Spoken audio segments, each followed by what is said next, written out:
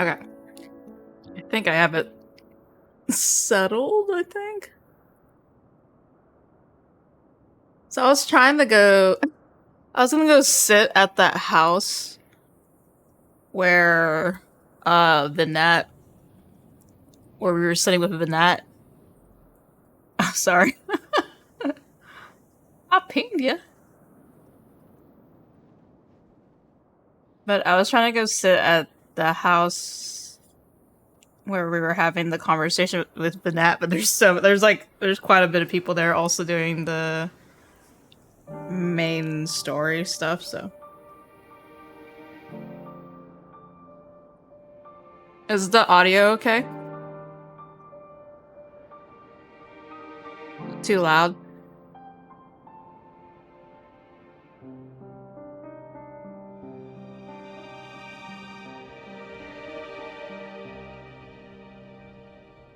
It's okay. Now ASMR.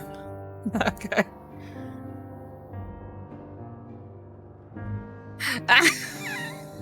And then you get blocked. Winter storm? Is it cold outside?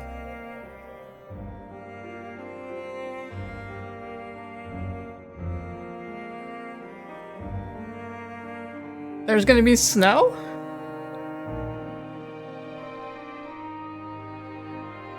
I heard we were getting storms, but I don't know about snow. I'm glad we had today off then, or whatever. I heard bad weather. Like, I heard bad rainy weather, but not snow. I don't know, we'll see. That's why I was trying to get, like, a lot of my errands done yesterday, because I was like, there's gonna be so many places closed for New Year's Eve and stuff, so I was like, I'll take it easy. Okay. I think I have it all settled, so let's get this started. Just chilling over here.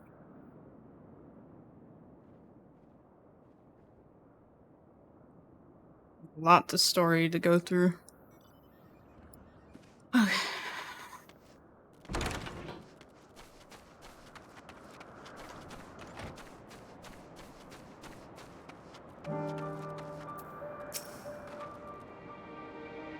See you, the woman standing in front of yonder building. Her name is Ismene. Over there. She's the one who made arrangements for my stay in Elpis, and from what I can recall, she has held her position here for quite some time. Chances are she can provide us with some insights. Go and ask your questions. I will help with drawing out answers if need be, but I leave the choice of topic up to you.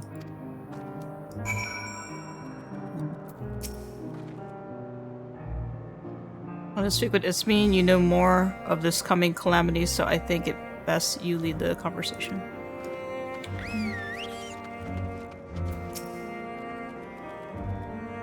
Questions for me? Or I suppose I have no other pressing duties at the moment. Oh. The following event cannot be skipped. Great. Let's go. Oh no! I have to ask her questions. Greetings, Ismene. My friend here is desperately curious about Chief Hermes, and I was wondering if you might indulge her. Certainly, Mistress Vinat. Anything to be of service. What do you wish to know? What kind of person is Hermes? What are Hermes' interests?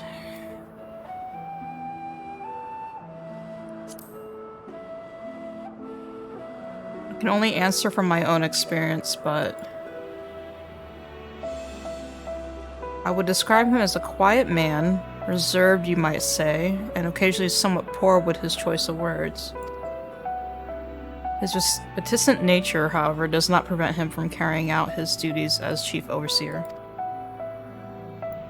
The man is a walking archive when it comes to life forms. He can discuss any species in incredible detail, and is the leading authority on concepts with the power of light. I hope that answers your question. Was there anything else?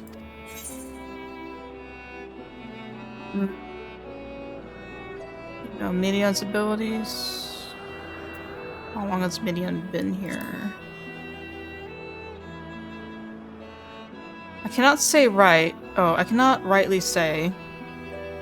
As the chief's personal creation, Midion has not been subjected to observation and study like other concepts.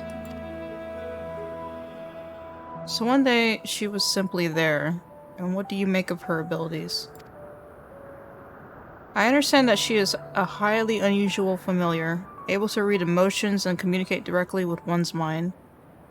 Exactly how she was created with that talent, however, is a mystery to me. The thing is, she has sisters. My apologies. I wish I could explain her nature in more depth, but I've not had occasion to discuss it with Chief Hermes. Do you wish you knew him better? Do you trust him?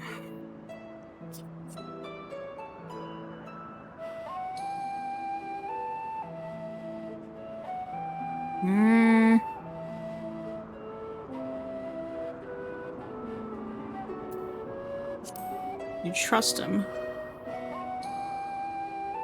I beg your pardon? I've known Chief Hermes for years, though I cannot say we are close. He has never withheld information to the detriment of our duties, if that is what you mean. Forgive us. We seem to have veered slightly off course here. Is there perhaps someone else who could tell us more about Midion? That would be Timaeus? He has a similar expertise with flying concepts and is more eager to discuss the subject. You will find him conducting his observations on the banks of the stream somewhere to the east. Unless you take particular joy in rambling discourse, I suggest you keep your questions concise. We shall keep that in mind. Thank you for your patience and your insight. Think nothing of it. If there is aught else you need during your stay, please do not hesitate to ask. Come, I think we've taken enough of Ismin's time.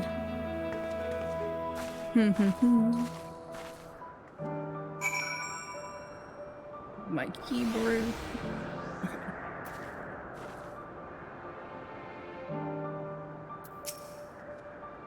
You are familiar, yes, belonging to Mistress Vanat.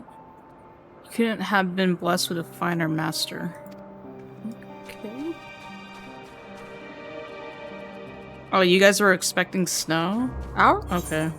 Ours was just like wintry weather, but more like rain, so I don't know.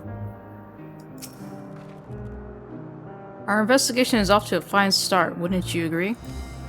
From here, I propose that we split up. I shall continue making inquiries with the resident observers. If you could track down the colleague Ismin mentioned. While I did feel compelled to interject once or twice during that previous conversation, you seem more than capable of drawing forth the answers you seek. All I ask is that you watch your footing around the stream. We can meet back here once you finish speaking with this Timaeus.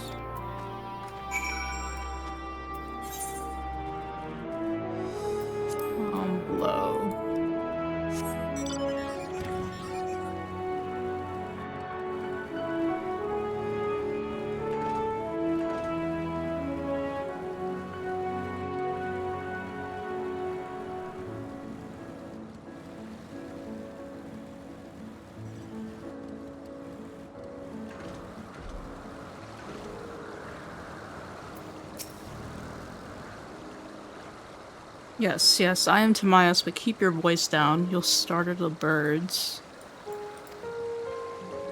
Oh. You ain't asking questions.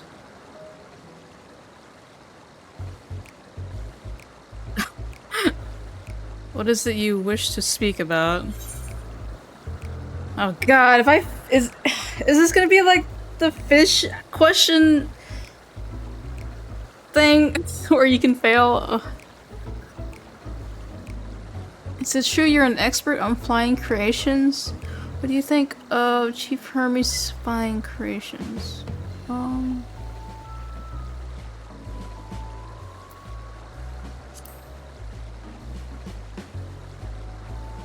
Oh shoot, did I just did I just mess that up? Oh no. A fellow enthusiast, are you? We're settled in, we can discuss the finer points of this fascinating craft. Oh god, what did I do? My deep and abiding love of avian artistry can be traced back to when I was but a young boy. Oh man, I picked the wrong one. Stricken by the transcendent beauty of a glorious golden feathered creature my father had designed, it was then and there that I vowed to one day surpass that masterpiece. I messed up, dude.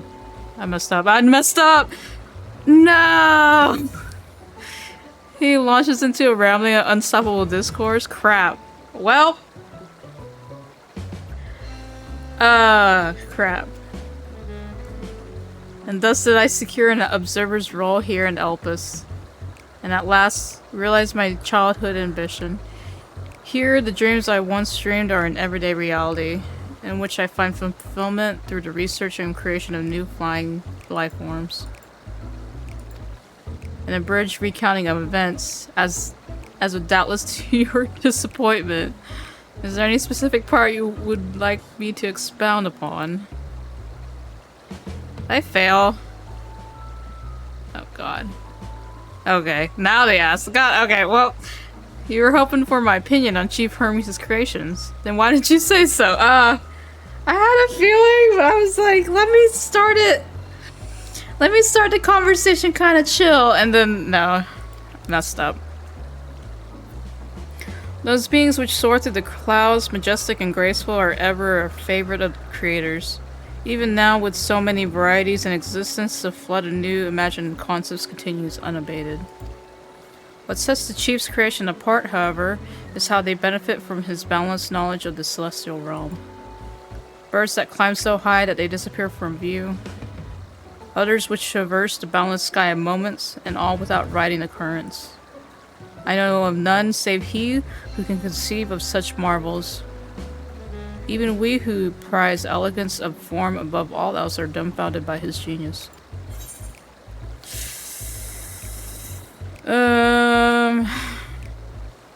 Let me go. Okay, Median 2 is a marvel then.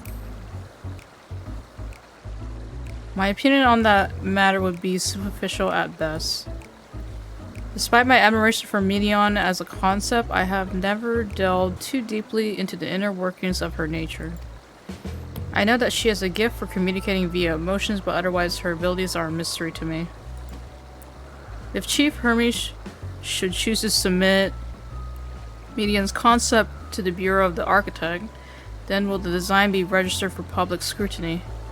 Analyzing a colleague's creation before that step is frowned upon, to say the least. Of course, if he came to me, a fellow artisan, looking for advice, that would be an entirely different story. I could tell you more of Medion's nature if you like. Do you know of Dynamis and Entelekes?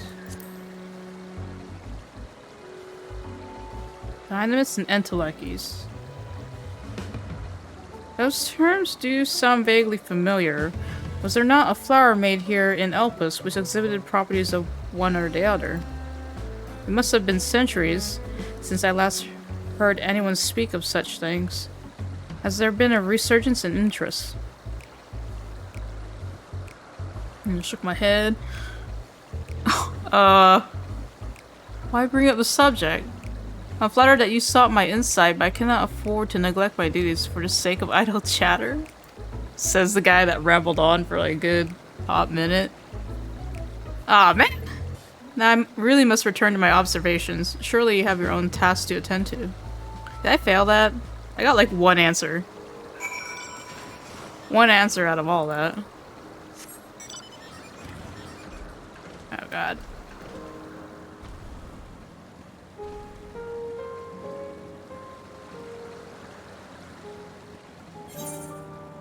I don't think the other option didn't really it was like I could offer more insight about Meteon, but I'm like, I don't think he wants to know about that.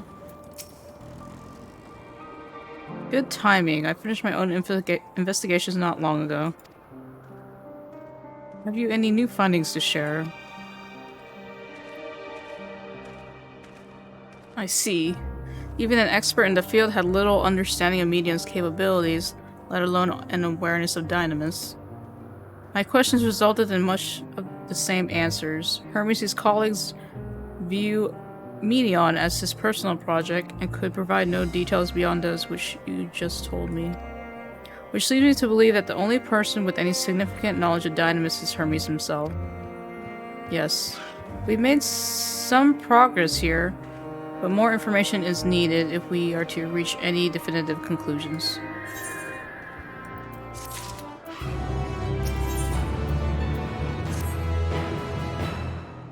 At present, the strongest link we have to the final days is the power of Dynamis and the entelechies, which can control it. They can control it? Yet most scholars are only vaguely aware of these terms, let alone study them in any depth, except for Hermes, it seems. Thus I am inclined to stay our current course and learn all we can about the Chief Overseer and his familiar. And on that subject, was there aught else of note you can tell me about Meteon, aside from her unorthodox method of communication? There are more like her. She has sisters. She and her sisters were created to journey to the stars and search for intelligent life. I rather wish you had mentioned that earlier. In any event, would you care to elaborate?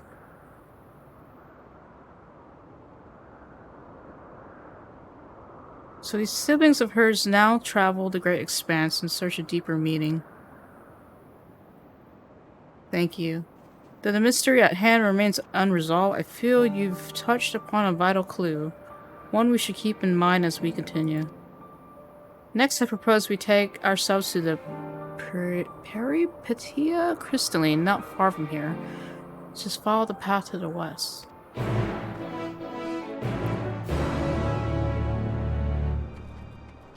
How long do I plan on going today? I mean, I have today off, so I'm just like, I feel like I could just go. Just keep on going.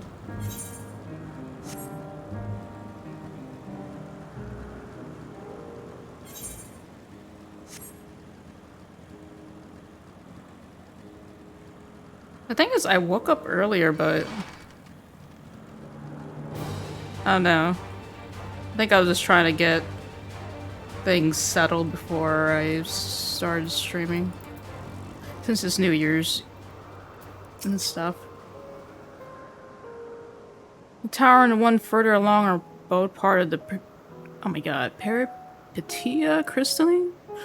The facility where they archive all of Elpis' observational testing records. Despite how they appear from the outside, the interior is actually a vast area of magically interconnected spaces, which, while fascinating, is not the reason we are here, is it? I shall cut my architectural lesson short and see what those two archivists have to share. If you can find someone to speak with over at the other tower, I shall join you there anon. Okay.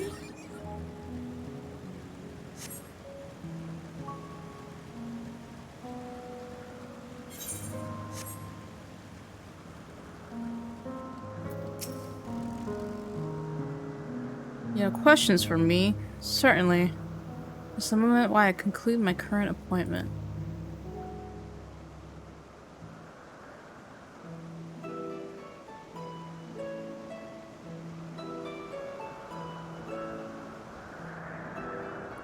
Indeed, so if you could provide a comprehensive log of those behaviors, we should then have sufficient data for our official records.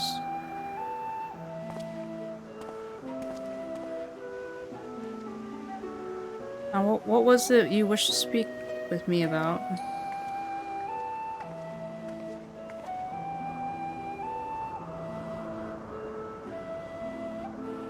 The Chief Overseer's personal research project.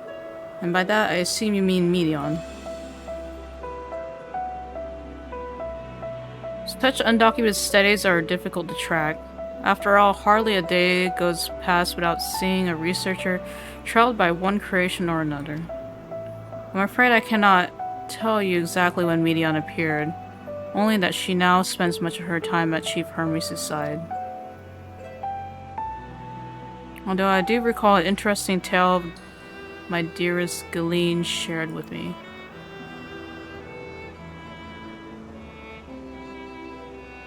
Galeen is my partner and fellow researcher here in Elpis. She was returning late one night when she caught sight of Chief Hermes sending Medion heavensward, a host of them. For several days she would speak of that scene with wonder, describing it as one of the most beautiful spectacles she had ever witnessed. That sounds like a story I should like to hear.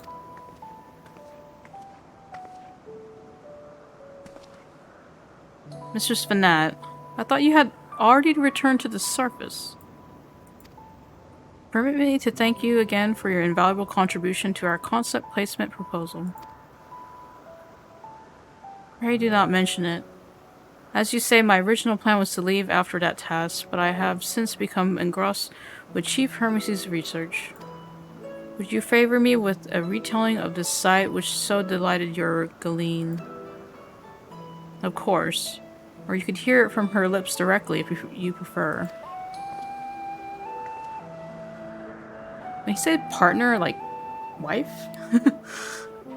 At present, she should be observing a subject in Metabasos Thalassai.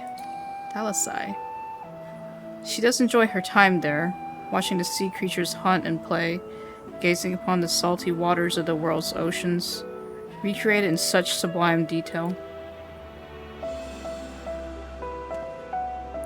I imagine you must find similar joy in indulging your boundless curiosity, Mr. Svenat. Even though such pursuits must continually and regretfully delay your return to the star. Indeed they do. 'Tis a rest well deserved and long overdue, I should think. How greatly have we prospered for the wisdom you have accumulated during your travels as Asm. And what would Elpis be without your earlier academic work? The theories you developed served as the basis of many techniques still in use today. Man is a creature of contemplation, but none embodied that nature with as much enduring passion as you. I dare say there is not a soul alive more worthy of a turn.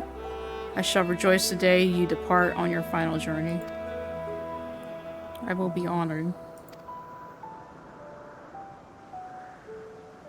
We shall take this opportunity to meet with Galeen in person. And allow me to reconfigure the door to the archives here. It will take you up to the skyway and spare you the need to avoid hostile concepts on the ground. That would be most helpful, thank you.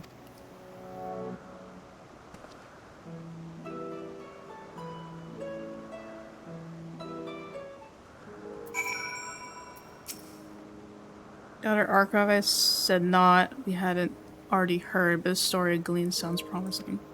Also, where is my thing?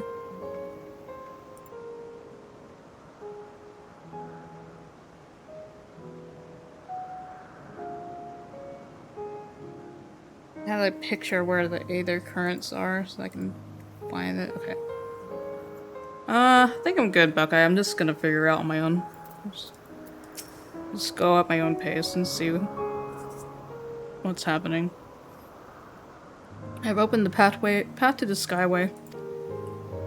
Once you pass through the doors, simply walk straight across to the next tower and ask for admittance to the upper tier. Upon arriving at the upper tier, walk straight across the skyway and you will find yourself at the entrance to Metabasos Thalassai. Galeen will be eager to share her tale with you, I am sure.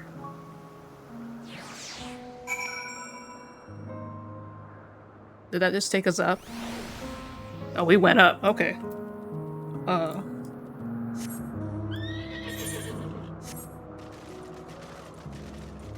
Wait, where?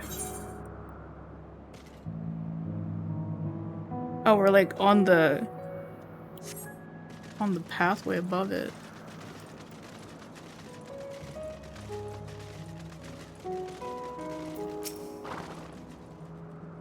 The tower ahead is still part of the Peripetia Crystalline. We will need to ask for your passage through to the upper tier. It's just Vinat, just passing through? Is this another guy? It is another guy. Now allow me to prepare the path. Okay, it is another guy. You will need further assistance. Oh, if you need further assistance, there's always an observer or two out on the upper skyway. Nice.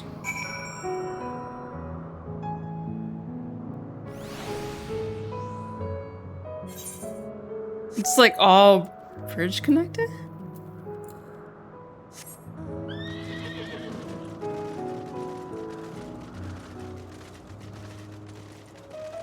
Every time I do the main story though, the weather gets bad and I'm like, okay, great. I can't see the sky. It's always foggy or cloudy.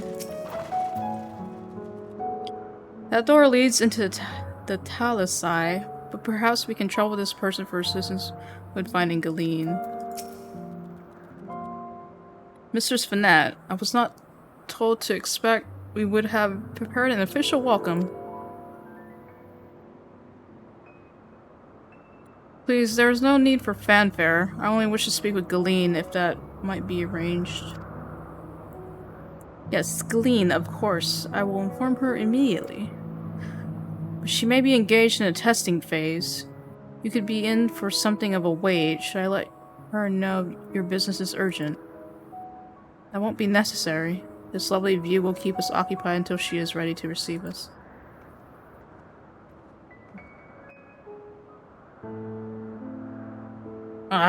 Every time we play the piano version of Answers, bro.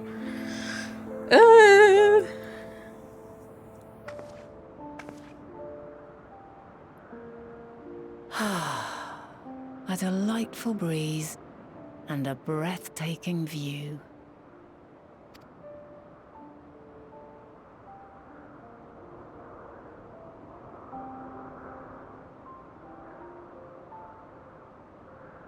What is it like in the future? Is the world still a beautiful place? About that. As beautiful as ever. It's more beautiful here. Some parts yes, others not so much. I'll be kind of frank.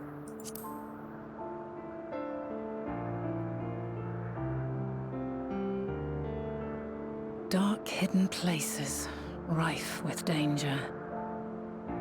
Those have an altogether different, but no less powerful sort of appeal. While we wait, will you not tell me about your adventures? Well, not the portentous events which led you here, but the simple delights all your own. By learning about the future world, I may gain insight into future me's plans. But more than that, I have an interest simply as a fellow traveler. Short of going somewhere oneself, there's naught more stirring than hearing another's account.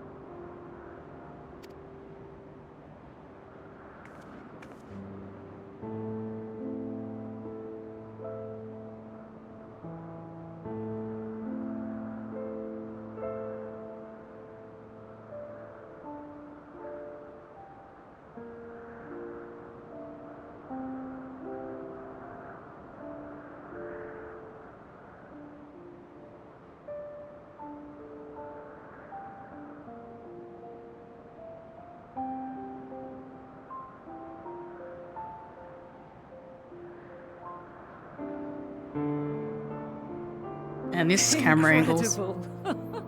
Would that I could have been there to see it.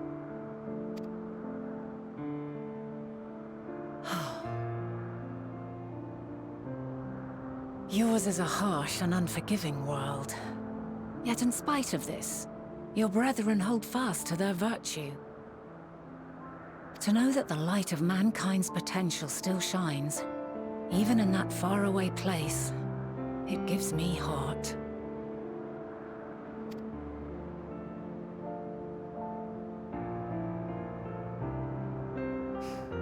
Thank you for regaling me with your tales. I will treasure every word.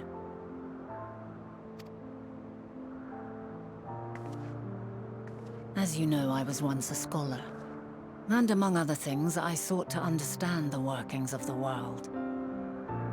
What exactly is ether? How formed the laws of nature? Whence sprung mankind? Riddles and mysteries beyond counting.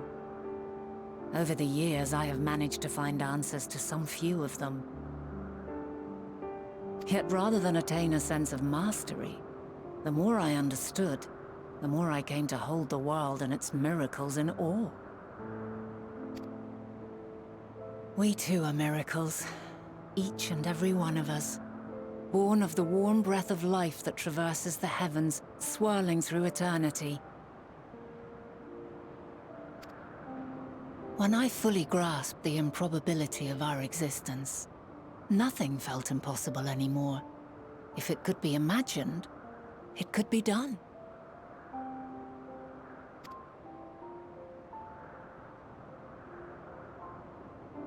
A passion swelled within me, an epiphany dispelling all preconceptions of what was natural and true.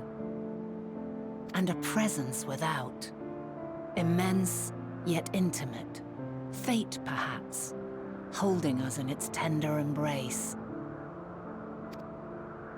As reassuring as it was intimidating, how keenly aware I became of creation's fragility, built as it is upon precarious happenstance. I was overcome with an irrepressible urge to know the world more intimately, to hear its voice, feel its breath.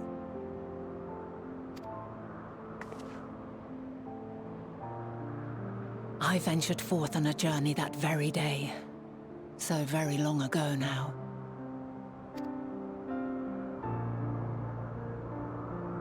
Freed from presumption and prejudice, I saw the world through a newborn's eyes.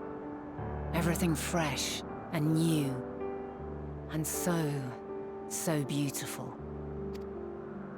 Lands that stretched on forever. Skies one could drown in. The heartbeat of nature, silent yet strong. And amidst it all a people. Beacons of light and life. Laughter that warmed my heart like naught else before. They are my meaning, and my purpose, my love. And so long as they need help, I cannot return to the star. Perhaps my future self is still waiting for it. A moment she can let go and walk unto the end. Safe in the knowledge that man will find his own way.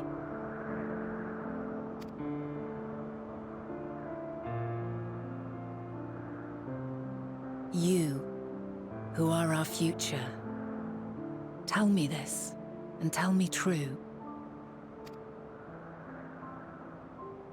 Has your journey been good? Has it been worthwhile? I have to answer.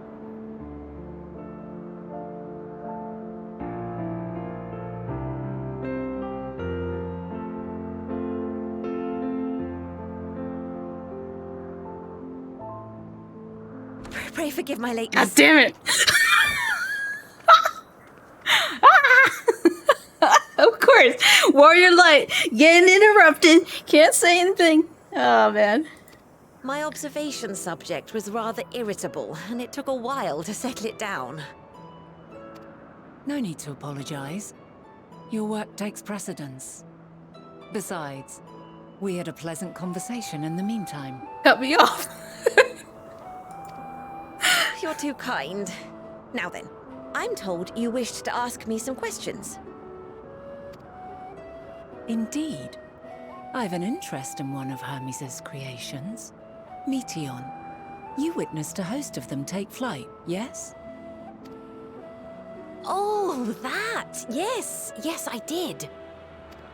'Twas in the dark of the morn. I'd left the Thalassai after nocturnal observation. As I walked along, I spied a bright light climbing high into the southeastern skies.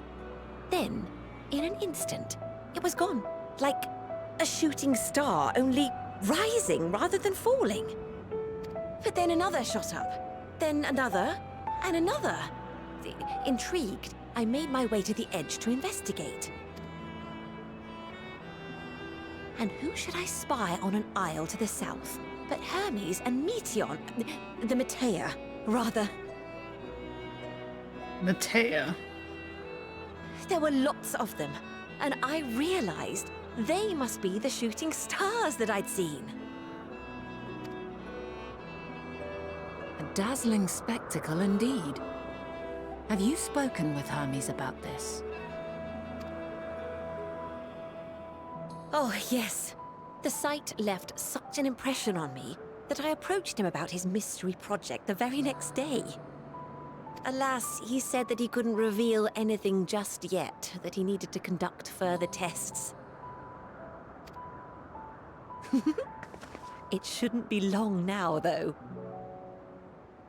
He often returns to that isle, and I have a feeling he's nearing a breakthrough.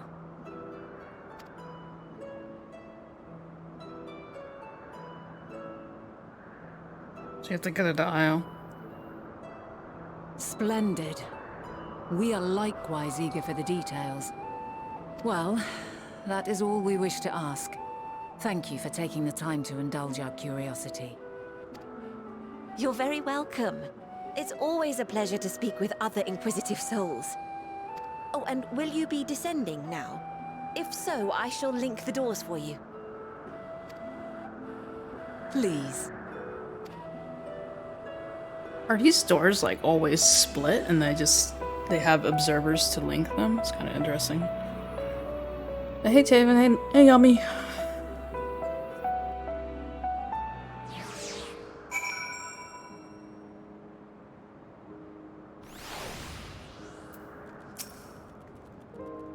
Another piece of the puzzle falls into place. From what we've learned thus far, I think we can safely conclude that Hermes hasn't been revealing the details of his research to others. Which suggests that either someone will appropriate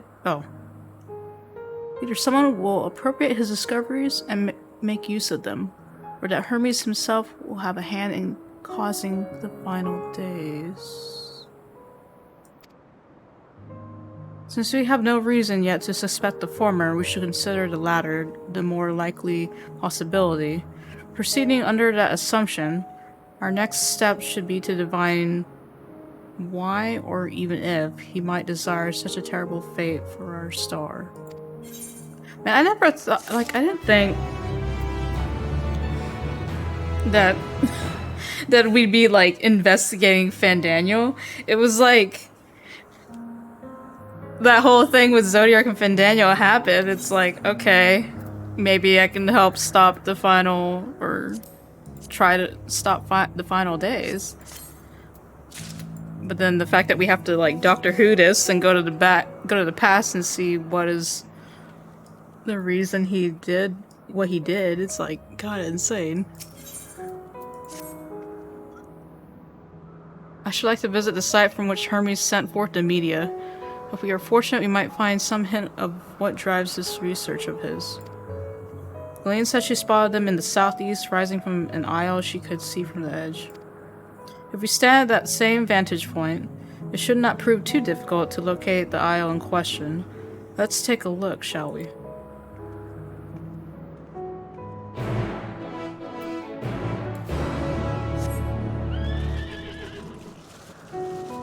Oh shoot. No, I'm still up here, okay. Hooray! Wait. Missing 4.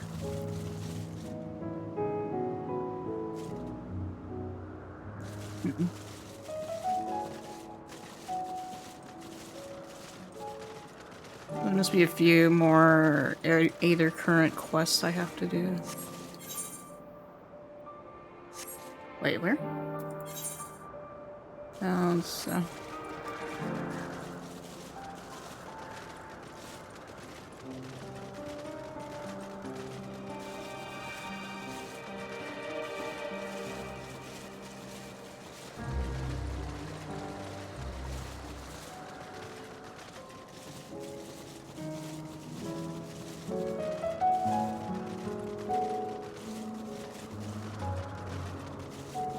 So I got on earlier and the queue wasn't that bad. Oh god. But I swear it's like right when everyone starts getting off work, that's when the queue gets so bad. It's like, oh.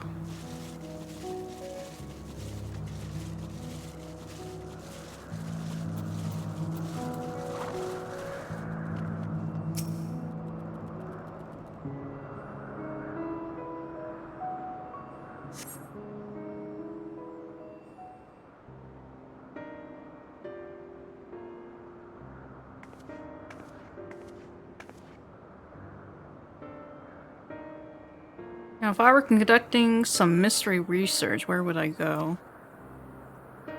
Over there? What about that one? Have you the means to fly? It's quite a distance away. I'm trying. I'm trying to get the 8 occurrence. Inconvenient but hardly an insurmountable problem. To me, Argos. Hey! The doggo! Your Q is 22? Okay. My friend, would you mind creating a double to carry Astra here over to the island?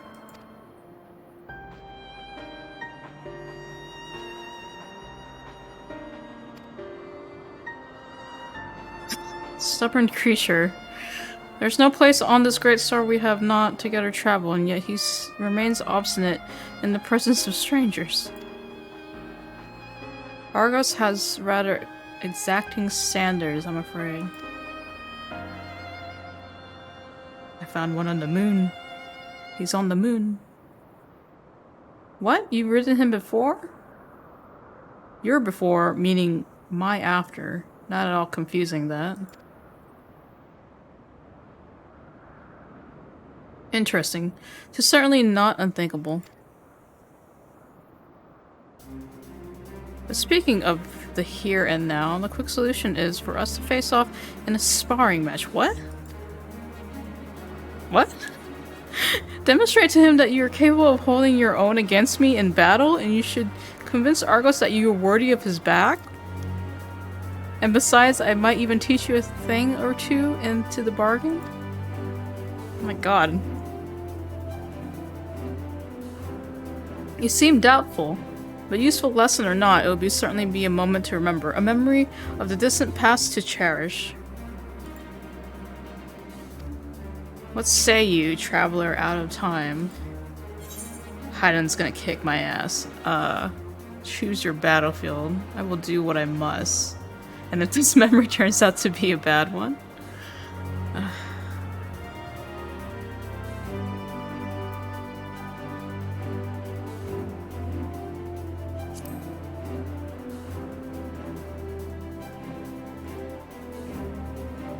I admire your confidence. Clear your mind and prepare your weapons. I await you at the clearing over yonder. Great.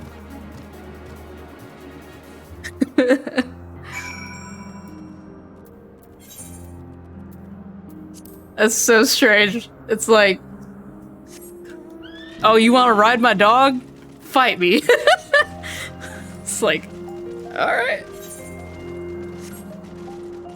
This is happening. This is fine.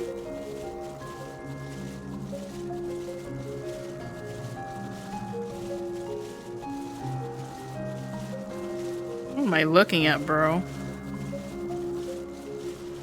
Known unknown. Oh! Leave me alone! Oh no, it's an instance battle. Oh shit. Of course it is. Ugh. Shall we begin? Be warned, I will not go easy on you. Okay.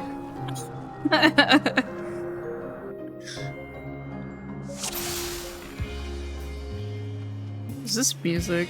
What is this music? Okay. Let neither side hold back. Wait. She has this. She's a paladin?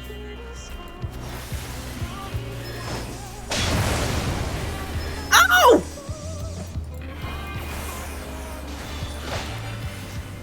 My blade sings! What is that? Oh! Oh no! Oh, I'm gonna eat this. Oh god. Oh my god, wait, I can't. My rotation's already trash. Oh, bro, what? Oh god.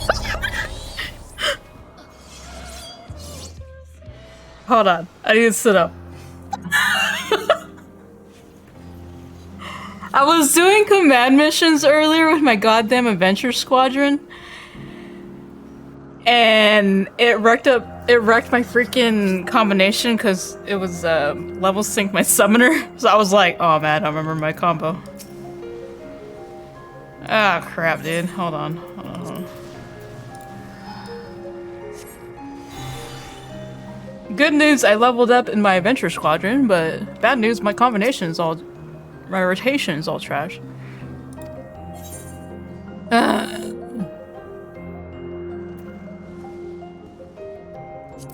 Sure. Oh my god, there's so much. Okay.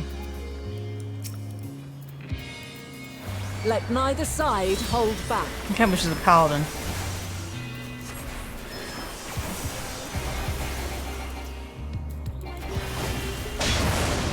Ah.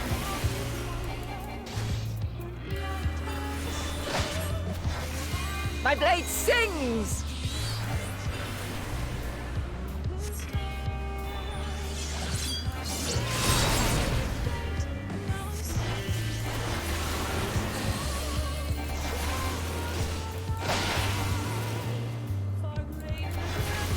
Oh shit, oh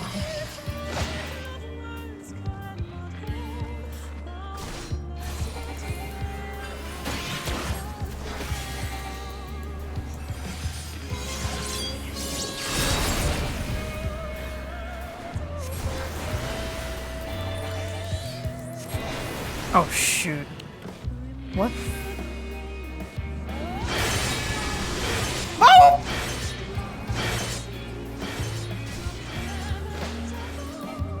My blade sings! Oh my god, dude.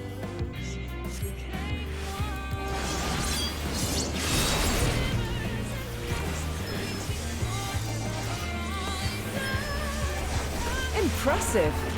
I shall have to try something different. I hate that it's like super chill music and she's kicking my ass.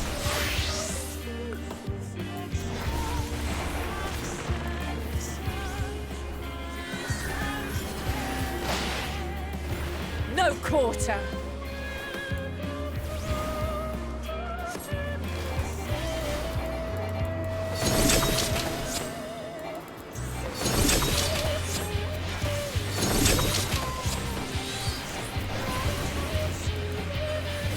Have a taste.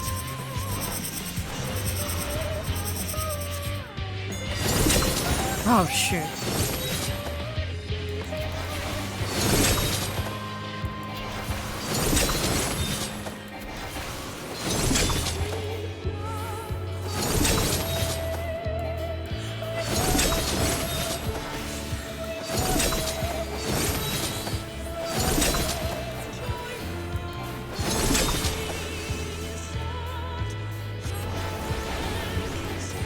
I see you won't be easily overcome, but neither will I.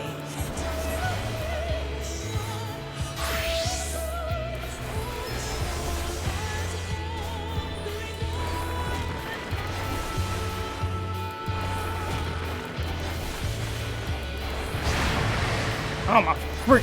Oh my.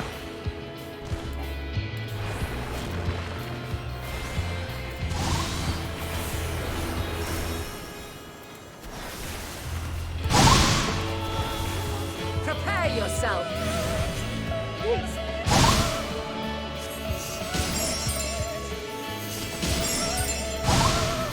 Ow.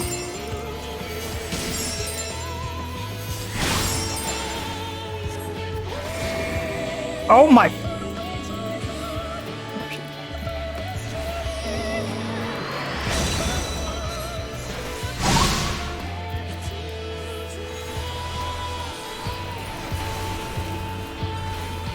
Oh, should have just done it.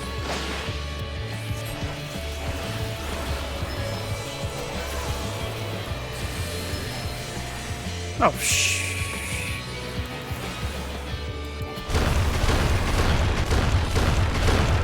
Oh, Jesus! Oh, and I missed the rotation. Very well. Let us move to the final trial. Not like this, I have 4 stacks of vulnerabilities.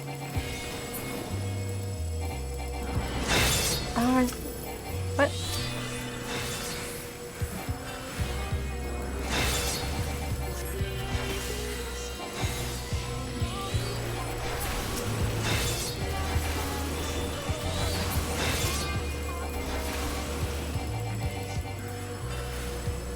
Oh my god! I could have swift casted, but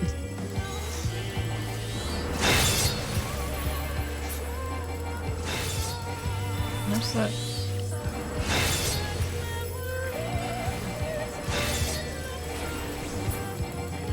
Oh my god! What is that? How's that different? Oh, never mind.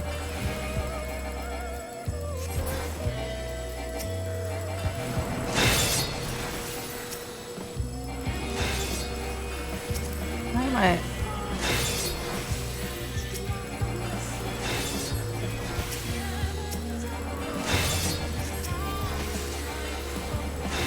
I'm panicking.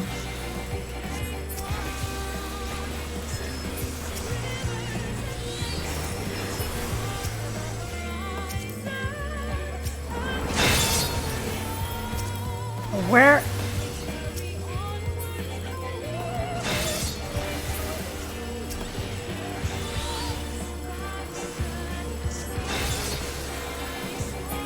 No, she got it! Ah!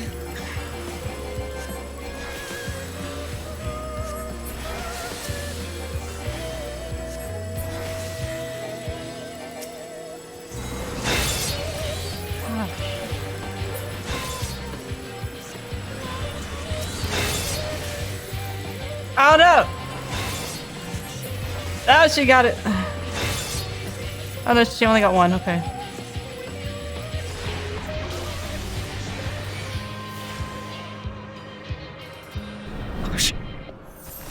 Break your chains, shed your burdens, and show me your strength of will.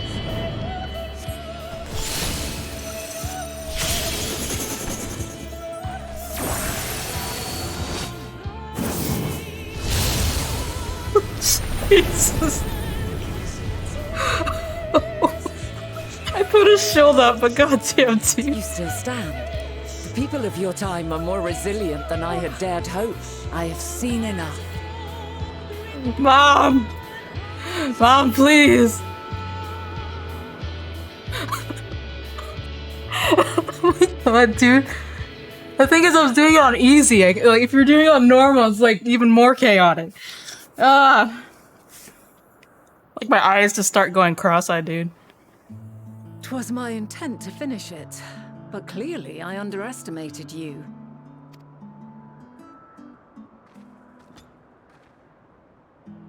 One would think I never learn. I made the same mistake with Azam when we first sparred. Despite being less than half my age, her strength was astounding. I would like to see that fight though if you're playing if you're maining Paladin for Endwalker. If you're going against Heidelin and then it's just like at the end. As is yours. 'Tis plain you have weathered considerable hardship. Far more even than your tales would suggest. It seems we have both learned much on our journeys.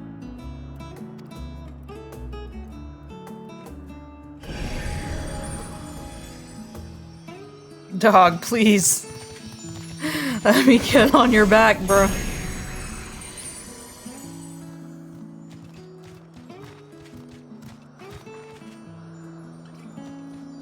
Well now, I dare say he has warmed to you. He has acknowledged that you got your ass beat.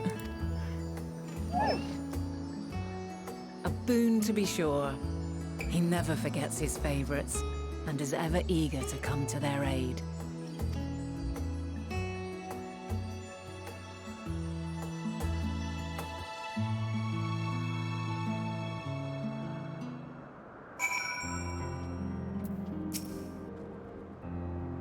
Argos will soon have us standing on the very spot where the media made their departure into the night sky. With luck, we will learn something of Hermes' intentions. My hope is that we find no connection, no festering wish for oblivion. Then we might have Hermes and his considerable expertise working for us rather than against us.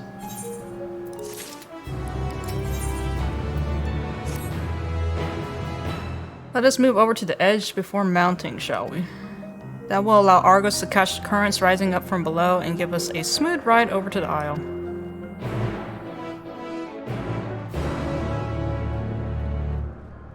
Oh, he doesn't follow me? Sag. Sag.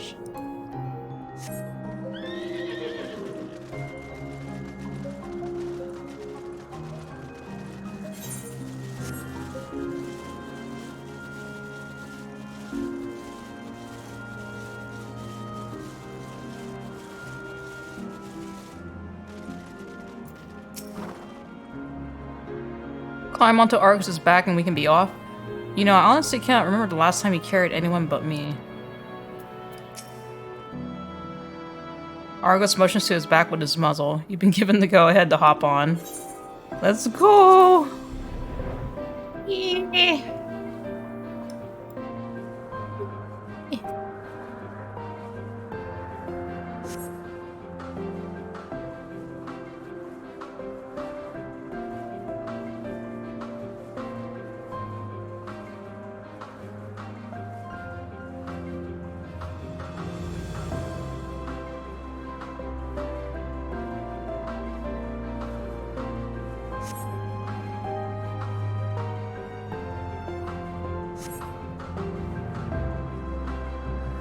Notophorion? Looks like a big sakura tree.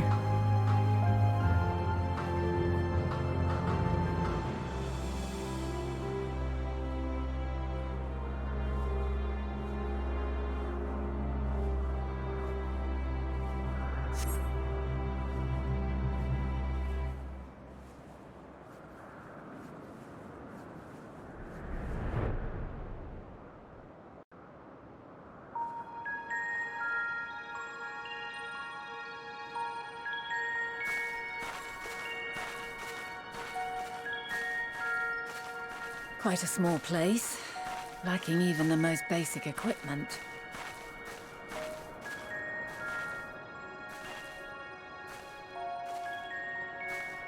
The present may yield no clues, but we may yet try perusing the past. Have you done this before? Perusing the past? Perusing the past? So you cannot control the power freely. Worry not. I shall assist you. Come and stand before me.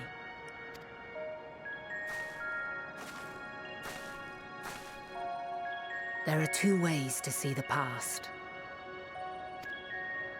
The first entails peering through the walls of the soul in the moment a subject is recalling a memory.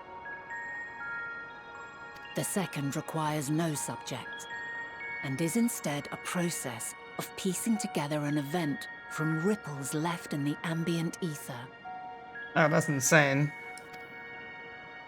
As memories are etched upon the ether of the soul, so too are they etched upon the ether of the world. In this way can history be preserved.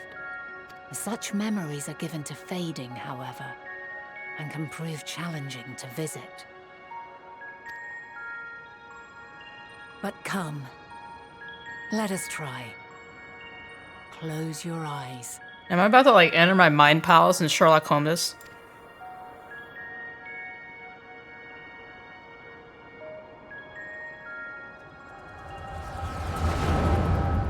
Oh hell yeah.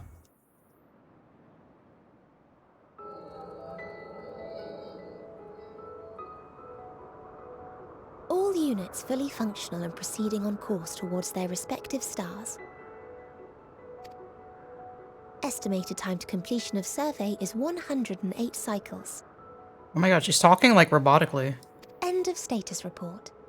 Severing connection with shared consciousness. Oh, it's a shared consciousness. Oh, damn. Did you hear that, Hermes? All is well.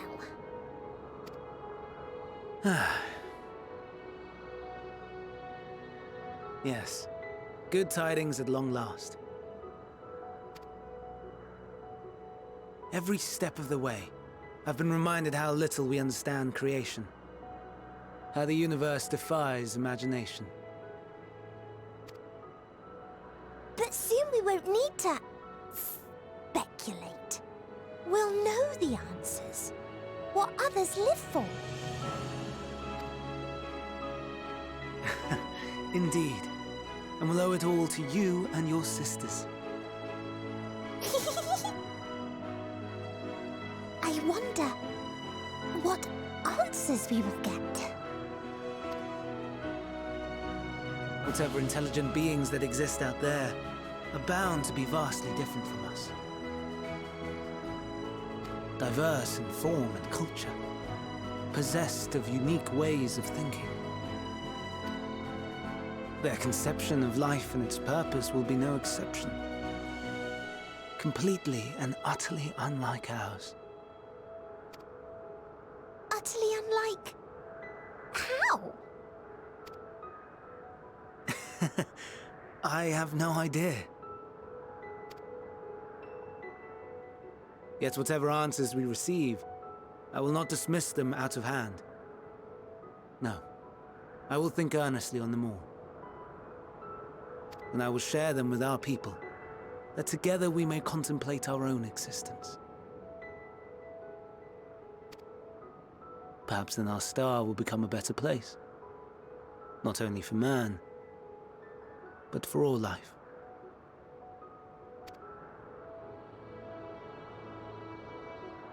Meteion, as though I gave you wings to soar the heavens, I did not teach you how to walk the earth. So loath was I to bind another living being. In the course of your long journey, you will learn from those you meet, learn to walk and run and so much more. And when you return, older and wiser, we will have a celebration to mark your homecoming and coming of age both. Will there be apples? Covered in syrup? And how are you supposed to eat them? Rather than food, perhaps...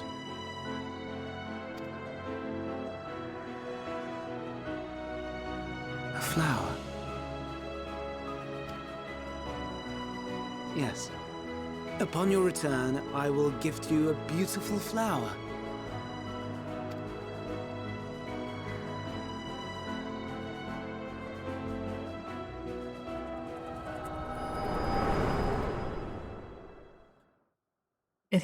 Did he make Elpis?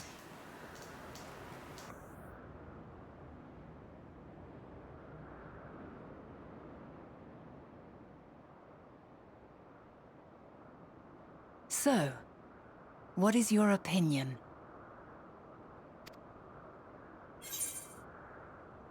Hermes wouldn't wish for the final days.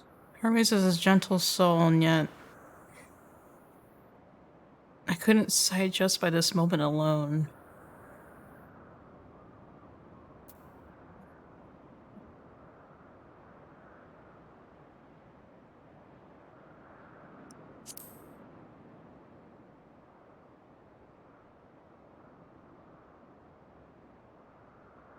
As you say, that was hardly conclusive. Yet based on what we witnessed, I find it difficult to believe that they would deliberately seek to end all life. Be that as it may, we cannot rule out the possibility that they will play a part in bringing about the final days, perhaps unwittingly.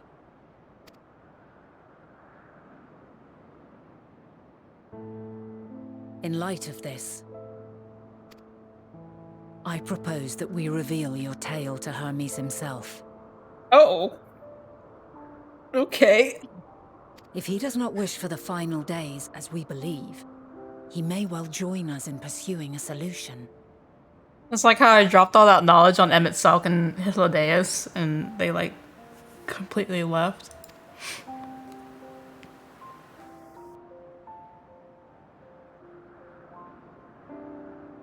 Then it is settled. Let us seek out our friend with all swiftness.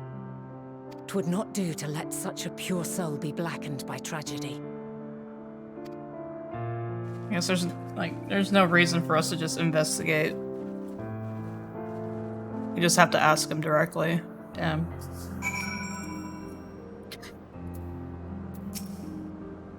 There are any number of places where Hermes might be in Elpis.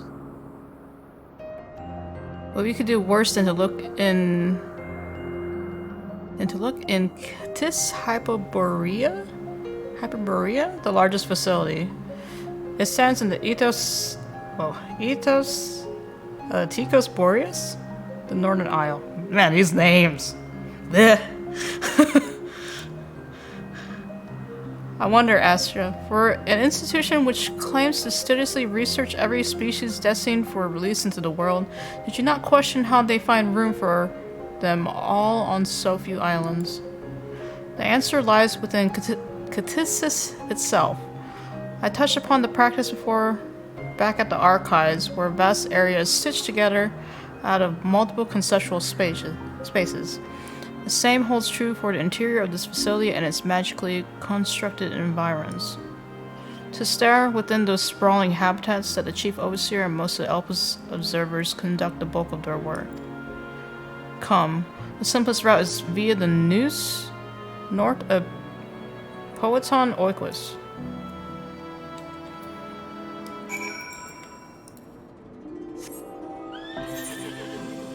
Oh no! Well, there's two of those. Okay.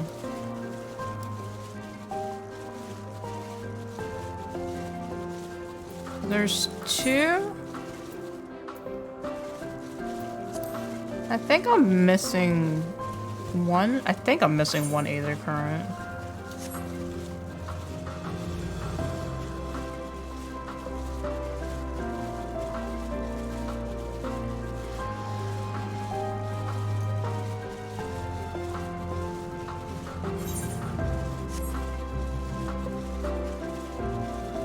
You can't not think of yogurt when you hear that.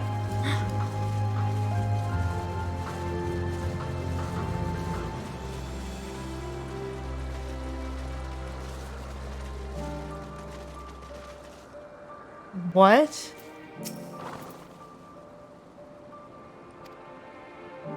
A creature bearing an uncanny resemblance to the cactuar appears to be in fine spirits. They call it a Euros 310? I was like, what name is that? It's the freaking cactuar. Oh man, these names are crazy. Alright, oh shit, how do you...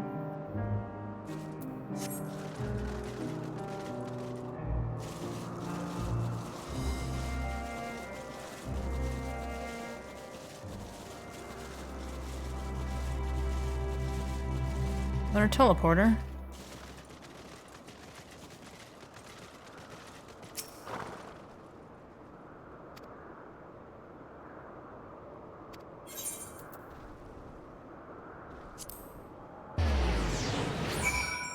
Oh.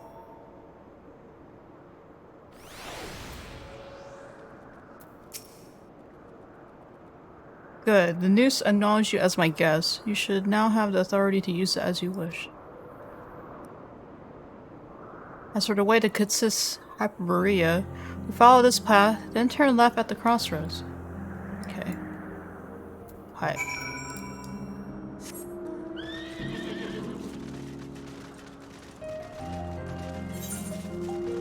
There was... I think there was an Aether current here. Oh, it's right there! So I just need to do those last two quests down below.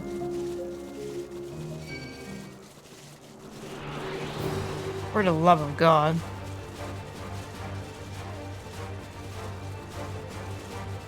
Are you kidding me?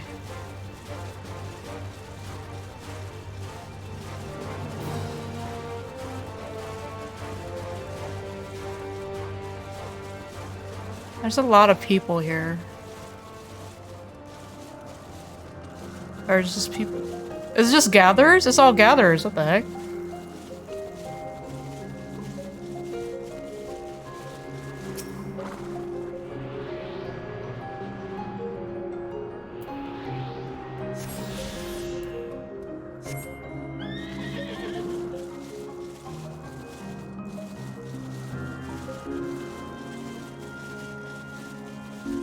Wait.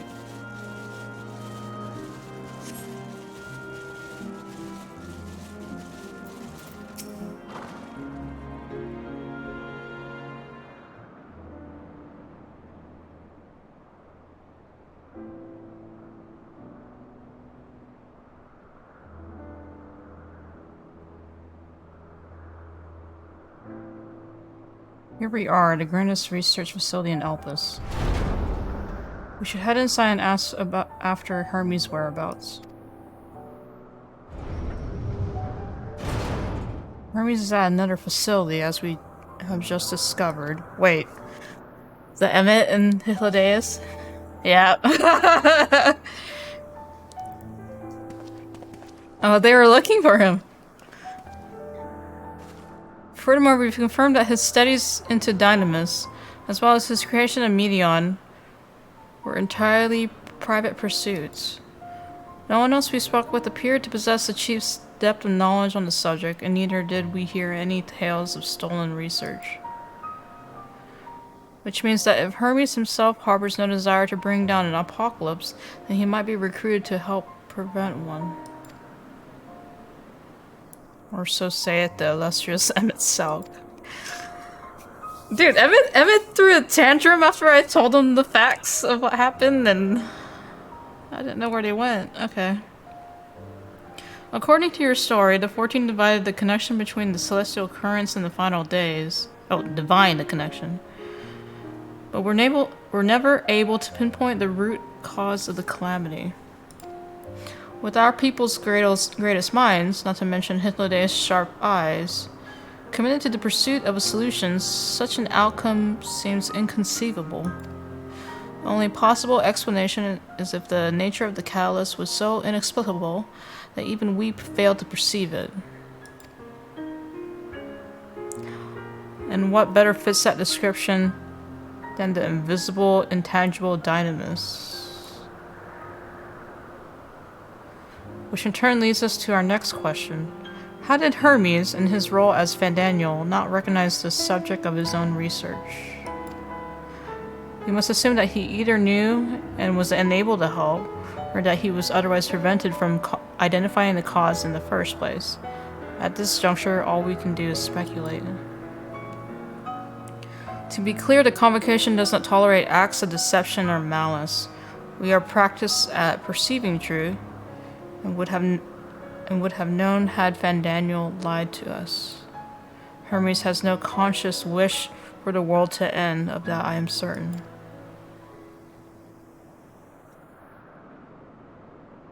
It seems there is more to the tale after all.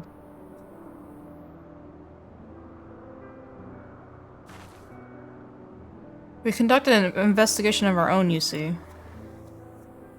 And she tells them what we did. Dude.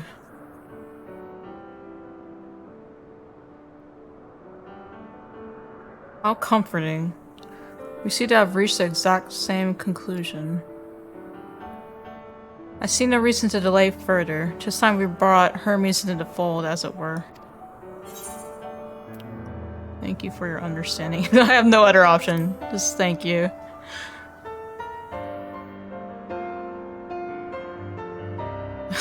Save your thanks. I did not say I believed your ridiculous story.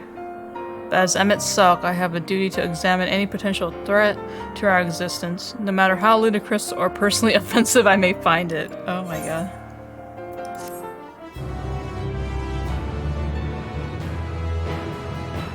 Where did I get the hat? Hey Chan.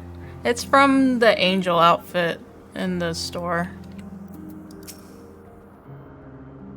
How lovely our married duo has become a quartet. Past disagreements are no reason to reject collaboration in the here and now. I commend MSQ for his practicality.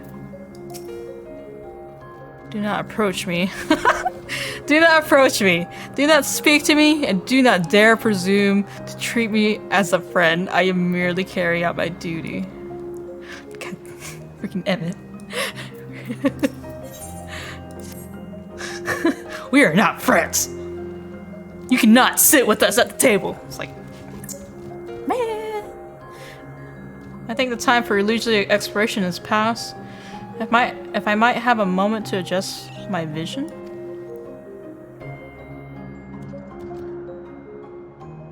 Damn, there he is. On the next aisle over, Medion is with him.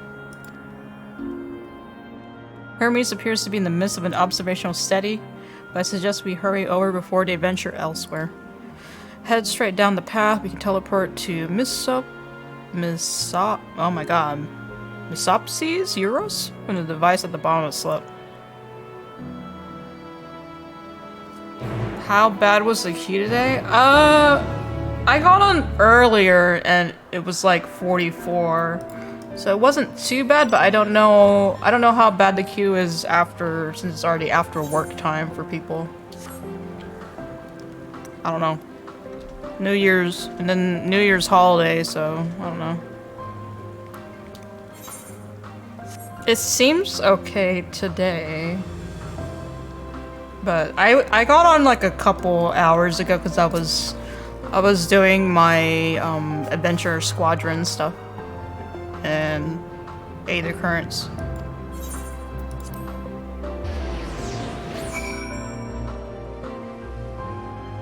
Before I did the MSQ stuff.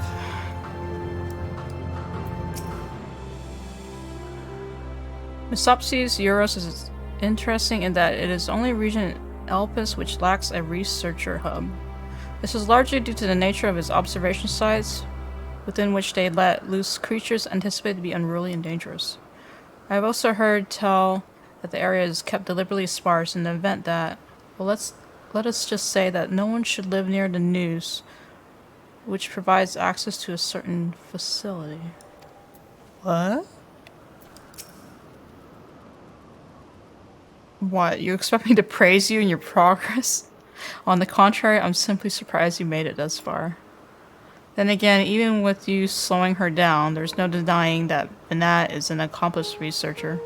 Her wealth of wisdom and experience is unmatched, and her achievements in creation magics, in any field, frankly, are nothing short of extraordinary. Though the singular brilliance which sets her apart can make her motives somewhat impenetrable at times. As her student and successor put it, she is a force of nature, at once so close, and at the same time so very distant. Wow. They are close by, within the Hungering Gardens. That would be the circled enclosure you see just up ahead. Well then, make yourself useful and bring Hermes out here to us. If I were to go, he would assume I was only there to press him on the Fandaniel matter. Of all of us present, you stand the best chance at convincing him to put aside his work for the moment. But the creations in there are not exactly... Then again, perhaps Asher can handle them. She did survive a bout with Vinat after all.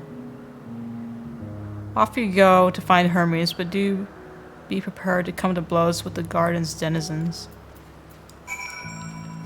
The fact that it's called Hungering Gardens is like...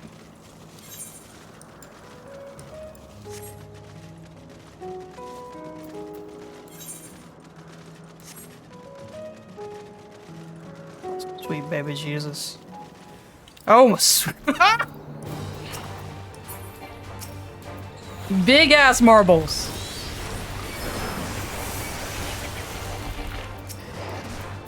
Why is my thing?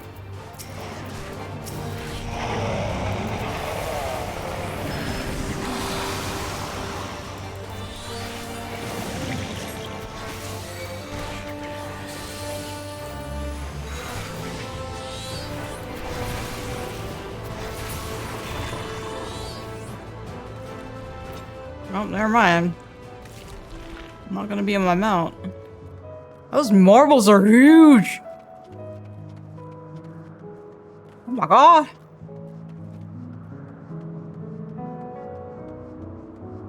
Search for Hermes. Oh my god.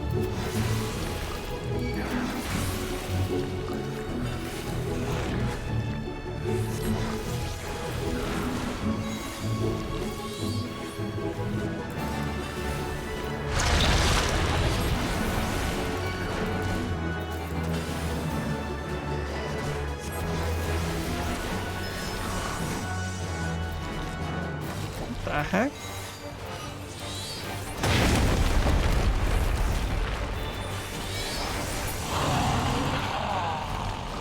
Jesus.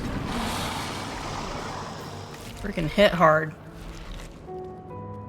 The Q is 1k. It's better than 2k.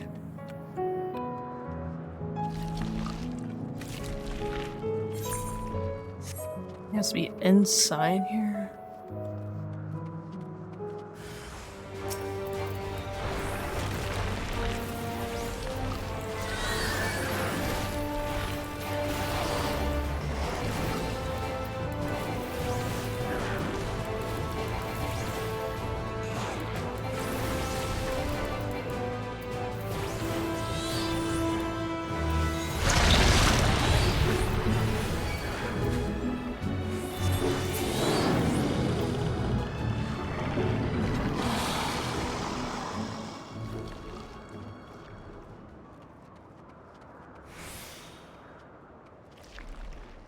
I'm not.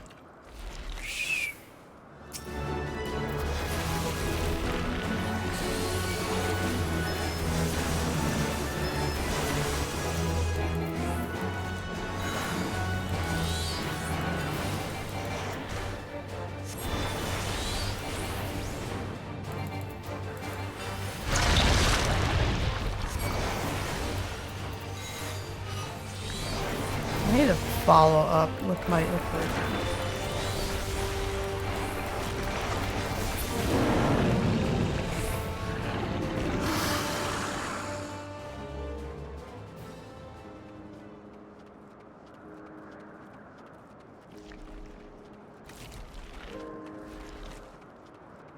Am I like this in the center?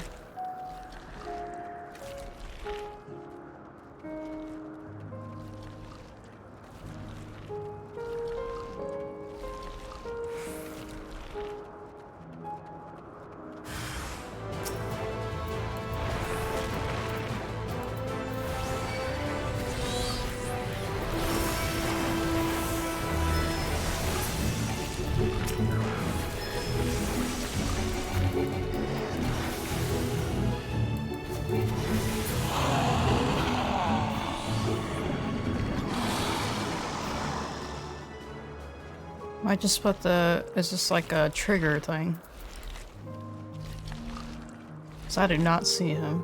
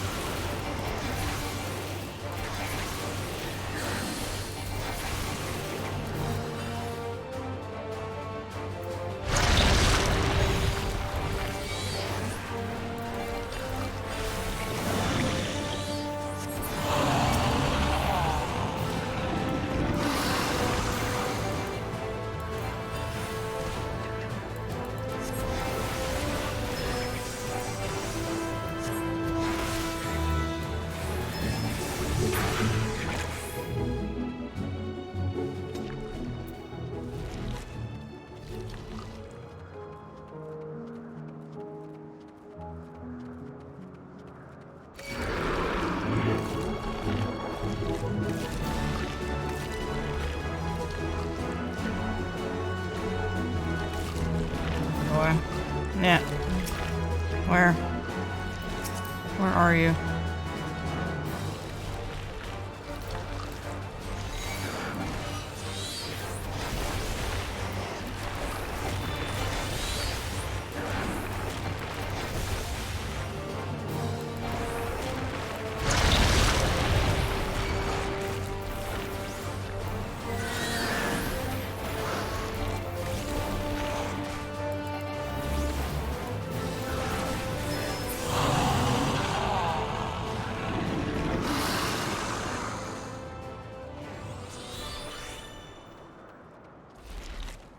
Bro, I literally do not see him.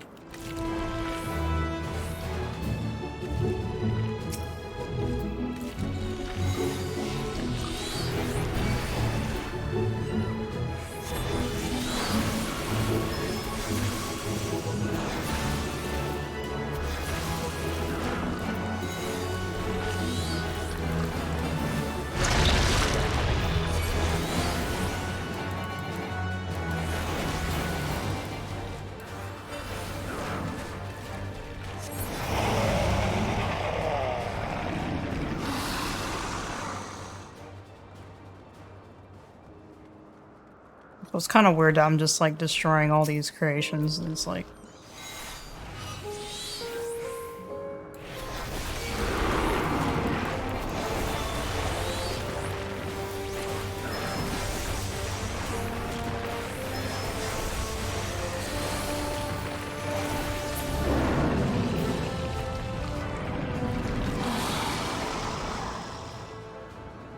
there's other people here too now.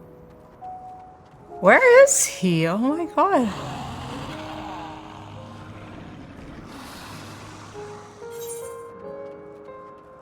I can't leave this area.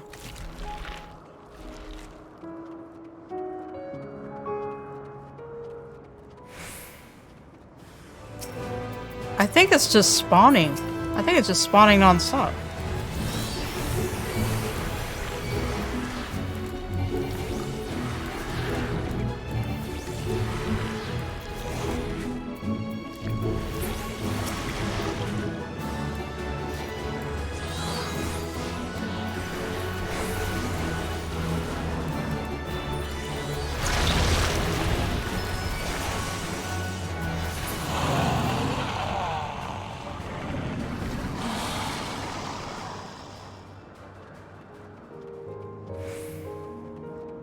Bro.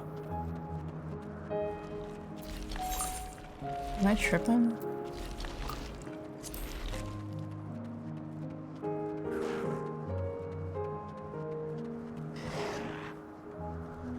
I'm just running circles.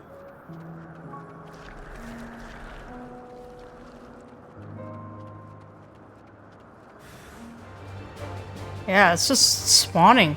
Okay.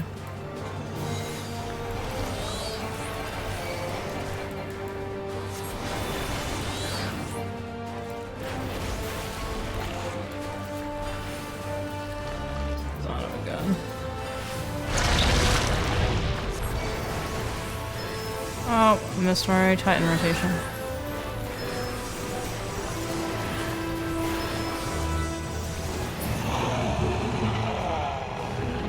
Okay, I'm not sure what I'm supposed to be looking for.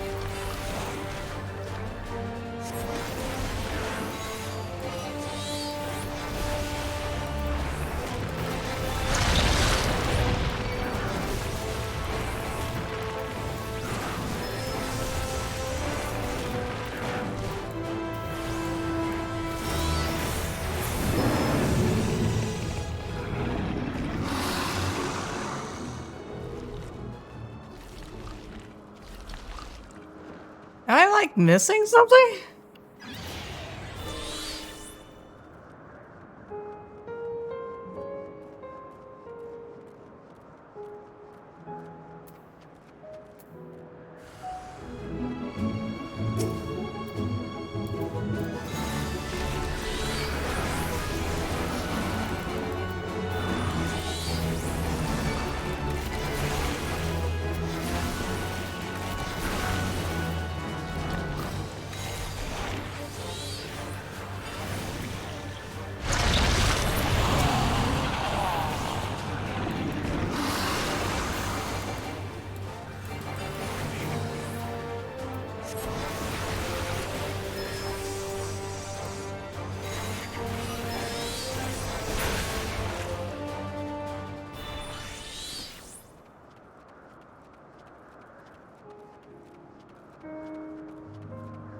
I got this.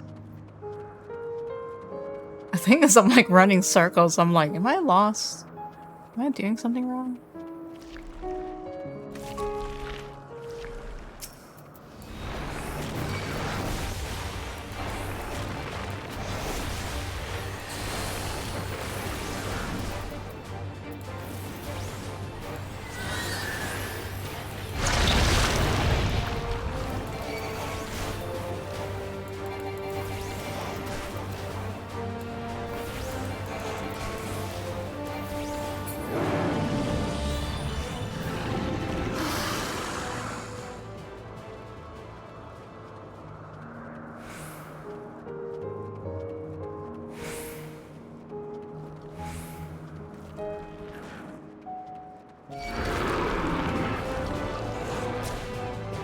We got regular mobs here too.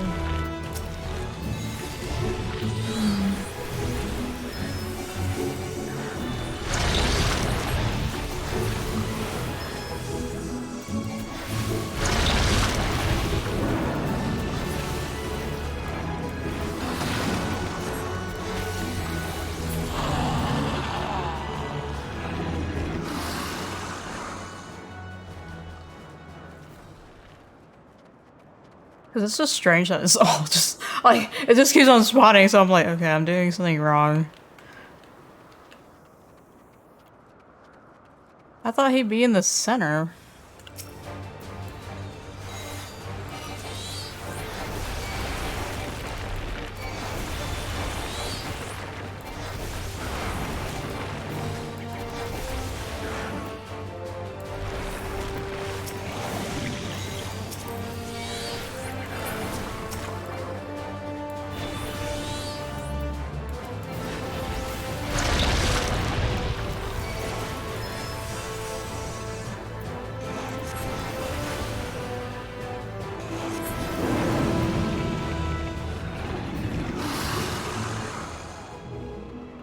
And if I kill the normal spawns, they just respawn, so I'm like, Oh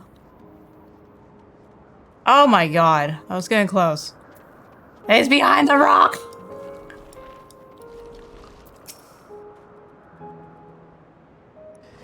Where did you come from? What are you doing here? I thought you were keeping Hythlodaeus and Emmett Silk company. An important matter. And unrelated to my decision on Fandaniel, you say? Then yes, I will come as soon as my work here is finished. It will not be long, I promise, but you should really wait outside the garden with the others. There's no place for idle exploration. Yeah. Don't mind me, like, I just, like, killed half these creatures, I don't know. Bruh. The thing is, I turned on some settings so that if there's a lot of people, then it won't show that many people.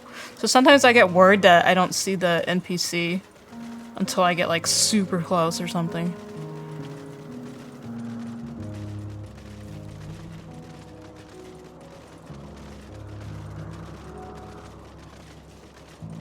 Took longer. I think it took longer than it should have been. I was just kind of like, I kept on going back to the center and I was thinking he's gonna be in the center, but he's not. He's hiding behind a damn rock. What's that ghastly odor? Stank. I was prepared to swoop in if need be, but 'Tis clear you have faced your fair share of monstrous opponents. You spoke with Hermes then, and were briefly entangled with the denizens of the Hungering Garden as well. I see. Or should I say smell? Damn it. I cannot speak for certain convocation members, but I, for one, am impressed with your fortitude. Well done indeed. Now that you convinced Hermes to confer with us, let's pray that things will soon take a turn for the better. For as fascinating as it would be to meet the Emmett Salk, who would recreate Amarot in the depths of the ocean, I think it best for all concerned if such tragic events never came to pass. Be it in our future or your past, similarly yours is not truly written in stone. Naive hope that is. Hard to say.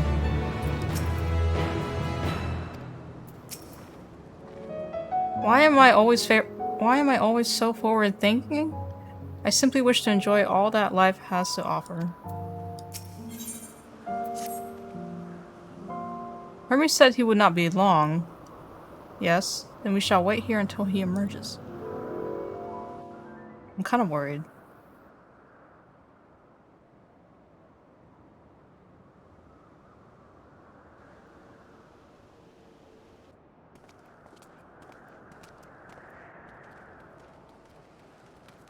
My apologies for keeping you waiting. I understand there is a matter you wish to discuss. Aye. A matter of the utmost gravity. If one can suspend disbelief. Go on then. Tell him what you told us. Who you are and why you came.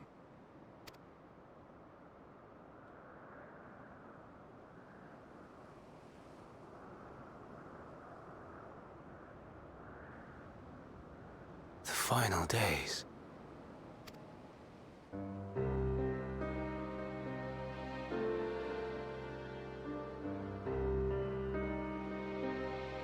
The phenomena observed during these star-encompassing calamities is likely the product of a dynamis reaction. And none is more versed in the applications of this energy than you, Hermes. I must stress that we do not believe you would desire such destruction. We come not to lodge accusations, but to beg your wisdom. And so, distressing though the exercise may be, I ask that you share with us your opinion on the matter, on the assumption that our visitor's tale is true. Even you, Vana.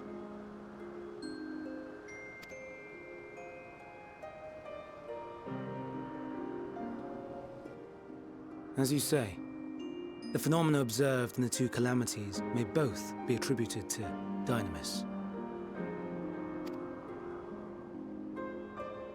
Of note is the difference in its effect. In the first final days, it warped creation magics. In the second, it warped the people themselves.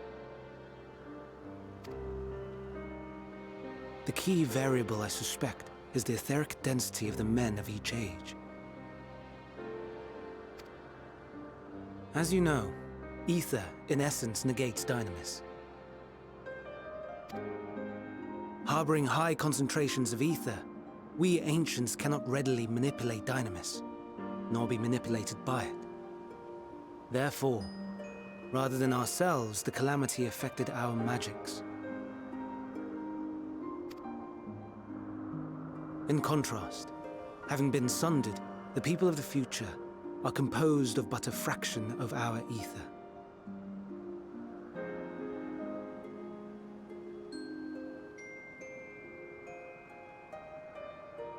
I'm taking this all in.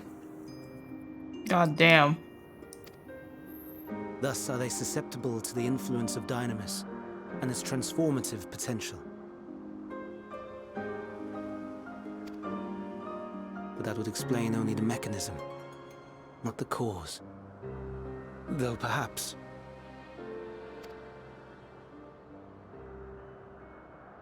What is it? Even should it be a hypothesis, we would hear it.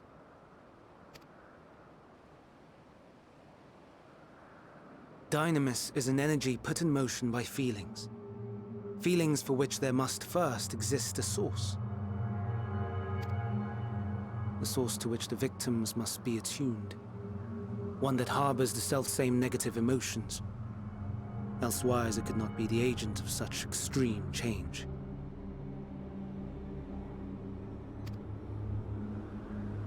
So it wasn't the stagnation of the celestial currents.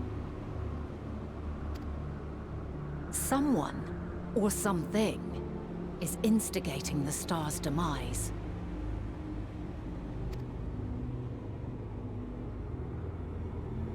So, we've a villain on our hands after all. Any idea who or what it could be? The fact that Emmett's asking this. The celestial currents comprise the outermost layer of the star's ether, encasing it like a protective sphere. According to your tale, it was where the currents were weakest that the phenomena first manifested.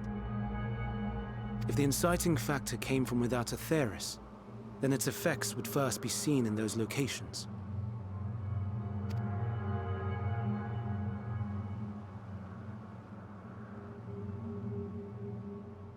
Greetings. Can you hear me? Oh my god. Do not be alarmed. Oh my I god? mean you no harm. I wish only to hear your words, share your feelings, know your thoughts. Oh my god. Is that May the we sister? please be friends? Is that the sisters talking? Meteon. What is it? Executing scheduled task, suspending individual self and connecting to shared consciousness. Connection established. Commencing status report. Oh my freaking god. It hurts, it hurts! It hurts! So hot, so cold, so sad. I don't understand. Oh no. Make it stop. Please, make it stop. Steady, Meteon. Steady. So scared, so lonely. The pain, it's too much. I'm sharing it. I'm sharing it with her. Why? Why do we? They hurt. No. Oh my. Oh my god. This is wrong. All wrong. Was her eyes actually bleeding? She's gone? But how? Oh my god. She has altered her etheric density in order to blend in with her surroundings, an ability for avoiding confrontation. Most effective. Frustratingly so. I can't see her either. Not even a trace. Stay away. Please. This is wrong. My mistake.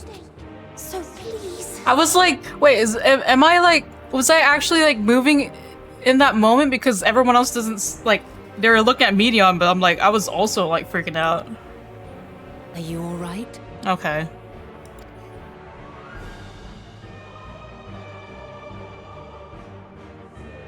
In your mind? Oh, in my mind, never mind. We only heard her speak the instant before she vanished. Of course. When communicating without words, Meteon also employs Dynamis. That would explain why you were able to hear her, and we could not. Then you are our best chance of finding her. Follow her voice and try to track her down. Yes, sir. Hindered though we may be, let us split up and search as well. Oh my god, who was speaking?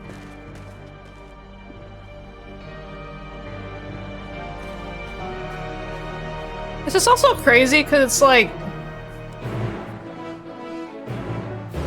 It's like, you know, from the beginning of Heaven, A Realm Reborn and stuff, like the concept of villains, we've kind of like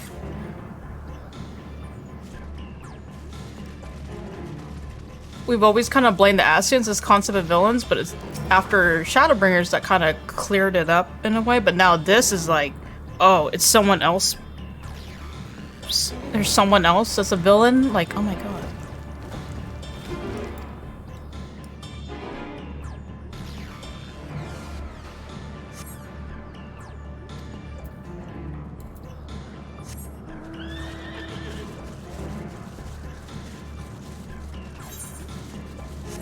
Like, the more that we go into the expansion, the more humane we see the Ascians.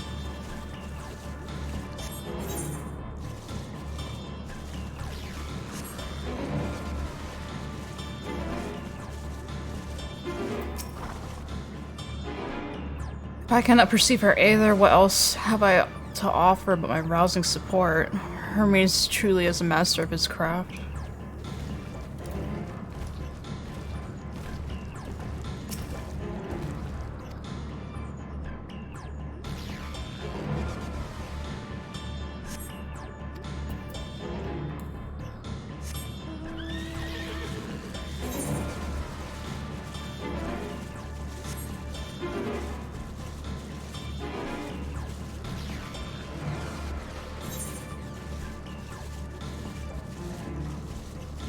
Okay, I was just here.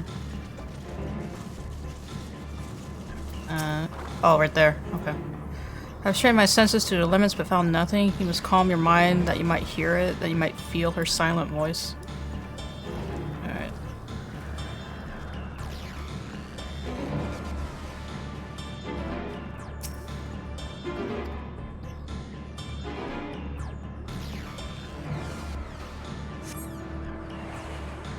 Seeps into my mind, our voices reporting.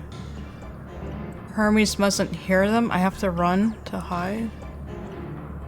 Medion's anguished voice grows distant as the source seems to flee down the slope. Down the slope?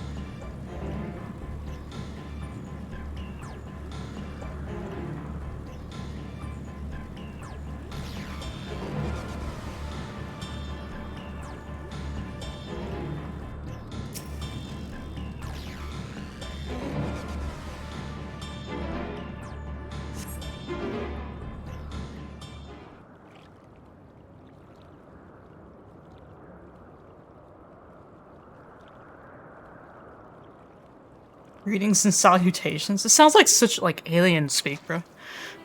Oh god. Commencing report.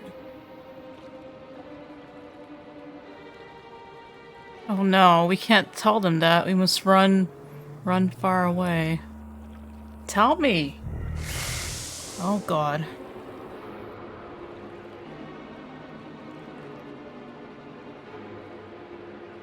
Please don't follow me. Medion's anguished voice fades as you sense her climbing to the top of the ridge. Okay. Dude, my face was like, nah, I'm gonna follow you. She's like, please don't follow me. And I'm like, hell no, I'll follow you.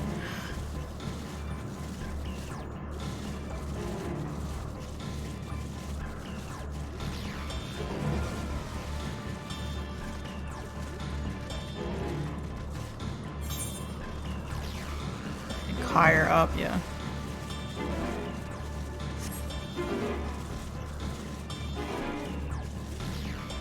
No.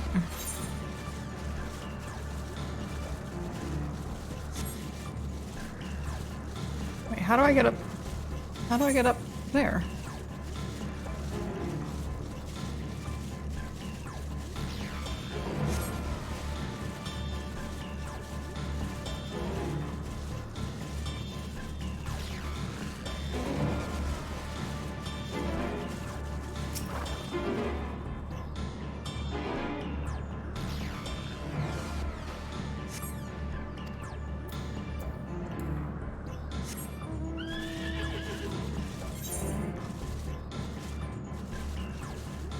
Oh my god, there's Emmett. Oh, there's the other one.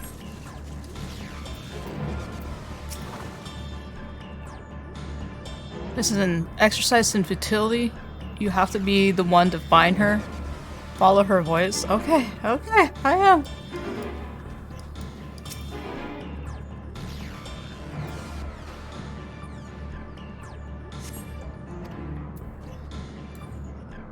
One, oh, over there.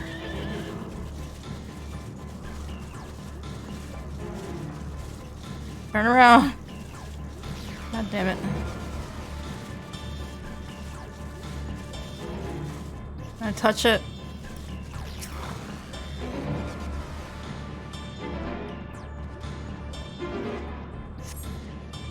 How did it come to this? Is this the reason we traveled to the stars? Why we sought out other life forms? Is this it? Is this the answer? No, it cannot be. It cannot be. Media's anguished voice drifts away to the south. Oh my god, she going, dude. I bet in the last space we're gonna find Hermes standing there.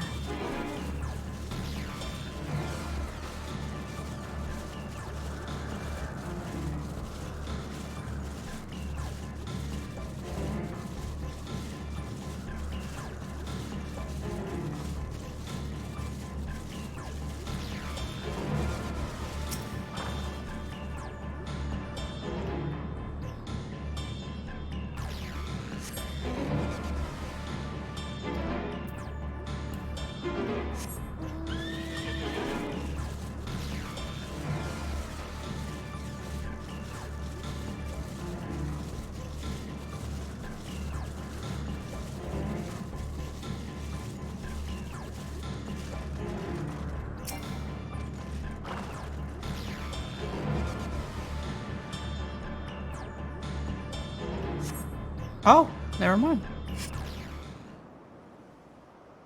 Thought it was gonna make me find two more tracks. Compiling a report for dissemination to Hermes and all people at Aetheris.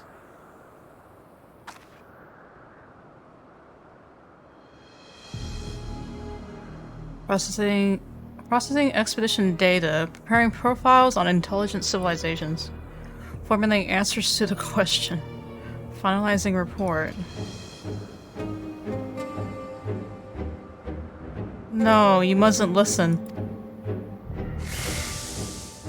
Oh. I was so close. Never mind. Okay, I got a few more. Okay. Maybe. It's wrong. It's all wrong. Please towards the lake. Okay. Yeah. We have one more section to go. Oh no, there's Hermes. Any sign of Medion. Panic and confuse, which will make it all the more difficult to predict her movements. What do you make of this situation? The media are linked to a single mind, a shared consciousness which connects them across any distance. I suspect something has happened, which disrupted its usual harmony. How might we access the shared consciousness of theirs? As much as you would approach any sentient being directly. In Media's case, that means speaking to an incarnation within physical reach. So unless we track down the medium we just lost, we have no means to communicate with them. No way of knowing what befell her sisters, no way to provide directions or guidance. And we had best set our musing aside and concentrate on how we might find her.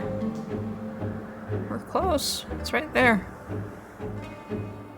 Let's go to the lake.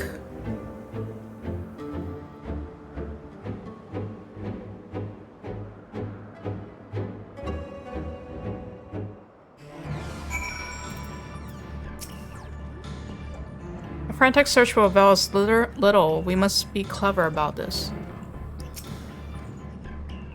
It's a shame there is no registered concept we could use to create another Medion. Assuming, of course, we could link her to the shared mine. But no.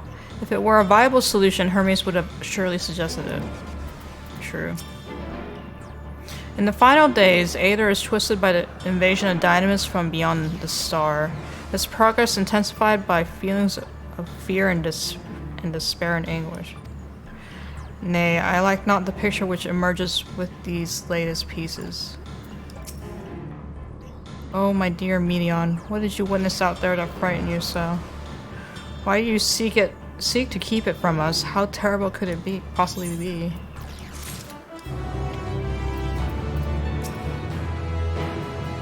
My apologies, we should focus on the task at hand. Correct me if I'm wrong, but Medium renders herself invisible by matching her etheric density to that of her surroundings, is it not? If so, could we not then disrupt her concealment with a fight of Aether? Much how MSQ solidified your presence when first we met you. Don't be absurd. I can hardly channel Aether to a recipient whose whereabouts are hidden from me. Which is why we must all work together. Asher will continue the search in the same manner as before, but this time with you until— oh my god, is Epic gonna follow me? Once she ascertains Medion's likely location, you proceed to reveal our wayward familiar with the swift ethereal downpour. Oh my god. Very clever. And thankfully she has made herself easier to capture by fleeing towards least. Assuming she has made it visible, it should prove no great feat to herd her into a corner. Then we have our plan. Astra and MSQ will be our tracker and trapper respectively, while we others predict and obstruct Medion's avenues of escape. MSQ and I will keep an eye on each other's aid to help coordinate our efforts. Let us be about it. Oh my freaking god. Well, it seems we— oh man! It seems we are partners for the time being. Let us return to where we last saw Medion and pick up the trail from there.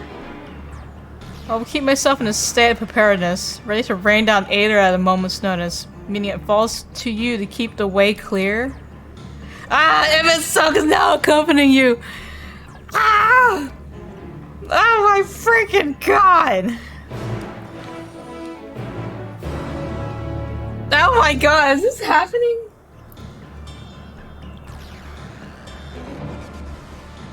Oh my god, dude. Oh my god, I cannot believe.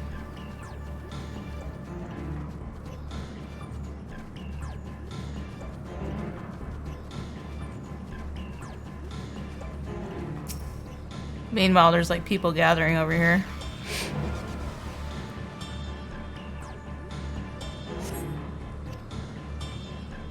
Nothing this way. We'll try another route then.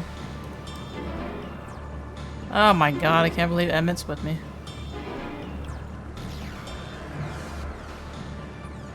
Maybe— no. Wait, hold on.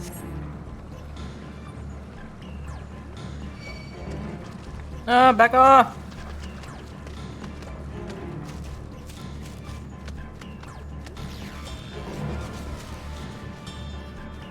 Damn these mobs, dude.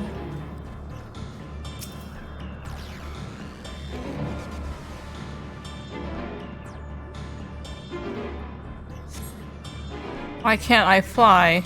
Are my functions being restricted? Hide, yes. I'll just have to hide then, where no one can find me. Towards the water's edge. She went into the lake, as if this wasn't tiresome enough. At least that open expanse should make her easier to find. We won't lose her this time. Why is that glowing? Oh. Get ready to get wet, Emmett.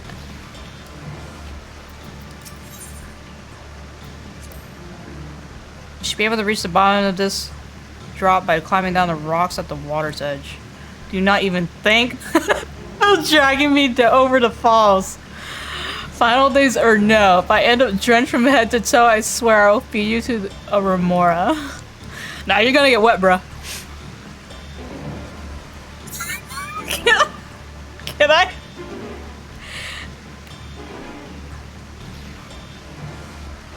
No!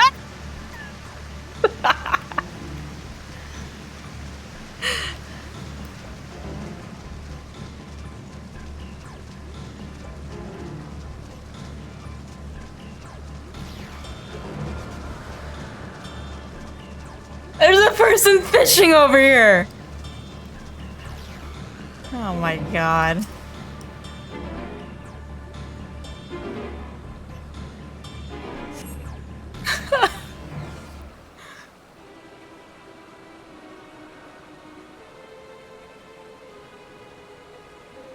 God.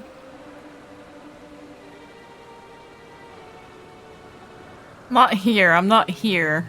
Please. She's right in front of me.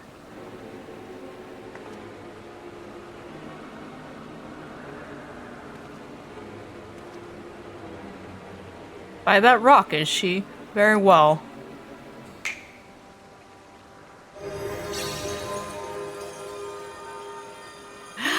What? Why can't I hide?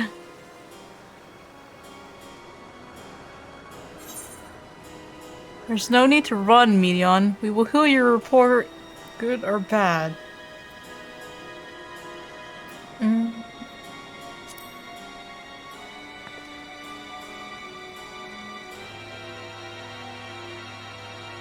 What are you saying?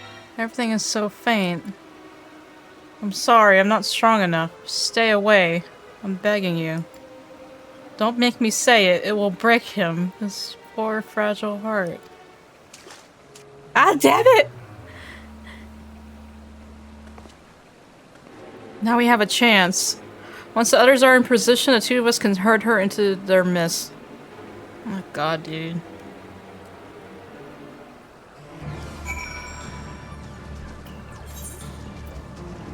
Let's say go above.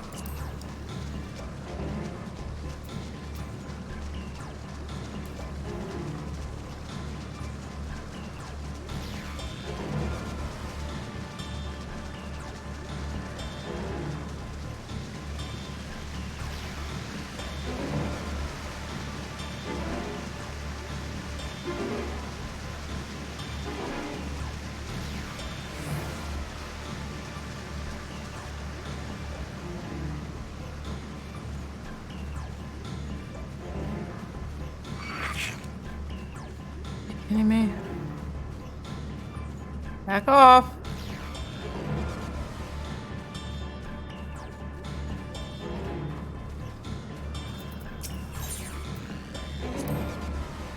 Is this noose not in use? It seems to have been left to the mercy of the elements. Either way, it bears no trace of Medion's essence. We move on. Is this the noose that, the Nat was talking about? It goes somewhere? You said?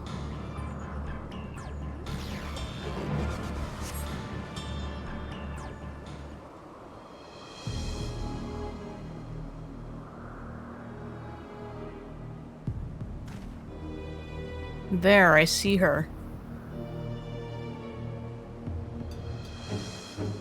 Where's everyone else? Oh, we have to haul ass. Okay. That was quick, alright. Random cutscene, but...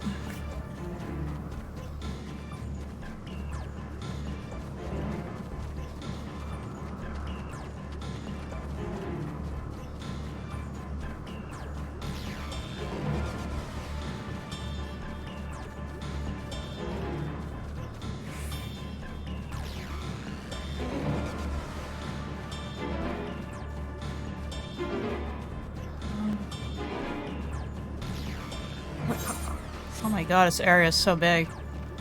Oh, here we go. There's a lot of people here. Okay.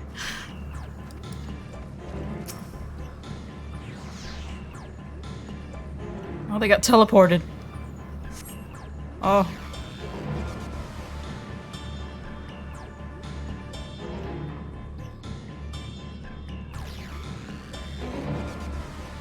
Oh. God, she's hauling ass, bro. Oh, Emmett.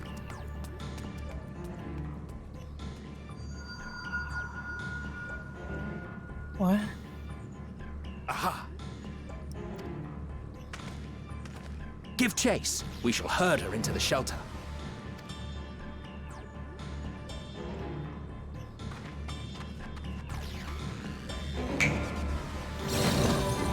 Look at this absolute unit.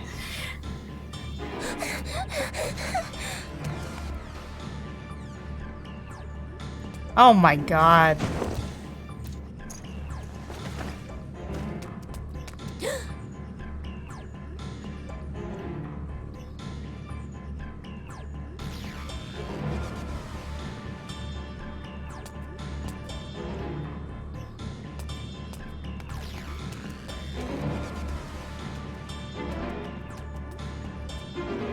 Oh my god. So ominous. Wait, Hythlodaeus? Oh, everyone. Please, Mission. We must speak.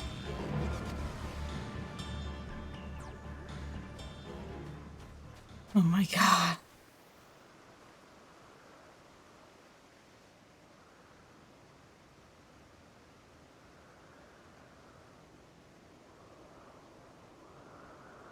What the? I'm sorry, Hermes. I'm so sorry.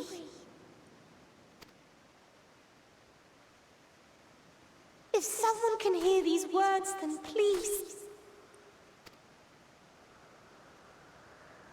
Please protect them. Protect them all.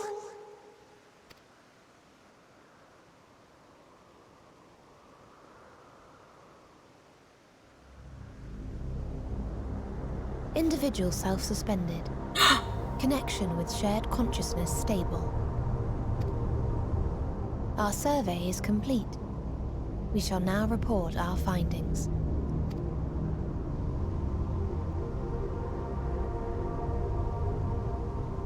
All units safely arrived at their respective destinations. Seeking answers to Hermes' question, we attempted to make contact with the intelligent denizens of each star. Results are as follows, in order of numerical code. Enna. Traces of civilization found. Structures believed to have served as domiciles. No extant life forms detected. Dio. Ruined remnants of buildings scattered across star, surface of which is encased in ice. Presence of life could not be verified. Tria. Evidence of large population centers, akin to cities recovered. No extant life forms found, only their lingering essence.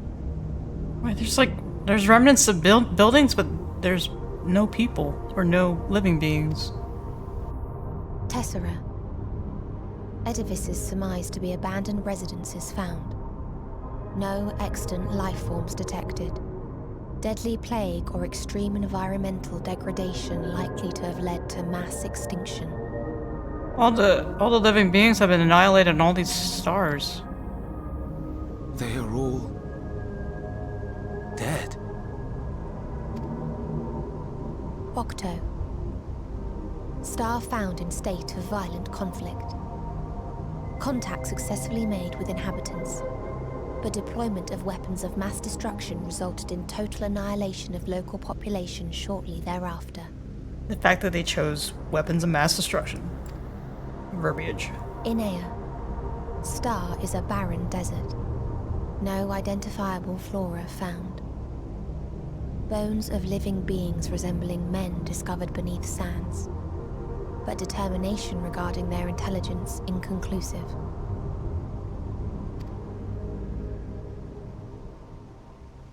Remind me, Hermes, what exactly was the question you entrusted to Meteion? I tasked her with asking what others live for, what gives their lives meaning. Did you consider what may happen if the premise of the question is flawed? To be able to answer it, one must be living and desire to continue doing so. But if Meteion finds no living beings in the course of her journey, or none who desire to live, what then? What answers would she derive from their silence?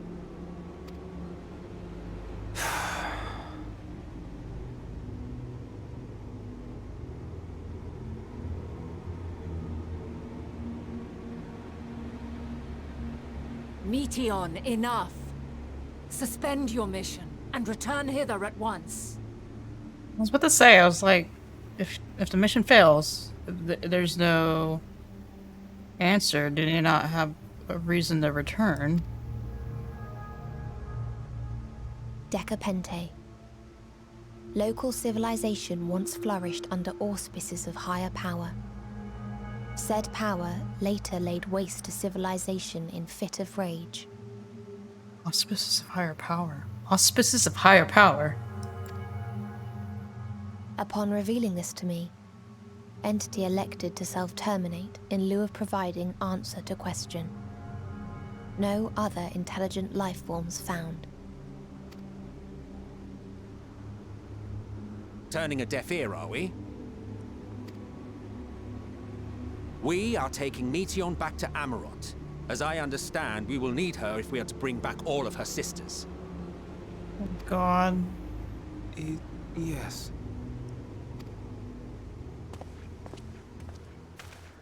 God, the ominous background music makes my heart churn. Meteion.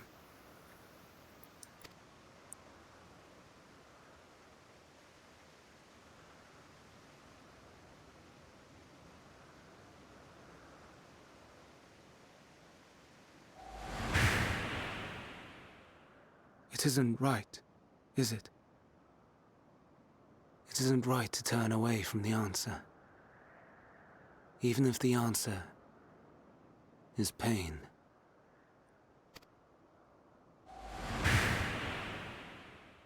Even if we aberrations must scream ourselves hoarse to be heard.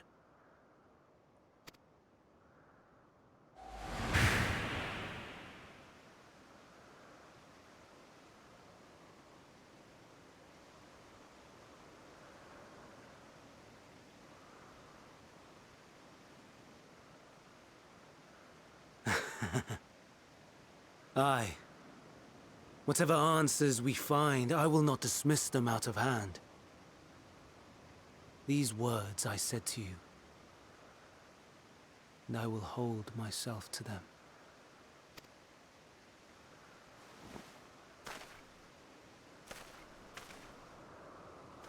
What? What? What? What? What are you doing? What?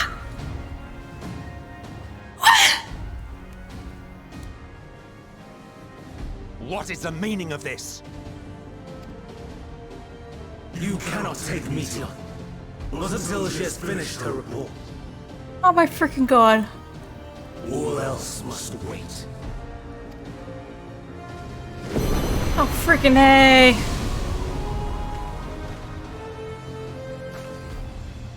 Oh, I didn't want to fight Hermes, damn it. Oh, Jesus.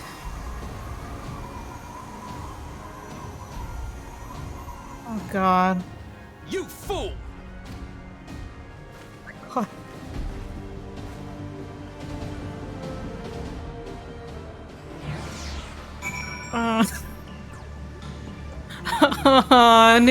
I should have known he was gonna break, dude. Like, he just has, like, this... I don't want to say aura or whatever, like... He's, like, on the borderline of, like, doing something crazy, and that was it. God. If all Hermes means to do is listen to Medion's report, then it is his right to do so. But once he receives the answers to his question, what then? The fate of the world may very well hinge upon the choice he makes in that moment, and we must be there when he makes it. Jesus Christ. Why, Hermes? Should you not leave well enough alone? Will these answers assuage the pain you feel when a creation is returned to Aether? Had you never cast your accursed question to the distant stars, you may have one day learned to be at peace upon this one.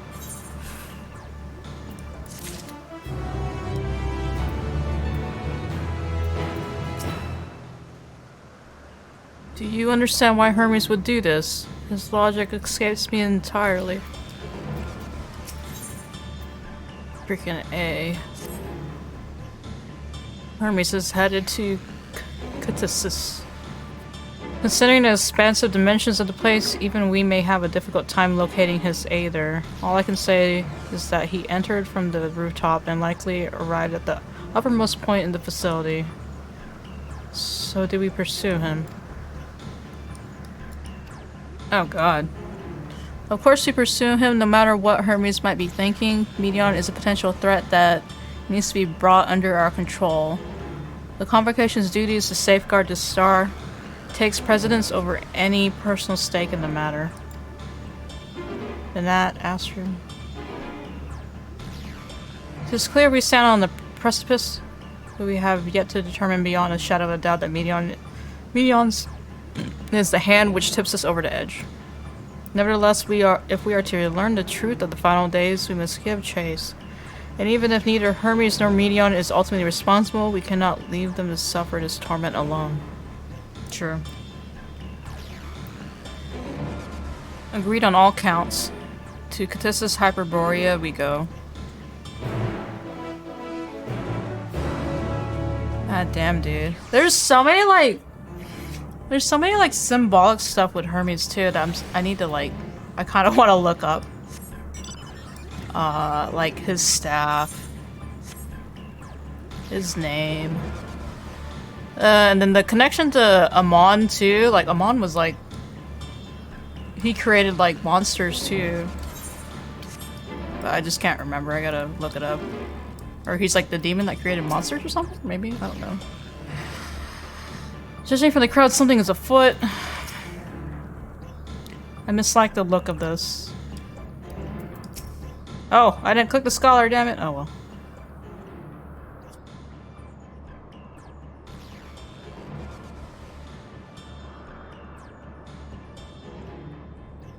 What have we here? Excuse me, has something happened inside Catasis? Mrs. Vanat, I'm so glad you're here. No one knows what prompted it, but the alarm was sounded and Catasis was put into a state of alert. Procedure dictated that we evacuate immediately, and we have yet to investigate further. This is Hermes' doing, obviously. And what does this state of alert entail exactly? A field of dampening magic is draped over an entire facility, usually in response to escape entities and the like. Catasis scholar and observers are unaffected, but everything and everyone else is weakened to a fraction of their usual capabilities. And consider us forewarned. We do, however, have urgent business with Chief Hermes, and we must enter the premises regardless.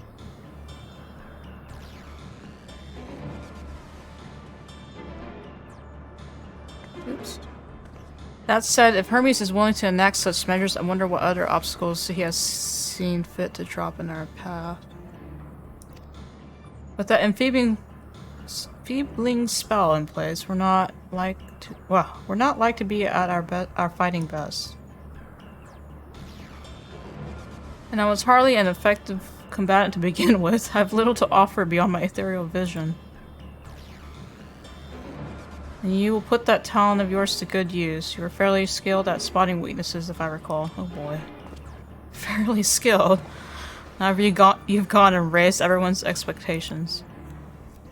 You all need only make the most of your strengths, and I will fill in the gaps as required. I was once Asm, after all. Just my job to rise to the occasion and be that as defender, aggressor, or healer. Oh no! She's an all-rounder! I feel better about my lack of prowess already. And you, Emmett Salt, can impress us with your arcane majesty. You love potent spells as easily as breeding, but you can also channel that power in a protective manner if you so choose, yes. Well, yes, should the situation call for it. Oh my god. Excellent, that should cover us on all fronts. Oh my god. Your tale led us here, Astra, so 'tis only right that you lead us now. Oh god. No matter what lies ahead, we will win through to Hermes and Meteon. And then we will face the future together.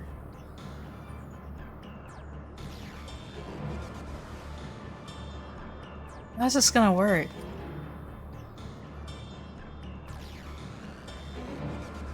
Oh, this place looks ominous. This is Hyperborea. Wait, so I don't get to be a trust party with Emmett? I do get a trust party with Emmett! Oh my god!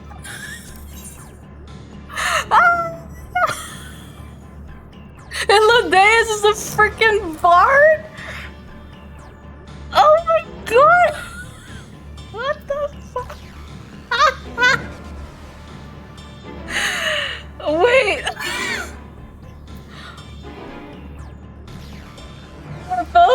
They're both all-rounders? Oh my god. Let's get this over with. Oh my god! Come, let us be off. Can scarcely contain my excitement. Oh my god! Oh my freaking god!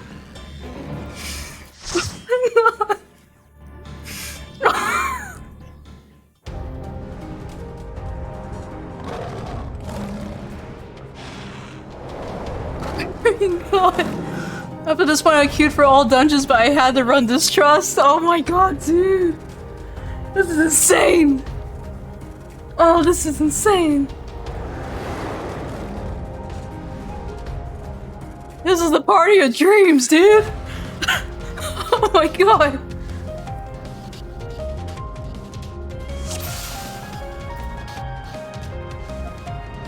Oh my... Is Emmett a freaking Dark Knight?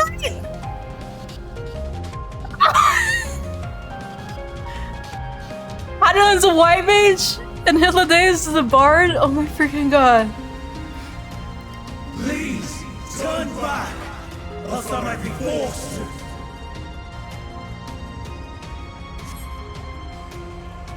Freaking god, dude. I'm gonna cry.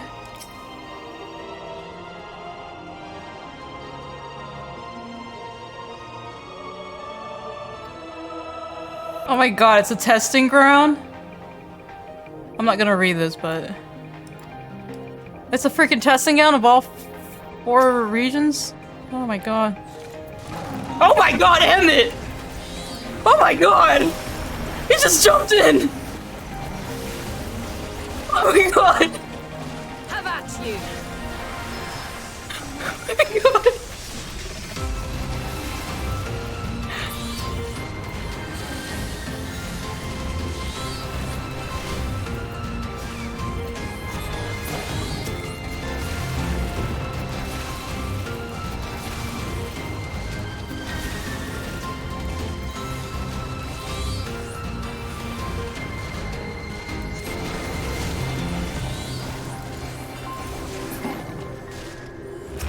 Oh shit, I messed up my thing. Oh. Wait, where? Oh. Fall! Oh god! You can hear his dialogue too. Oh shoot, man.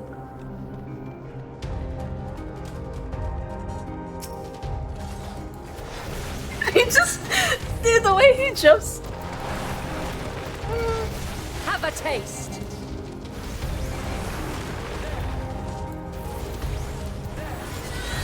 I can't take this seriously, I'm dying.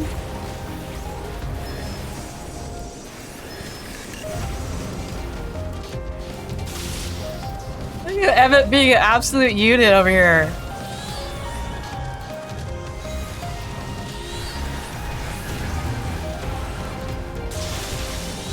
Out of my way!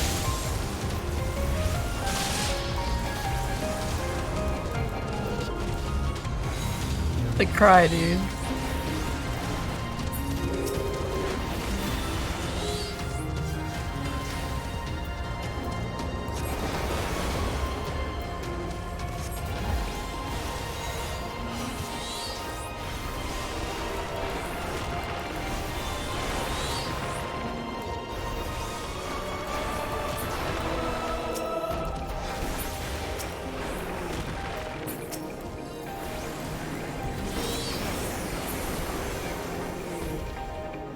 Oh my god.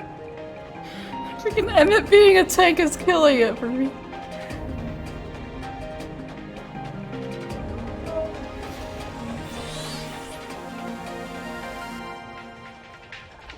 It does. Am I even going the right way? Okay, okay.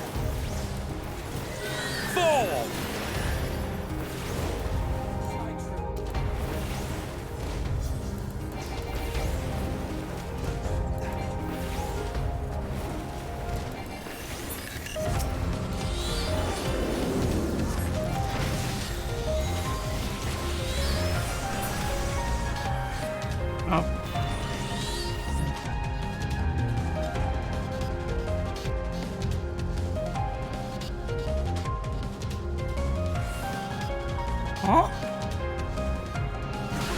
Oh! Oh my god, it's the igloo!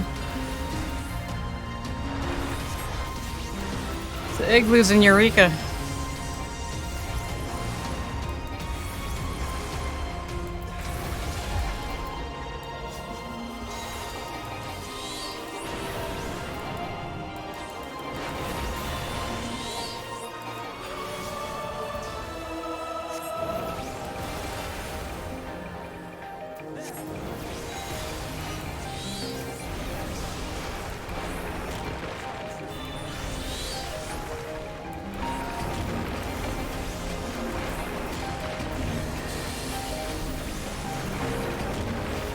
Have a taste.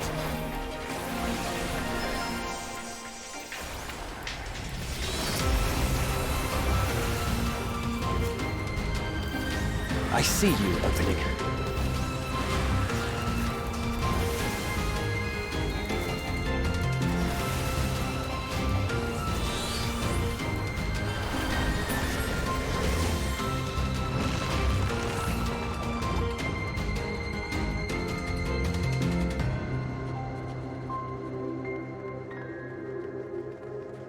God, I haven't even done the first part. Alright.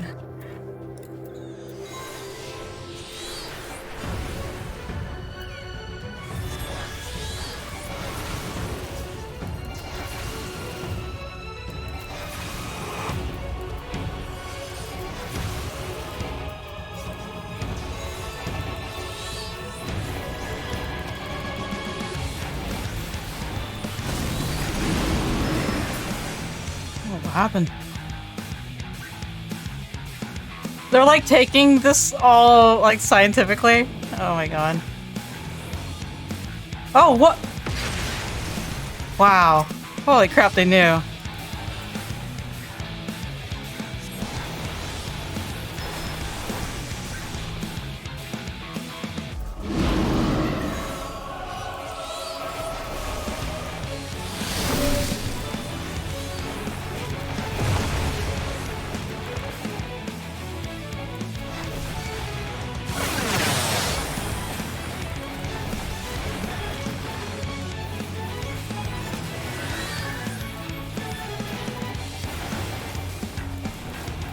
I'm not entirely useless.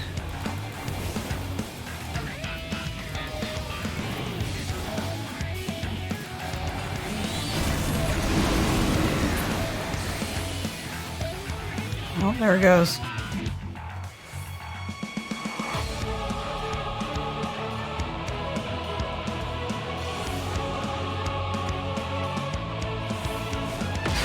How would you even read that without the NPCs though?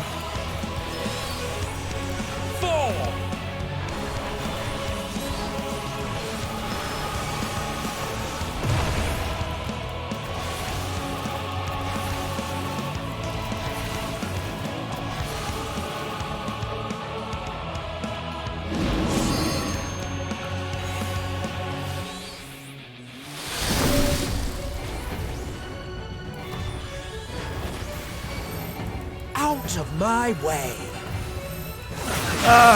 Okay, I don't have it up. 4!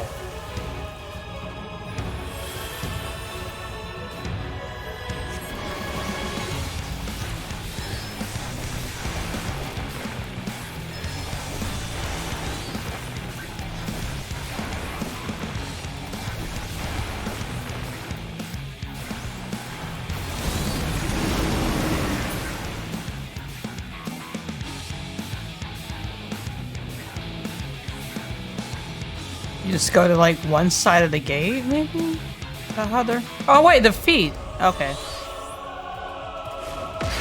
Oh.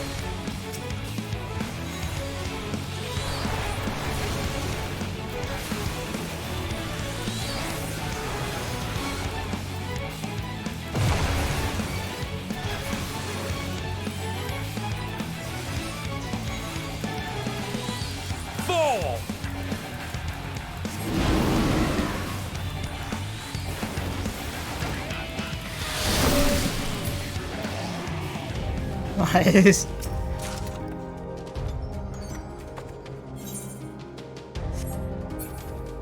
Absolute units, man.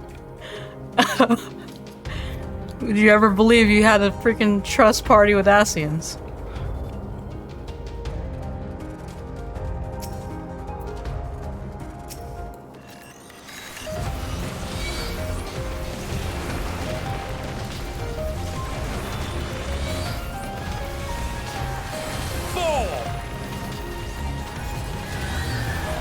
I see you opening.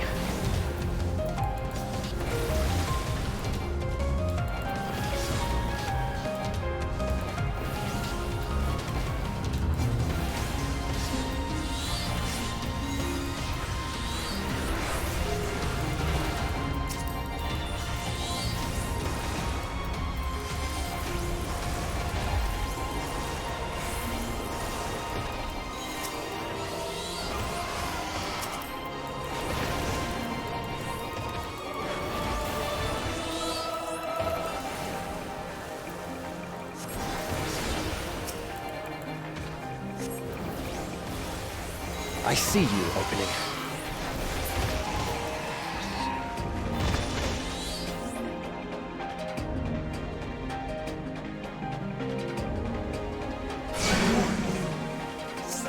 Stand firm.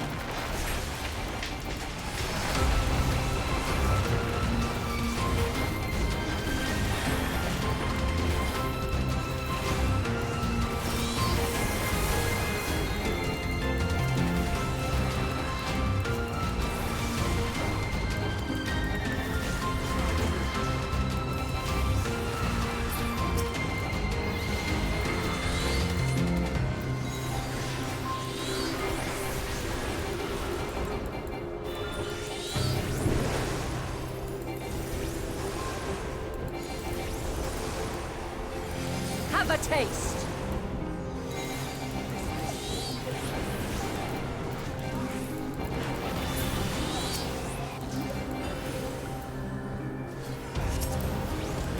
I see you opening.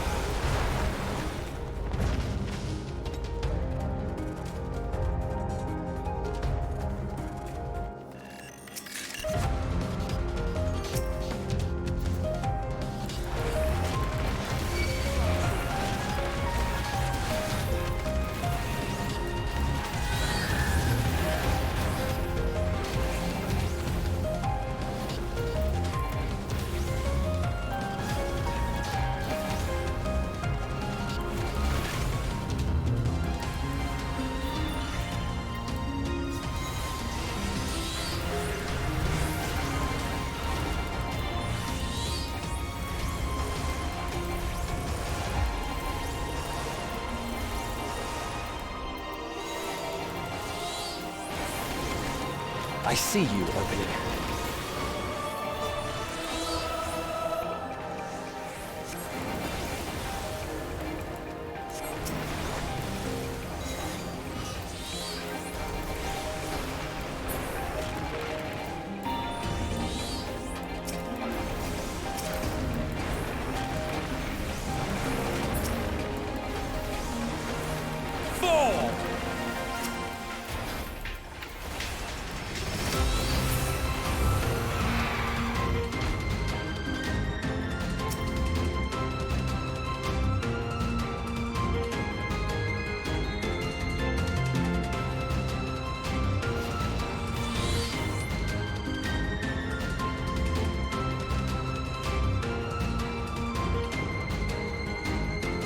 This place is massive.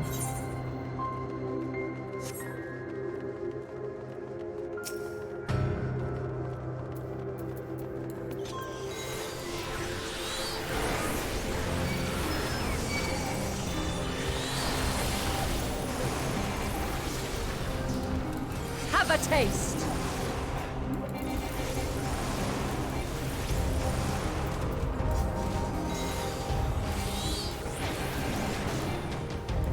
I see you opening.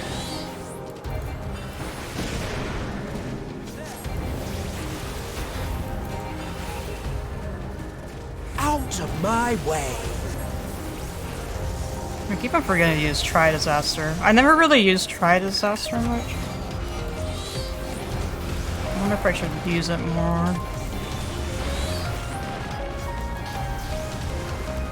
Have a taste!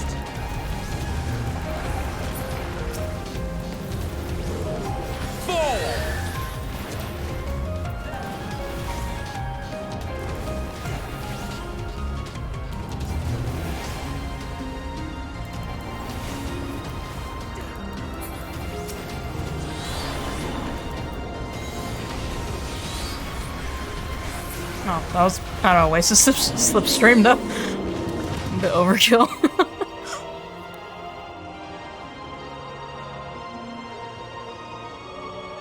It's like Academia Ander, but on crack, man. Oh boy.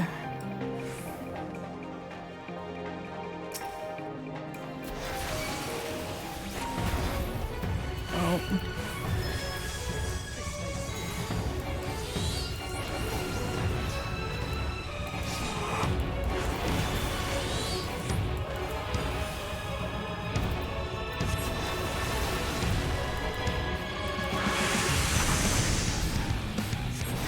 Draws in Aether. What's he doing?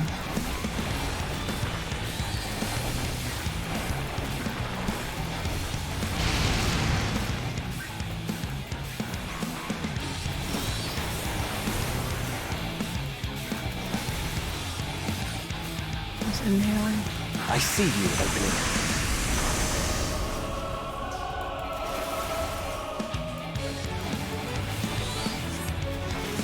Just depending where he faces, it makes a cone-shaped attack. Ah! Oh. Oh my god, it's a big... Okay, big cone. Big cone.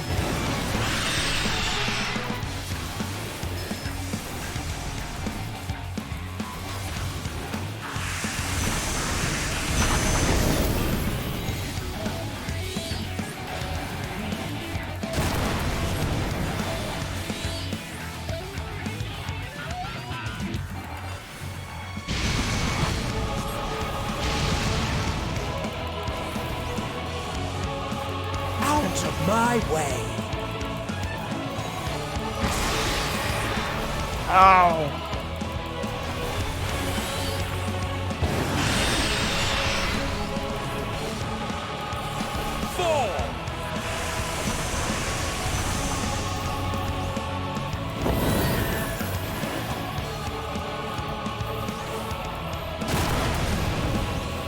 That got me, really? Oh shoot, I'm so sorry. There's a stack marker. I'm so sorry.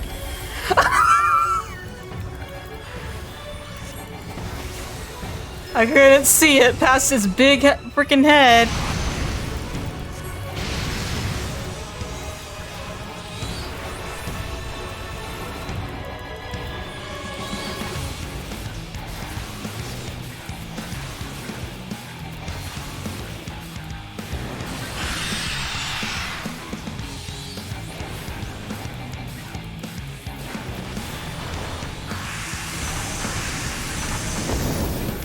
Okay, we're good.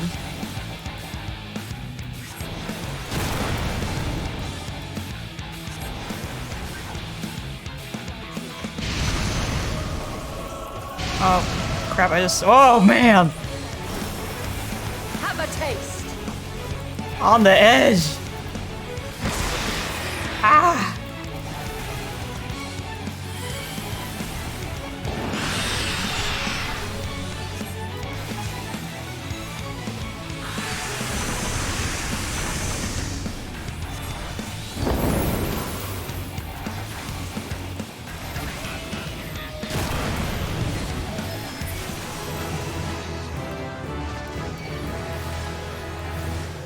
Oh.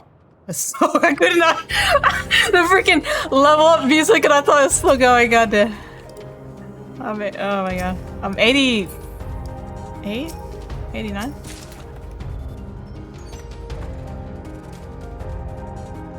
I was like getting ready for the stack marker.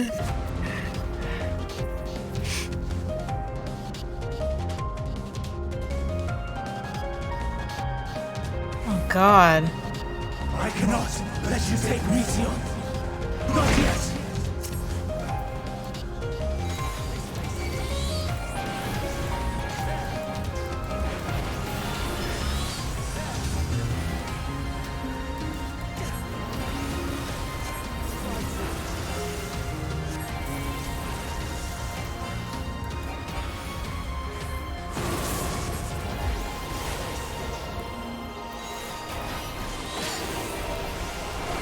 I see you opening.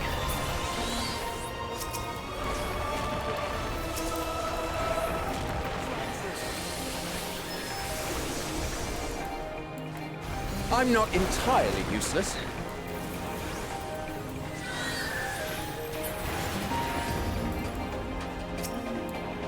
Oh wait.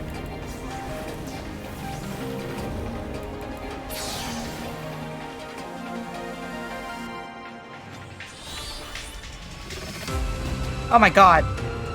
Oh my. Oh my god.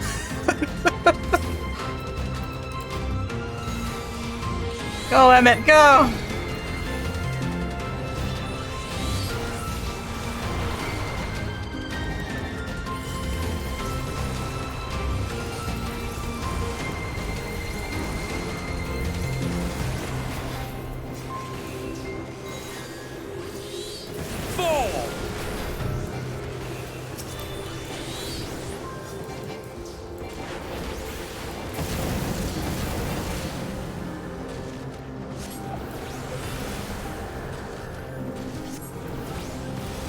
I'm not entirely useless.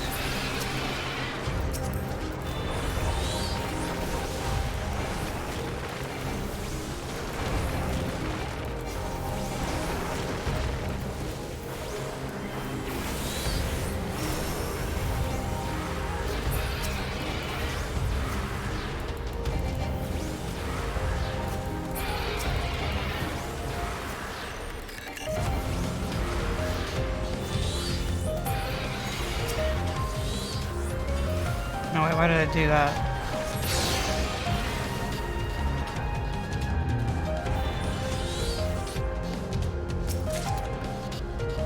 Oh, 2 rings.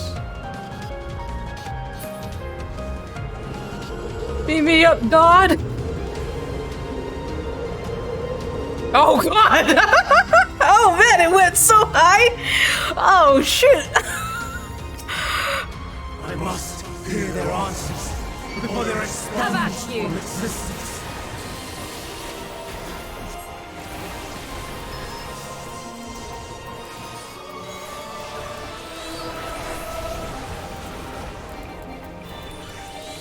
I didn't think it was gonna go that high, but that went high.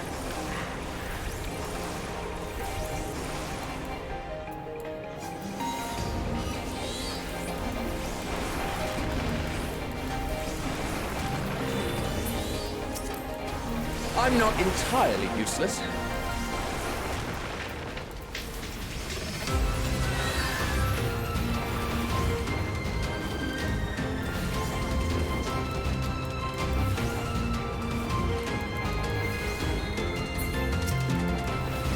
Have a taste. I'm just gonna do... yeah. Oh, wait, what? Oh. The Yoles!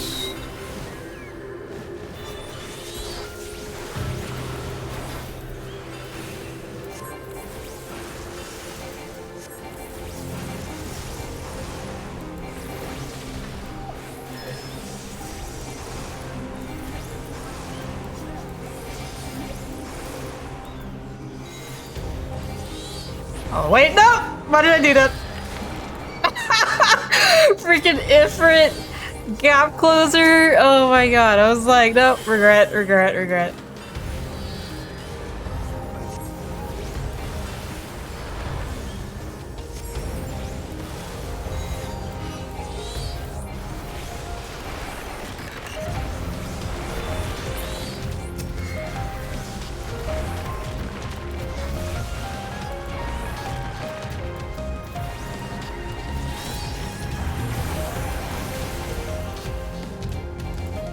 I can't.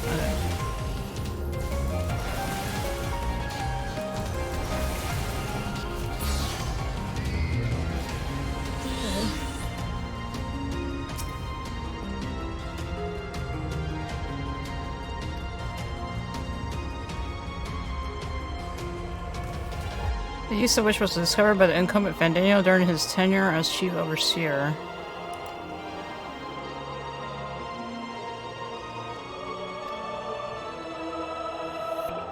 Boy, dude.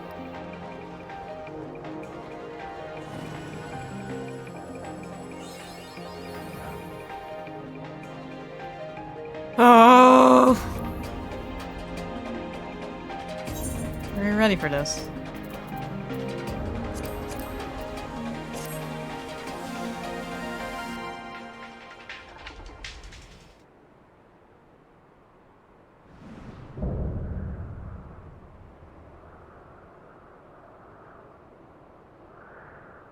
So, it comes to this. I have no wish to fight, but this time, I cannot yield.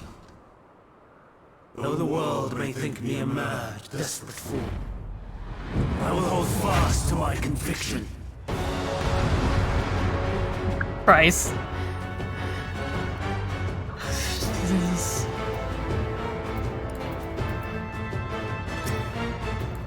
Go. I will have the time and tranquility I require. Gust and gale, gather to me! What is he doing? Oh.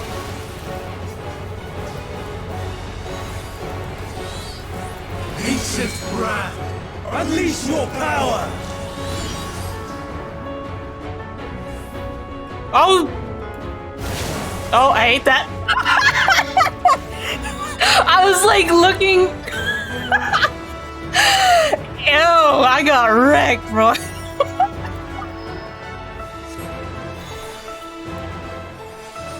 Oh my god.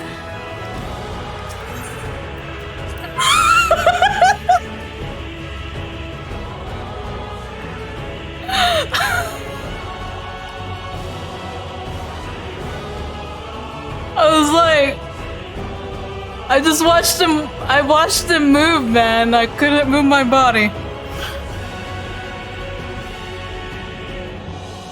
Of course. Oh my god, we have to hop all the way.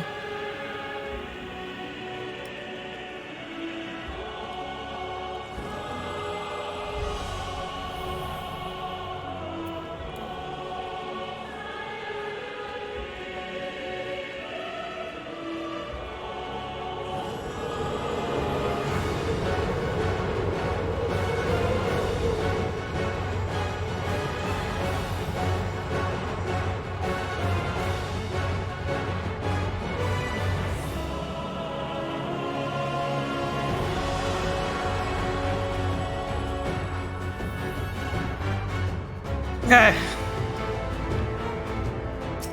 God, I can't believe. I will have the time and tranquility I require.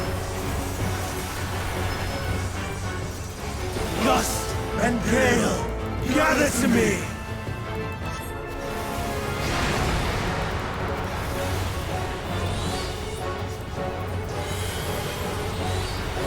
Ancient brand, unleash your power. Oh, what the hell? Dancing winds, pierce my foe. Was that different?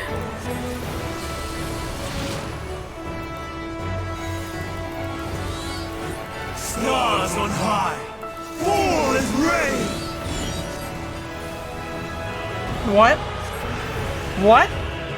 Oh my. Oh my. No, not yet? Okay. Out of my way.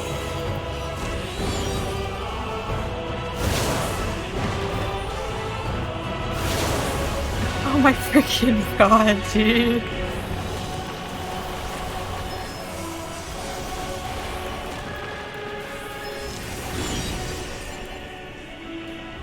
Oh!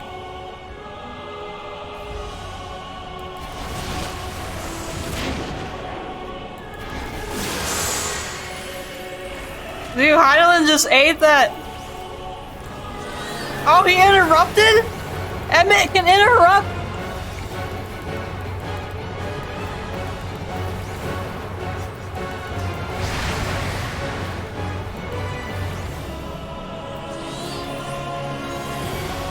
Streams of ether, surge as one.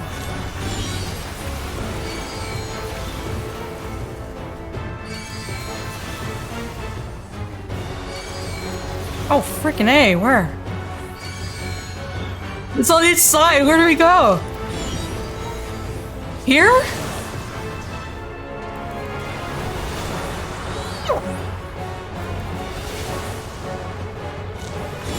Have a taste. Okay, thank god it's not all at once.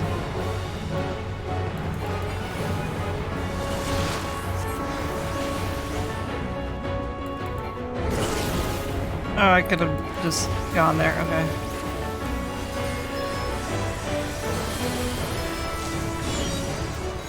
Dancing winds, pierce my foes.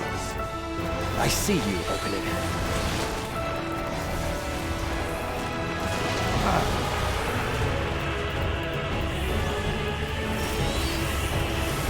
He can interrupt! Entirely useless.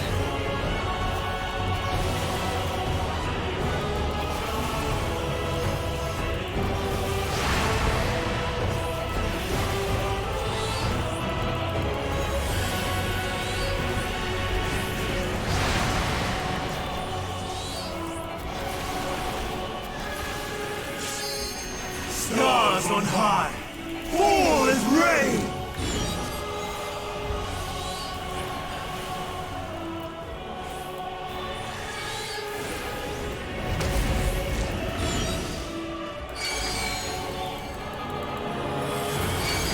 Oh, for Jesus Christ, dude. Wait.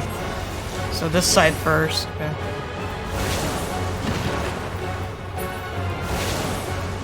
Prepare yourself. Have a taste. Double. I see you opening.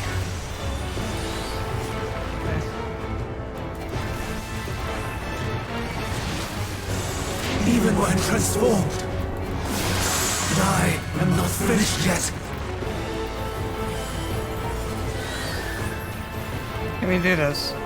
Can I do this? Can I do this? Can I do this? Can I do this? He's gonna do something? 1%. 0.6. Okay.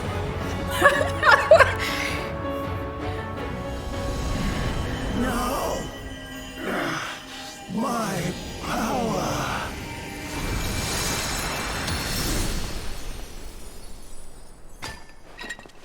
Oh, Hermes. You idiot.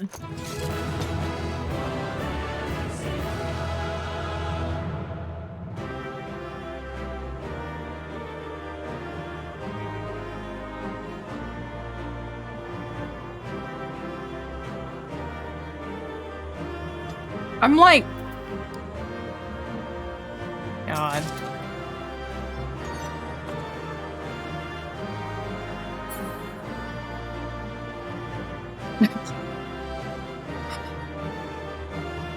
Bruh.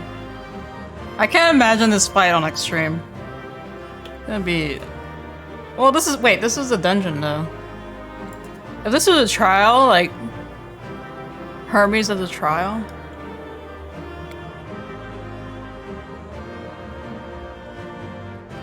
Can you do this dungeon again with the trust, though? That thing? Oh god. Oh god. Oh god.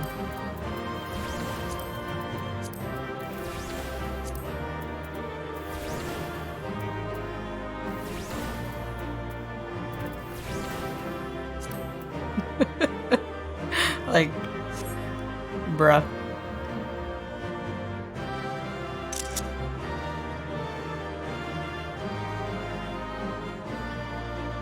I just... The thought of Evan being a Dark Knight blows my mind.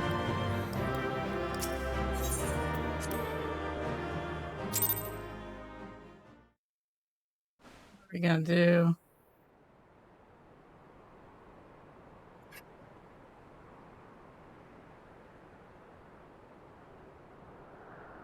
It's over, Hermes. In the name of the Convocation, I hereby take Meteion into custody. And setting aside the matter of your nomination, you will come with us too. We require your knowledge to assess and resolve the situation.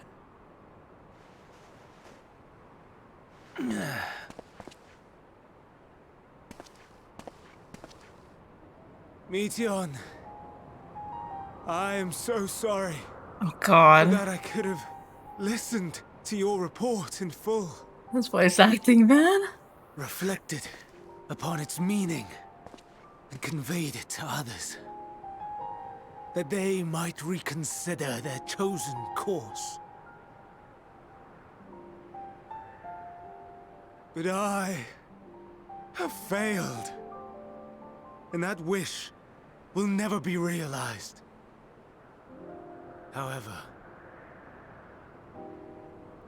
ere our fates become the province of others, I bid you tell me just one thing.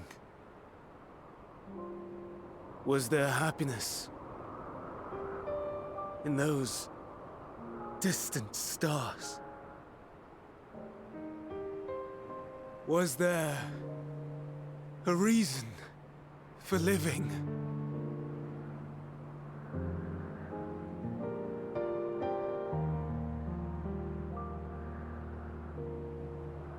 We conducted our search as per your instructions. We scoured historical records, communed with the spirits of the deceased, heard the final testaments of the dying, welcomed their shadowed hearts into our own. One race had striven to create a world bereft of animosity. Oh my god. They renounced relationships to avoid interpersonal strife. and in so doing brought about societal collapse. She transforming? One race had renounced war and devoted itself to the enrichment of its people. They were conquered. Though they destroyed the enemy in reprisal, they could not regain their former glory. One race had concluded that finite time was the root of all woes. Aspiring to shatter its shackles, they went in search of infinity. They discovered nothing is infinite, and that neither time or death can be cheated. Disillusioned, they gave up on the future and themselves. One race had discarded all things that gave rise to sorrow, hoping to have only joy. They found joy lost its savor in the absence of sorrow, and lost their will to live. Though worlds apart, these peoples shared a belief. The belief that they had tried their best. That they had tried to fulfill their potential with every step and success. In the course of which they learned the truth. Oh god. Well, They would never be free of fear and sorrow, anger and despair, of loneliness, so long as they yet lived. oh crap. Even now their souls cry out for oblivion. And to this song of anguish, I lend my voice. We lend our voice. Oh god.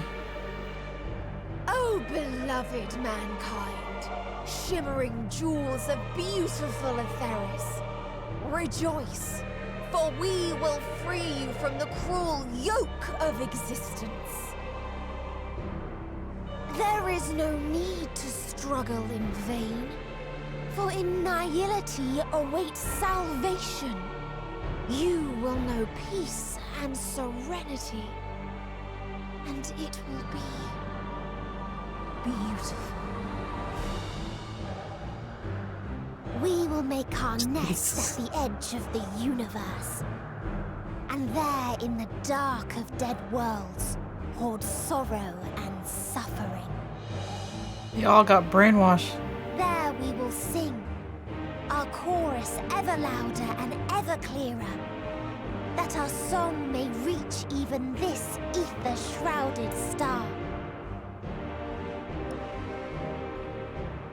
Such is the answer we have found in the stars. Such is the gift we now offer to Etheris. Her voice is changing all over the place. What have you done, Hermes, man? Who are you to decide our fate? To decree we live or die?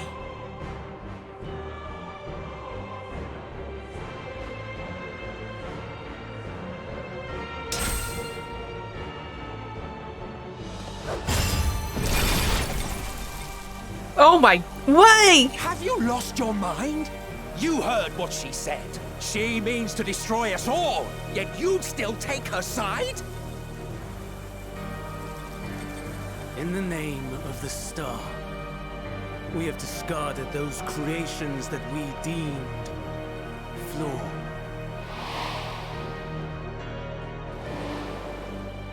If we ourselves are flawed, does not stand to reason that we too should be discarded.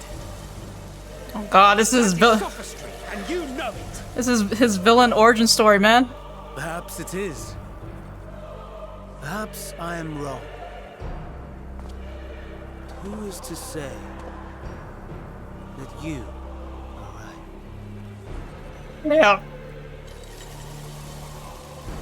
Let us settle this with a determination. In my authority, as Chief Overseer of Elpis. I will make a judgment on man's fitness to exist. If he can learn to value all life and retain his will to live, even should his end be justified, he will surely find a way to avert his demise. If not, he will perish from the start. As with all determinations, provisions must be made to ensure fairness. Kairos! Awaken! He still has strength left to summon. Memory reconfiguration system Kairos activated. Awaiting instruction. Oh, is he gonna? Command. Universal memory alteration. Target area. Catesis Hyperborea. I forgot. Arrival of MSQ of the convocation at Propylion. Endpoint. The present. He's gonna Erase the freaking. memories of all events. And replace with a vague recollection of the following. He's gonna Loki this. He's I gonna. was here, preparing to demonstrate the functionality of Kairos to MSQ and Hithodaeus. Meteion's shared consciousness became unstable. She and her sisters could not sustain their existence, and all dissipated in a burst. I can't believe we can't do anything right The now. resultant shockwave accidentally triggered Kairos, which erased several days of memories from all present. Oh my freaking god. Execute. Command acknowledged. We're gonna variance on the timeline. 3 processes remaining to execution. Bravo. I dare say one would be hard-pressed to make it fairer. Everything that you told us, everything that has happened, the fact we've even met, No. it will all be gone.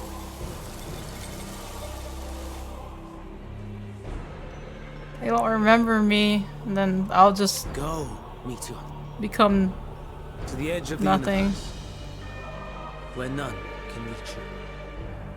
Freaking A. Hermes, won't you come with me? If you were to shed your flesh, I should be able to carry you. Dead your flesh. I will remain. As a man, I will oppose the oblivion you bring. Silly fool. Had you said yes, I would have granted you the gentlest end.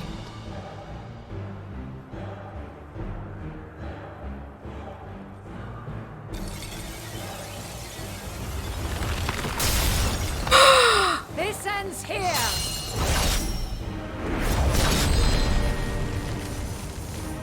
Fly, Meteion!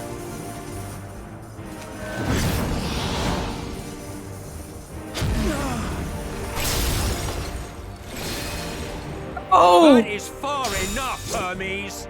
Oh, Jesus. Argos, to me! Oh, it's got real. It's got real quick.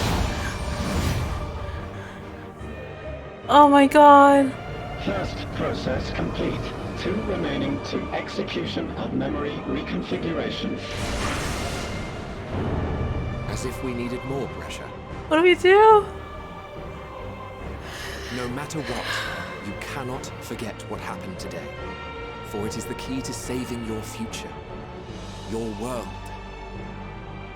This fight is our fight.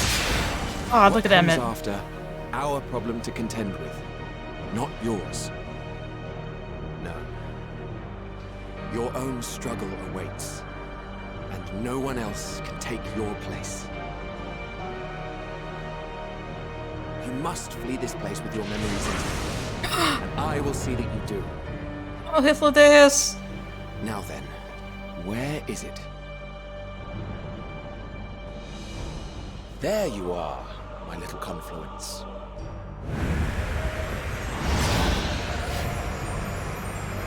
Oh, Heidelin's going on that dog, man.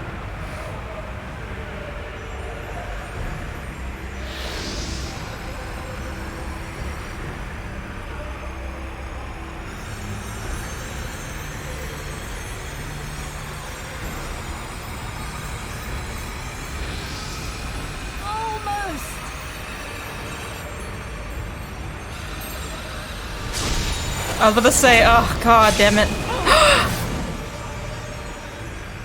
Very well then. Oh. She put You may elude us this day, but not forever. she put a tracker on her? Damn.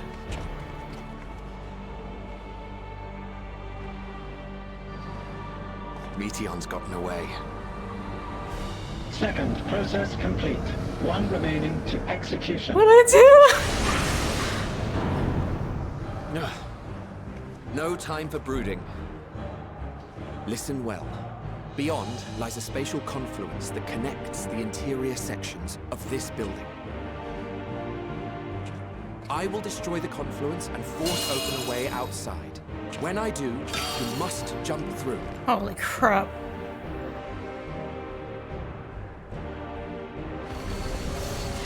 I cannot tell you how sorry I am. But neither can I let you escape. No! No!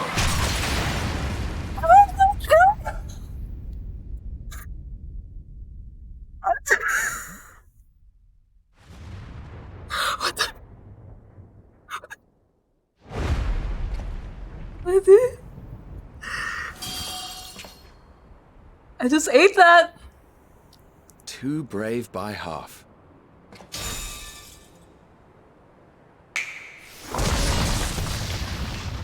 Oh, Emmett. Exemplary work, as always, Emmett Selk. Wait, what about me? I'm just falling, bro. But how? I thought the confluence was over. Over there? Yes. We were rather hoping we would. It was never anywhere but where it is now. The instant those two began making their way towards nothing, 'twas clear the plan was a diversion. I'm quite incapable of destroying a confluence, I must confess. A gambit brazen beyond words. Though we've grown accustomed to reckless improvision due to the antics of an incorrigible associate.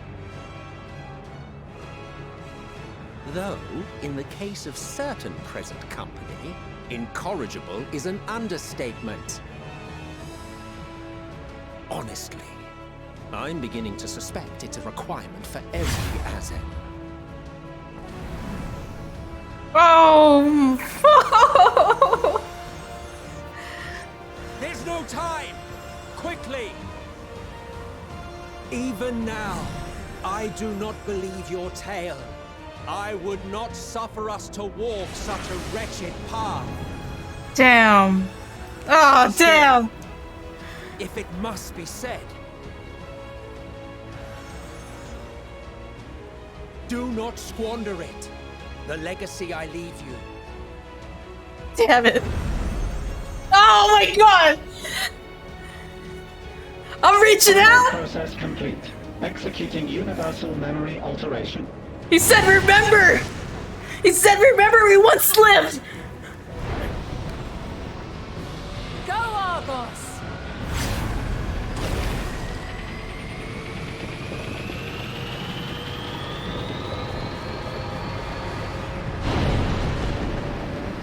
Freaking A! Oh man, it hurts.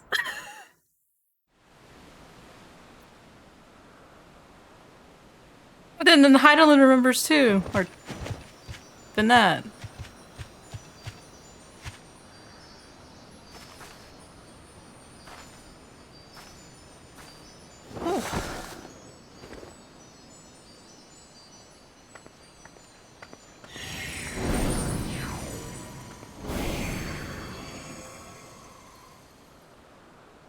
I'm fine. Just a little tired.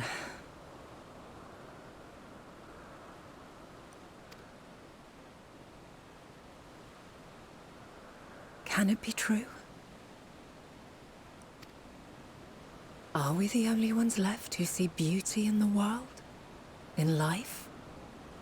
Are the stars above no more than husks of fallen civilizations?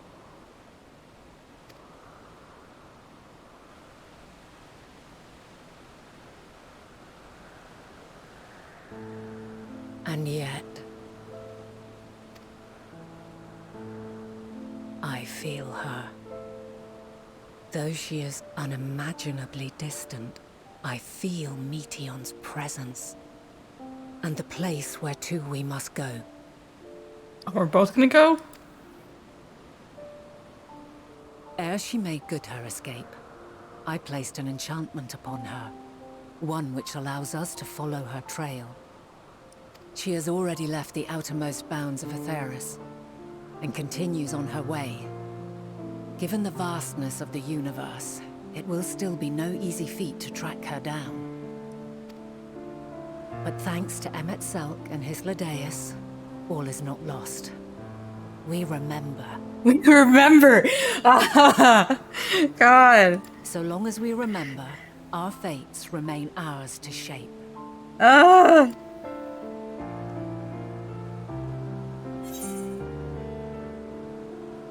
What became of the others, I wonder? So what now? Like, if they get their memories reset, did he go back to the point? I'd like to know too.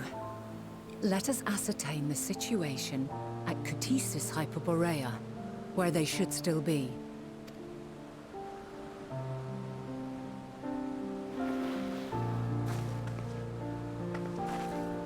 Given the likely state of their memories, however, it would be imprudent for us to approach them directly.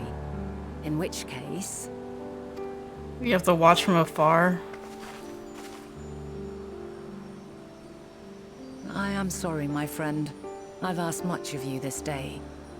But may I trouble you one last time?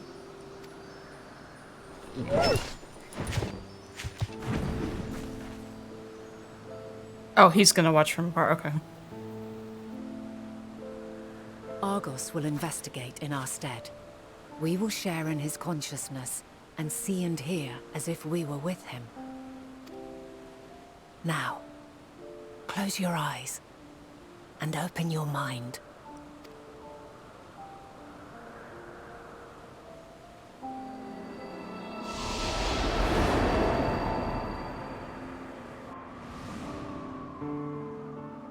Are they out?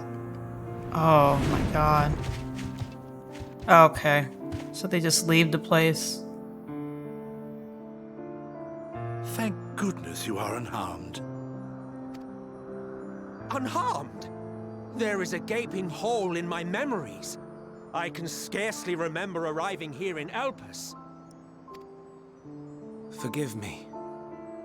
I was preparing to demonstrate the functionality of Kairos to our guests. But Meteion, her shared consciousness became unstable. And she... So, that's what prompted the state of alert. And when you went to investigate, you were caught in Kairos's accidental operation. So it would seem. It's all a blur to me. Such an unfortunate accident. Oh, and what of Venar and your other companion? You went inside together, as I recall. We did? Ah. Like, we know it's gonna happen, but man, it still hurts. If Venar was with us, I have no recollection of it. But that there is her familiar, is it not? The fellow seems happy enough, so I think it's safe to assume his mistress is well.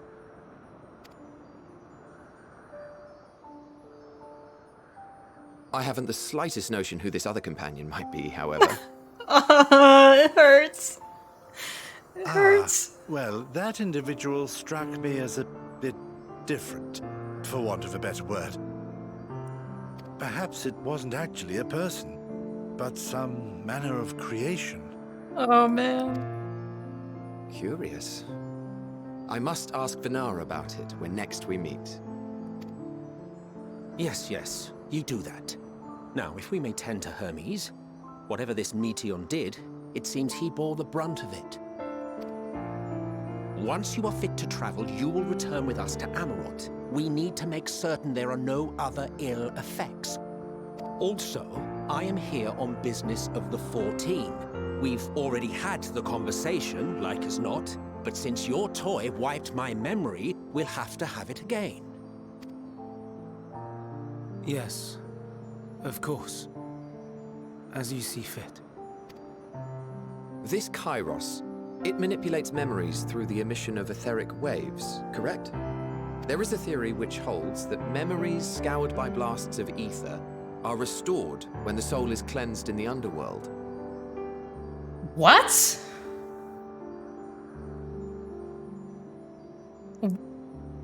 What? Underworld? If true, then perhaps when our time comes to return to the star, we shall remember these few days we have lost. I'm gonna remember. They're gonna remember. They're gonna remember everything when they die? I doubt aught of interest occurred. Look forward to the revelation if you like, but I should prefer to reminisce on more meaningful moments.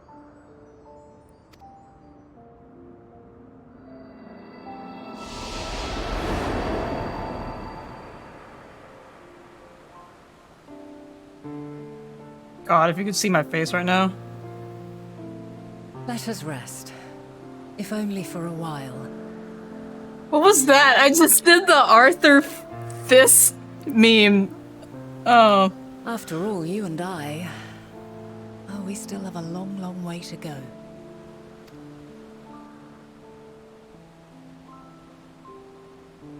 Oh my god. I have to go to space with Heidelin. I don't... What is happening? Are you feeling at all recovered? I understand that your exertions were more than purely physical, but resting one's body, if only for a moment, is never without merit. As for Hermes, I think it unlikely he will create more Entelechy's. He poured much of himself into Meteon, and now she and her sisters are gone, dissipated in his mind. The grief must be unbearable. He will blame himself. He will believe that had he never acknowledged his dissatisfaction with the world, then the media would have never been born to suffer and die. The offer to join the 14th will be a welcome distraction, and one day hence, he will face the advent of the final days in the role of Van Daniel. Oh my god, dude.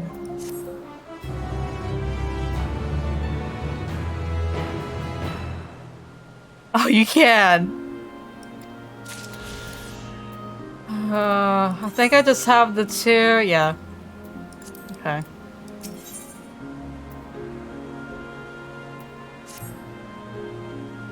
Listen to me. Our duty now is not to denounce Hermes for his misguided determination, or to convince Emmett, Selk, and Hythlodaeus that they have been deceived.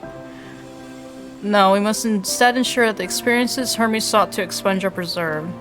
What remains in our memories alone will be our weapon against the final days. You must fight this battle in your age and I in mine. Come, let us walk together once more. I will see you to the doors of Propelion. Oh my freaking god.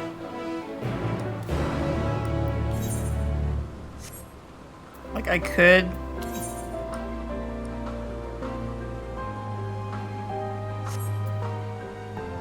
I'll just do the other Aether. I'm missing the two Aether quests. I'll just do that later. But god damn it, dude. That is such a feels trip. This story's so damn good. Oh man. It's crazy, but it's... I don't know. It's a trip.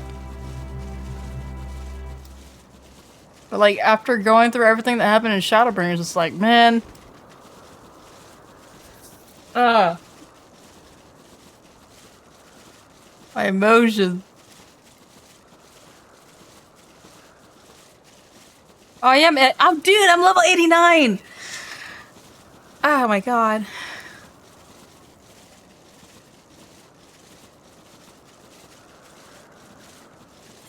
Do I even have gear? Barely.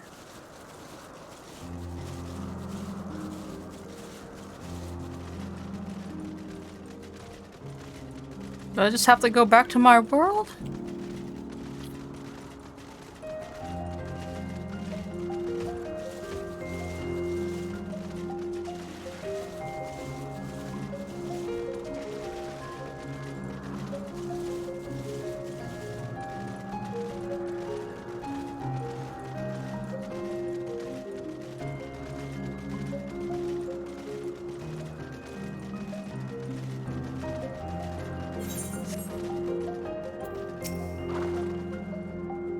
Oh god. Your time in this age is drawing to an end. Upon speaking to Vanette, several cutscenes will play in sequence. Alright.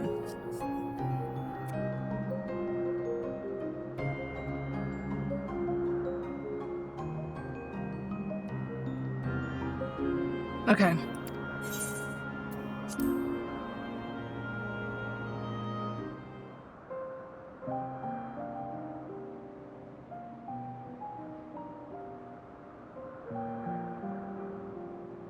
So, it is within.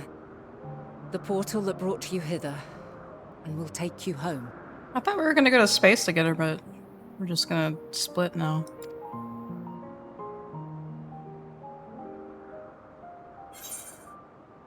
Yes, this is where we part ways. Perhaps I should stay now. Can I stay? She's gonna say no. She's gonna be like, no. Yep. I appreciate your sentiment. I truly do. But 'tis a very long game that we must now play. And while you have maintained a stable presence here thus far, there are dangers in lingering over long. No. You must return to your own battlefield. Make use of the knowledge you have attained, that your days here and our friends' sacrifice be not in vain.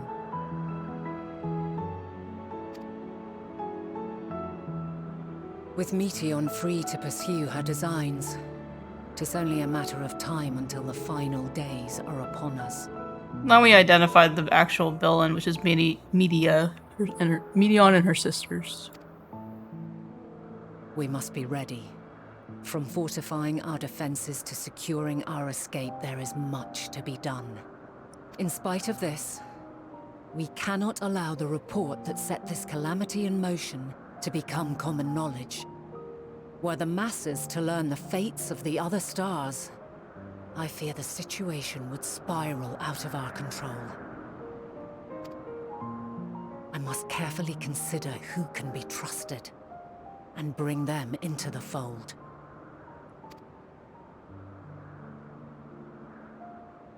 Ordinarily, I wouldn't hesitate to call upon the 14. However, it was the desire for a fair determination that drove Hermes to attempt to erase our memories. Were he made aware of his actions, there is no telling whether he would remain a friend or become a foe. Alternately, we might try to alienate him from the convocation. Yet in doing so, we would deprive ourselves of a brilliant mind who would be invaluable in the crises to come. Quite the dilemma. Which is why I must work independently of the convocation. Oh, damn. Regardless of how we proceed, if we are to permanently avert the final days, we must be equal to Hermes' challenge. We must prove that mankind is worthy to exist. And this hinges, I think, on how we confront the all-consuming despair that accompanies a senseless and seemingly inevitable end. Bewildered and divided, we would perish like the peoples of those celestial ruins. We could not hope to survive the final days, much less take the battle to Meteion at her nest.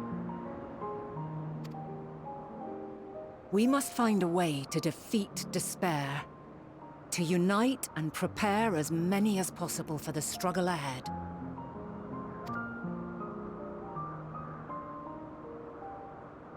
Heavy will weigh the burden of guiding this legion of souls. Yet I have faith in mankind's potential.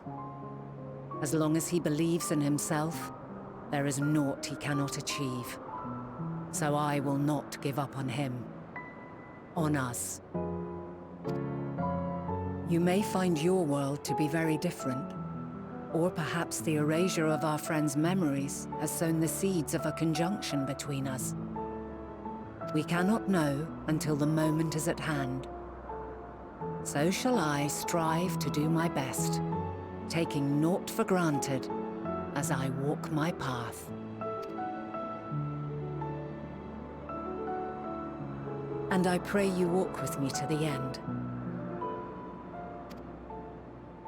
As you move forward, so too will I, as will all, resolved to fight for the morrow. And when mankind has found the strength to stand against despair, we shall silence the song of oblivion. She who sings it will learn our journey is far from over. This I promise.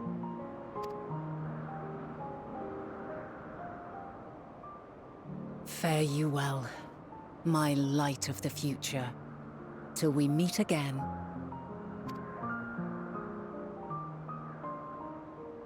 I don't know how the timelines are gonna work, but okay. Like, did Heidelin remember this whole time?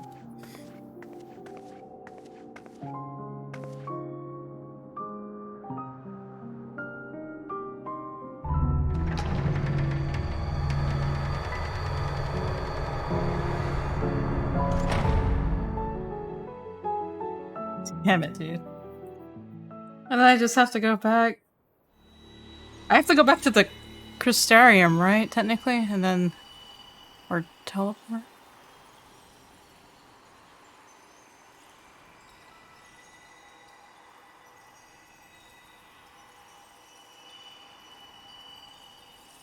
From this day forth, I shall strive to bring honor to the seat of Vandania.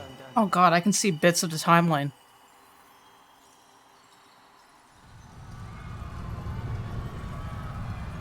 Oh god.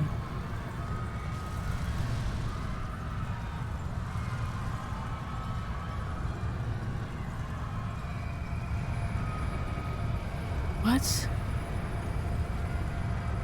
Heidelin?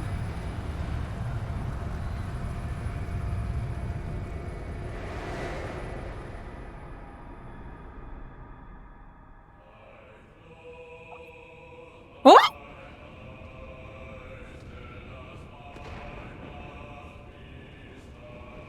No! Am I in the final days of Amarant?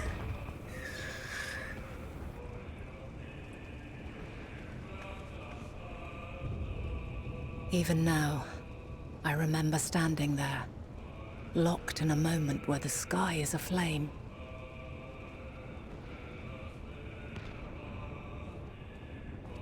Where stars fall as tears, and screams darken the seas. Where resignation rots the trees.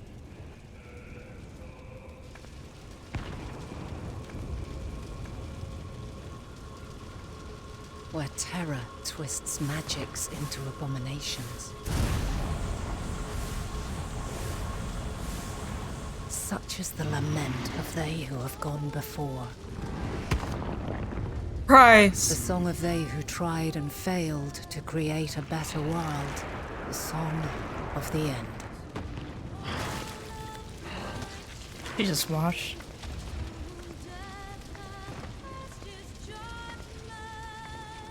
Oh my god. That which hides at the edge of the universe is no longer Hope's creation.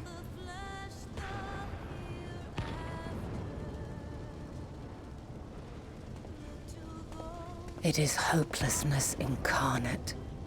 What happened? I thought they had just left. That day, mankind saw half of its number sacrificed to bring forth Zodiac. Oh, he went. Oh, right. Oh.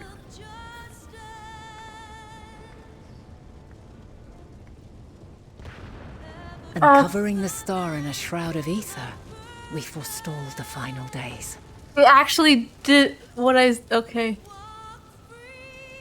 I mean, yeah, of course they did, but I'm like. Oh, man. Wait, they don't remember I told them all this. Oh, God. And it happened.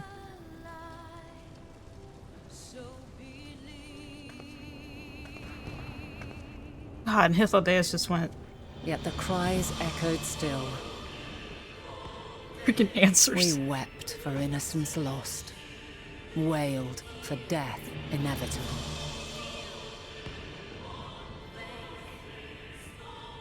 A reality too terrible to bear. And for too many who sought comfort in gilded memories of joyful days and tranquil nights.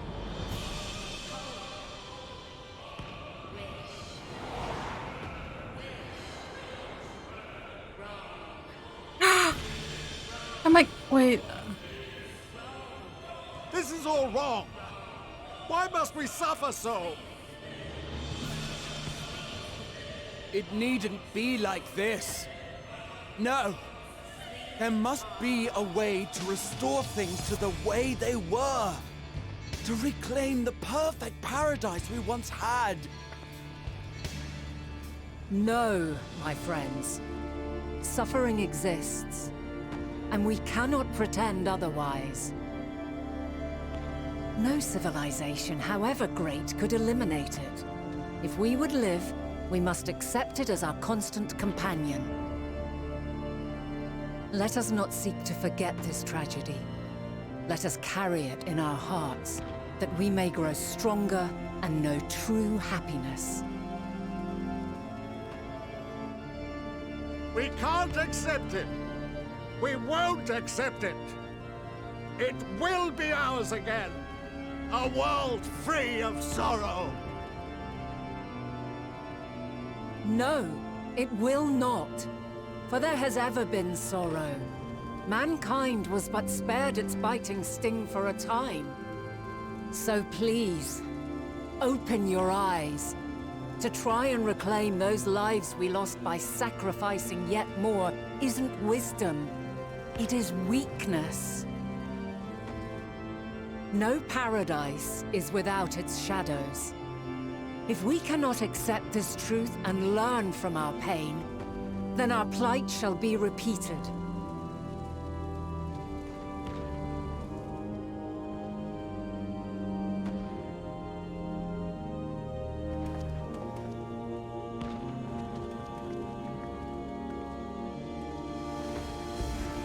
Oh my god.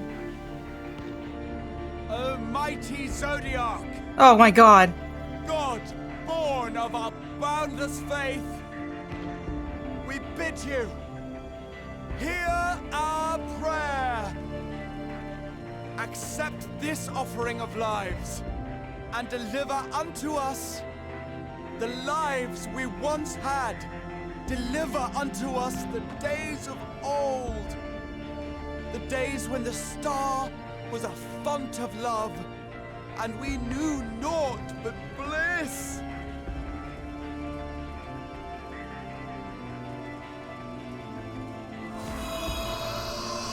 Oh my god, what's she doing?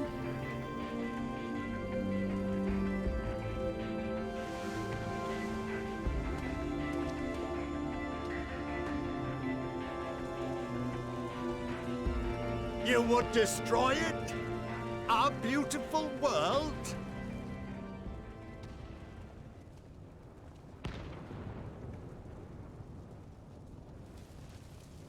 Lands that stretched on forever. Skies one could drown in. The heartbeat of nature, silent yet strong. And amidst it all, a people. Beacons of light and life. Laughter that warmed my heart like naught else before. They are my meaning and my purpose. My love. In spite of, or perhaps because of this, I choose to believe in mankind's potential, in his ability to find a way forward. Is she gonna kill them? So let there be no way back. From that temptation, I sunder us. No more shall man have wings to bear him to paradise. Henceforth, he shall walk. Oh shit. Oh my god. Wait. Okay, wait, hold up. Or is that like... She do? That was such a badass line though. Goddamn answers, man.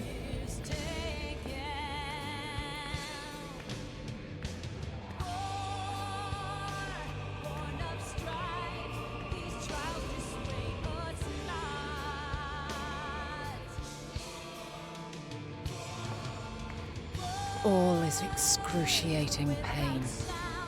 I breathe fire and torment.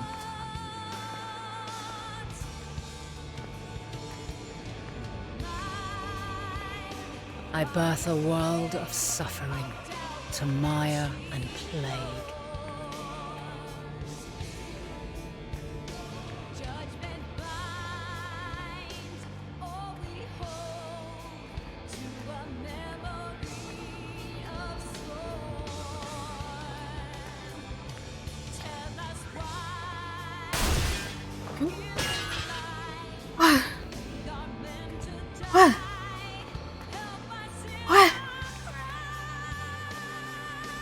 In one fleeting moment, lives come and go, ever moving towards the unknown.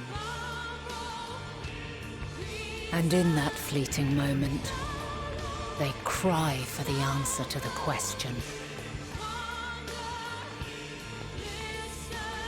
Why, given life, are they meant to suffer, to die?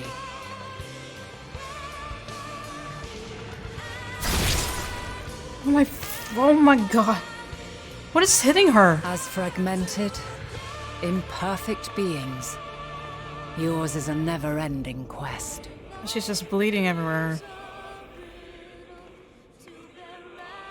Or she's just like... Oh my god! Ah! To find your purpose, knowing your end is assured.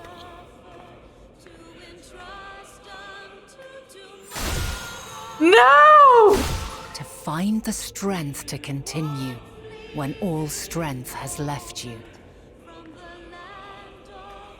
Why would they do this to me? To find joy, even as darkness descends. And amidst deepest despair, light everlasting. Oh god, the connection.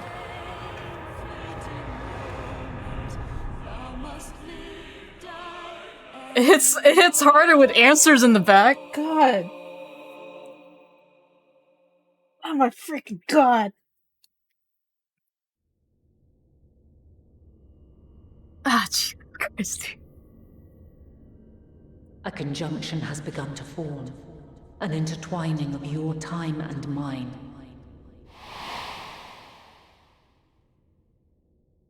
When you truly understand what is at stake, Oh my god, the audio. and your journey has prepared you to surmount the insurmountable, then shall I honor the promise made in another time, another age.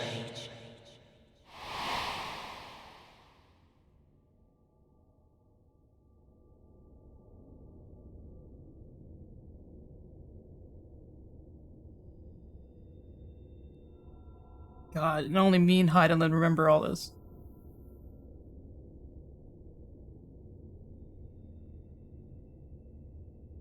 That's why Emma didn't remember me when we fought. God.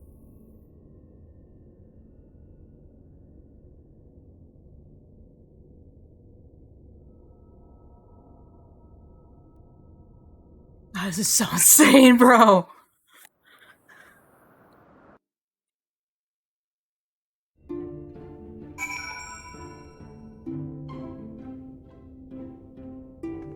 Hey, dude.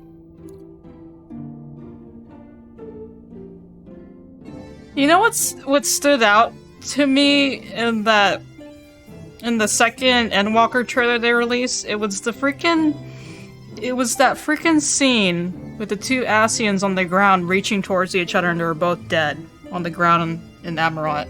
And like it only happened for a second, but that scene always stood out to me like the most. But then seeing that whole scene, man, is insane. I'm just about to go back to Cryo. I'm so freaking... God. The freaking camera cut between Heidelin walking and me walking towards Emmett at the end of the Amarant dungeon is insane. God. What did they do? Yeah, they go check on the dog. I can't even explain it, Yabi. There's so much. It's just like... just everything. Like, it's like everything makes sense and doesn't make sense at the same time. At the same time, everything's on fire. This is fine. Wait, where does this go? Oh. Hold on. No, don't take my money. Where is this?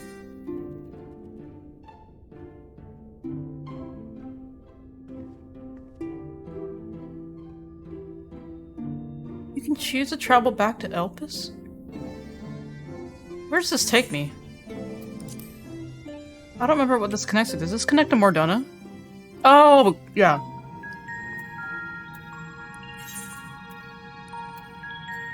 It still costs a lot to get to Old Charlie and damn it.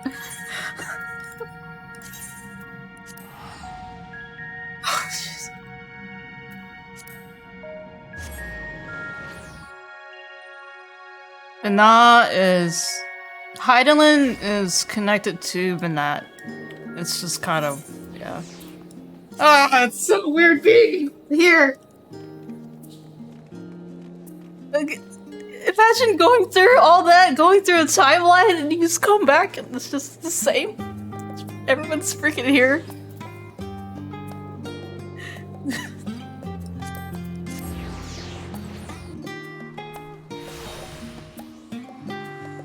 Yeah, how do I go in? How do I go into the freaking main hall?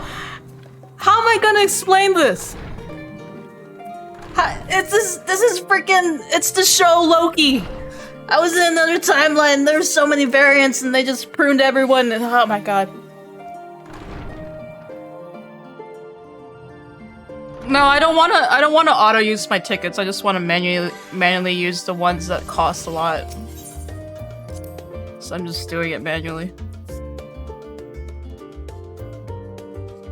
Oh.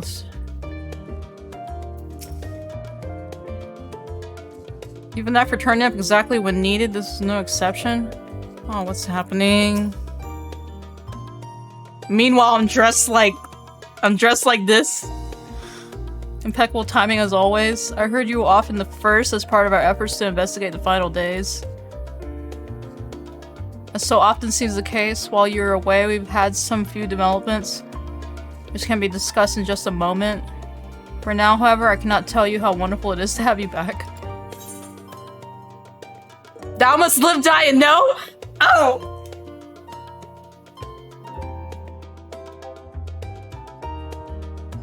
Oh, why they hurt me like this, dude? Carrying our song? Oh,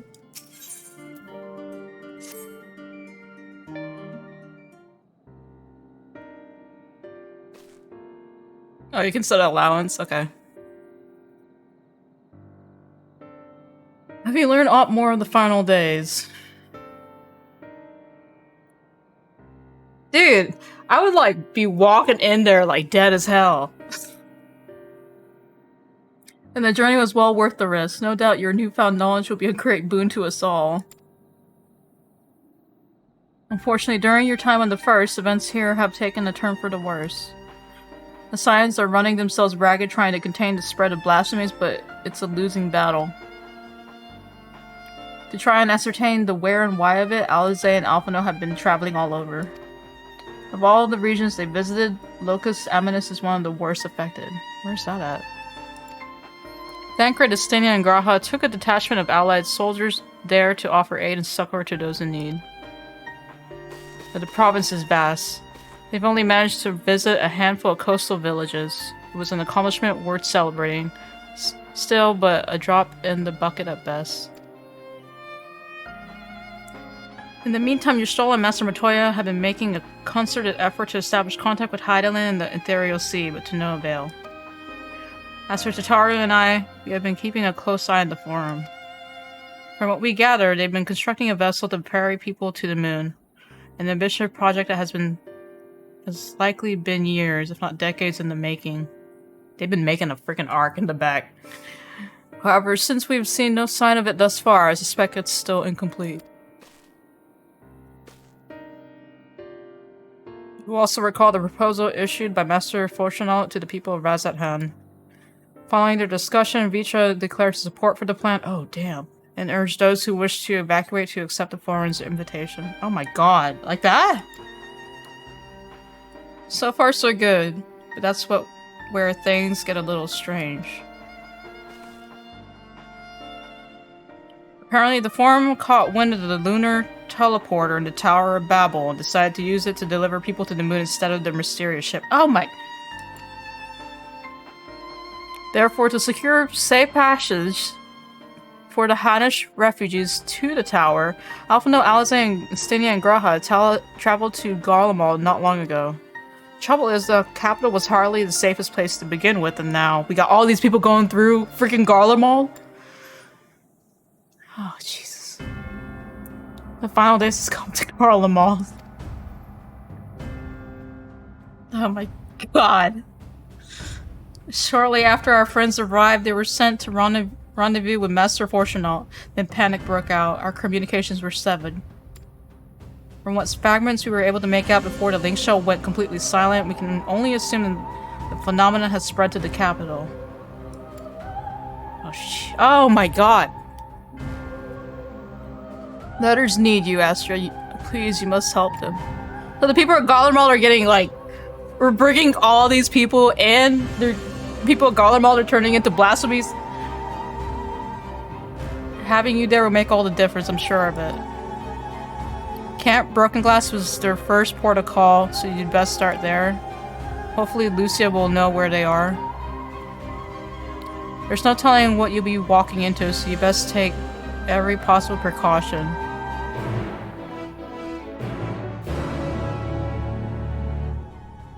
I'm just chill. I'm not gonna tell him what I saw. Oh, what the hell? I can't apply glamour plates here. What? Where's my headpiece? It pays me to send you off alone into unknown peril after you've only just returned, but 12 willing you won't be alone for long. I'll be sure to let Thancred and Yustol know you're back. At least they're still responding to their linked pearls. Okay. Why can't I not apply glamour plates in Old Charlian? What?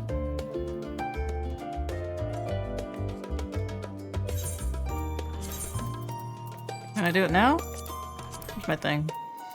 Let's not wear the Asian gear. How about that?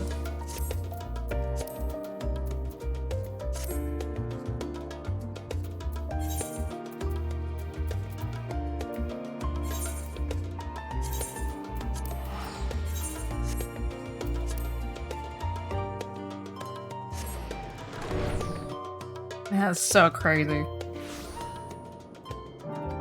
Like, if you compare the how the storytelling was in the Realm of Born and get to Endwalker is like completely night and day. Oh my god, it's an instance battle.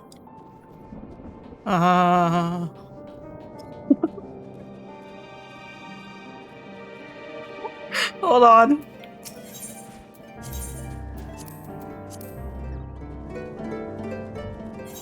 Someone's just freaking playing over here.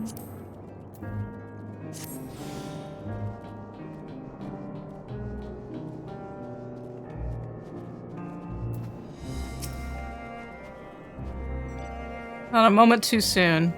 The skies over Garlemald are ablaze. Oh, it is! But it's events on the ground that concern me. As you have heard, your fellow Scions arrived ahead of you. We cut the customary greetings short after we received word from our troops on the Magna Glacies that the Forum's airship had landed. The Forum? Oh, wait. The Forum has an airship. It was then that the heavens began to burn. I dispatched your friends at once to ensure the refugees come to no harm. I would have you join them immediately. Additional support is en route, but we will discuss them later. I trust you are ready to depart. Upon departing? Yep. Several continue to play in sequence. Okay. I'm good. I have food and drink with me. I'm just like, am I mentally prepared for this? Probably not.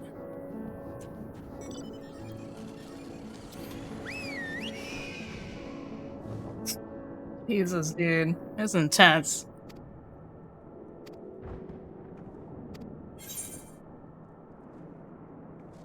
Oh my god. Alright. You guys ready for this?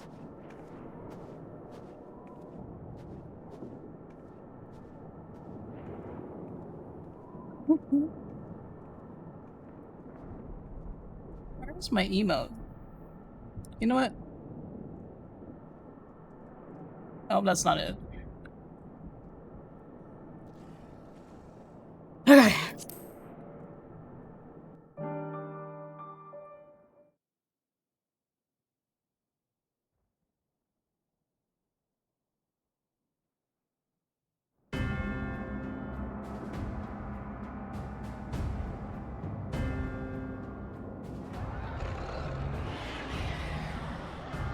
This is fine.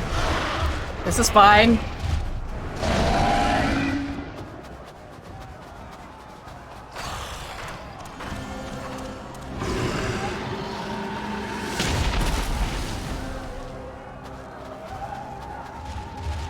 No.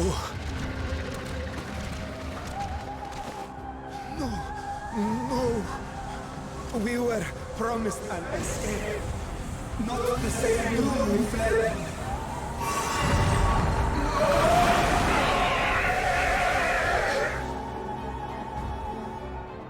Oh, fortunate. I shall not meet my final days here in this blasted waste.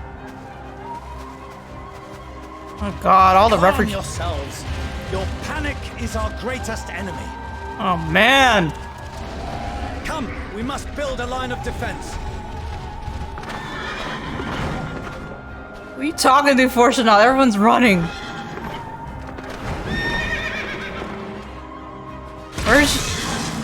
Where's your weapon, bro? He's walking in with nothing. Oh my... How? What do you mean, how? Leave the fighting to us, Father. You must lead the people to safety. Oh my god. Oh man, is Stydia and Alpha now? Oh, this is great.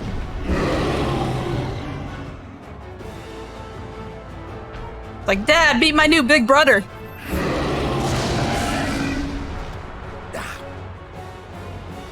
I can handle this pair. You? Shall tend to the refugees. Let us be about it. Oh my god, absolute units. Absolute units. As you wish, my little lord. Oh my god. Oh my god, am I playing as Alphino? Oh! Oh no! Oh no! Oh no! Oh no, he just jumped in, bro. See to the wounded. I haven't done Sage. I haven't done Sage.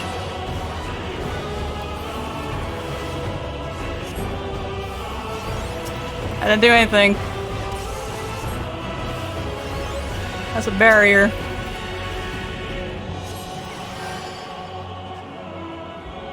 I can't even target them.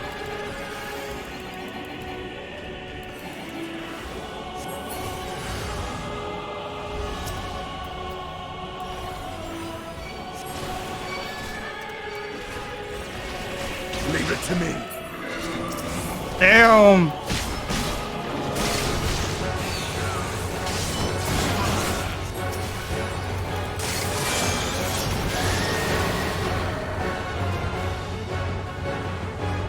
I can't even target them.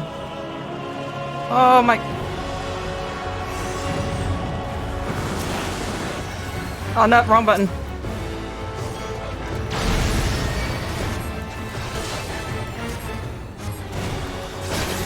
Those who can stand, come with me.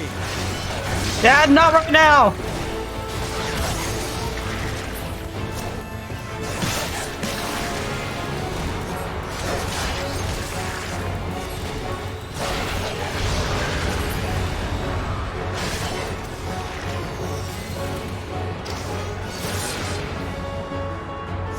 You're safe now.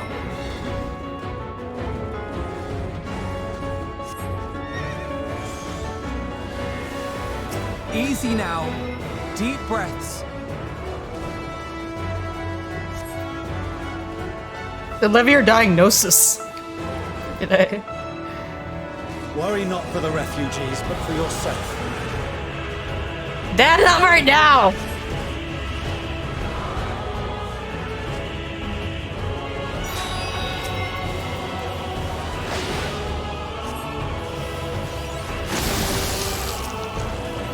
Ah, wrong button.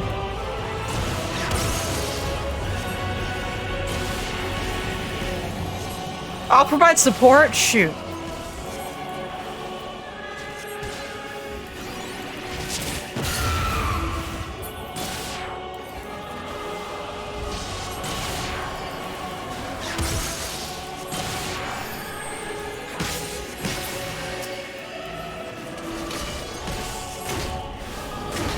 Oh, no, I did it on myself. God damn it, dude. No, wrong button. God dang it.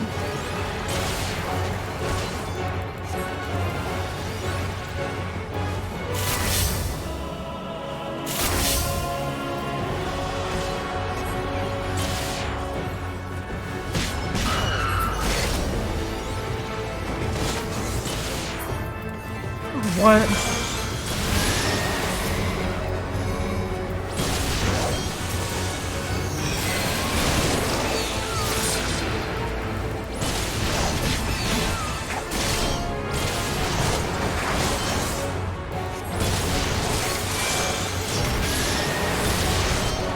Oh my god, dude.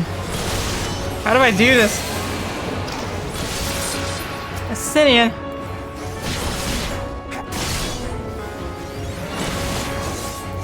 I can't even use Swift Cap, bro.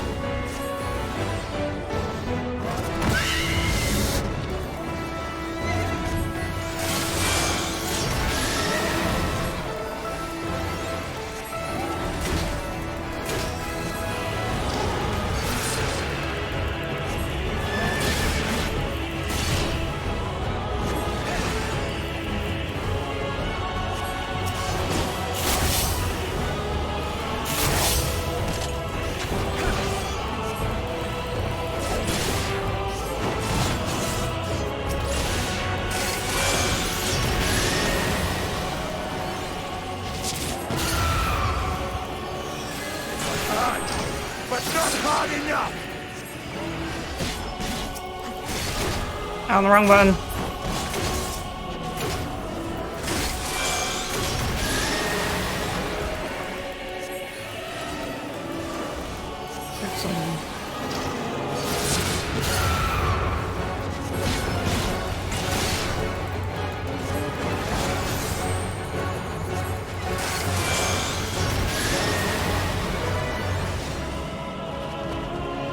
Oof.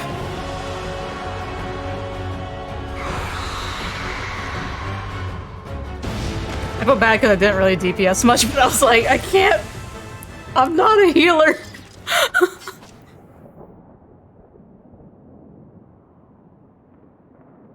God. Help! Someone, please! What?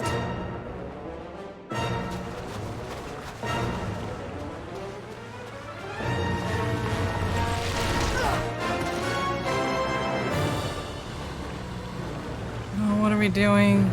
No. Don't. I don't want to die. Oh my god. Forward! Let not a single fiend escape! We got magic attack? Oh my god, Garlemald is helping us? Wait, that's Wait, what? Euless and the army. So, you've recovered then? In time enough to be of aid, for once.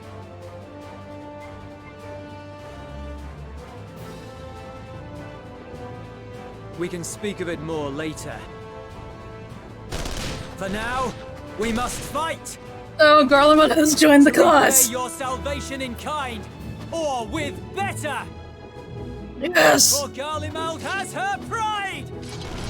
Oh shoot, wait, am I playing as Julius? No, okay, it's just a cutscene? Okay. I was like, bruh. Of that I've no doubt.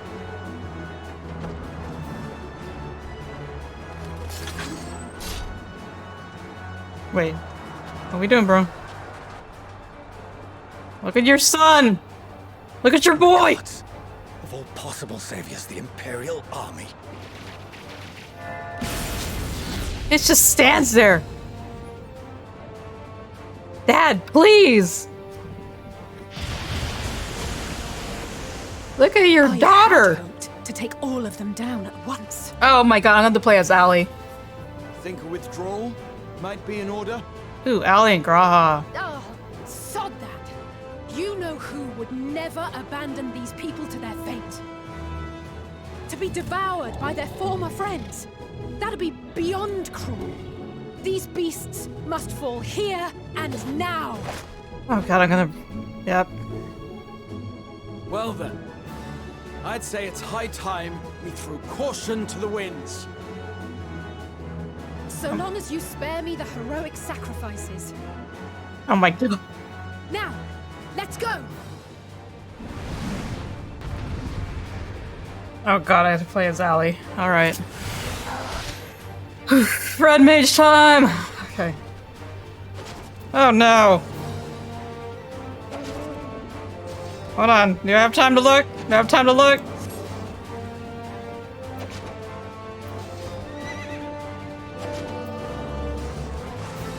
Okay.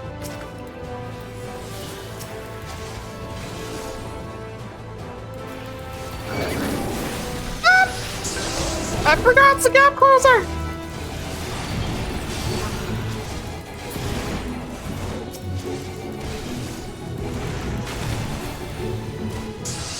Oh god, it's so weird. I have dual class, but I don't have my meter.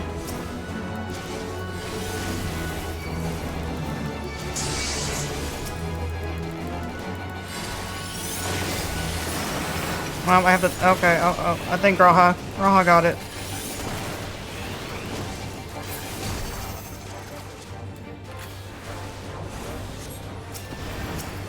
Got it.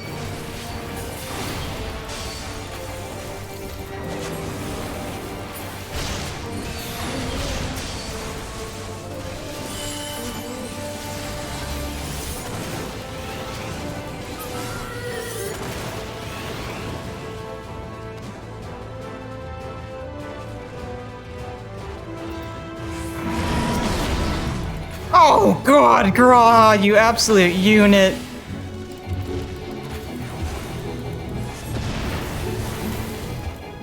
Oh, he's tanky. He's tanky. What do we do?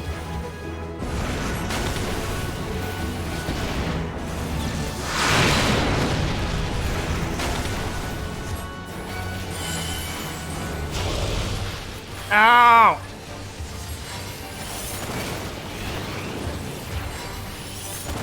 The beast calls down a rain of meteors? What the hell?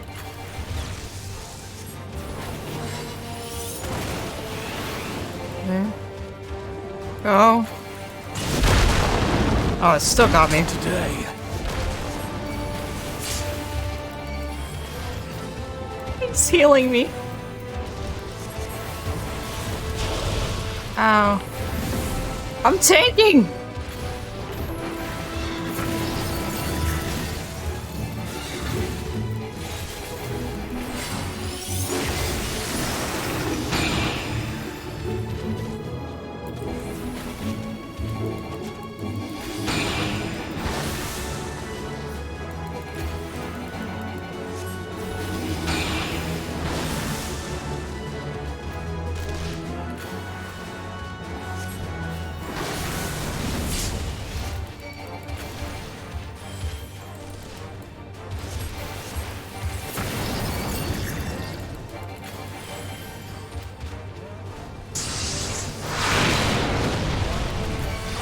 I'm not done yet.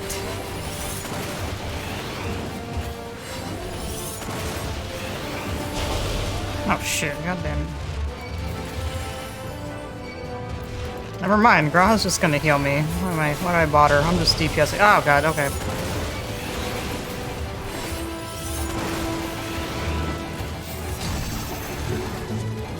Nothing to worry about. Graha. Graha.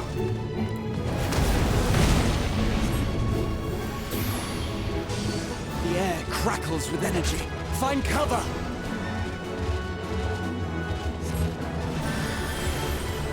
Oh sh!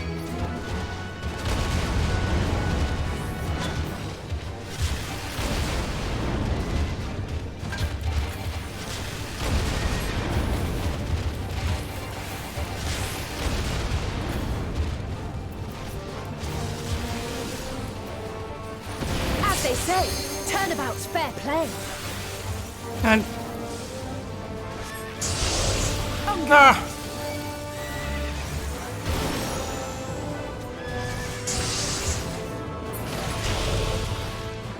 Oh, she has a double limit break? What the hell?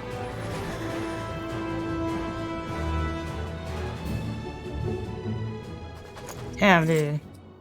Graha, such a unit. There's not the barest trace of ether. Maybe there really is no way to bring them back.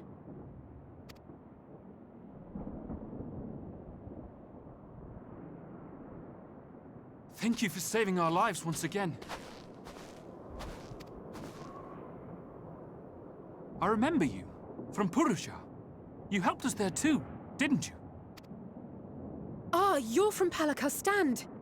I'm glad you're still in one piece.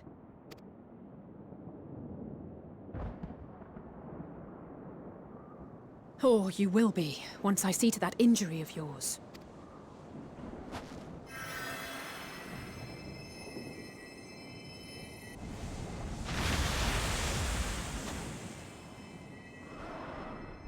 Look out! What? Damn, damn! Oh my god, Graha's foresight. Oh, it's from the trailer! It's from the trailer! Oh!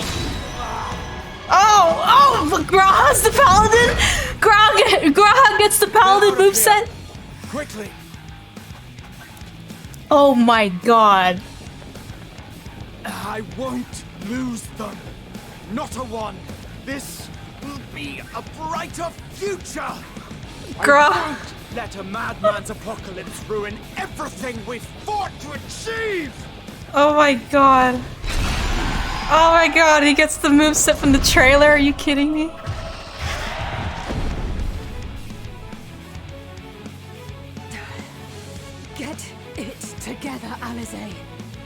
You're embarrassing yourself. And in front of Father, no less. Oh my god. You might never measure up to our champion.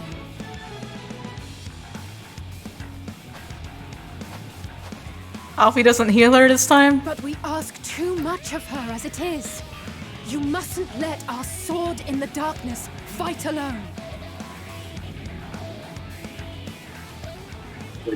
Oh!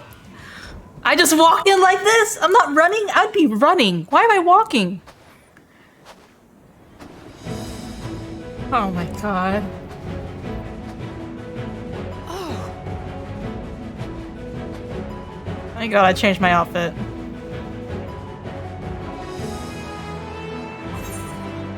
Back! You've done well in my absence. This is precisely why you should never skip your squat regimen.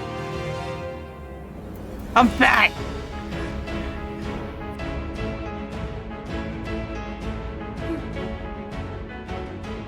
I can look after myself, you know. Oh, she's saying everything from the trailer, bro. I don't get the cool paladin moveset? Graha gets the moveset? Damn, dude. Everything's in order, I trust?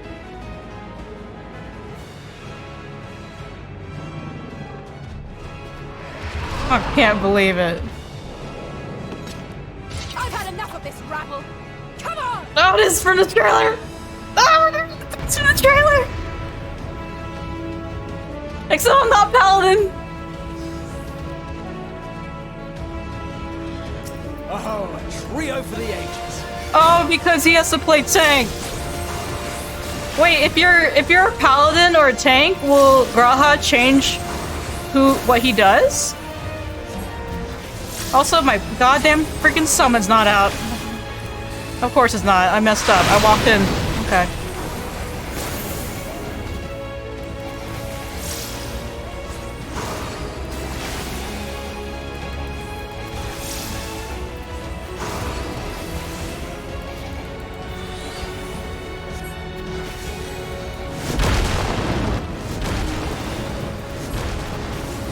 Just the beginning. Ah!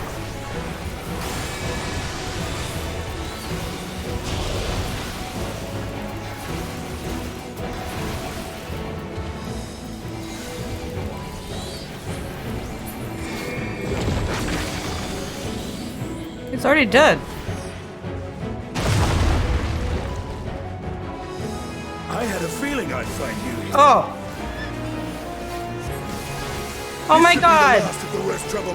Is everyone coming together?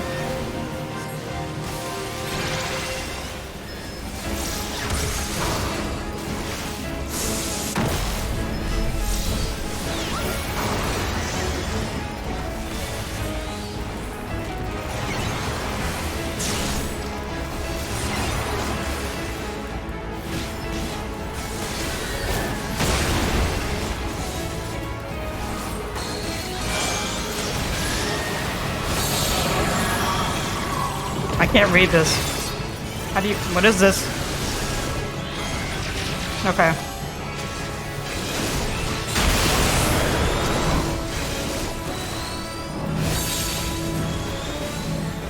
Why are you running to me, Allie?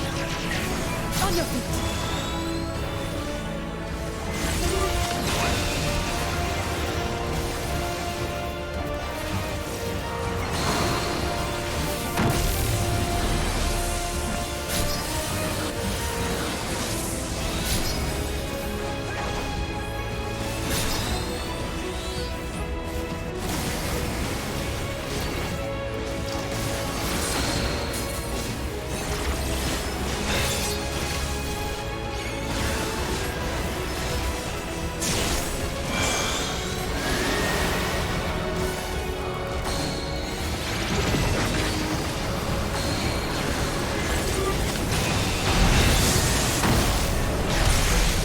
Dude, Allie's just eating it. Heal your sister, Alfie.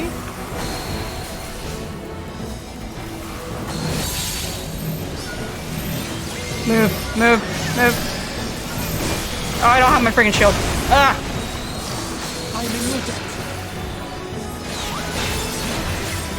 Oh, I did swift cast for no reason. Okay. Oh, Jesus Christ, dude. Ugh. Ah, I couldn't swift cast it. Ah. No. Where were we?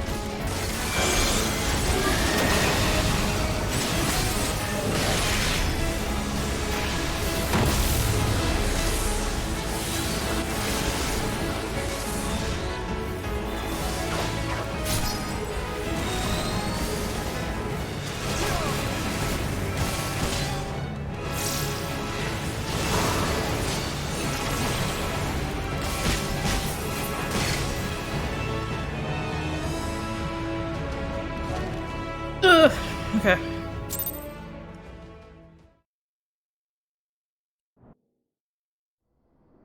That was intense, but nice.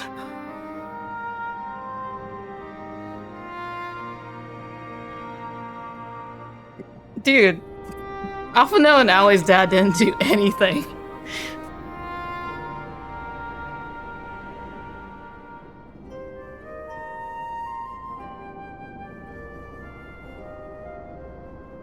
You must board without delay. The ship will depart ere long. Oh, there he is. Your offer to host us in Sharlayan is most appreciated. But will the final days not soon fall upon it as well?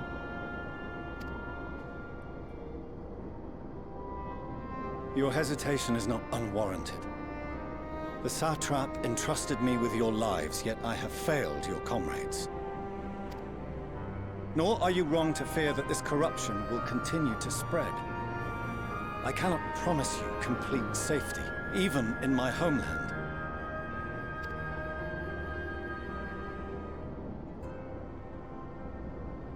What I can promise is that I will do all in my power to protect you.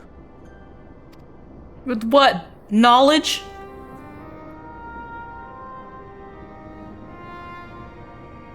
That power is not inconsiderable. Even now, my countrymen are preparing the vessel that will deliver us to a sanctuary on the moon. Join us on our journey there, and beyond, to new horizons. Come to old Sharlayan. Please. They're already here, bro. What do you mean?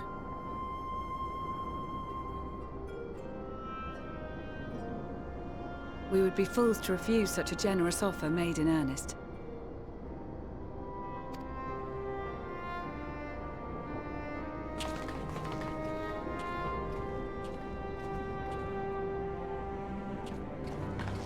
It seems they've a new destination.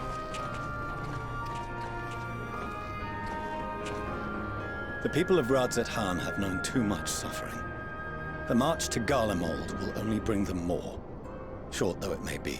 Yeah, this was such a bad idea. Like, why would you bring, like, I know the teleporters here. It's like, there's, I quite agree.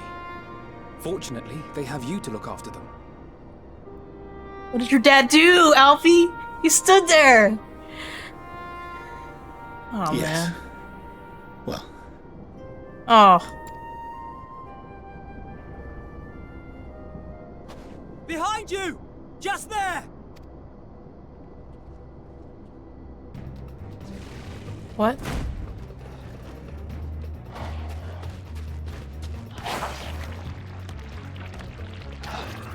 More of them.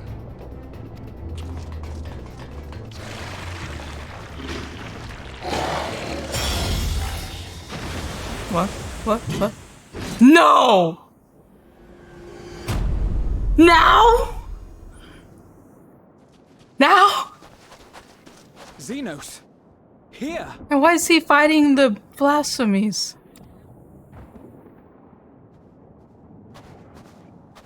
You'll be alright. Hurry to the airship. I love how Graha was like, did not... went straight to the guy, didn't even look at Xenos.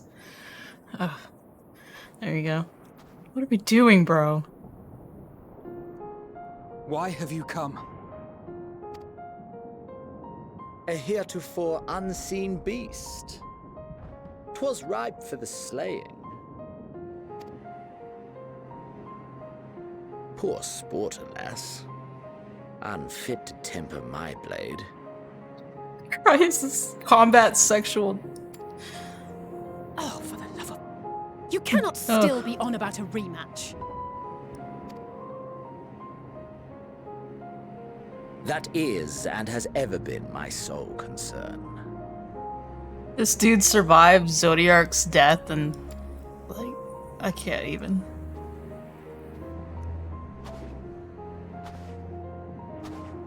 You, on the other hand, are fixated on a different quarry. Your passion pales before mine, yet neither hate nor despair seems sufficient to recapture your misdirected bloodlust.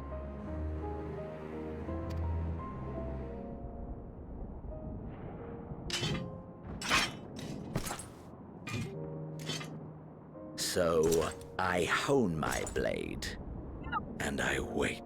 He's waiting for me. He's waiting for me to like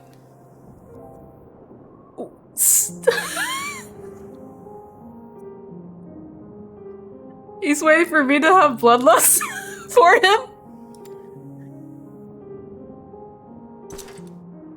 That's it. That's all you care about. Where's your emperor, dude? Or your prince emperor?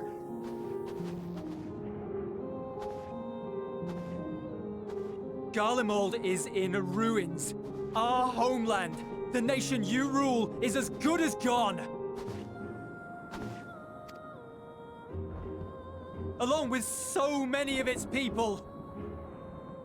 Not just soldiers like us. Not only those who fought and killed for power and duty. Innocent civilians.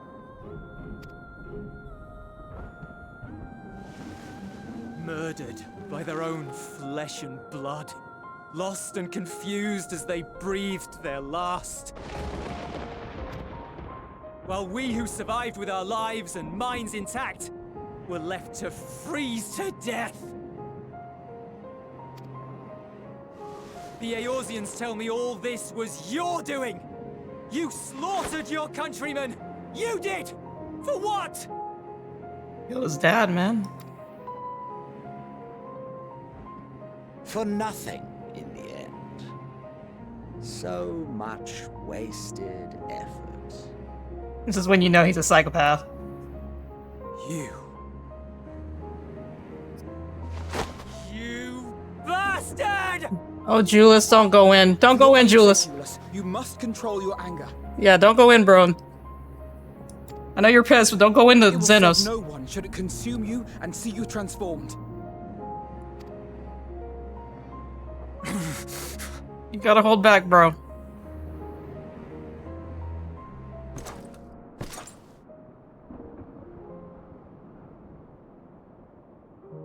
Would you be happier had I a good reason?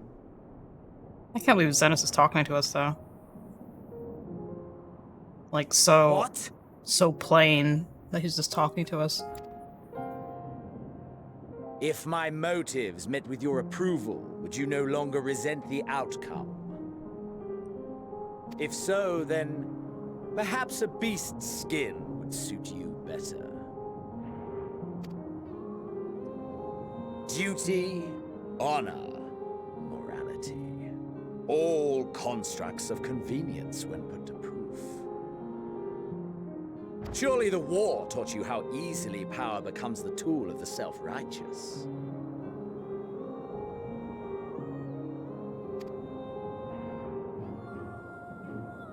How the people's justice was merely a means to their ends?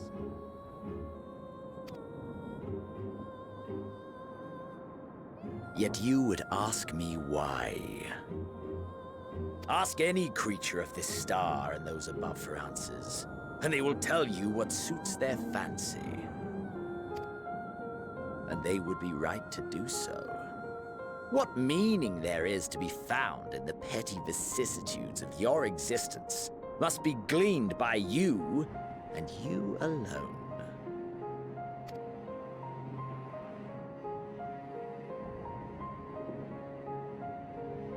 Should you seek it in battle in the fruitless pursuit of my demise, then come. Assume your rightful place as a notch on my blade. Damn. Julius, no! Please! Julius! Julius, don't! You are a blight on the Garlean race, and there would be no more satisfying way to expunge it than by beating you to death. Julius. Julius, please. But I will not be party to another tragedy. I refuse to lose anyone else because of you. So go. Go! And may we never suffer your madness again! Damn. Is he gonna just... He really? He's just gonna what? Allie. Perhaps you found meaning in living this way. I cannot deny you found strength. Yet if you only pursue your hedonistic pleasures and pay no heed to the plight of others, then no one will give you the time of day. You will never get what you want, not even the battle you pine for so dearly. You'll be alone for an eternity, and you'll deserve every agonizing second of it. Oh my god. Oh my god, dude. She just said that? To his face? And we're just gonna watch him go. Oh my god.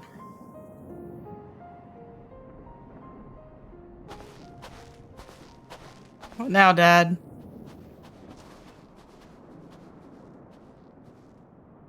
We're ready to depart. The refugee ships will be leaving shortly, but I've asked mine to remain for the time being. There's room enough for you to join me on it, if you wish. Oh my god. Oh my god. Do contain your surprise. I needn't agree with the Scion's methods or intentions to acknowledge that their deeds are deserving of gratitude. We appreciate the offer. But might I ask why you are delaying your departure? I presume it is not solely for our benefit. I must visit Garlemald ere we return to Sharlayan. Having caused such an uproar, 'tis only meet that I explain myself to the Ilsabard contingent.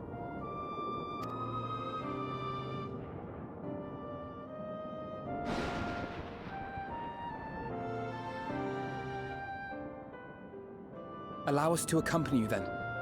We should be glad to facilitate, given our familiarity with all concerned. If you would like to join as well, Eulus, we can speak of recent events on the way.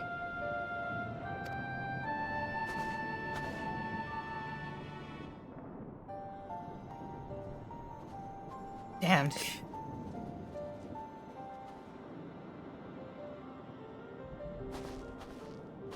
Oh? He'll be after your seat on the forum next. Oh my god.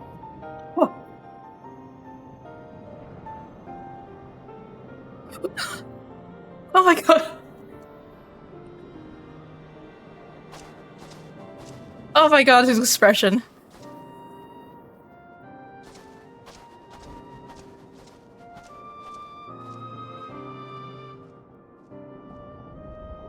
Oh my god, it's Stydian.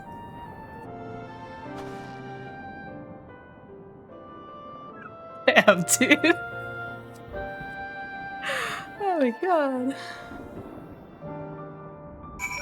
Oh man.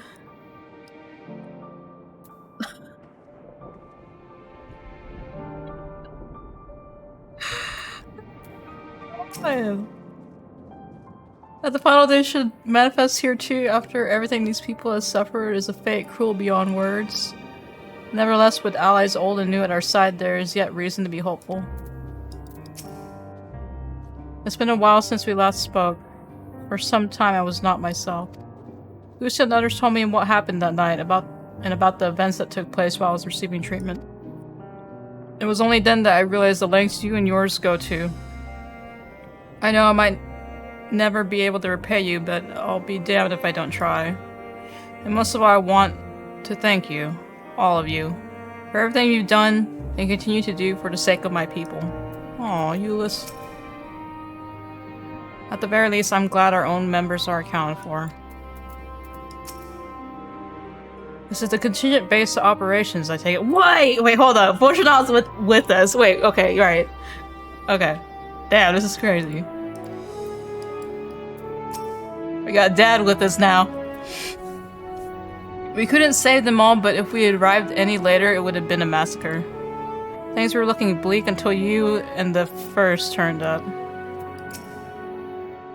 Though there'll be time later to discuss your journey to the First, there is one thing I must ask. Did you perchance speak with our friends in the Cristeria?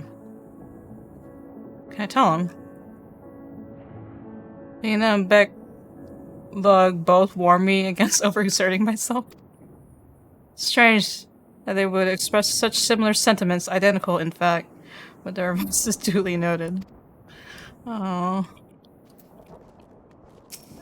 Okay. To see Zeno standing there, so uncaring and unrepentant, gods, I don't know what came over me. He's a psychopath, man.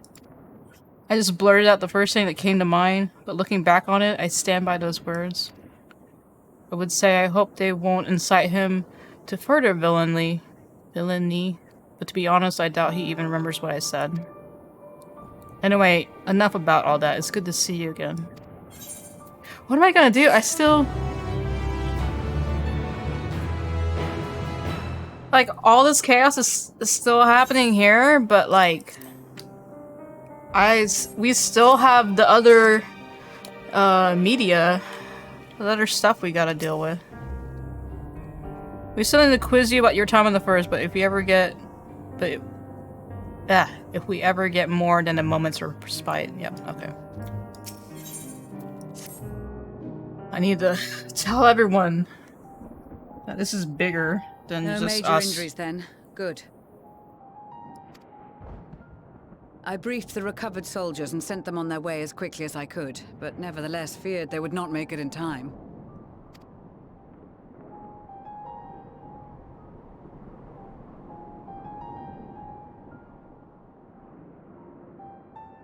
The additional support was invaluable. Your men saved more than a few lives.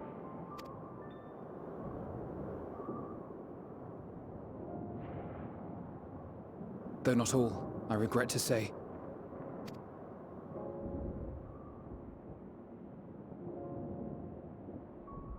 I take it that I'm addressing Lucia Junius.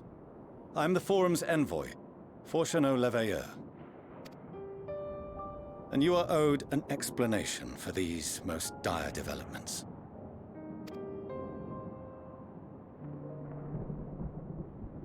Dad.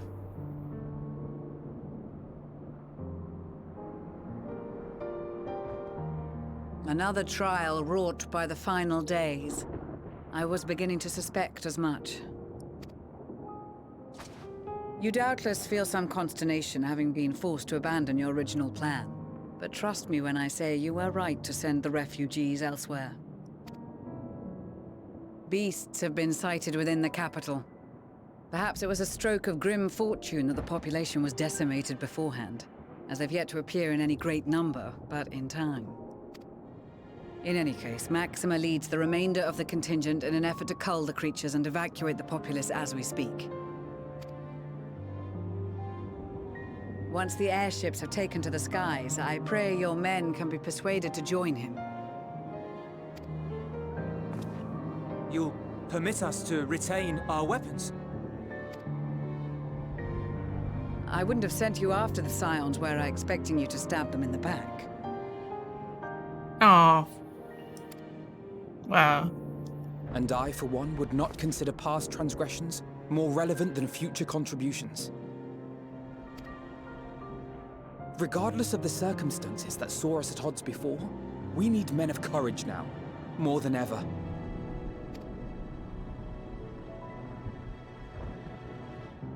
Man, he's shook. He's so shook.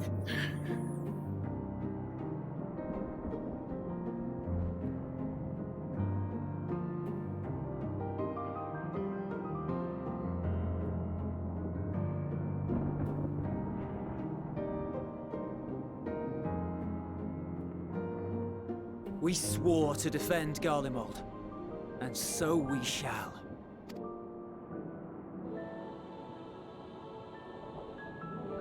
It seems you have everything under control. You will excuse me then, for mine own duties await. A moment, Master Fortuno. Dad. You did desire to express your appreciation for services rendered, did you not? I did. Though if you intend to again ask that Sharlayan alter its course, you will find my gratitude insufficient. 'Tis nothing so onerous. I wish to hear the details of this grand endeavor of yours.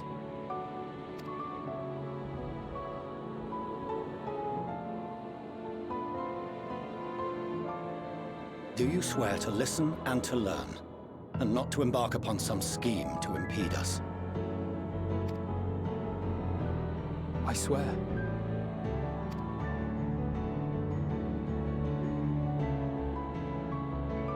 Oh, man.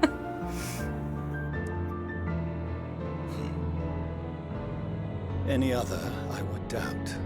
But you, I trust to keep your word. For not once have you broken it. Very well. I will request that the Forum make you privy to our plans. You may await our summons at the Baldessian Annex, assuming the decision is in your favor. Does that suffice? Will we go back? It does. You have my thanks. Excellent. You can regale us with tales of your most recent sojourn to the First while we wait.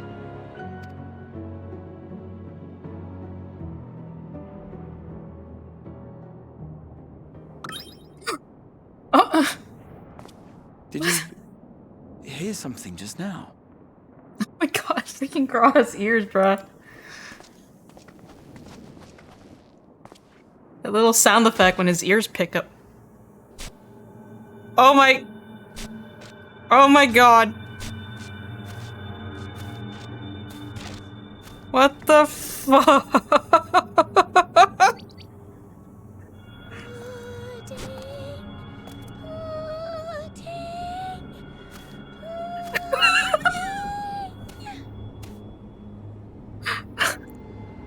Is that pudding way? Where is this star's blasted pudding? How did they get here? They're all here. They're all here.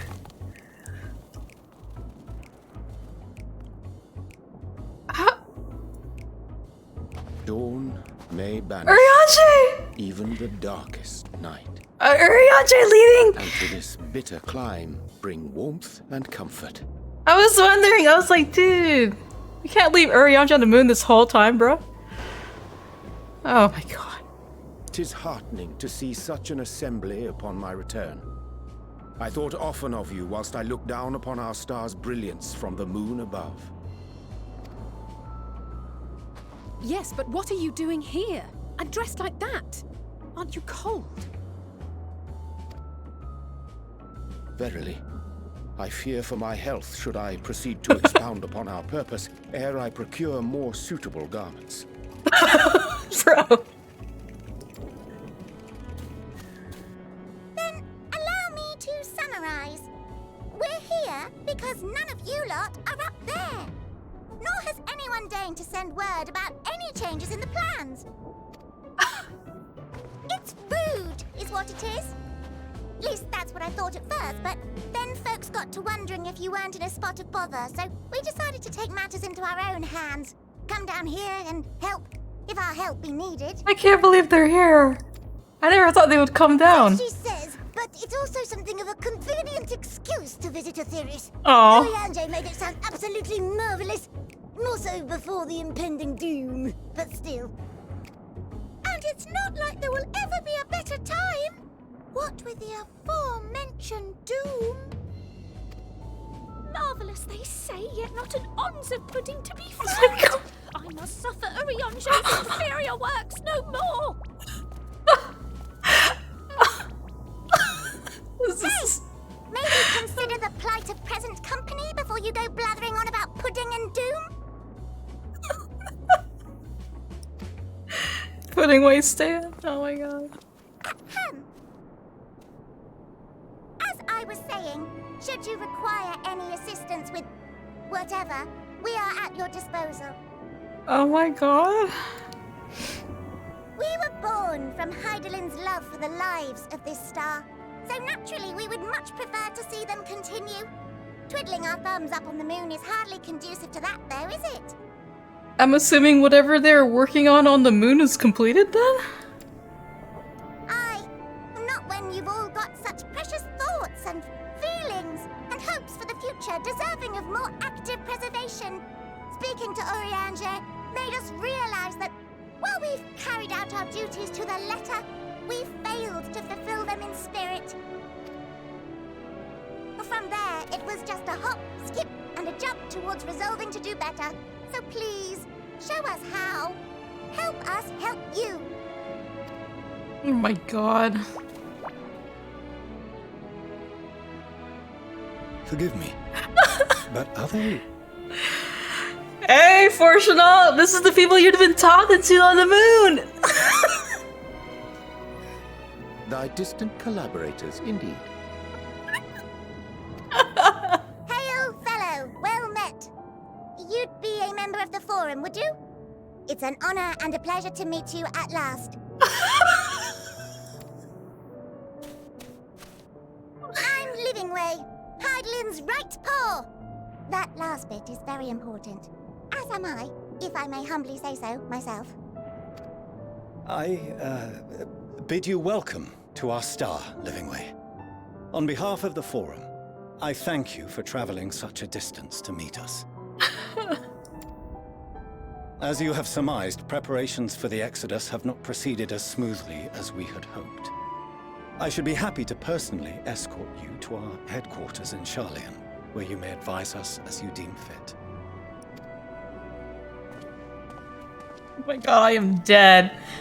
'Twas with reluctance that I set aside the great work of readying the moon for habitation.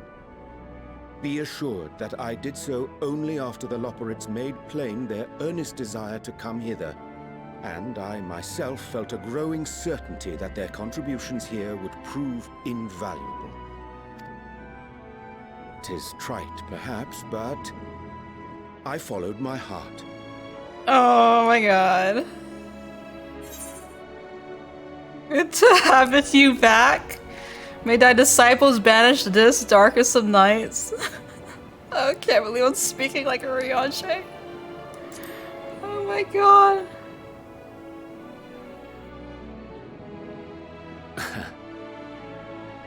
I am no esteemed philosopher of Eld. Nevertheless, 'tis my hope that what little knowledge I shared shall serve them well, and perchance help save us all. I miss Oriange too. Will thou attend us at the Forum and lend thine own wisdom? Oh boy. Being way in the back, bro. If that's all quite settled, can we start moving before Oriange catches his death? Even I'm freezing out here. Oh, I dare say you'll warm up quickly once you're aboard the airship. Sat shoulder to shoulder with our fur-covered friends. Oh my god, we have to get everyone on the ship. Pudding Way. Dude, I love Pudding Way.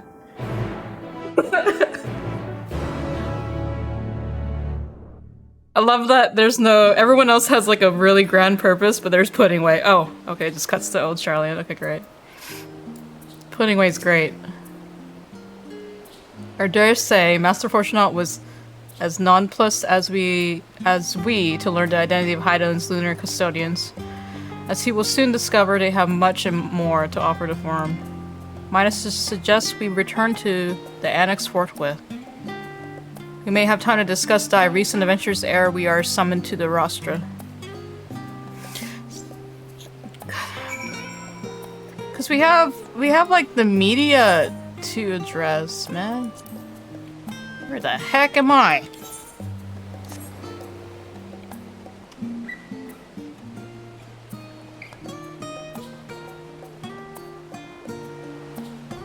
Media and Hermes, well...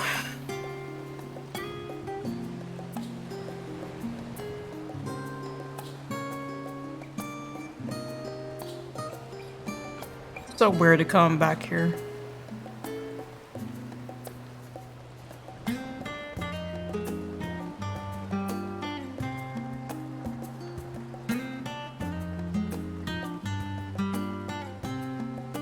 And I have to drop all that knowledge up, like what happened in Elpis. Elpis in Annex.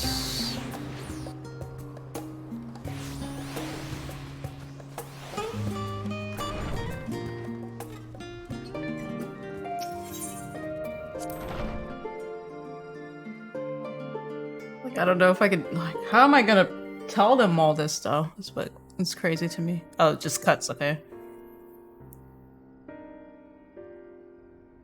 Please tell me this is voice acting.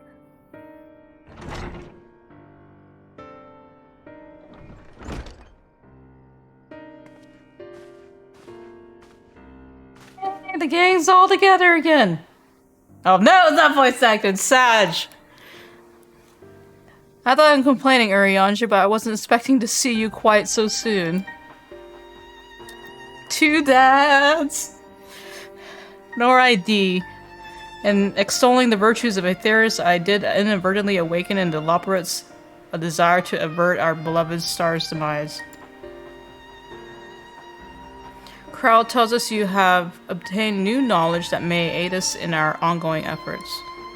I have news to share regarding our study of the ethereal sea, but your findings are certain to be of greater interest, and so I would rather hear them first. To what revelations did Heidelin's Elpis flower lead? Oh boy, you are in for a treat, Yustola.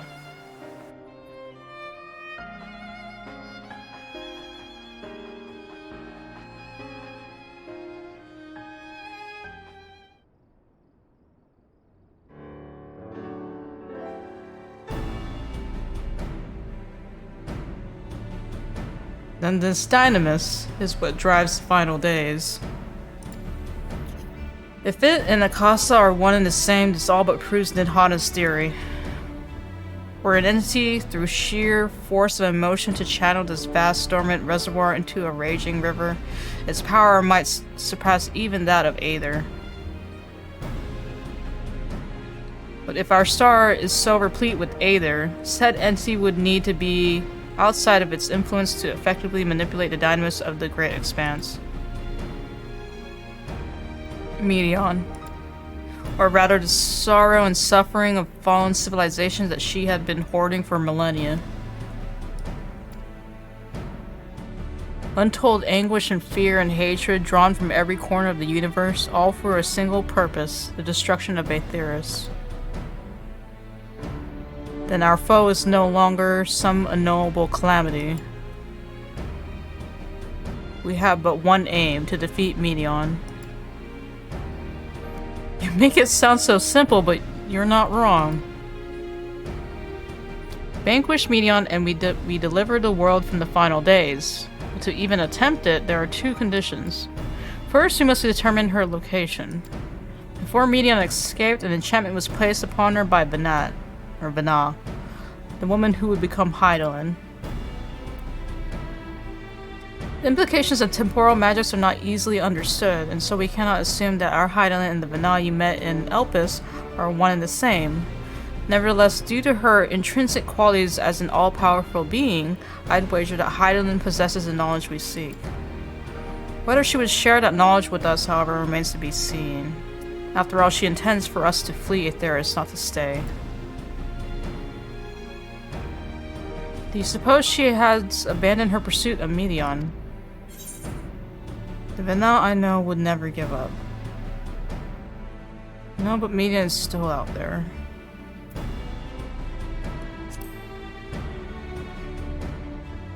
We don't know. But I don't think she did. That's my impression too, otherwise she wouldn't have used me as a conduit for her will or provided clues such as the Elpis flower. I believe she has been waiting for mankind's answer to Hermes' question.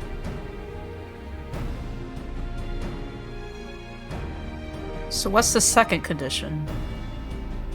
You must find a means to reach Medion. Naturally, our chosen method will depend entirely upon wheresoever she has made her nest. Where would she be?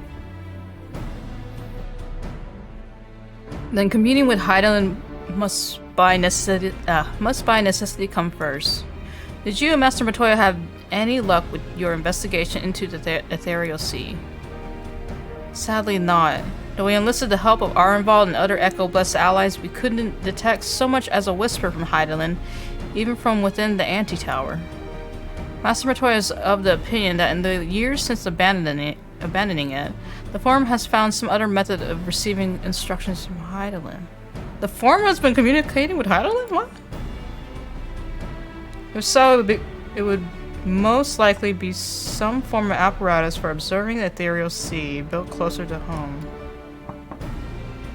Observing the Ethereal Sea closer to home? Sorry to interrupt, we just received word from the Forum. Your presence is required in the rostra where they intend to discuss the Great Exodus. Then Father was able to persuade them. They're finally taking us seriously. Let's hear what they have to say.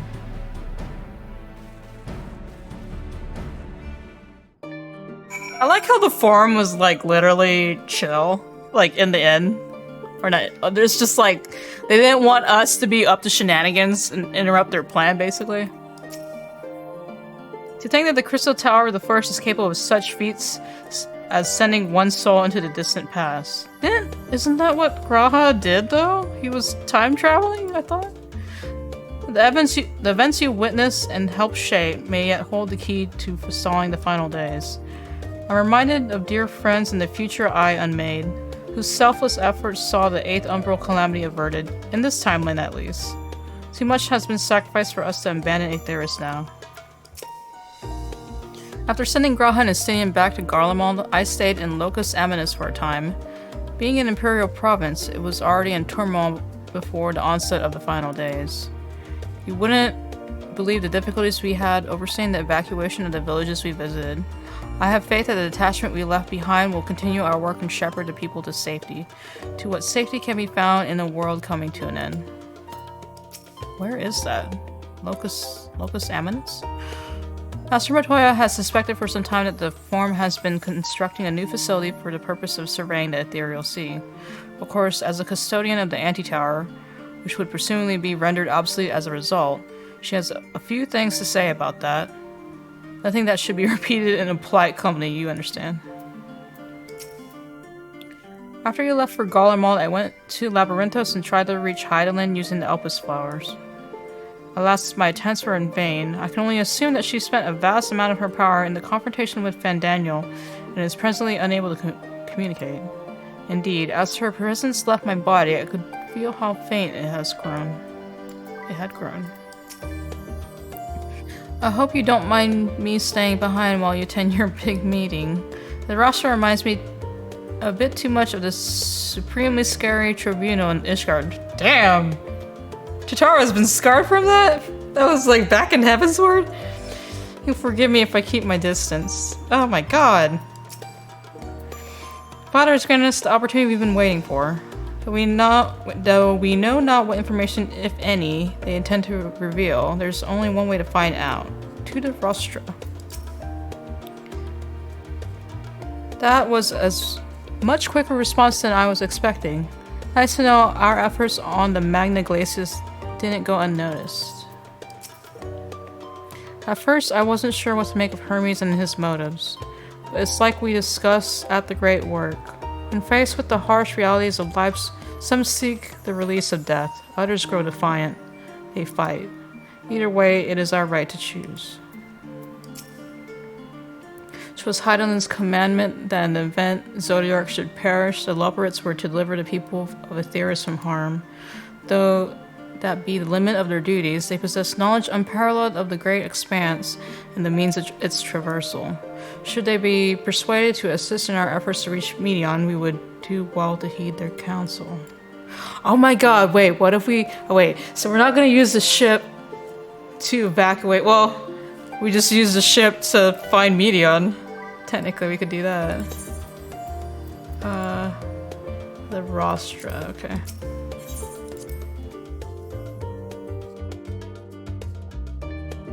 Oh boy, I can't wait. Time for knowledge.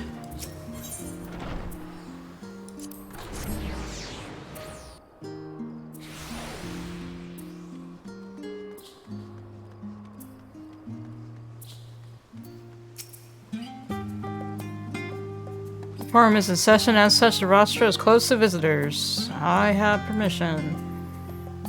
A sign of the 7th dawn. Very well, you may wait in the corridor. Of course, entry will only be permitted on the condition you leave your armaments at the door. Lest you forget, this sacred institution holds rational discourse in the highest. Implements of war are expressly forbidden. Yep. Knowledge!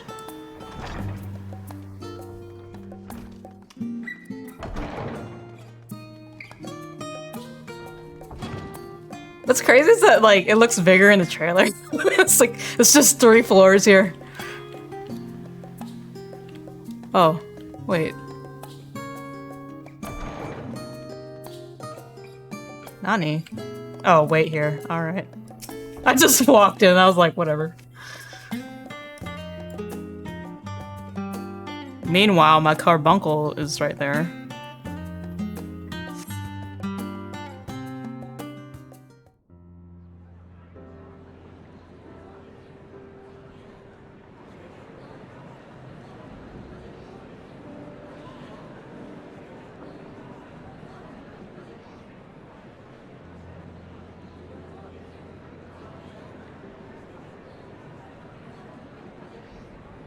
Oh my god.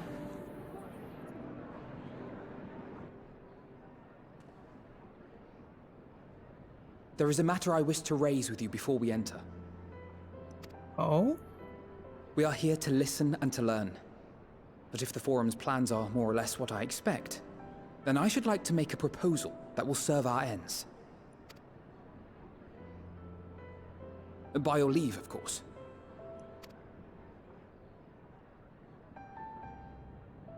I took off my hat. I don't see why not. Your words and wits have gotten us this far. Agreed. I will present our queries so that you may consider the most advantageous way to advance your proposal without distraction. Thank you, everyone.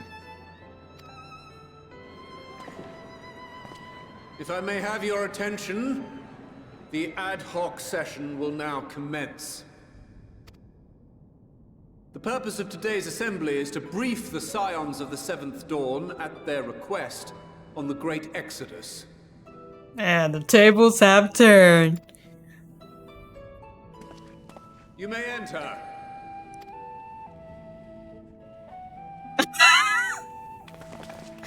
First we were getting prosecuted, now we're coming in.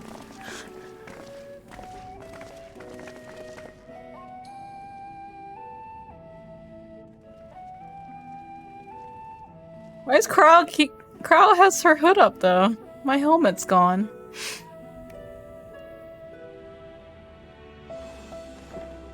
On behalf of the Forum, I commend your heroic actions on the Magna Glacies.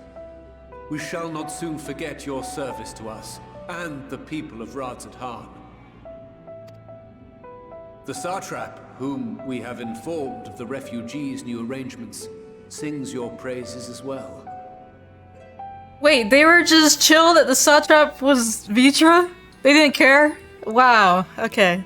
As an expression of our gratitude, we will endeavor to answer your questions as fully and openly as we are able. Then let us begin. First, it is the Forum's objective to ferry the life and knowledge of this star to the moon. Am I correct? You are. It is for this purpose that Sharlayan has labored these many long years. They've been literally doing freaking Noah's Ark for how many years? We have collected biological samples and scientific records from across the star. When the time comes, they will be moved from their places in Labyrinthos and Numenon and conveyed to safety. Numenon? Their collaborators are small rabbit people. I think they've given up, yeah. I think, well, since they're people of knowledge and not war, they're just like, let's just take this in. Like, we got no reason to deny the fact that the Satrap is Vitra. Once that critical task has been accomplished, we will begin transporting the Sharlayan citizenry, which has been categorized into groups. Oh my god. The earliest arrivals are to ensure hospitable environs for those who come after. Following our people, we will send those of other nations in turn, beginning with our allies. Of course, there's a freaking tier. Radzat-Han was foremost among these. But since the final days have already come to Thavnair, we saw fit to include the refugees with earlier groupings. Of course, there's a queue. There's a queue to get to the ship, dude. An ambitious plan. You have accounted for the safety of all nations and tribes, then? As many as we can. And how, pray tell, do you decide who to leave behind? To journey beyond the sky is an unprecedented and immeasurably difficult endeavor. Introducing sources of inevitable conflict would condemn all to certain death. And there's the requirement to board a ship. Questions as to the validity of that approach aside, are your plans proceeding apace? We're under the impression that your primary means of celestial transportation is incomplete.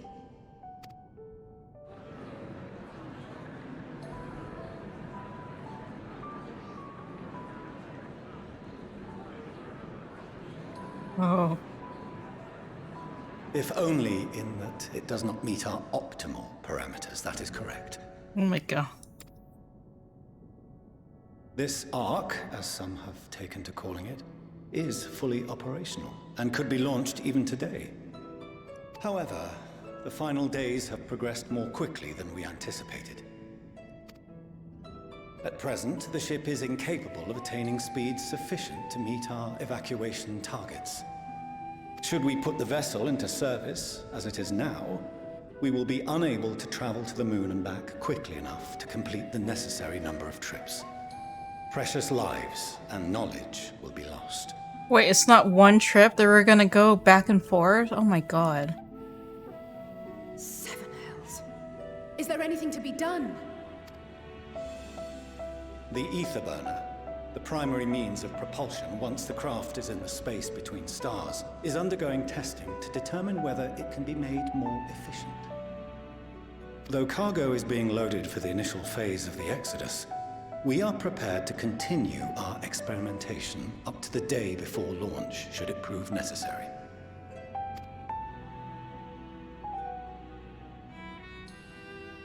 What if the Scions were to solve your problem?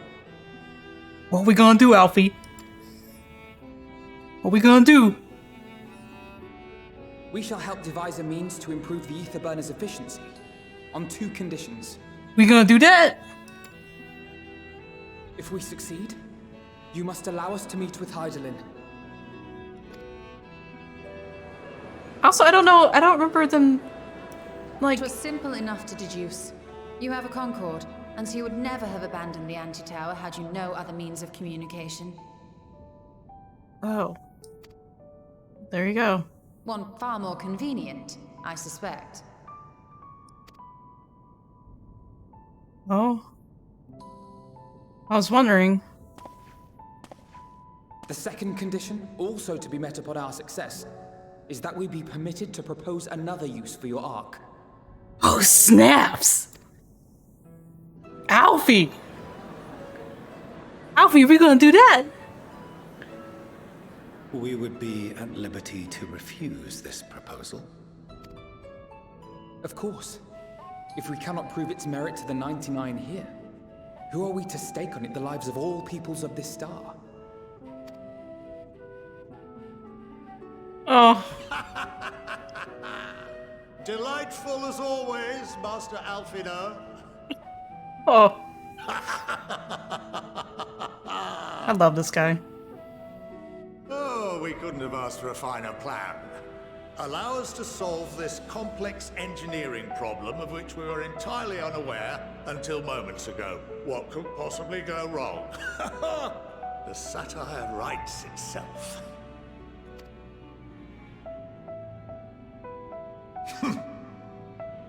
Yet, what field has not benefited from a change in perspective? When we are at wit's end, what we need is not the same dry theories recited ad nauseam, but fresh inspiration.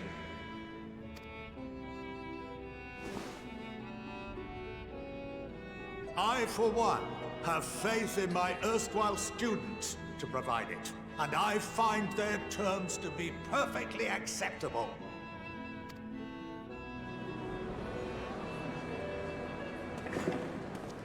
Order! Order! We have no time to waste on debate. I call a vote. Damn. All in favor of agreeing to the Scion's terms? Oh, man.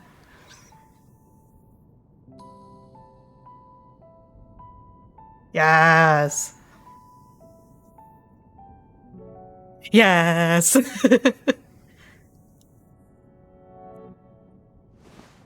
No. 71 in favor, 28 against. The ayes have it. Boom. Fortuneau, as the architect of this project, you are the best candidate to show them its current state. And bear in mind that regardless of your personal misgivings, this is the will of the Forum. Oh.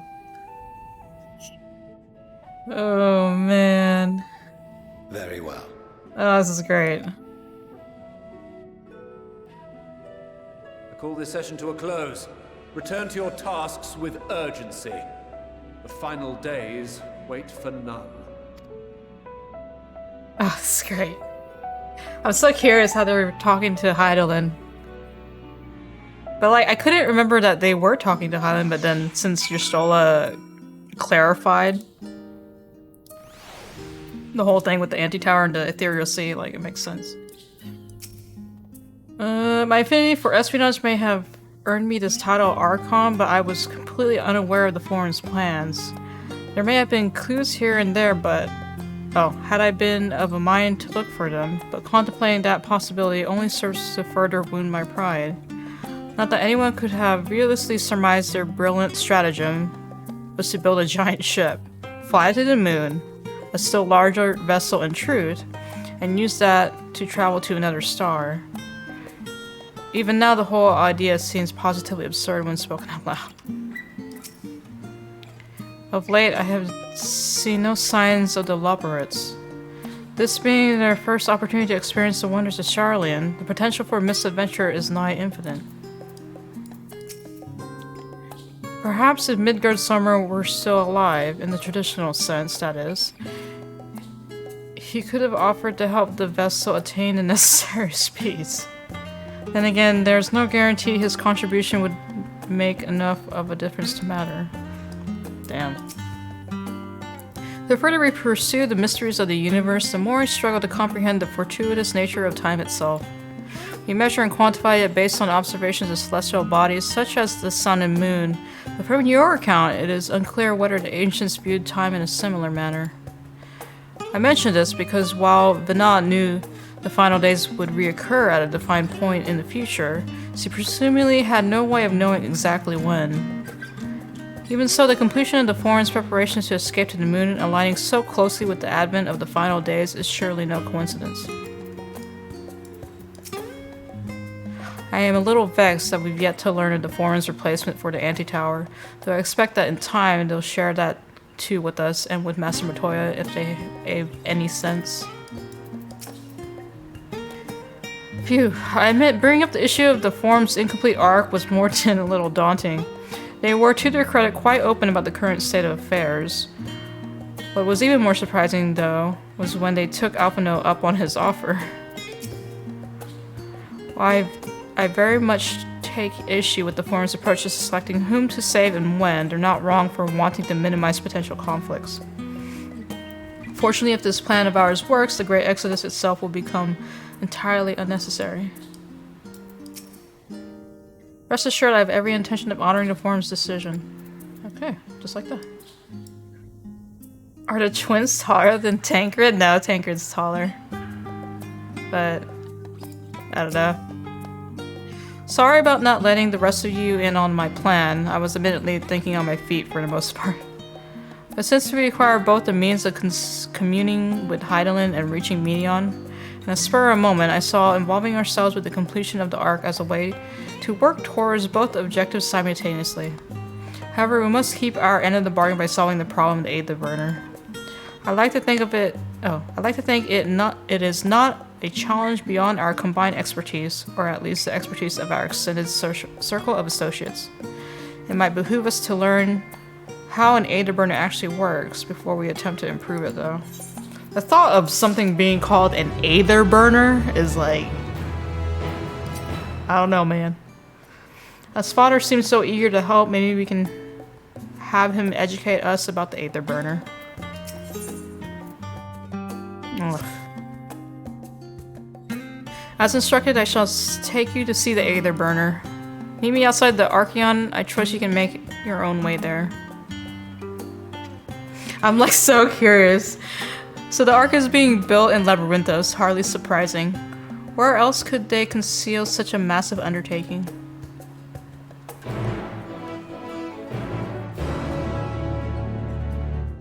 Oh, Archeon.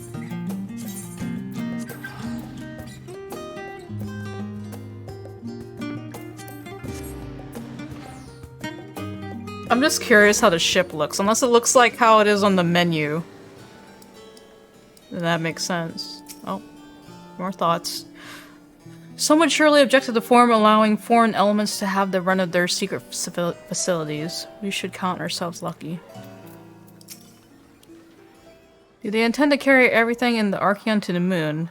They said they started loading scientific records and biological samples, but do they really need all of it? It seems so long ago we first set foot here. It has been many moons since I last visited Labyrinthos. As vast as the archives were back then, they've only continued to grow in the days since. Where once we were refused entry, we are now welcome as guests. I don't understand the appeal of reshaping it to look like the world above. Make your peace with what it is, or go outside if that's what you prefer. Instinian what? That we have been granted permission to enter the lower levels is proof of our increased standing. Would that they had been willing to confide in us sooner. True. Among the many and varied documents sent to the moon, I did chance upon several inventories made in the Archeon. Mayhap the Forum believes such records would prove insight into the intricacies of clerical duties. Regardless, the Loppers did not consider them worthy of more than a cursory glance. Oh god, I'm standing on Cryo. Oh no, okay, I'm right in front of it. Our destination lies in the lower levels. The Forum, in its wisdom, has granted you access to the Archeon's lift. Yes! Step inside and have Ophaline take you to the medial circuit. Yes, finally, I can get to the 3rd level.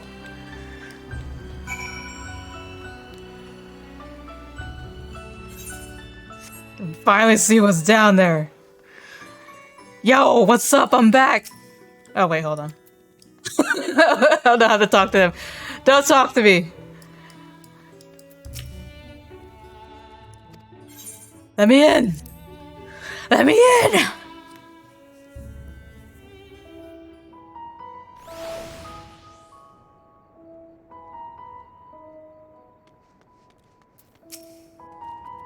I've sent your associates ahead to the Logisticon Alpha on the other side of the Marial Agronomics. Actually, there's something I've been meaning to... No, never mind. It can wait. Let us attend to the matter at hand. What? Tell me!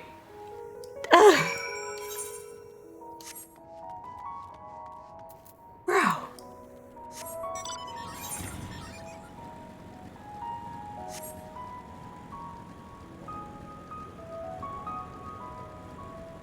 Finally get to the freaking one-on-one with their dad, man. I forget, there was a entrance, right? Or something? I think because I tried coming here because I was trying to find the Aether currents, but it wouldn't let me in. Was it here? No, hold on.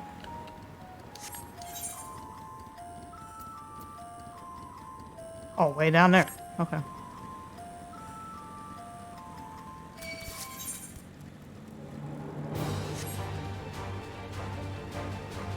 Yeah, okay, it's that building right there. Okay. I remember.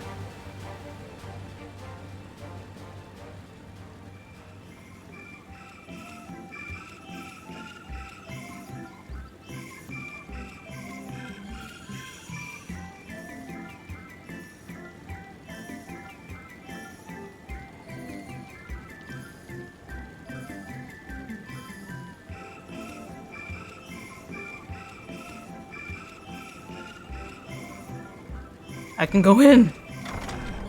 I can go in.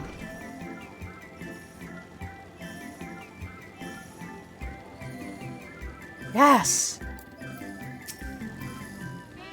There you are. Havingworth's Master Forshnaut by any chance? Nope, he didn't tell me squat. Knowing the form, even the people working down here are probably kept in the dark about the true purpose of this place. On our journey here, I was filled with an inexplicable sense of elation to see vegetables other than carrots being cultivated. Why it near brought a tear to mine eye. We must be close to the central circuit, which is where Charlene's greatest secrets are held, if the tombs I peruse told the whole story. The fields we passed along the way brought back memories of Ferndale. Unfortunately, we were never blessed with such abundant crops. Oh my god. Oh my god, Estinian. All of a sudden? He's just thinking of his home village? The further underground we go, the more surprises we find. I wonder what this place is actually for. Wow.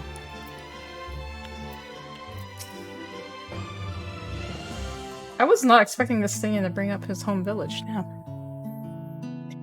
You're to wait here while our father arranges for us to use the next lift. Here being Logisticon Alpha, where the atmospheric conditions of Labyrinthus are regulated. Water is drawn from the underground and dispersed as vapor, simulating the formation of artificial clouds and rain. By manipulating the temperatures and air circulation, they are able to create the ideal environment for the growth and preservation of the biological samples kept here. Insane. Hold on, how do you know so much about it? Why, father brought me here as a child. Oh, Allie didn't know. What? And left me behind? Oh, Allie didn't know. Actually, you're the one who left me behind when you went off somewhere with grandfather. The night before, I had been asking Father how clouds are made, so he decided to show me. It was fascinating. I peppered him with questions the entire time. 'Tis all too easy to take for granted the many interweaving aspects of the natural world, to grow inured to the wondrous. But having gained an understanding of the complex mechanisms employed by the Loporrits in recreating a similar environment, I have come to view such processes in a new light. The subterranean gardens of the Labyrinthos, the lunar prison forged to contain the ancient Zodiac, the habitations built for all mankind neath the moon's surface, each unique yet undeniably similar. 'Tis no mere coincidence. Oh? Oh?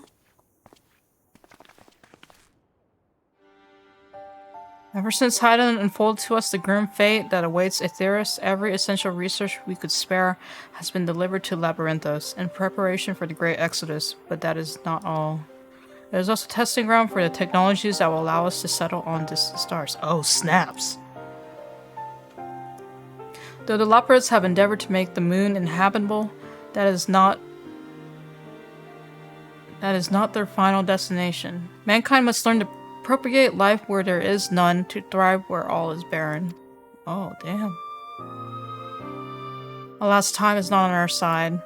I have arranged for you all to enter the central circuit. It is there that most of our preparations for the Great Exodus are carried out, the construction of the Ark among them. Though our plans have been made public, access remains highly restricted. You, however, will not be subject to said restrictions, and will have free reign to come and go as you please. Such was the will of the Forum after all. Wow. We will prove ourselves worthy of the trust, your trust.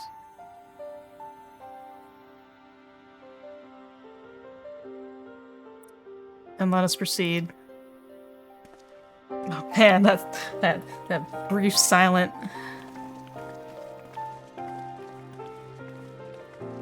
What's down there? What's in the third level? Let me see. The signs of the seventh dawn are permitted to enter the central circuit. Let us go!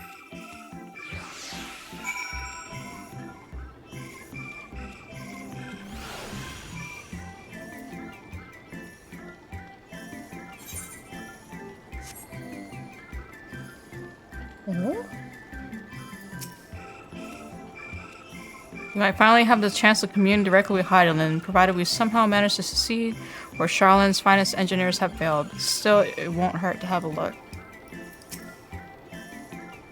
This is it, the central circuit. Please tell me we're almost there, or is there another underground level we have to reach? The even more central circuit, perhaps. The sooner we can get a look at this Aether burner of theirs, the sooner we can start working on how to improve it. I imagine the secrets kept here would have been of great benefit to mine own research, but I will refrain from indulging my curiosity for the time being. The farther down we travel, the more expansive the sky above becomes, artificial though it is. Would that the heaven elsewhere could be so idyllic. The temperate environment here is not unlike that of Bestwave's burrows, though the diverse vegetation does produce a far more complex bouquet of aromas.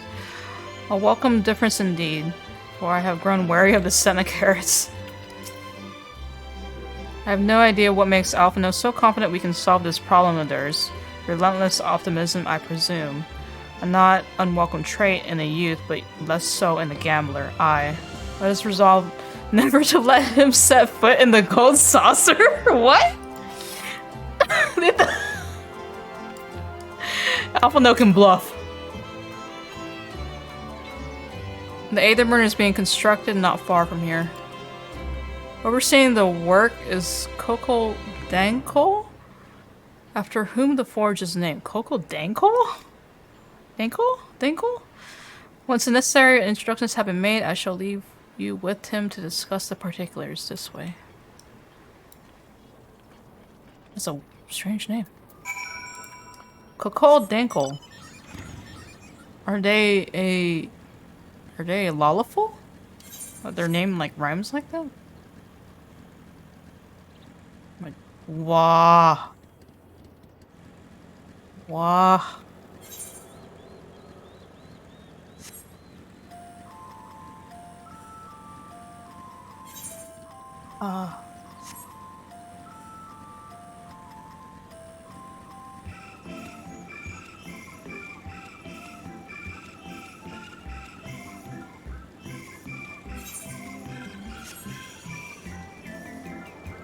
Paul's Forge.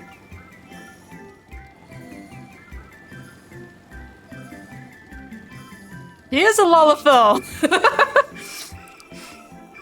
Surely the Forum hath already petitioned the aid of the Loperites, given they're familiar with such technologies. Oh shoot, I didn't click on everyone else! No! Sag. I could swap them out. Oh my god. No, been there, done that.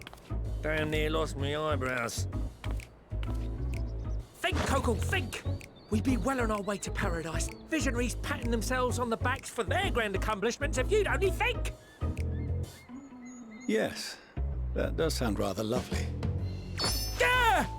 I mean, Master Force, you know, what a pleasant surprise. We're not blasting off already, are we?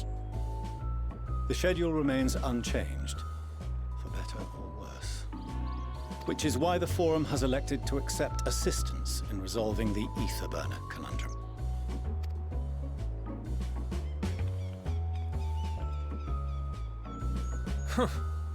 Not seen you lot down here before. Just hearing this from a Lullafell, man. Oh. There are Archons among their number, but engineering is not their expertise. Nevertheless, the Forum concedes the slim possibility that they may have insights to offer. If not, you are at liberty to return them to the surface, by whatever means you see fit. I assure you that won't be necessary. Now, about your troubles with the Etherburner. Aye, I'll walk you through it. Suppose I could do with a change of pace. Dude, his voice I think is perfect for his character. As the name ought to tell you, the Etherburner burns ether, ambient or otherwise, and transforms it into motive force. Think of it like a giant bomb that never stops exploding. Even out in that black void where the ether's right sparse, it's strong enough to move our arc. And it probably won't kill you like an actual bomb. Oh my god. But it ain't perfect. Oh my god, his voice acting is so good. According to my calculations, to travel to the moon and back fast enough for the Forum's liking, the conversion rate needs to be 6% more efficient. 6%? A measly 6%, you say? But if I could have squeezed even another 0.6 out of it, don't you think I'd have built it that way in the first place? He knew what I said. Hast thou consulted with the Loperites? Yeah, the Loperites would know. Yes, they too are conducting their own research, for lack of a ready answer. The moon's propulsion systems are considerable, naturally, yet they are commensurately massive. It is no easy feat to convert their technology into an efficient means of propulsion for a teeny tiny toy boat, as they say, as I most certainly do not. Teeny tiny toy boat. Yes, exactly! Damn it all, I asked for refined adamantite and they send me uppity rabbits with inscrutable, ancient, incompatible technology! You're trying to drive me mad! Do you speak of Allagan refined adamantite, perchance? Oh, here comes Graha, please. You know of it? Oh, Graha, please. Only in the most general terms, I'm afraid. 'Twas an alloy of Allagan make, but the secrets of its production were closely guarded. As I recall, the record stated it was vital to Dalamud's construction and launch. Oh, what? Oh, what? Oi, that's the stuff. No material more conductive far as I know.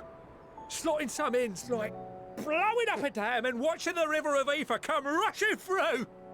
Ain't a living soul that knows how to make it though. We were fortunate enough to salvage some for the ether burner, just a wee bit, mind, from a chunk of Dalamud that came hurtling into the Northern Empty during the calamity. With more, well, that extra 6% efficiency would be child's play. It's a crying shame that we've no other sources. They pulled it from Dalamud, and... Surely the many shards of Dalamud scattered throughout Eorzea would suffice. Why not get the refined adamantite from them? Oh, we tried, believe you me. But only a few specialised pieces would have had any in them to begin with. We're looking at? Yeah. Drive calls from Ragnarok class internment hulks. Those are the prize bits we really need. Oh my god. According to the Gleaners, getting to them means delving deep into the shards. And the defences are still very operational and very eager to blow them up. It's rough going in there, even for the cream. I'm sure they'd make it out alive. Even for the cream! Oh, I love it. Weren't we near that part of the Ragnarok when we went to destroy Bahamut? Oh my... Taven, I don't know if you're there. Does this line change if you didn't do coils?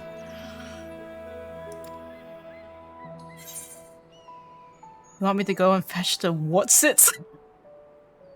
The White Raven's ghost. It haunts me.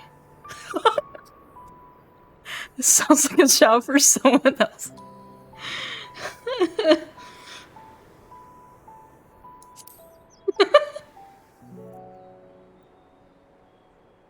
Heavens, are you alright? You look pale as a... Well...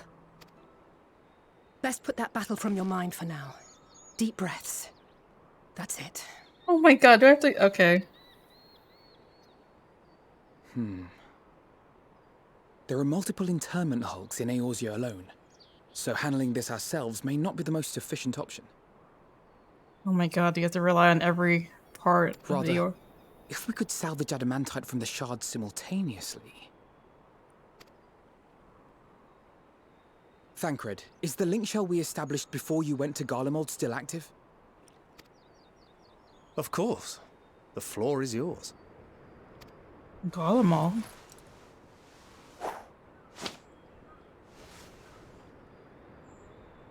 What's all this? Gathering firewood, so to speak. We alone can accomplish little, but joined by others, we may yet build a bonfire to carry us heavensward. Heavensward. It's playing the music. It's playing the music! This is Alphino. The Scions have need of you. This is Alphino! This is Thancred!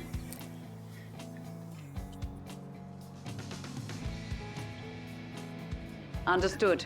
I will contact the Lord Commander and dispatch our finest at once. My Happy New Year! sisters are somewhat preoccupied with the final days, so I will lead the 12-Wood expedition myself. Oh my god. Happy New Year! Are you aware of any other sources of refined adamantite? Oh my god, every part of the contingent is gonna do this, okay. Logically, such an invaluable alloy would have been utilized solely where absolutely necessary, in components intended to conduct or collect surpassing amounts of ether. Any extant instrumentation or devices would have likely found their way into the hands of etherologists, or enthusiasts.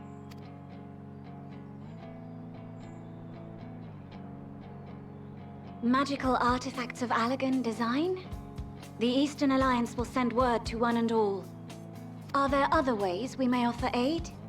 No shards of the Lesser Moon scar our soil, but our stake in this cause is no less for it. Oh, this is great. Is there anything in Othard that might be of use to you? What did you say? Oh, you got friends in far places, lad. Anyway, if you're offering, I wouldn't say no to one of those Far Eastern sacred relics. Some of them could hold enough ether to summon a whole damn primal. find a source like that with the ether burner. And 3, 2, 1, kaboom! Oh! You heard his explosive enthusiasm. Might you secure us a suitable relic? Wait, are you talking about that crystal area that's like at the north part of the Othard region? Or the Azim Steppe region? It shall be done. I know little of machines, but I promise we will do our utmost to gather the materials you need to finish your starship. I am glad for the work, in truth. Better to busy oneself than wait and fret over disasters foretold. Then why are we all still standing about yapping? There's plunder for the taking. And I'm a born plunderer. I'll be an old Charlian before you know it. Start mixing the grog. You know what gets me? There's this Twitter post that's going around because the same English voice actor for Xenos voices Sickard, and it blows my mind. I'm certain that can be arranged. Thank you all, and do be careful. Just like that. Aye, just like that. Our refined adamantite is on its way. Now let us consider our next steps, shall we? There's yet much to be done.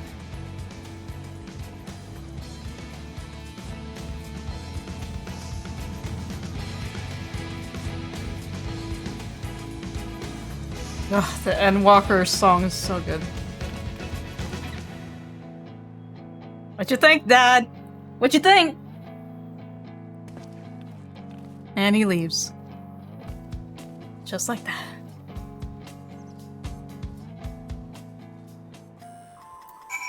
Ugh.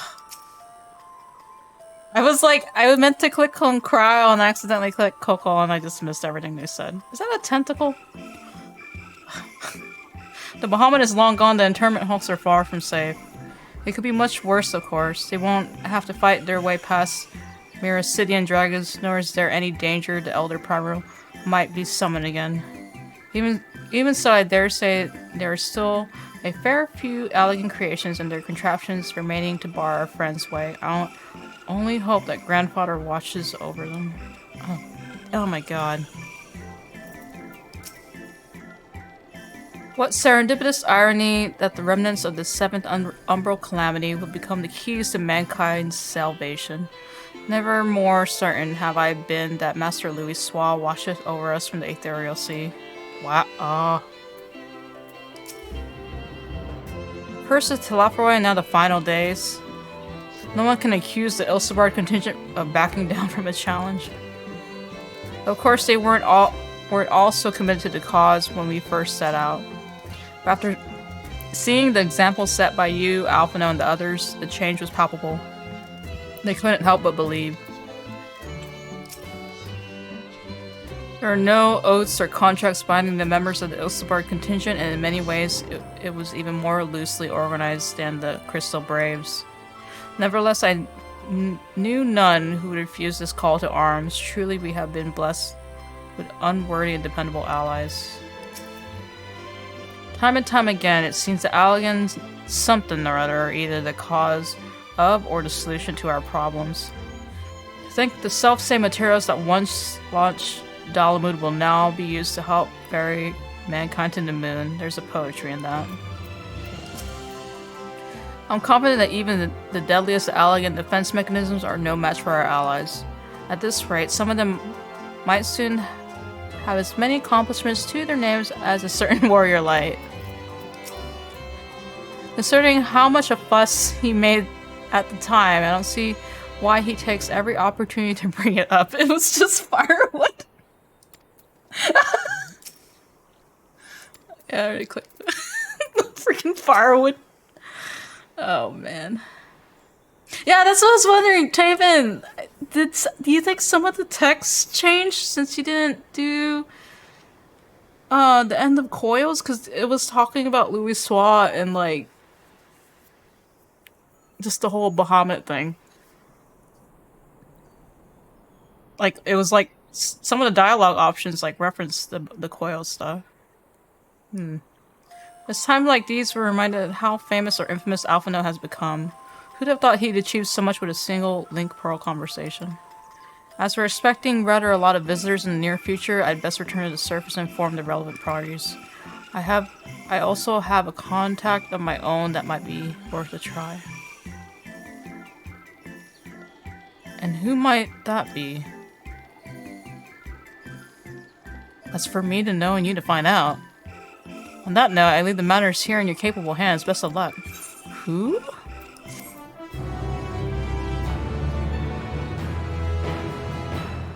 The part about Bahamut being gone.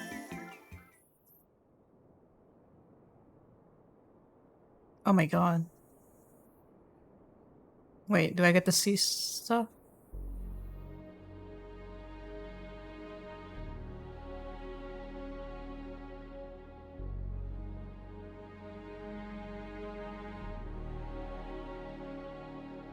Our course of action is clear. We must harvest refined adamantite from the shards of Dalamud and procure arcane relics of Allagan make.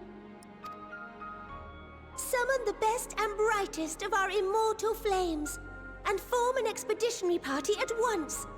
Call upon the Sultan Sworn and Brass Blades for support as you must. What's happening? Papashan, send word to the guilds. We will require the expertise of master artisans if we are to have any hope of identifying and recovering these elusive materials. Oh, it's happening. Thiergeist, we have need of your stone torches. They are to assist the immortal flames in scouring the ruins and to help secure the surrounding areas. I trust I can count on your support. As commander of the Stone Torches, my son Zimberk will personally see it done. Pippin, I would have you lead the raiding party. Assemble your finest, and with Tizona's blade, clear the way. Lord Lolorito, I pray you take charge of the search for Allagan relics. Surely you know of some being traded on open or clandestine markets, or sleeping in collectors' vaults. Oh my god, we come in full circle. She asking Lolorito? Of course, I ask not that you do this out of the kindness of your heart. By all means, profit on the transactions. I wish you the joy of it. Oh my god. Oh my god. The final days descend upon our world. If circumstances are truly as dire as they say, Uldar's best efforts may be for naught. Lolorito was like, chill. Wow. And yet, when we Eorzeans rose from the ashes to rebuild our broken realm, did we not learn one simple truth?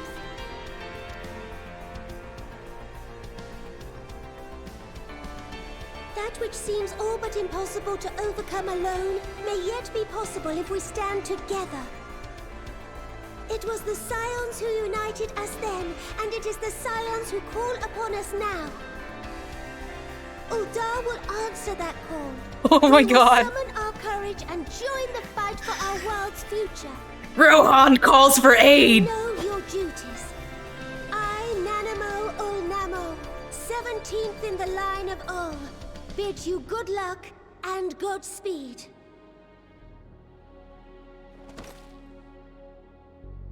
That was great. Do I get to see every region? Or is it just Ul'dah?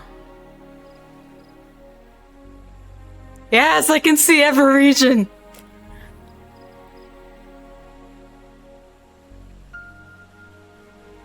I can see all the home cities, man.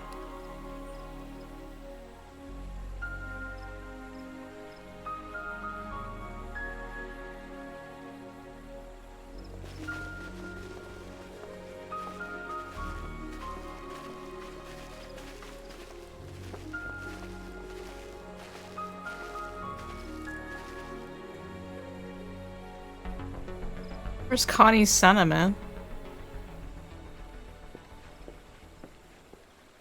We fielded a goodly number, but our ranks are heavy with healers, and an abundance of restorative magics will be of little help in destroying Dalamud's defenses. Still, it has ever been thus with Gridania. We must steel ourselves for a protracted engagement. Alamigo. In that case, Might I suggest taking us along? Yes, Lise. Yes! Commander Hext, what are you doing here? None of the shards in Girabania are big enough to hold an internment hulk. So we said to ourselves, why not lend our neighbors a hand? We thought you might be short on people with a talent for breaking things. While it pains me to admit it, you are right. Our deficiency's so plain to see. It might have been a lifetime ago, but I was once one of the scions assigned to the Shroud. I know this forest well. I know your people. And I know we will be stronger if we fight this fight together.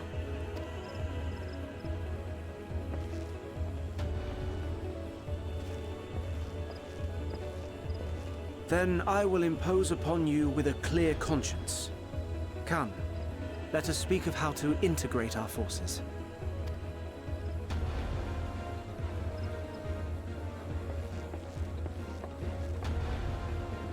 Ah, that's such a nice collaboration I never would have thought of, but it's great.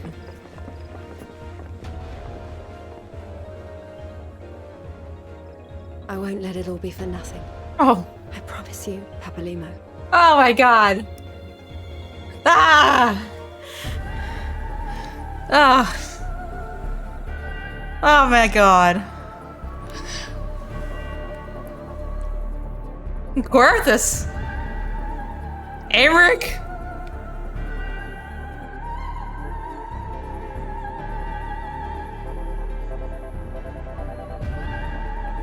Is that Eminelian?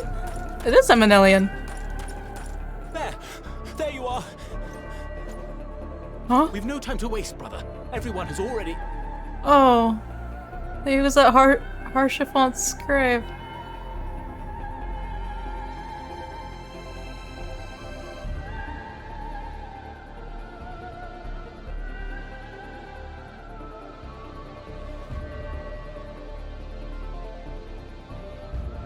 It's good to see them visit it. I never visited it in game. What? What? That was a roar. A dragon's roar. What? Who is it? Who's coming?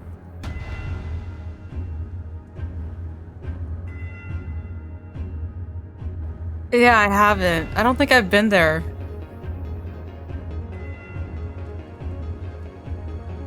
At least, like, not out of story. I haven't gone there, like, in game. In summation, the Eastern Alliance, as well as the Honorable Lord Lolorito himself, reached out to me for assistance in procuring these treasures of the divine, and I, in turn, do beseech the Confederacy for aid. Oh, wow. Oh, wow. It's north of Camp Dragonhead? Okay. Hmm? Is that... Oh my god. Hancock? What a surprise this is. Wait, how is he here? Wait, hold up. And a fortuitous one at that. I have a favor to ask, you see. Oh my god, is it being the Four Lords? No, wait, hold up. Wait, hold up, wait. Wait, who was that? Who was that? Okay. I thought Sorbonne was with the turtle guy and the Four Lords. I don't know, I forgot.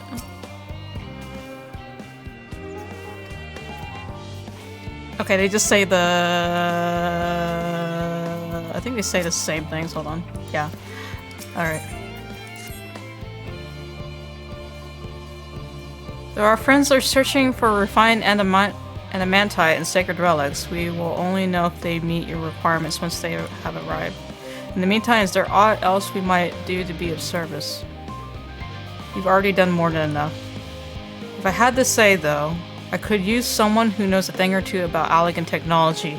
Everyone turns to Graha like they're on The Office. You there, the lad with red eyes and matching hair. You seem to know more than the average scholar.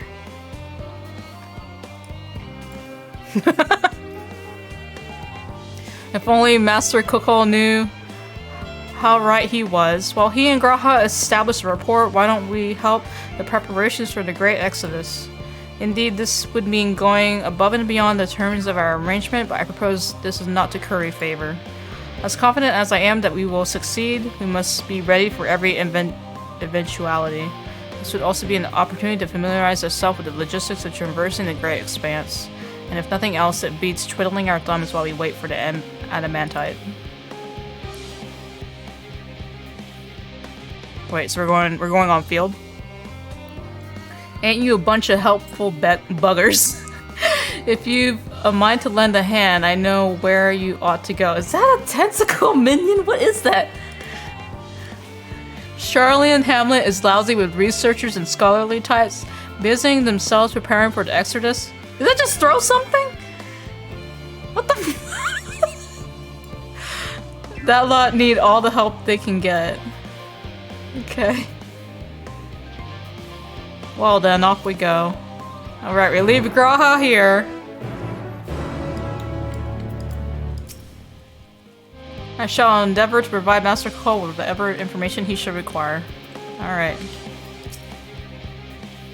I admit, without refined adamantite, I ain't got a bloody clue of how else I could get the Aetherbird performing any better. If you lot don't come up with the goods, we're buggered. Alright. Oh shit, it's on its tune!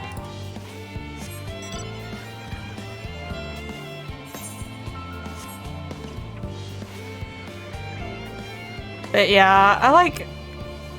Wait, can I? Okay. Because it was like, you go to Harshafon's grave, you know, in Heavensward. I don't think I ever went back, like, in-game and saw it. But I guess that's just something I have to go check out. But then again, I was kind of like, I was like really speedrunning, not really speedrunning, but like I was really going through the expansion, so.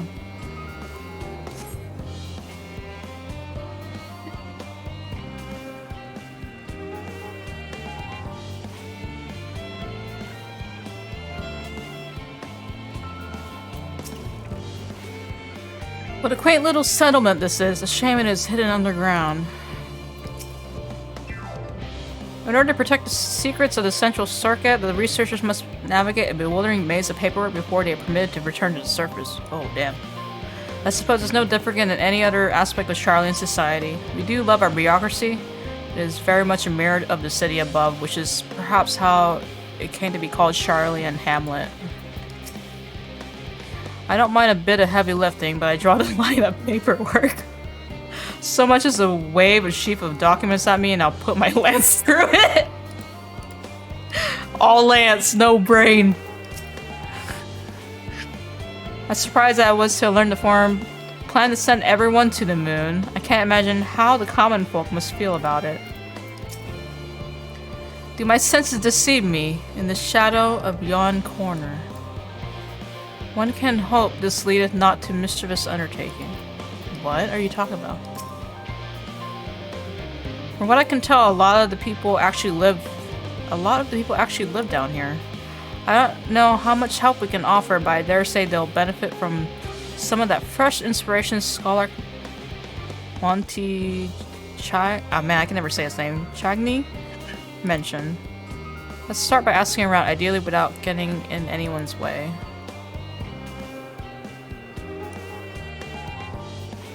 Let's meet by the Aetherbird once our work is complete. Alright. Alright. And split. Oh, nope, not emote. Don't emote.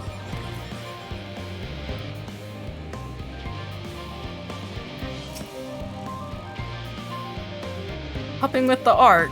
Even with all the power Master Coco's managed to scream out of the Aetherbird, it's still not enough apparently. And now I hear the final days have arrived.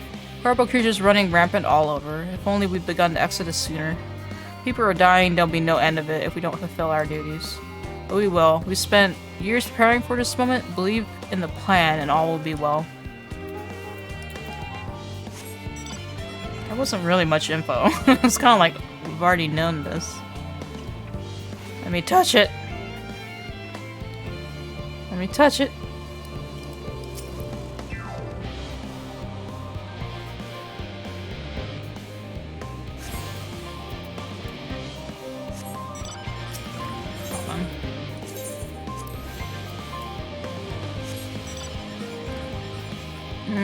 Okay, either quest there. Oh, I left the area.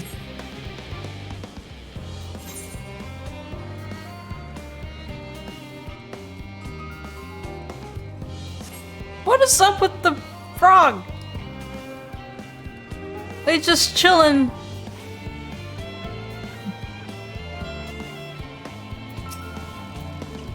Offering to help. That's very kind, but I should be able to organize the rest of the documents by myself. It mostly listed the things we'll need once we arrive on the moon, and then whichever star we choose as our new home. My duties largely concern the maintenance of living conditions, so I'll be a lot busier after we depart. I heard that our lunar collaborators have come down to assist in our efforts. I'm looking forward to finally meeting them in person after having communicated with them in such limited capacity thus far. To be perfectly honest, I've not even the slightest idea what they look like. Oh, you're in for a treat. I do hope they're not enormous looming giants. Why, I would much rather prefer something small and fluffy. Fluffy like that beheaded rabbit that ran by. Oh, you're in for a treat, lady. You are in for a treat. Aww. Alright, who we missing?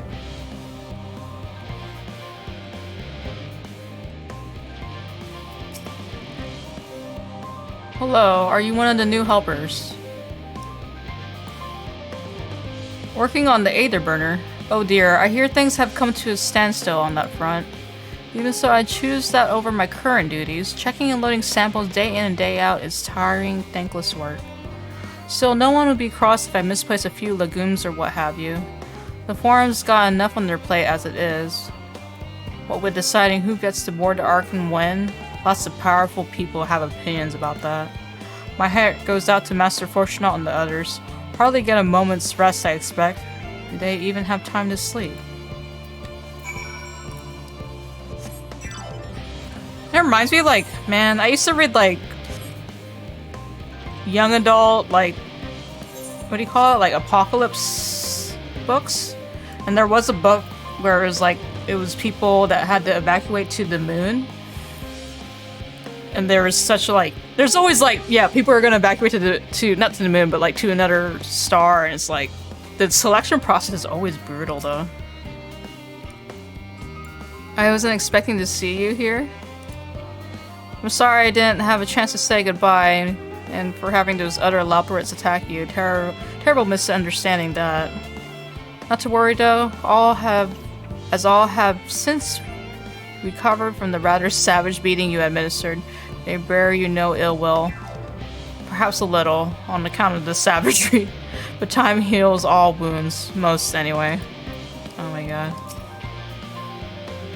How marvelous it is to see you again. You'll be pleased to hear I've learned much since our fascinating discussion at the Curatorium. It's all thanks to Uri Yonje, you see. He's taught me the finer points of cooking, which, despite my name, I knew very little about. So many dishes, so many hard-to-pronounce words. Actually, I was rather hoping he'd show me how to bake an Archon loaf. They're quite popular, I hear, though it doesn't sound like it contains any flavor to speak of. Still, if that's the sort of thing your kind enjoys, I shall make enough to last the whole journey now.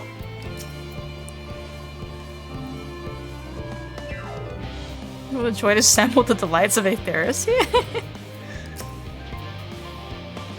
Would the pure Deloperus have infiltrated Charlott's most heavily guarded facility? How, I know not. Fancy meeting you here. Our friends in the forum brought us to see their teeny tiny toy boat, which was quite impressive considering they didn't use any creation magics. What we're really interested in is Aetheris itself, though we now find ourselves in a sort of funny underground miniaturized version of it.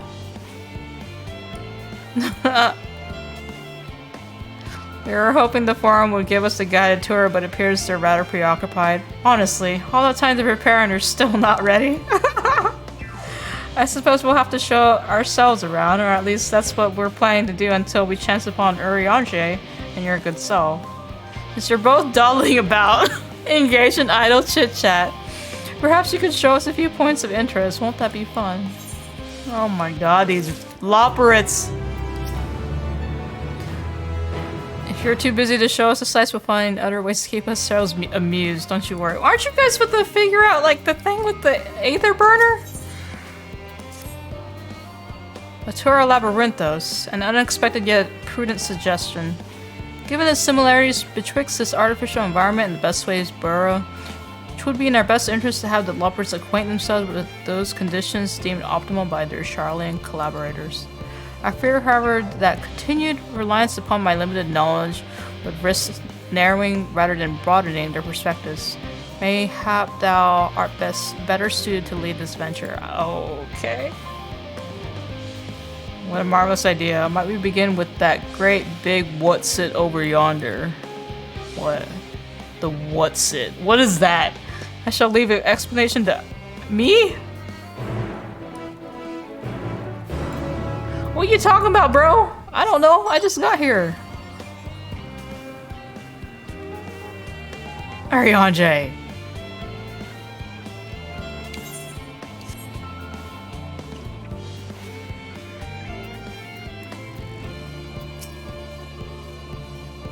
It's all very intriguing, I'm sure, but where are the food preparation stations?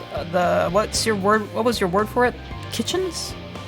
That reminds me, Pudding Way, our newly appointed Chief of Pudding Research, a discipline he himself founded after sampling Urianger's delights, has gone in search of Aetheris' ultimate sweet treat.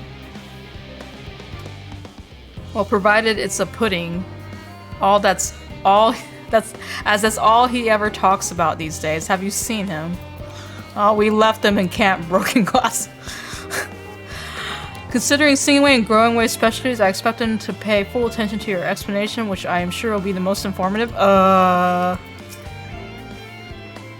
word, what magnificent architecture, such immaculate curvature. I have to make several adjustments to my work if I'm to match this degree of craftsmanship. I shall leave no corner unrounded. Bro, I don't even know what this is. Oh, wait. The Leopard's technical expertise doth far outstrip our own. We would be wise to allow them to form their own conclusions as to the function of the various apparatus, rather than offer uninformed suppositions of our own. Unless that is unbeknownst to me, thou art possessed of surpassing knowledge concerning the construction and operation of advanced Charlian what's-its. Bro, I don't know either! Goodness me, to build something so large without creation magics is positively stupendous. Perhaps you could direct our attention to its most important features. Oh crap. Oh, thank God. I was like, I don't know. Tanks. It's hard to see from here, but that golden pipe connected to the top of those tanks. I can see through that window another pipe at the bottom. This must be for purifying water drawn up from below. Okay, great. I'm glad they're providing their own explanation, because I have no... The heck? What? You spotted Ambystoma, especially a lively one at that. What is that doing there? It appeared the concept you observed another time, another place, was approved for life in the wider world somehow. What? Bro. Metallic tube. Is that water I hear from the inside of the great big tube? It must be because those cogs and gigantic wheel... those cogs and that gigantic wheel at the top. I see. That's how they draw up the water. There's probably some sort of spiral-shaped mechanism inside it too.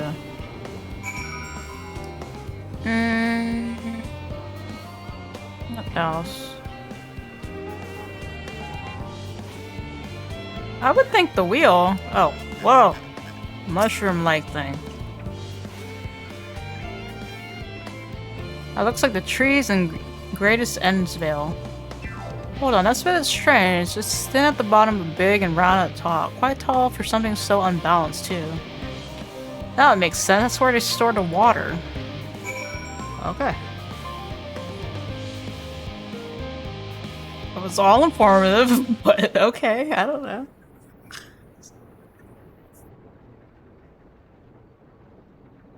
And then the music stops. Well, if I were to hazard a guess, water drawn from the underground, presumably with some other mechanisms, purified here and stored in that tower before being distributed elsewhere. I'm right, aren't I? Damn, dude. I knew it. A design brilliant in its simplicity. I dare say it would take only a moment to install even the harshest of environments, even for us Loprits, that is. Indeed, securing a reliable source of water is of the utmost importance for any fledgling settlement. You have read, however, that peoples of Aetheris sometimes make their homes in arid deserts and such. How are they able to survive? Many settlements in Thanalan are built near an oasis. Areas near waterfalls are common sites for villages in Girabania.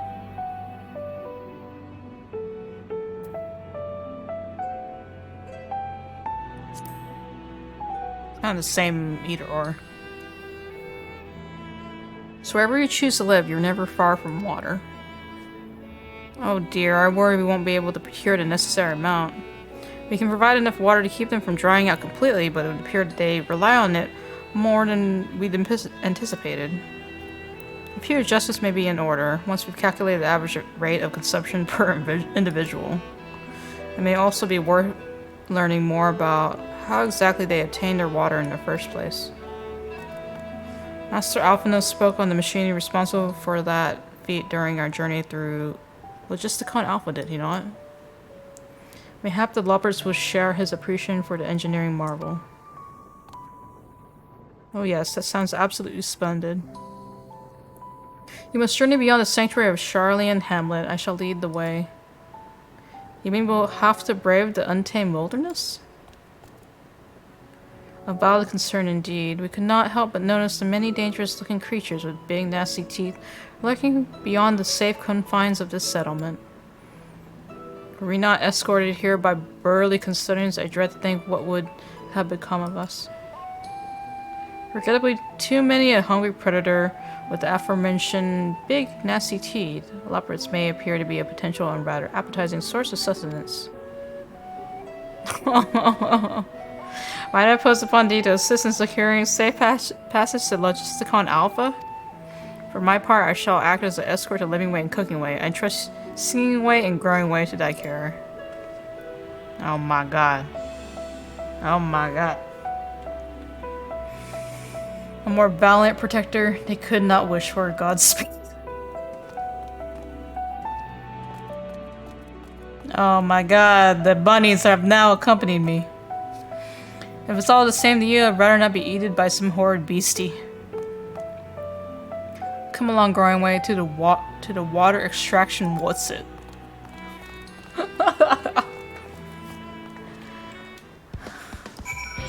Oh, they don't come with me, Sag. I have to, like, go with them. I was hoping they'd follow me. Nah. I have to go protect them.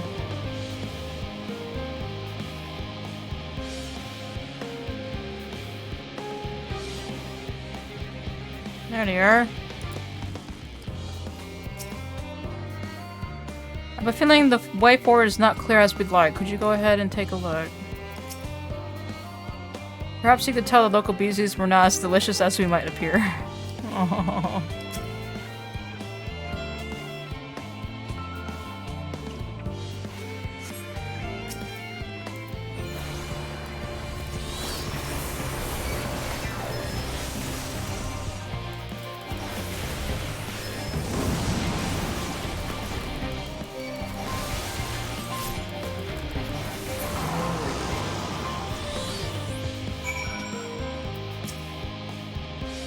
Thank you so much. I really hope this water extraction is worth these harrowing experiences. All part of the fun, some might say, but I'd rather not be burnt to a crisp if it's all the same to you.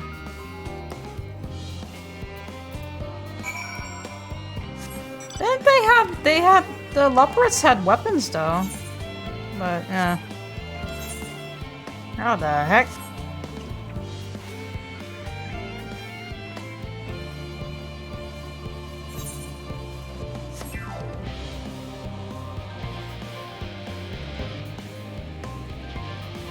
Oh god.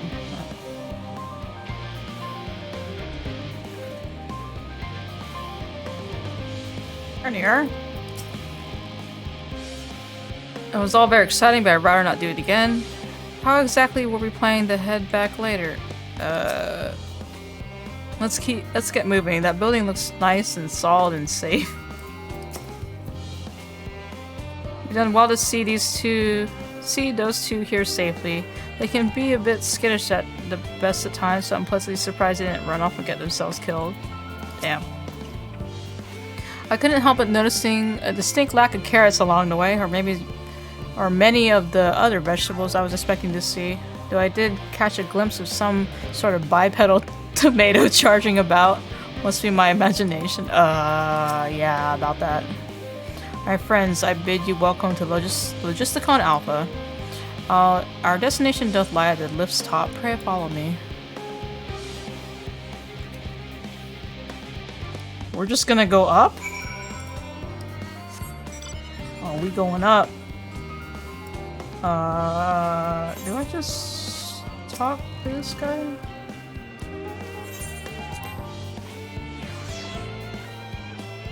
I thought we were gonna go help the adamantite effort, but I guess not. As I understand, places like Labyrinthos are the exception, rather than the rule. You don't all build enormous underground living spaces like this, surely? Nope. Forgive me for asking, but are we any closer to the kitchens? Come think of it, why am I even here? Atmospheric manipulators are hardly my area of expertise. I don't know, man. That was terrifying, but at least the scenery was more pleasant than what's named Garlemald. As a first impression of Aetheris, it was far from favorable. Anyway, onwards and upwards, quite literally as is the case here. On the occasion, it would behoove us to seek the counsel of those qualified to describe the workings of the apparatus. They may also be in possession of schematics or other useful documentation should the elaborates request them. As the forum's esteemed guest, it is unlikely that they would be refused. Yet thou knowest as well as I the unchangeable dispositions of Charlin's bureaucrats. Yeah. Marvelous, simply marvelous. This is where the magic, or science rather, takes place. The perfect environment to sustain life artificially created. The knowledge we'll gain here will be essential when we start looking for new stars for your kind to inhabit. Apparently most of them don't even have air for you to breathe. Yeah! We're all very lucky that Aetheris just so happens to provide everything you need to thrive. Or did mankind turn out the way they are because of the available resources, I wonder? Either way, it's nothing sort of miraculous, and I cannot wait to see more of it.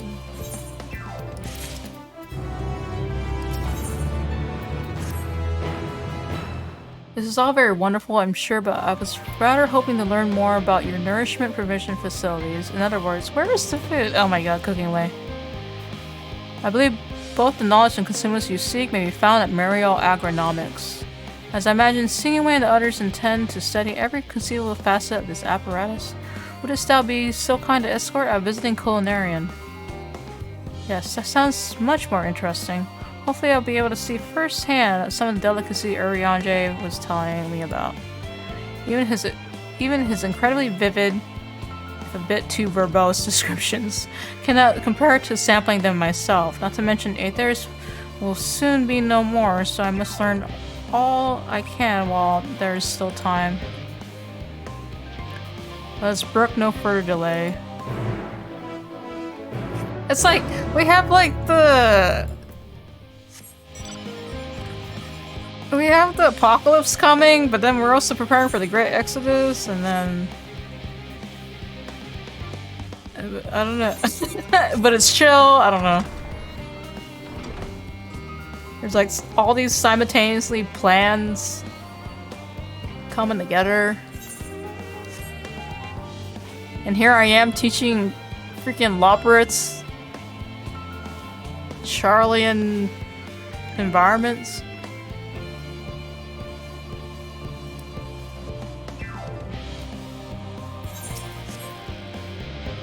This is the place, yes. The heaty aroma was enough to guide me here, and I've spotted several of the fruit and vegetables featured in our compendium. I'd dearly love to try some, but I read that those who help themselves to a farmer's crop without permission are often caught and put into pies. Where'd you hear that? Perhaps you'd ask whoever's in charge to be willing to part with a few samples. Okay. Cooking Way is now accompanying you!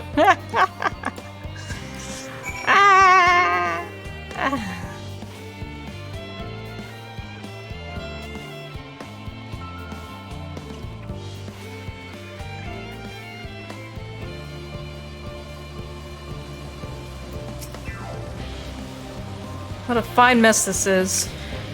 Excuse me, sir? It's you, the one who climbed down the mine shaft. I'd show you around if I could, but I'm rushed off my feet preparing for the exodus. And I'm not the only one. We've all got to find ways to do what we do down here up there. First on the moon, then on whichever star the forum decides will become our new home. It's all so sudden, so unreal. Don't you want to go to the moon? Well, it's better than waiting for the final days to claim us. And no matter how carefully it's all planned, we'll never be able to take every variety of flora and fauna with us. Even the ones we can take may not survive in their new environment, so many species doomed to extinction. Sorry, that's not what you came to talk about, is it? Nothing quite so dire, I assure you. We merely wish to sample a little of your produce, if we may. By all means, help yourself. Didn't they have a lot? They had a lot of produce. Much appreciated, my good fellow. So where to begin? They had a lot of like extra produce last I saw. And it was like rotting and stuff. Take these poly grapes.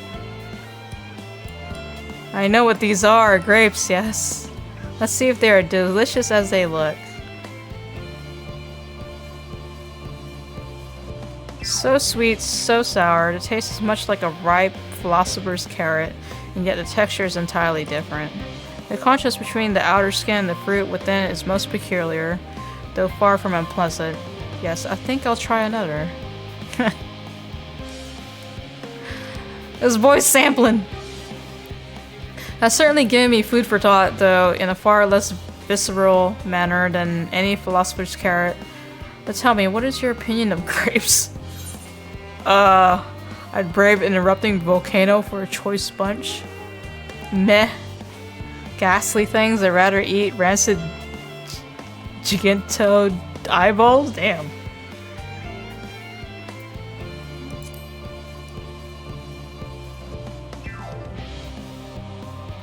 They are rather Moorish. That's such a... the English term, Moorish, aren't they? And for what I've read, quite versatile too. Something about people stepping on to make them more intoxicating beverage, as I recall. Yeah. Anyway, that's enough about grapes for the time being. On to the next treat. He's just out here, Cooking Way out here sampling the produce like it's Costco. Orange by the name, orange by nature. Which came first, the fruit or the color? Who cares? Let us eat. Oh my god. Yes, that's... equal parts sweet and sour. As with the grapes, yet nothing alike. I may have to consult Uriange about expanding my vocabulary. I simply cannot find the words to describe it. Perhaps what I'm looking for is bitter. This is all very complicated, you know. So many flavors, so many choices, and each individual with their own personal preferences. Now I see why you all turn your noses up at the idea of eating nothing but carrots. Marvelous though they still are in my estimation, let no one say I said otherwise. But speaking of carrots, I've yet to sample any vegetables. Let's see what's in that field over there.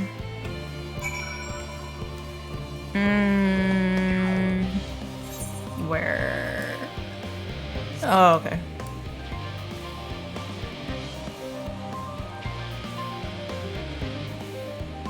I have these pumpkins. That color, that texture, are they some enormous round carrots?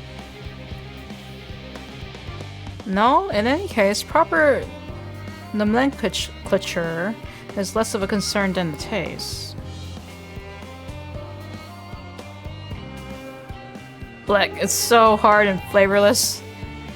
I may as well be chewing a piece of wood.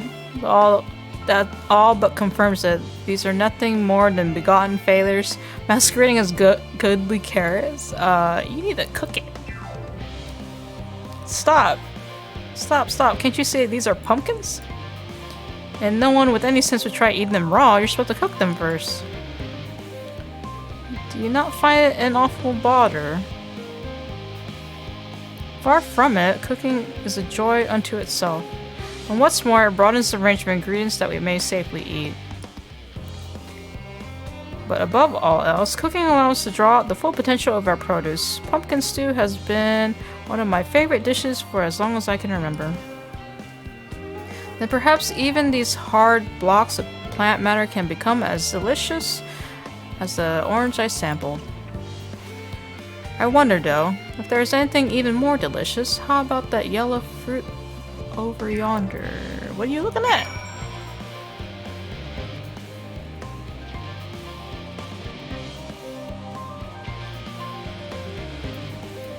Are these lemons? A wonderful fragrance. With luck, it'll have a flavor to match. As I have no idea how these are eaten, I'll just bite into it. Oh, he's gonna go... My tongue! Is this poison? Oh no! A lemon? You mean it's supposed to taste like this? How can something so similar to an orange be so revolting? It may be some time before my palate recovers from this ordeal. As such, I had best call an end to this round of sampling. Let's say our farewells and return to the others. He's like a baby eating the lemon. Finished, have you? I trust you found something to your liking. I'm rather enamored with grapes and oranges, less so the pumpkin, though I learned the hard way to not to be eaten raw.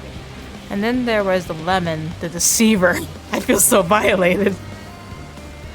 First time, was it? I'd hate for you to leave with a bad taste in your mouth in more ways than one, so I'll give you this lemon muffin I baked. If this doesn't change your opinion, nothing will. More lemon? Have I not suffered enough? Nevertheless, it would be remiss of me to spurn this opportunity to... Oof. Bit of sick came up there. Learn more of your inscrutable ways. Very well, lemon muffin, do your worst. There's so many English terms in this chapter. Oh, did he eat it? This is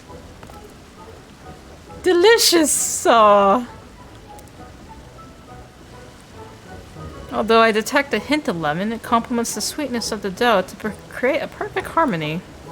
I never would have guessed its vile bitterness could be utilized so elegantly. My good chap. This is simply breathtaking. See, we rarely use lemon in its natural state, but it has a starring role in all sorts of recipes, and the same is true for many other ingredients. It comes down to making the most of the resources at our disposal, and sometimes that can even be the difference between life and death.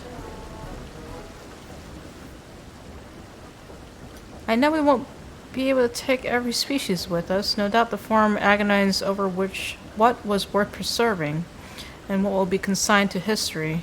Hard choices, but make them we must if we're to survive. Such strength of will. Now I know what Hydaelyn sees in your kind.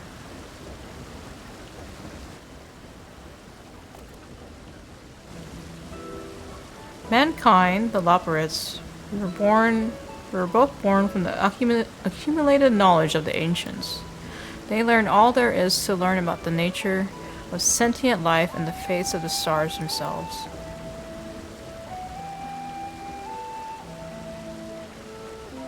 Once a civilization has fulfilled the basic requirements for survival, it will inevitably seek to eliminate all forms of negativity and achieve perfection. Therein lies its folly and its downfall. Perfection is an unattainable ideal. It's a paradox of the immaculate carrot. Oh man. Yet civilizations since time immemorable have deemed the pursuit of perfection as progress. They pay no heed to the costs incurred in their futile quests, and all too often become the architects of their own demise, their dreams forever unfulfilled. What then is the alternative? The answer lies in knowing that our existence can never be perfect. To be content with what we have and make the most of it. Damn! Cooking Way dropping bars!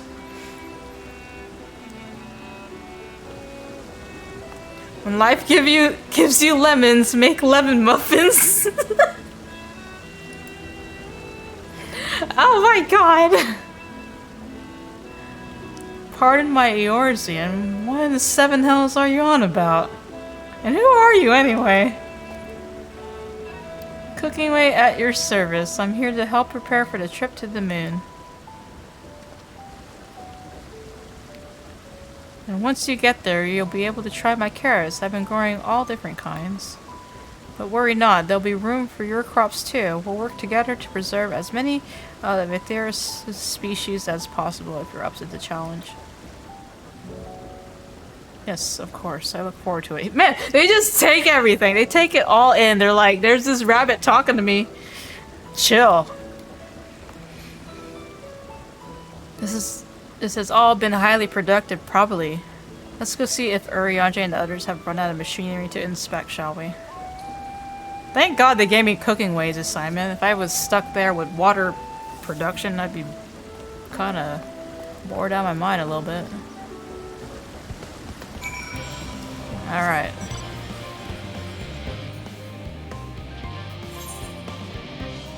Where the frick do I gotta go? Back to the circuit.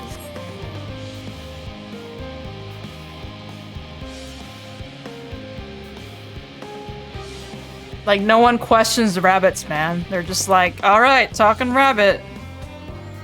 Rabbit's gonna take us to the moon.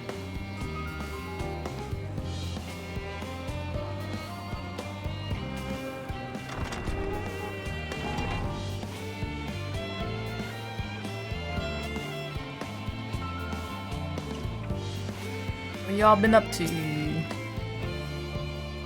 Where have you and Cooking Way been? If the two of you were engaged in pursuits of an educational nature, you should have taken me too. I am the leader, after all. You'll know. There you are. Have the others finished talking about rainmaking? What's it yet? Not to rub it in, but we had the most fantastic time while you were away. Urianger was able to obtain all manner of meteorological data for us to pore over. I'll be sure to put my newfound knowledge to good use once we return to the moon. It's my duty to make your journey as comfortable as possible, though there's no telling how long it will be. 100 years? 1,000? Probably closer to 5,000, give or take. I don't know if we last that long, bro. By Cooking Way's broad grin, I assume your excursion was a roaring success. Yeah. That was most enlightening, especially the part with the lemon muffin. Actually, I was wondering, do you know of any other places famed for their cuisine? Limsa Lominsa is the home to the Culinarians Guild and many less than savory establishments. The Far East has oodles of noodles. Limsa Lominsa. 2 places. Hey, yeah, Happy New Year! It is midnight over here. Happy New Year. Let me go text. Hold on, let me text real quick.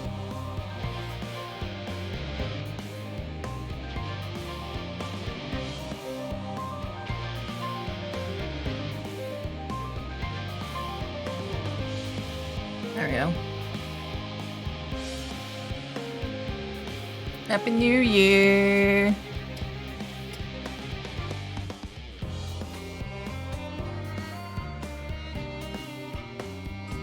But then I had time to visit. The more I learned of Aetheris, and the more I wish we could spare it from the final days. Alas, Heidelin's orders are to flee, not to resist. If only there was some other way.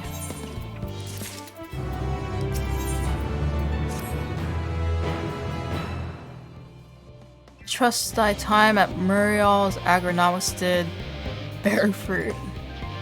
Our own efforts too were rewarded. We now possess an embarrassment of educational riches.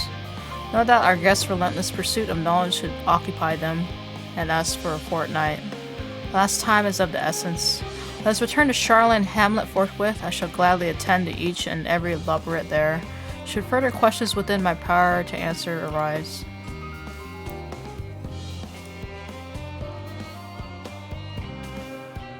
Wrong way.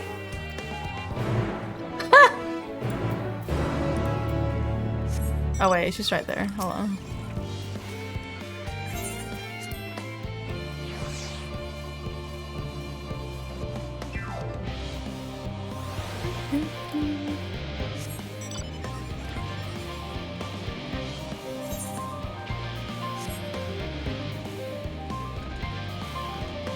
So weird, because I don't know why I thought there was a December 31st, but no, it's December 30th to January 1st, man.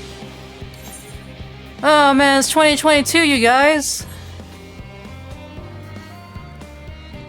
I'm going to the moon!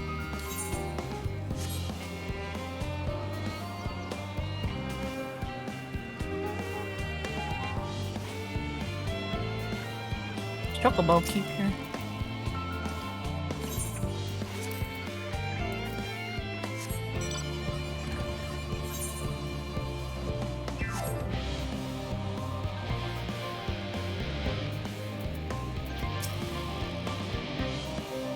It was ever so delightful, and with this much information I can fine-tune the moon's environs for your people's comfort. It's surprisingly tricky to estimate the appropriate temperature settings for beings so lacking in fur. Why did I not ask Jackby how to make carrot muffins? We could have had baked goods bursting with happiness. Carrot muffins. Oh no, there was nowhere in particular I was hoping to go. I simply wish to see, hear, feel, and think as much as I possibly can while we're here. What does that look for? What did I say? You said the thing! The Loporus want for activities and stimulation, but I struggle to conceive of how to busy them whilst we wait. I can't believe we're babysitting them right now.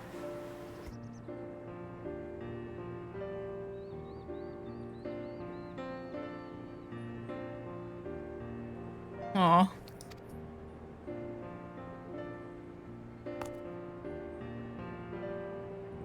Asher, that was indeed me verbalizing a sigh to express my emotional state. Do you want to know why? Because I saw the reconstructed environmental data for Aetheris at Logisticon Alpha, that's why. A forest so lovely and so leafy. Are all your forests like that? Yeah. The Black Shroud is quite leafy indeed, and a place of utmost tranquility. They're verdant, at least. The trees of Gervania stand particularly proud. You should see the forest of the firs. One was purple.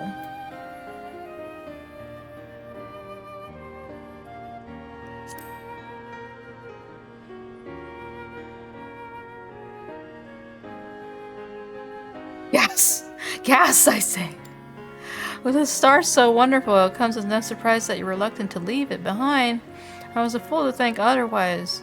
To assume that the moon was something worth being proud of. Aw. How ridiculous we must seem to you, trying so hard yet achieving so little.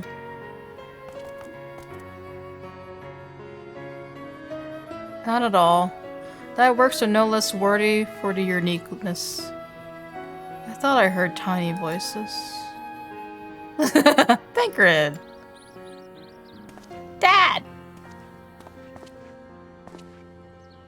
2 dads! How didst thou fare? I was able to glean a fair bit from the researchers while helping to move their cargo. Preparations have proceeded without interruption here, despite news of the coming end. We have the Forum's leadership to thank for that. That doesn't mean people aren't worried, though. Quite the opposite. Knowing disaster could strike at any moment, they hurry to complete their work, equally aware that a single error could be the difference between life and death, and we can hardly tell them there's no cause for concern.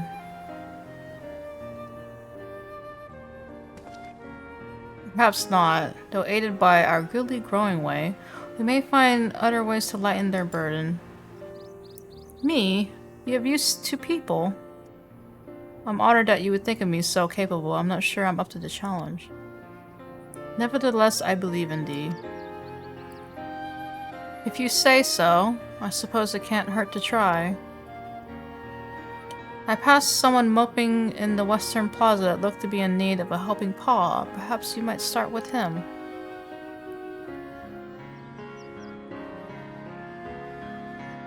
Tis as good as the place as any. Come. Are we gonna... Oh, we're all going. Okay. What's it? Wait, hold on. You best go with him. I don't think Urianger misjudged him, but Grongway does look like he could use some emotional support. I still have work to complete elsewhere. I trust that I won't return to find any Lobrits in tears. Like, I think I heard that Growingway is voiced by the same English voice actor that voices Graha, which is kind of funny. It's so crazy, bro. Happy New Year! Oh, I passed by.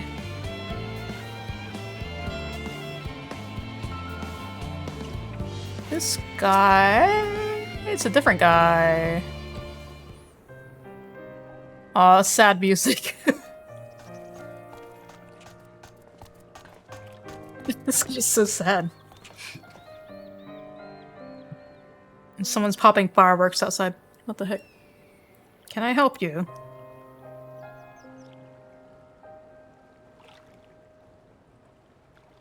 It is you who would help me. Is it my anxiety truly so obvious? A burden shared is a burden eased. Pray, tell us of thy troubles. Those little fellows do look like good listeners. I'm an engineer, you see. But what they say of the ship, that it's a sum of decades of charlatan ingenuity, that it's built with peerless, elegant technology is all true, but... I know that none of that's a guarantee. We've never before launched a star-faring vessel, let alone flown it in the great expanse. All the tests we've run have been on the ground. Oh, snaps. Only operational personnel and cargo will be aboard for the first voyage. But even so, if it fails us then, what can we do? And if it doesn't, it could fall apart on the next flight, or the one after that. We've done everything we can to prevent that from happening, but it hardly matters. We thought the Aetherburner's design was flawless too, and look how's that turned out. Thou art familiar with these most daunting technologies, and thus dost thou hold the power to allay his fears. Oh, I'm not sure about that, but well... Maybe you could tell me if there are any aspects of the ship's design that you're especially worried about. Our ability to walk about and perform our tasks for one, I've devised a means by which to employ gravity, a spatio-temporal spell to regulate the environment.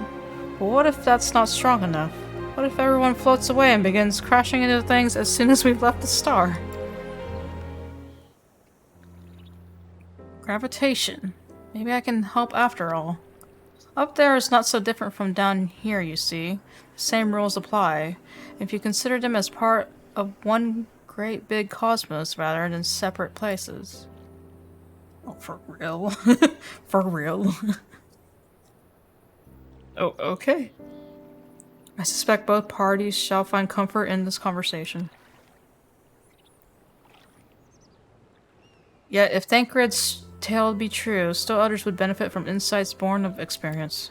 Might prevail upon the Loporrits that attended them. An excellent idea, if I do say so myself. There is naught we'd like more than to ease the hearts of the fine people Aetherius and learn more about them while we're at it. Full glad am I to hear it. Gather thy companions and bring them hither. Thou hast a gift for finding souls in need of succor. Pray seek thee out the distressed and the apprehensive and inform them that help is at hand. I shall await them here that I might introduce each to a suitable Loporrit. Time to go find people. I do so look forward to that. A place for every Loporrit and every Loporrit in their place. As it should be.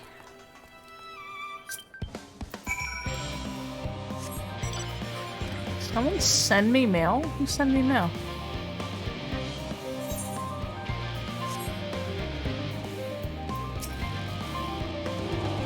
Concerns? Nay, there's no point in worrying at this stage. It'll only make the work go that much slower. She's coping well.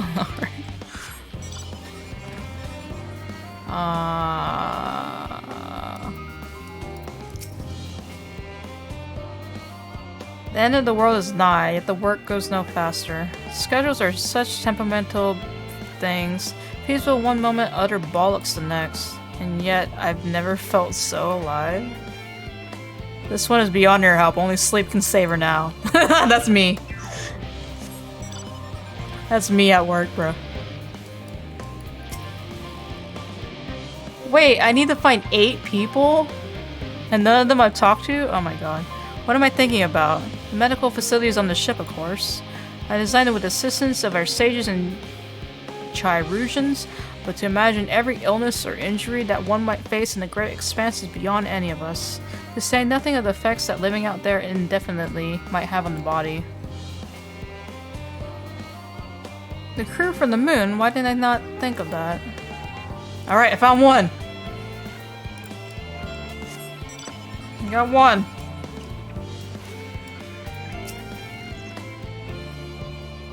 You, yes you idiot. Have you seen the envelope lying about? This imbecile refuses to give me the alchemic I ordered without that bloody slip of parchment.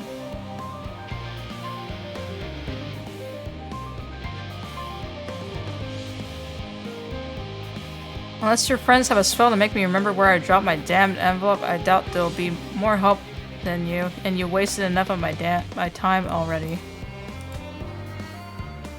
It would be unfortunate for all involved to inflict this man upon the Loporrits. Okay. Never mind.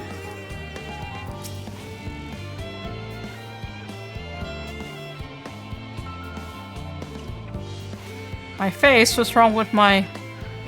Perhaps I'm a bit tense. I was tasked with ensuring the popular fauna and only the proper fauna are brought with us to the moon. However, the suitability of a few species is still under debate, and I can hardly make the decision myself when I know so little about the environment up there.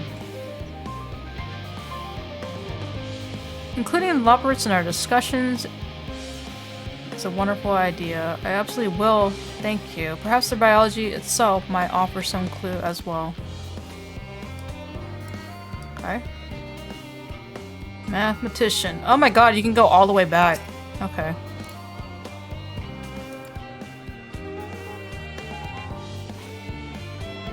Consult our collaborators. I suppose that'd be more effective than sitting here brooding. I'm intending to calculate how much cargo we can consolidate into fewer trips should the Aderburner make our original estimates unfeasible, but there are simply too many variables. I feel as if my brow will turn inside out. Perhaps our lunar associates will have more insight into how much weight constitutes too much weight for our own purposes. Thank you for letting me know. Alright, 3. 3 down.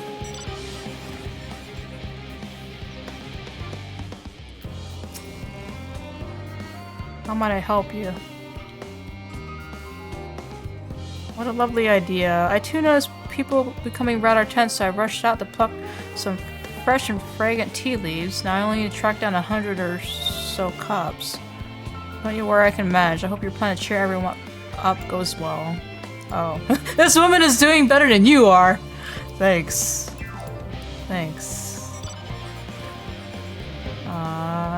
Man, they gave you such a wide area to find people. Oh my god, it's this whole area.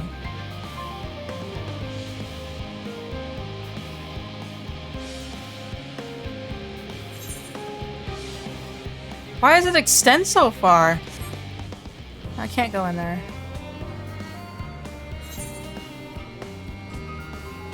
Okay.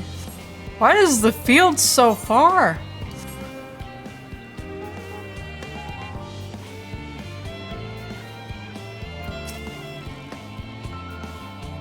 $56 bunches of weeds in the ground, 56 bunches of weed, rip one out, add to the mound, 56 bunches of weeds in the ground. I'm not neglecting my duties, I swear. I was in need of a little break, you see, but then I found myself unable to relax, so I went on a walk, and then I noticed these weeds, and... well... pleasant conversation partners, and oh so fuzzy. Goodness me, that sounds much like a better way to relax. What? Okay. There's number 4. Oh my god, who am I missing?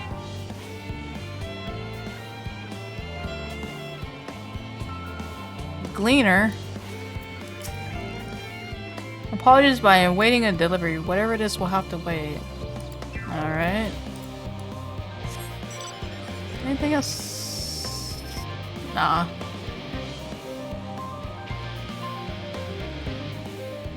Does this extend? No, it's okay.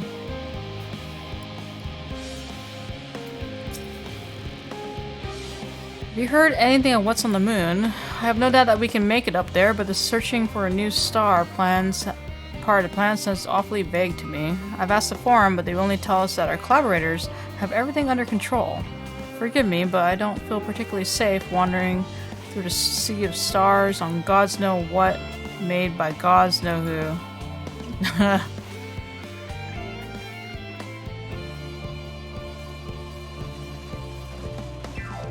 You mean to say that I can speak with them directly? Amazing. I hope they like questions. Alright, we got 5.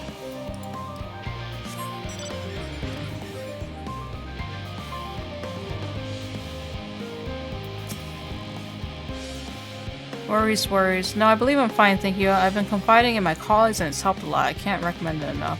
Alright, she's good.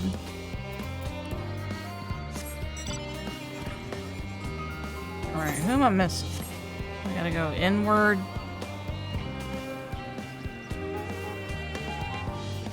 Body here. Just need 3 more. Oh. Is there anything bothering me? Well, I've been loading cargo for bells now, so my back feels like a void since played it as a piano. My feet and knees are as drums. Oh, my feet and knees as drums and cymbals too. Oh, he just needed a break. Okay, Sag. Oh.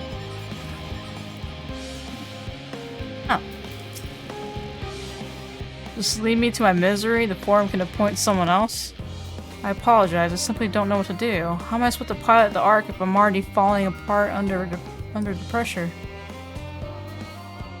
Are you a pilot? You know, the starship pilot that I might speak with? Truly? There's no time to waste. They can help me prepare for this monumental task.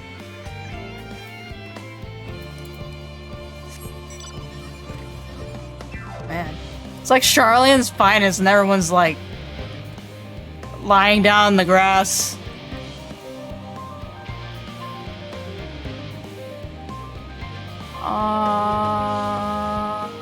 Mariage's over there. Okay. Man, they gave me such a wide space to look, though. They're okay. Back here?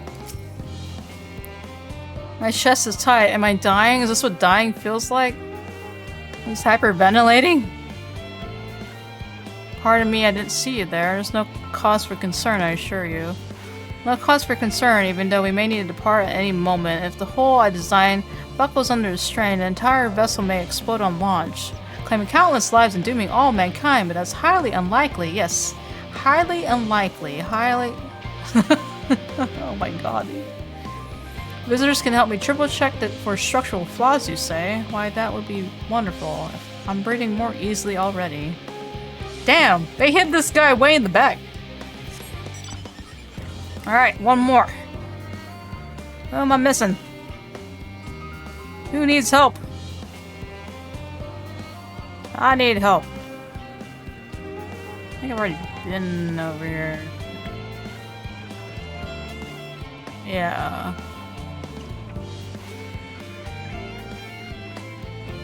Anybody back here? No.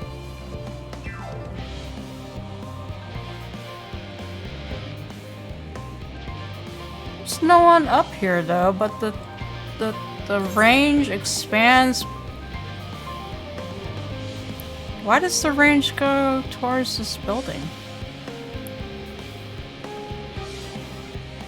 Can't go inside it.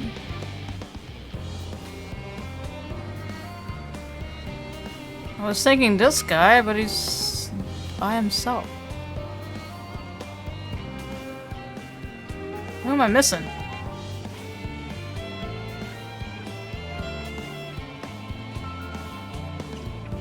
Missing one person.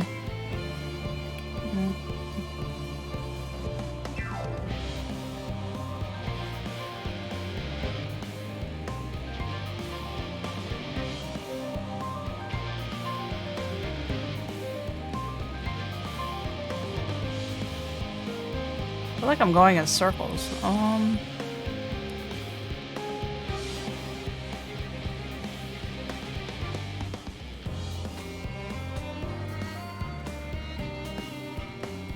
I guess let me drive around the edge.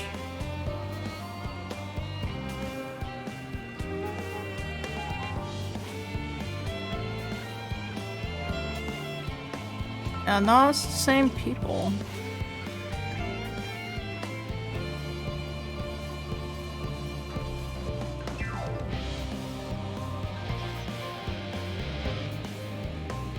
Yeah, I came from there.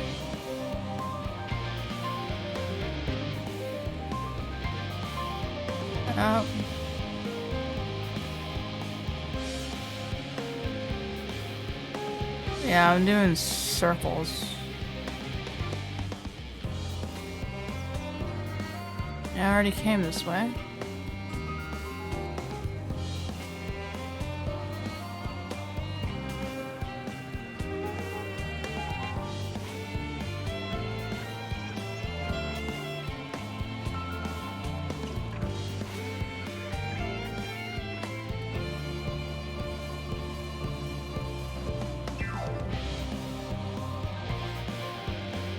Who am I missing? I'm missing one person.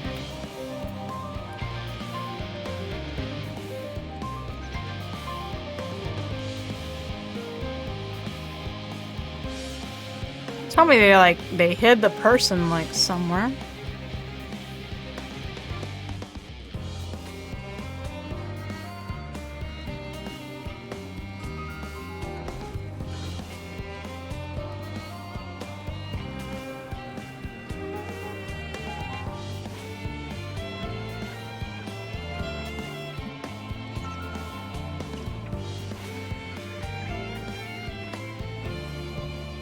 I already came this. I'm like going in circles.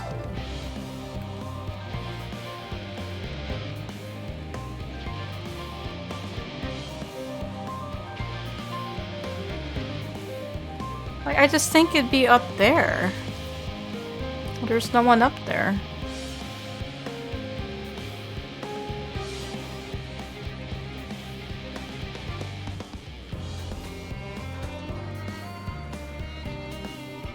Who am I missing?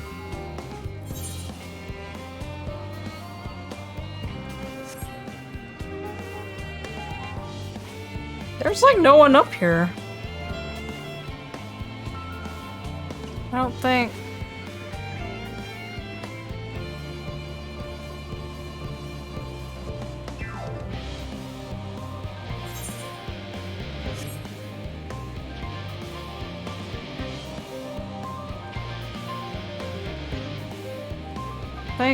Yeah, I don't think they'd be outside the wall.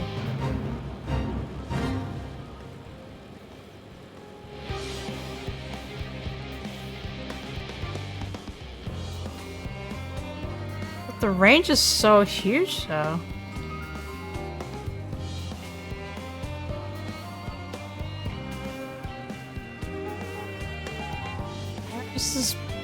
Where is the last person hiding?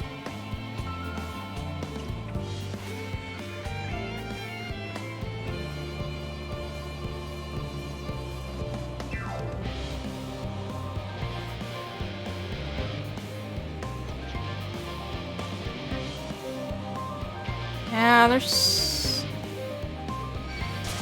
Ow! Damn. Yeah, no, this ain't out here. What the hell? What the hell, the range of that guy?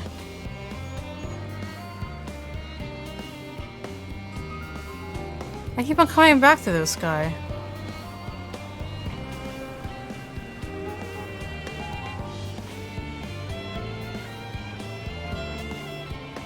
Real endgame boss, hidden NPC, yeah. I think it'd be in this building, but there's no one up here. Who am I missing?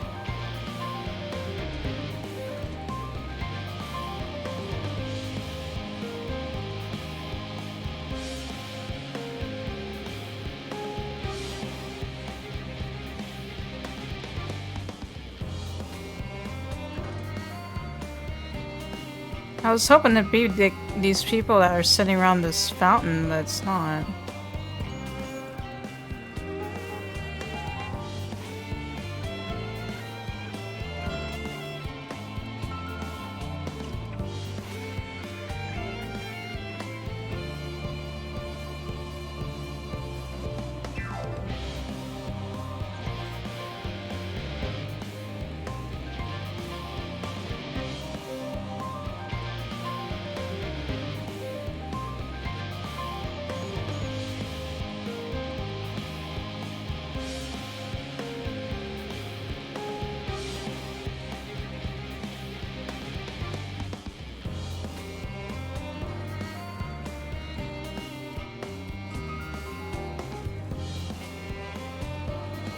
I feel like I've looked everywhere though.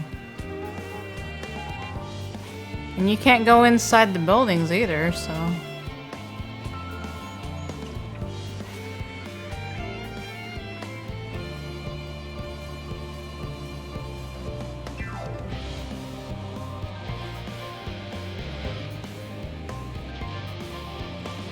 Oh my god!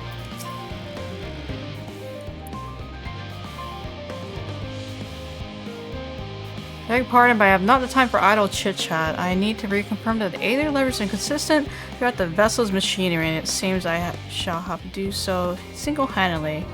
I swear when I find his assistance on mine. The leopards are willing to help. Why didn't you say so? At least they won't moan about how they checked 24 times already and haven't slept in weeks. Lazy sods. This guy, I was like, why is the field of the pass was so huge? I was like, it has to be someone upstairs. But there was no one upstairs. Of course, it's the freaking dude at the freaking balcony. Oh my god. Oh my god. And like, I turned on my effects so I can never tell like when the NPC spawns. Behold, Estra. To thine efforts, word hath spread throughout Labyrinthos barely to a far greater number than we anticipated. Livingway doth gather more loporits as we speak. I shall assign each in accordance with their skills, that new bonds of friendship might be forged. Should greater matters require not thine attentions, watch over them, I prithee. Let me talk to Growingway real quick. He said he was glad we spoke. He thanked me. It was all worth it after all, wasn't it? Even the mistakes we made, because now we can tell them what not to do. Aww. Yeah. Yeah.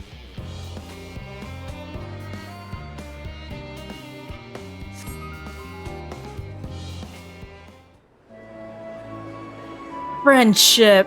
Phew!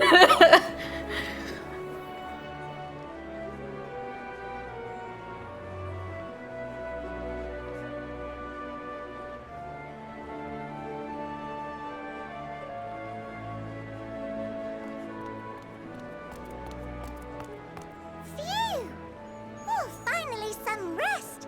Why, I haven't spoken so much in, well, in forever. Lively, isn't it? The town is abuzz. Everyone eager to meet with our friends from the moon.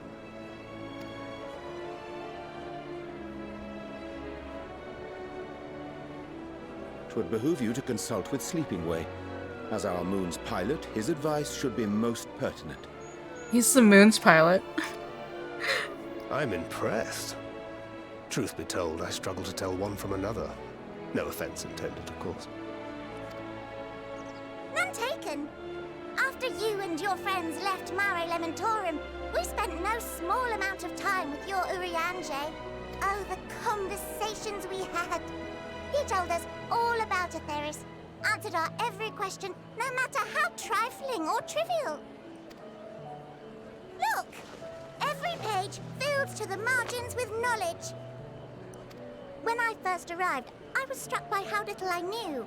It was daunting. But then I realized that, were it not for Urianger and his teachings, we'd still be stuck on the moon, gazing at your world and wondering what we've been missing. Dude, you can hear crickets in the background. Holy crap. What would they think if they could see Urianger now? I dare say they'd be more than a bit surprised. And impressed, no doubt. Talking about Reen? Master Louisoix, Minfilia, Papalimo, and not to forget.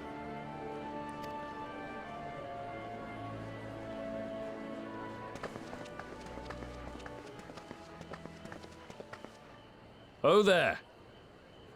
Heard there was a visiting expert who we might bother with a few questions. I take it you'd be the one.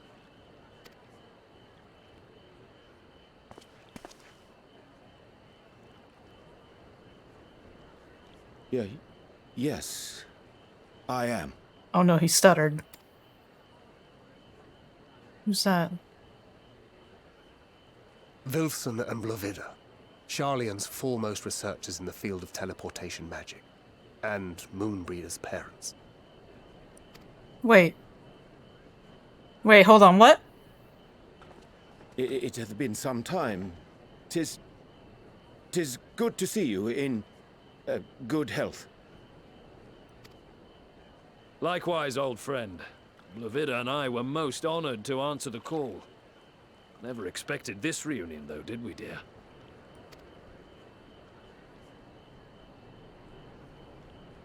Alfei, the nerve. Sending that letter, then running off to the gods know where. Oh no. Oh no. Oh! Oh! Oh my god! Do you have any idea how worried we were? I'll go back! I'm sorry. 'Twas remiss of me not to deliver the news in person. No, more than that. 'Twas I who... Our daughter was disillusioned after Master Louisoix left her behind. The day the Scions called upon her was the happiest I'd seen her in years. Oh man, dude. This is all back in freaking the Realm Reborn era, dude. She made her every choice of her own free will. No one could have ever forced her to do otherwise. Don't blame yourself for her death. Celebrate her life. You know that's what she'd want. Ariange's been holding all this, like emotions since then, too. If there is one thing we resent you for, it was that we could not be there to mourn her with you. Reading the words you penned in that shaky hand, we must have cried as much for you as we did for her.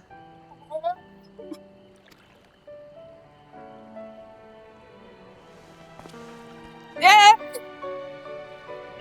I'm sorry. I truly, truly am. I knew not what to say. Knew not how to express my feelings. The poems and platitudes of wiser men, musings on sadness and loss, studied and memorized, and meaningless in the moment. Silly boy. We are all powerless before such grief. Even now, try as I might, the words escape me.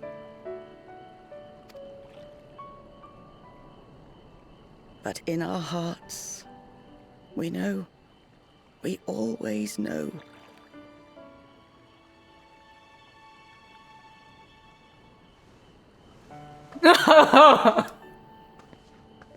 Oh man.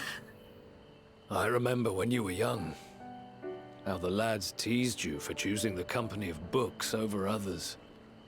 Our moon didn't take kindly to that. Be nice to Urianger, she'd shout, and give them a walloping. No matter how many times we scolded her. God. So we offered a suggestion. Rather than starting fights, why don't you be the bridge between Urianger and the others?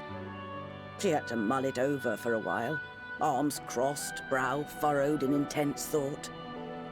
But from that day on, she never let you be alone. She'd drag you outside to play, pepper you with endless questions, read the same books you read, all to try and understand you that much better. Oh my freaking god. I'm sure it was annoying and exhausting at the time, but she only ever had the best of intentions. And look at you now, at the center of the crowd. The reason there even is a crowd, having brought these people together. You've no idea how proud we are. Oh my god! To see the boy, our daughter, trusted and believed in more than anyone, grow into the man she always knew he could be. I can see her in you too. Feel her. She walks with you wheresoever you go. So thank you, Urianger, for being who you are. Oh my god.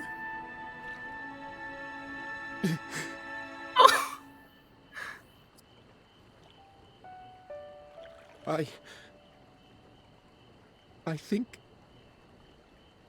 I can feel her too.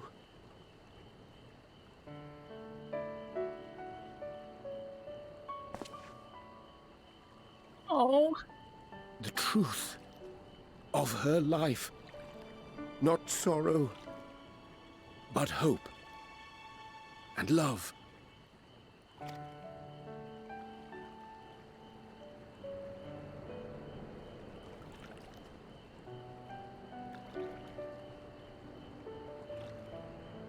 See the Loporits in the back, just like absolutely shook. This moon breeder.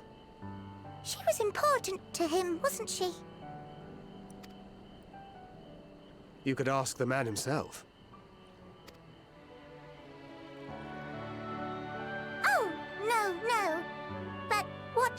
exchange reminds me how much I've yet to learn about your world.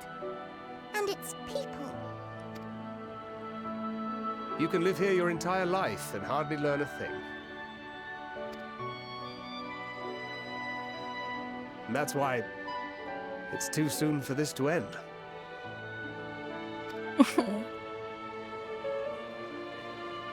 This was such a real moment, yeah. You know what's crazy is that we didn't even know Moonbrita. We didn't know Moonbrita that long in the Realm Reborn, but she hit like her existence hit us so hard, and then like how she knows Urianger is like, oh my god, dude. And it's like come full circle with meeting her parents, man. Remind me to invite Urianger for a drink when we have a moment to breed. We're long overdue for one.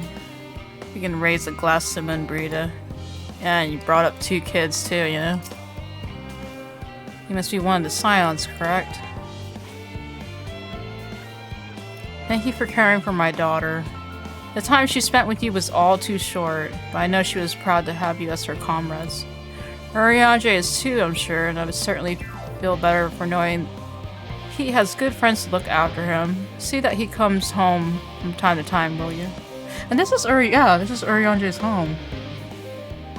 Sometimes I feel I had more feeling about Moonbrita than Minfilia. No, for real! Minfilia was written... her character was not written very well. And I was talking to Chan about that, about Minfilia. And it's like, you get to the scene with Minfilia and it's like, in Shadowbringers, and she does all her sacrifice, and it's like, I had no attachment, but like, I didn't really feel a connection to Minfilia other than through Thancred. So it's crazy. It's crazy. There's nothing interesting about her. I know. Like she just served a purpose, and it was just she was just a connection between all the Scions. So I don't know. I didn't like personally as like a friend or anything else. It was like nothing. But also I like how they had it with Moonbrita's mom hugging Urianger at the start of this scene though, because you know Moonbrita at the start of her introduction of her character, she hugged Urianger too. It was such a nice thing, dude. The classical Rodigan language isn't so different from Eorzean. Did you ever wonder why we named our daughter Moon's Bride? Oh! When I first held her, the moon was shining silver and full. The whole world seemed to glow. I knew it had chosen her, and she would be a beacon of that self-same light. Of course, we'd later hear our fair share of jokes about how we ought to have gone for sun instead, and how bright and stubborn she was. But fiery as my Moonbrita was, she was always kind and gentle. Oh, my heart. I was so busy asking about questions about Aetheris, I never thought to ask more about Urianger. I'd like to, but where would I begin? Oh, they care about Urianger! I trust you that my fellow Loporrits are equally excited to have this opportunity. They were humming the whole way here. You spent so long gazing at the star, wondering and hoping, but to be here now, to walk among the people, to be part of their lives, and know that we've made a difference, it's much more than I ever dreamed. Goodness me, I've never felt like there was too little time before. There are so many people to talk to, so many things to learn. Man. Oh, be assured I am fine. I am... well, glad to see them too after so very long. Gladder still that it was in your company. As difficult as it was to accept their kindness, would have been far harder had I faced them alone. Oh. Oh.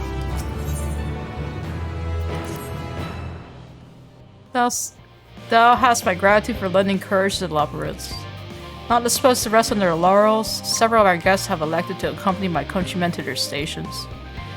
Some few may still come hither seeking counsel, and so I shall remain to aid them as need be. If thou art needed elsewhere, do not let me detain thee. As a matter of fact, I was hoping you might check on Alize. Last I saw, she was struggling to carry an enormous pile of boxes out the west gate. I could go myself, but we know whose help she's less like to scorn. Not to mention that, much to my misfortune, I can think of several other things I ought to be doing until later. Also, I like that Thancred was just there. You notice that? Like, Thancred's just there because Thancred and Urianger. Paris' Mistress Alize, she has taken too great a burden like as not. Livingway and I shall attend to matters here. Alright. Alright, where is... Where the frick? Okay. Oh, that was worth like, I was like, why am I doing all these errands back and forth? That was worth everything, dude. That whole scene was worth everything. I was wondering, because they were talking about her parents, you know, a while back, before we even went to the moon. I'm glad they put that moment to meet with them. God, dude.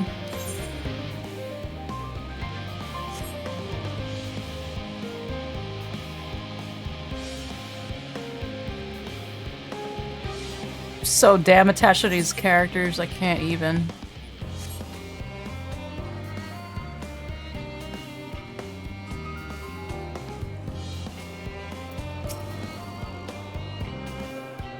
What are you doing out here? No, I don't mind if you help with the boxes, but it's far from the most exciting of tasks. Are you sure? Are we doing transport quests? I appreciate the assistance. We need to get these to Aphora. Time is short, of course, but they're full of organic specimens and samples, so try not to be too rough with them. Alphinaud should be waiting for us when we arrive. I'll see you there. Deliver the crate of samples. I have 3 minutes. Oh, great. Yep. Frickin' where? Ah, oh, shoot. Oh my god, you can't even sprint. Alright.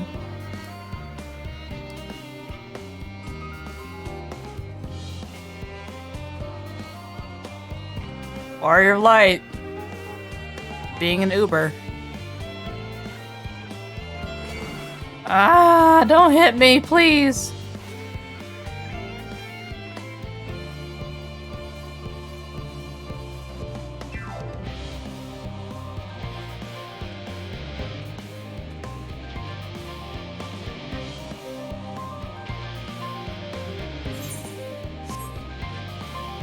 At the gate, right?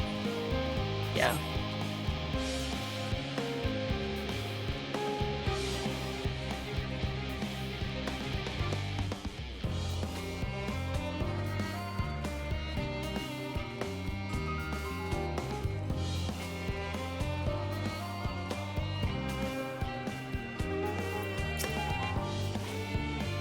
You're helping with the crates. Wonderful. Can you put that there with the others?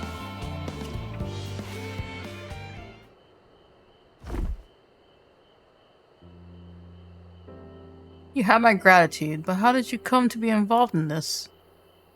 You know, Uber. And I suppose I have Thancred to thank as well. If you're wondering why we were tasked with bringing these boxes to Aporia to begin with, so was I. It turns out that this is the base of operations of sorts. Those with final say as to what is included in the ship's manifest can be found here. Fodder included, I suspect.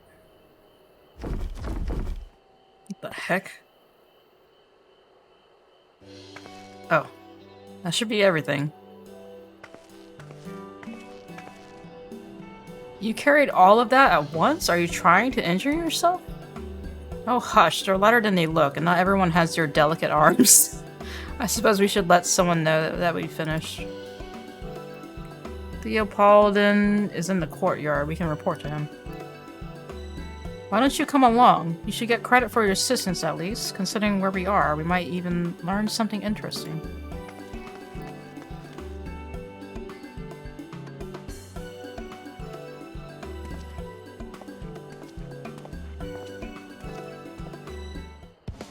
I'm like slowly going through like each sector.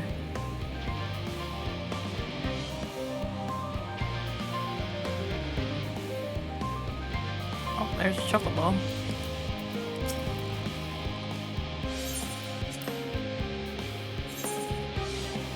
I haven't. Yeah.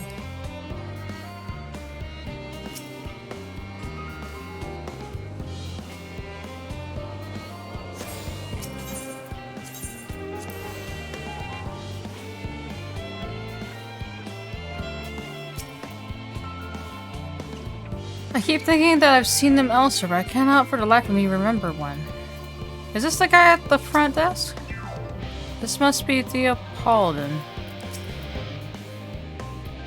Gods, it never ends, does it? What can I do for you? We brought samples from Charlene Hamlet, Series 110. The crate are by the entrance. Thank you. I expected one of my colleagues, but we are dreadfully short-handed. Just a moment. You are Fortunat's children, are you not? Alphino and Alize at your service. You're well acquainted with Father, I take it? Quite. I've been friends with your parents since our days at the studium. I remember when you were yay high, waddling hither and thither. Clearly it's been quite some time since we met. It's good to see you again, wielding your father's no less. Oh, his weapon. You knew our parents when they were young? What were they like? Pray spare no detail. I should like nothing more than to regale you. Alas, I am meant to be in charge here and reams of paperwork want for submission. We can help with that, in exchange for some sort of stories our parents would never willingly divulge, of course. Ooh, we get some tea! Very well then. There happens to be 3 sets of documents in need of delivery. How about you each take one? I want the tea! Wait right here. Oh, right there.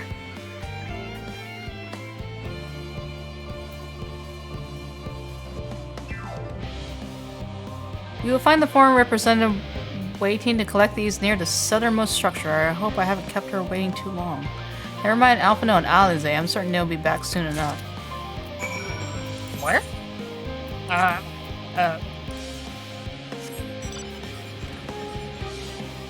Southernmost structure. Wrong way.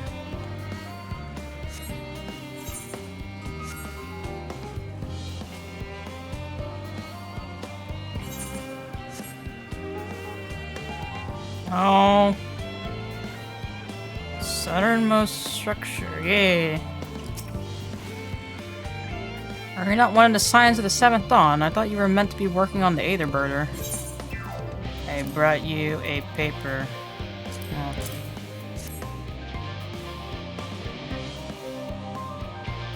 Theo Paladin's paperwork. I was beginning to worry he had misplaced his quill. I appreciate your help in sending these documents to my hands at last. As for your other tasks, pray keep this between us, but I sincerely hope you Scion succeed. Exodus is, without a doubt, the most monumental undertaking in the history of the Forum, and we must be circumspect in all respects. This is a privilege we cannot afford ourselves. At its heart, however, Charlene has ever been a nation of the curious. It would be a tragedy indeed if we were the ones to stymie your pursuit of the truth.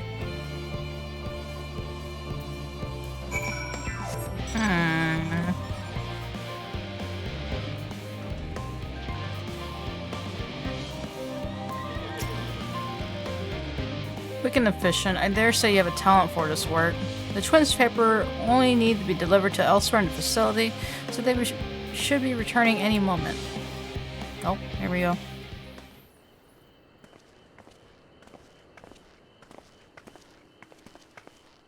We return with not a scrap of paperwork remaining on our persons, you will note. You both have my thanks, and my apologies for sending you on an errand far below your ambitions. Why, even as a babe, you struggled out of your swaddling clothes, and... That is quite enough of that, thank you. It was comprising stories of our parents that we'd asked to hear, to reiterate.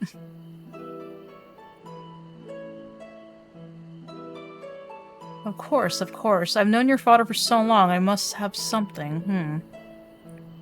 Well, as you know, part of why the Livier name garners such respect in Charlian is your family's storied history.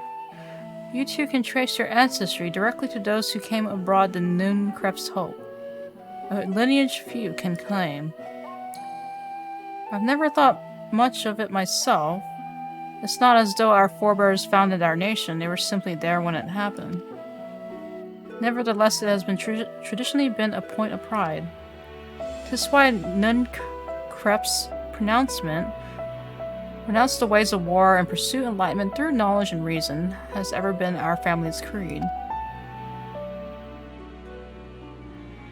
Until your grandfather's time, Archon Louis Swell looked not to Nun Crep's words, but his deeds. He asserted in defiance of his peers that choosing to save the great and the small from the rising tides was the true mark of our founder's virtue. Perhaps it was his expertise, his knowledge of ancient prophecy, and the fall of civilizations that led him to conclude that to eschew conflict at every turn was to consign mankind to his doom. There will ever be conflict and calamity will follow. Thus, to ignore the plight of those one might conceivably save is not wisdom, it is indolence. You remember his words well. Indeed, Archon Louis Swell lived with that personal creed and used every means at his disposal to bring succor to those in need, Charlian or no. No one loved and admired your grandfather more than his son. Yet Fortunato could not reconcile Louis Swell's deed with the philosophy of their forebears and his peers, a philosophy in which he believed so fervently, yet made a pariah of his father. Fortunato agonized over this contradiction for much of his life. Oh damn. God's father. A son may carry his father's blood, but his choices are his own to bear, is it not always thus? God's no Fortunato's a cranky old goat, but I'm sure you butt heads often enough. Yet even so, you must know that you are constantly in his thoughts. Every moment of every day, and that is not exaggeration in the slightest. You should have seen him when you were born. Barely recognizable, he was. With a kind of dumbfounded grin I'd not seen since he took a fancy to your mother. He was practically skipping when he told me the news. Aww. Take my word for it. He loves you to an embarrassing degree. Oh. But he is also frustratingly single-minded. Once he's decided that a given action is for the best, he will stay the course no matter who or what opposes him. A profoundly annoying habit when you're on the other end of it, as I'm sure you will agree. Damn. I'll say, thank you for your insight. When next we meet our parents, I shall mention that we spoke. Try not to get me into too much trouble now. I need the forum on my side. Speaking of which, I have to be getting back to work. I have to make sure those specimens you brought make it to their proper places or the cranky old goat will have my hide. We can speak again later. Oh. Oh my god. Oh my god. You three. Gaha! Surely Coco hasn't driven you out of the forge already. For better or for worse, no. However, he has sent me a task that requires more than my single pair of hands, and here you are. I could use at least one of you, but I won't object to more. Unfortunately, Alize and I have prior commitments, and we have delayed too long as it is. Okay. Okay, that leaves me. What about you, Astra? Can you spare the time? Alright, I'm gonna go on a date with Graha. I don't mind. Perfect, this shouldn't take long.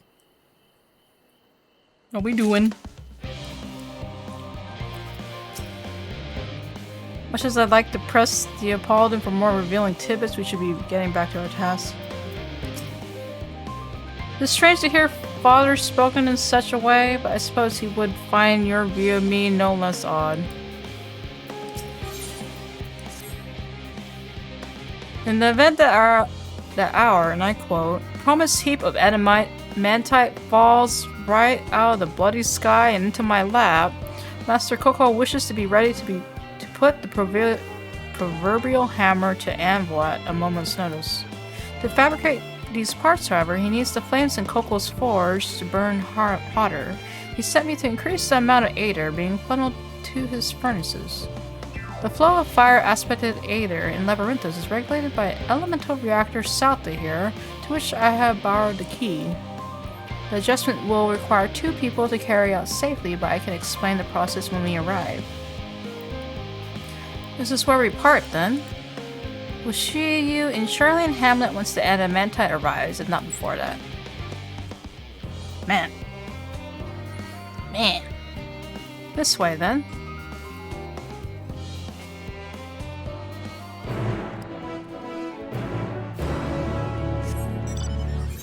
Such busy work. Yeah, we're just going around the ring, man. We're going around the whole ring.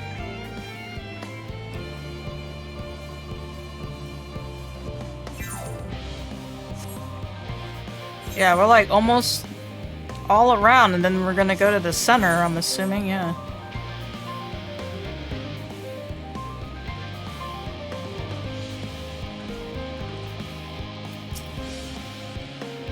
The reactor is housed within this facility. I'll be the one to go inside and adjust the fire aether output.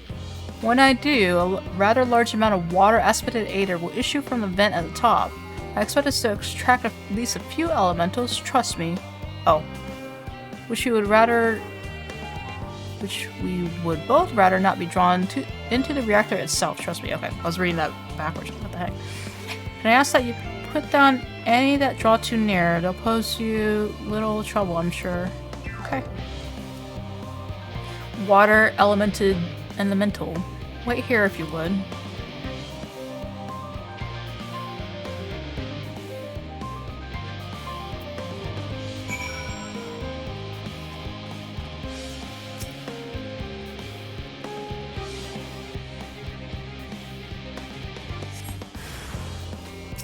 Oh, sirens! Ah!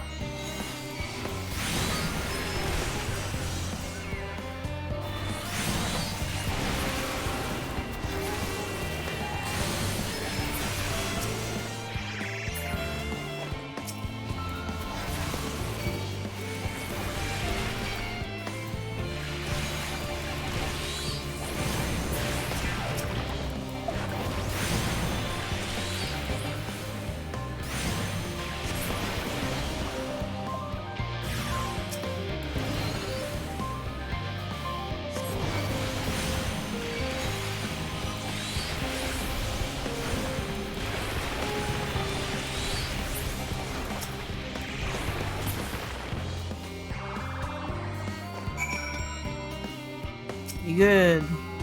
I thought it was gonna be elementals, but no, it's freaking Appa.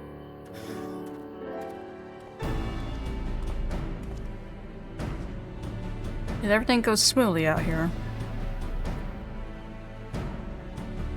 I thought as much. No major complications to speak of inside either. And the water aether appears to be venting properly.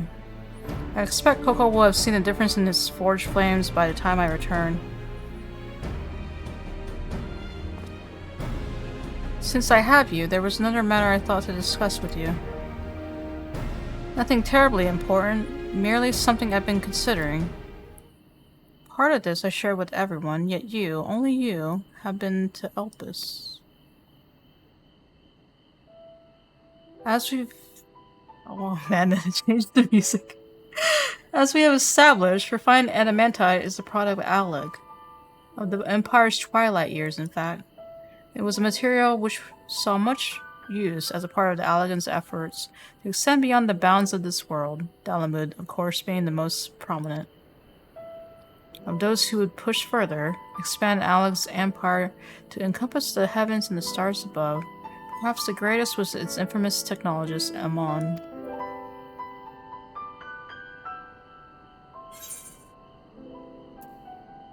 Amon wanted to travel the sea of stars. Did he remember his life as Hermes?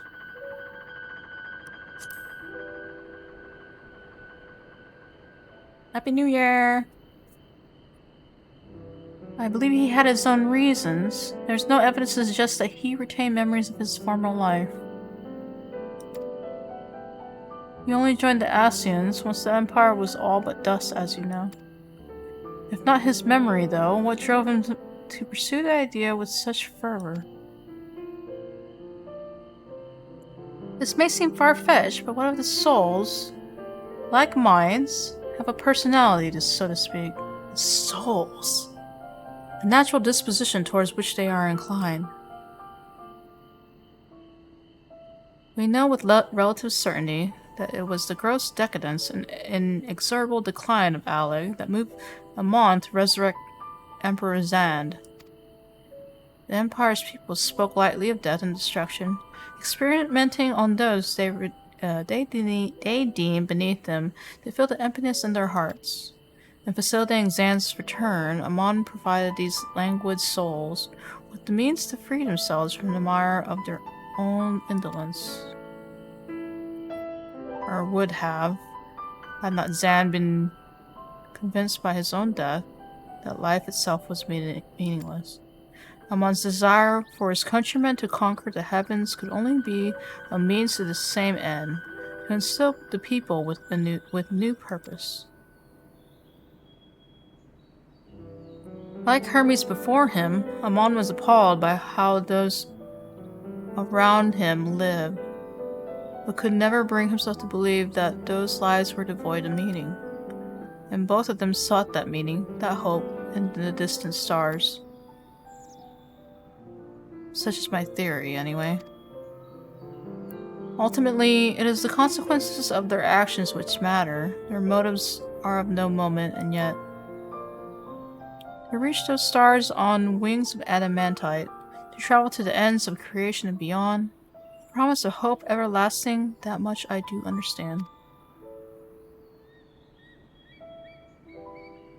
But enough musings for now. Why don't we see how Coco is getting on?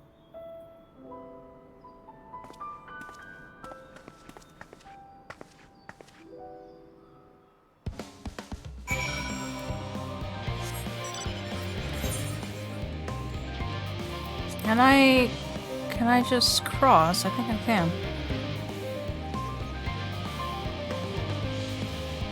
Man, and then like Graha coming in and connecting the Crystal Tower with all the lore with Amon and Emperor Zand. It's like, man, oh God.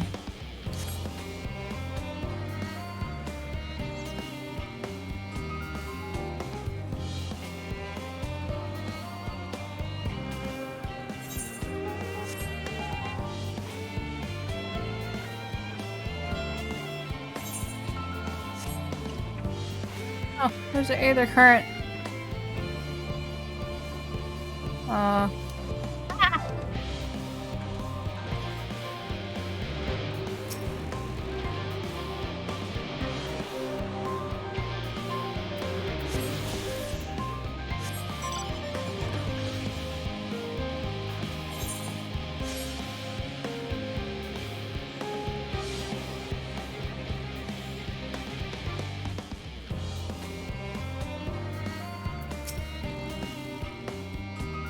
I can feel those flames ablazing from here. Glad you found someone capable, Graha, but there's not much left for you lot to do. Unless you can conjure up that refined adamantite any faster.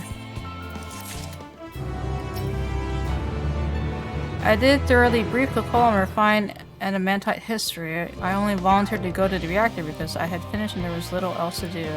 Hopefully that dispels any misapprehension that I was kicked out for prattling on. I do trust you to deliver on your promise. I do, only I hate waiting. I want the adamantite. I want it now. We share your impatience, I assure you. Is there nothing else we can assist with in the meantime? I wish. This sitting about's unbearable. Pity the forum frowns on recreational explosions. Well, so long as they can't prove it was premeditated. Get you gone. Mistakes to make. Okay. In that case, I suppose we should go and return the key to the reactor. I'll have one more look to make sure that nothing has gone wrong, unintentionally or otherwise. I'm certain there are better uses for your time. However, I will join you in Charlotte Hamlet anon. Okay.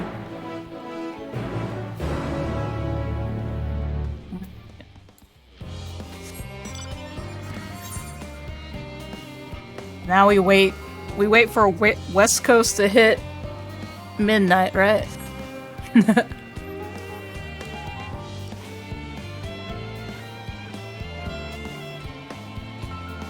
It's 2022, man. 2022.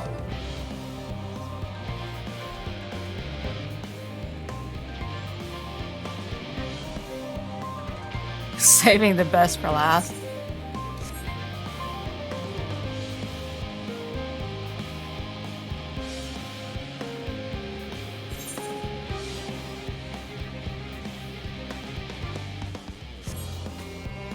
Wait, I could have teleported. Oh well. I'm already here. I'm just like zooming.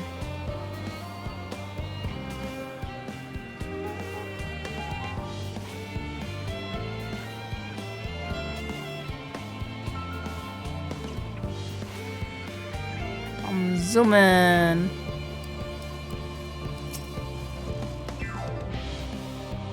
If you wait here, your companions are bound to turn up sooner or later. Await your companions. Where did your Stola go? I forgot. I saw everyone else, but I haven't seen your Stola.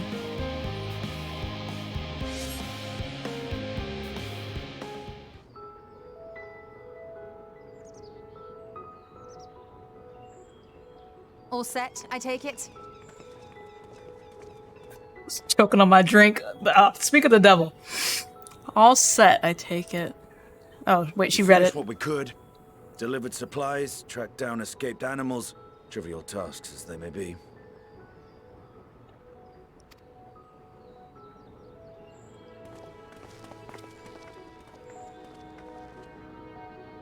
That's enough, don't you think?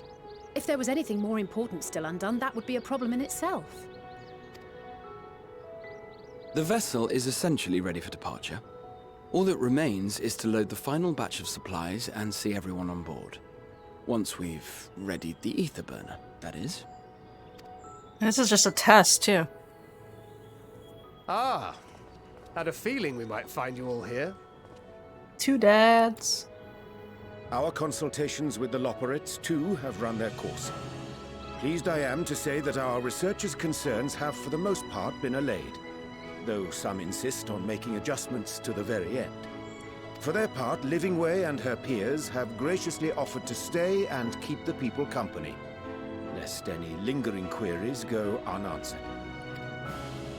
All that remains is to wait for the refined adamantite. Alphino, are you there? It's me, Cryo.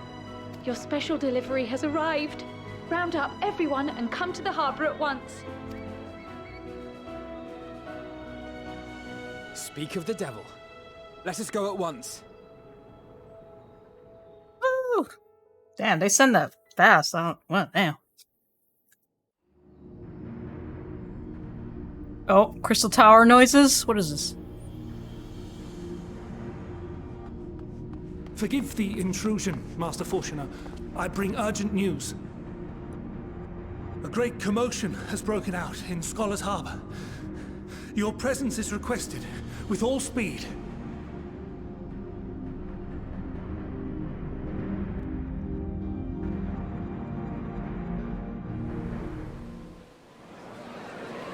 Oh man. Now, where might this delivery be? Is it massive? Oh. Is it huge? Oh, Jesus!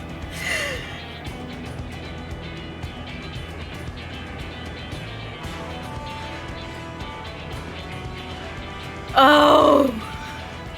Oh, ships from everywhere! I'm sure it's very important, but we cannot accept these without the proper permits. Get out of my way! By the 12!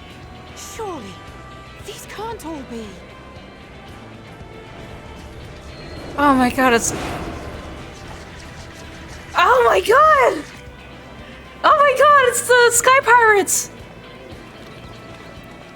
Bleeding hellfire! They're bringing them by sea and by air. All these folks in these crates. I forgot his name, the Sky Pirate guy. Oh man, I forgot.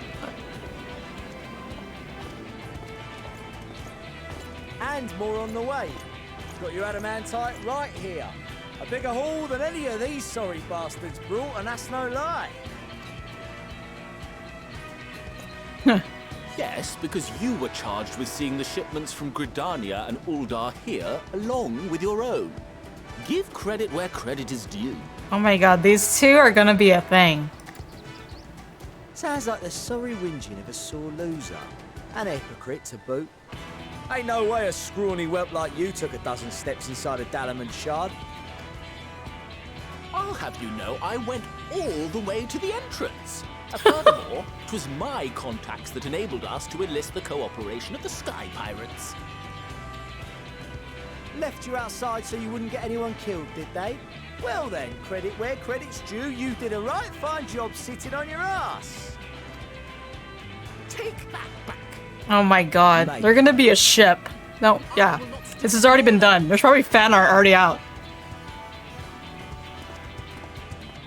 My, what a grand welcome party. Oh my god. Hancock and Saraban.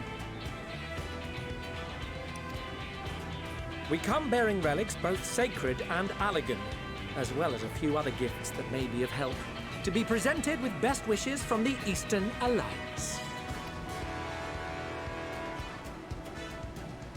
I myself have come with a sacred relic of Rayson Temple. 'Twas passing fortunate that Senri's dango craving brought us to Kugane. We arrived precisely as Hancock was making his arrangements.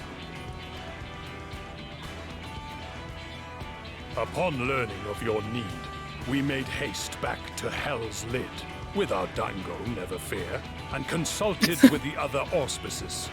All consented to the lending of Tenzin's legendary Phoenix Blade for this noble cause. Oh, for real? Suzaku and Seiryu were nevertheless worried that it might be lost in transit, however, and insisted upon accompanying me to Onokoro, where I had intended to entrust it to our Confederate allies. I thought instead to give it over to Hancock when we chanced to cross paths yet again. But alas, Seiryu remained ill at ease and ordered me see the blade into your hands personally or die trying. We did, of course, need quite the impressive vessel to get it all here in time. Isn't that... that's that...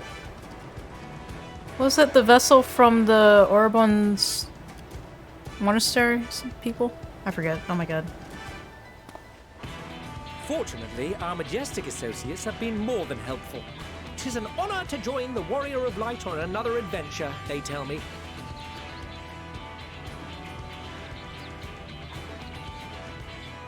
That is all wonderful to hear, but what of the extraordinary cost? I shudder to think of the ransom we must pay for such a bounty. Fret not for your coin purse, young Alphino.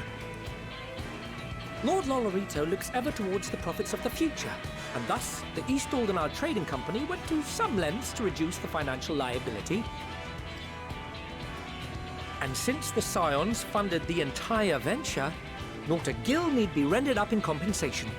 Everything is already yours. We did what? We funded the venture? When? Yeah, we did what? Don't Oh. let the name fool you. This coin keeper knows a thing or two about spending. Tara, what did you do? When it comes to capital investiture, a sprinkling of gil here and there will not do. You need enough savings to make waves when it really counts. which is why frugality is paramount. Oh my god, did we save up so much funds we could fund this? We also had the benefit of a generous patron. Generous being rather an understatement. Patron? She has supported us from the shadows since the very founding of the Scions. We even had coffers to fill. Mother! Amelians. I remain, of course, an entirely neutral party. I simply thought our family's coffers were needlessly full. Oh my god, Fortunate was like, I can't deny my wife. We can hardly take them with us on your teeny tiny toy boat, now can we? And 'twould be a shame to leave all that hard-earned wealth unspent. Oh my god, she's amazing. Waste not. Oh my god. Oh my god. This is amazing.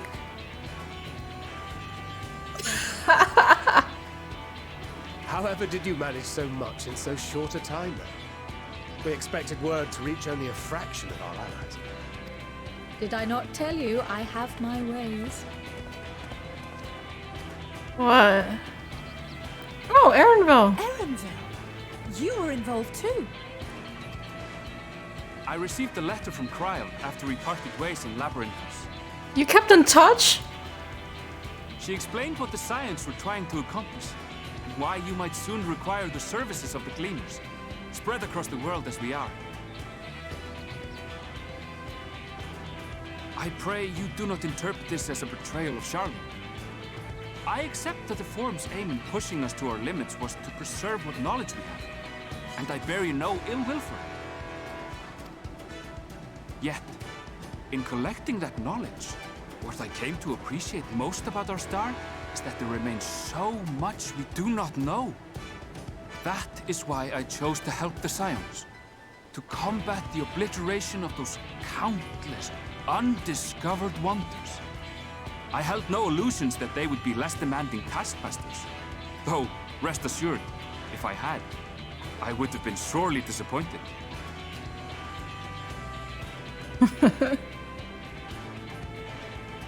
To make a long story short, the whole of the guildship cooperated to ensure your call was heard far and wide.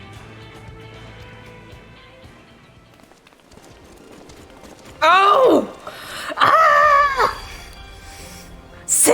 What's this about a ship that can fly to the moon? And Nero!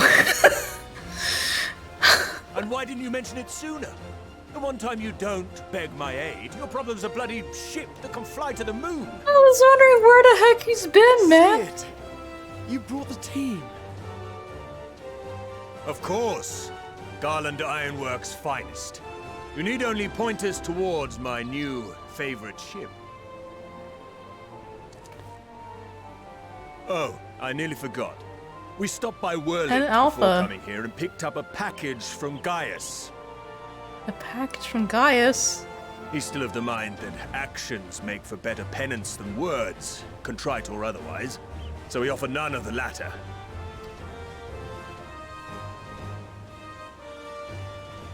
What he sent is an Allegan relic Valens used in his weapons experiments. Has a fair bit of refined adamantite in it too. Oh, that's insane.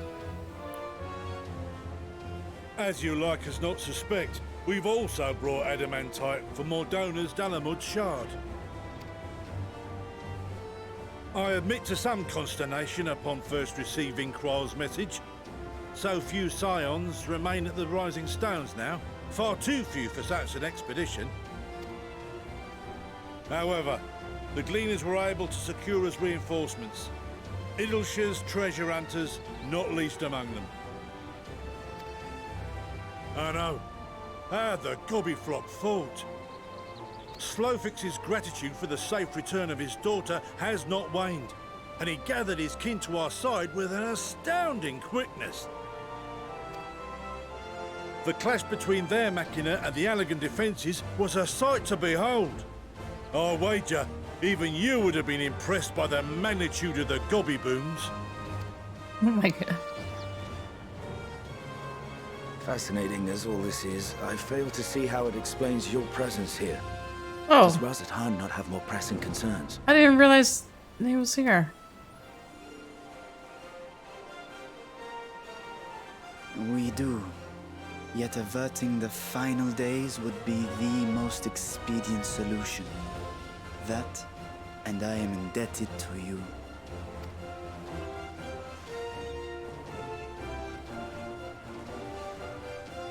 Though they chose to take their leave of Thavnair, those you saved in Galimund remain my people. My gratitude is beyond words. 'Tis appropriate that I aid you in kind. If in the doing we bring salvation to others of this star, so much the better. You will recall that I spoke of my father, Midgard Summer, and his journey across the great expanse.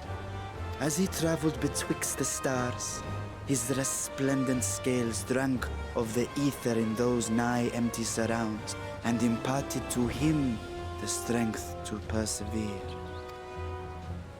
Thinking they might further your cause, I called out to my kin for consent. Wait. Ajdaya's answer was silence, as ever. Tiamat and Hrisvelgre, however, responded favorably to the suggestion. My sire, too, stirred from his slumber long enough to speak and say, "Very well." Thus have I brought you his own worm scales. Fit them to your purpose, and seek a worthier fate for us all.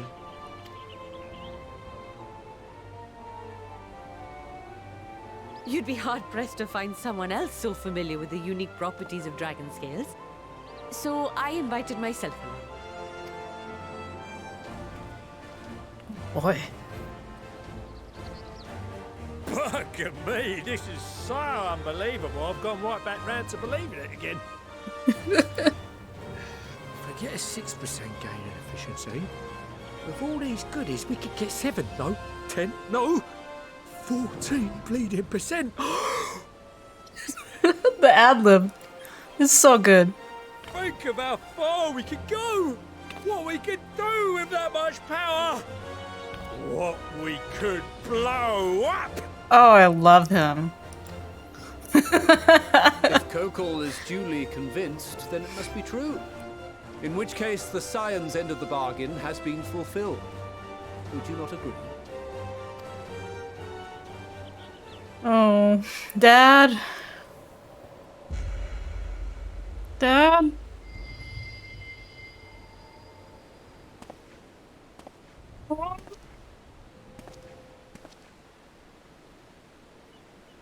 Yes, Father?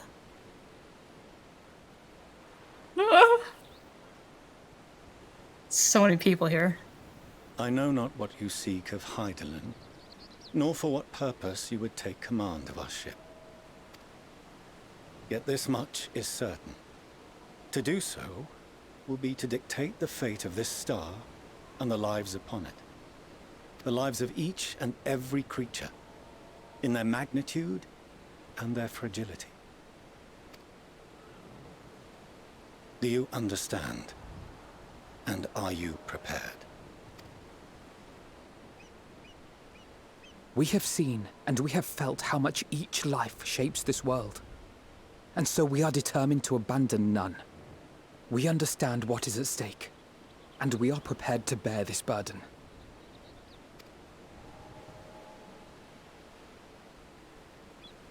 Oh my god. Then I will bear it with you. Oh my god, yes! I beg you, share your struggles with me. As family. Yes! Yes! He broke his composure, it's great! Oh, it's great! Finally! You grasped my fingers with such tiny hands the day you were born. I thought my heart might burst. Oh. 'Twas love and happiness beyond expression. Overwhelming.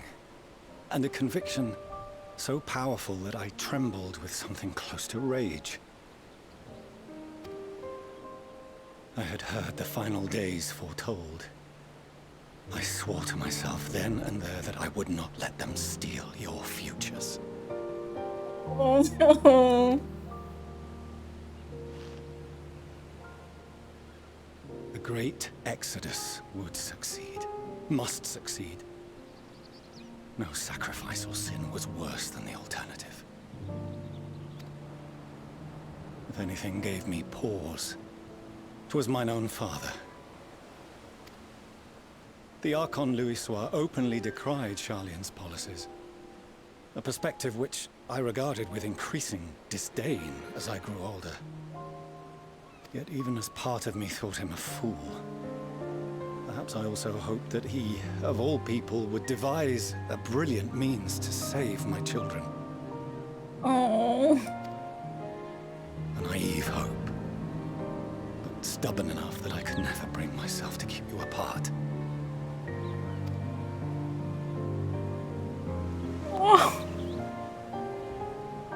No, that was his doing, when he perished at Carteneau. As we pulled that twisted slab of Dalamud from the sea, I remembered the warmth of your newborn touch. Chastened, I vowed never again to suffer any interference in my mission to protect you. No matter that you yourselves wished otherwise. Detest me, fight me tooth and nail, I would suffer it, and more, and be satisfied so long as I could force you onto the ship.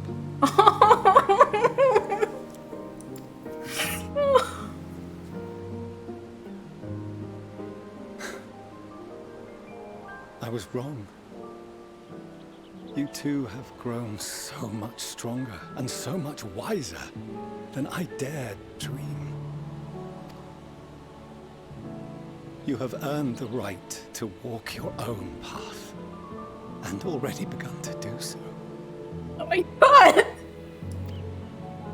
Good.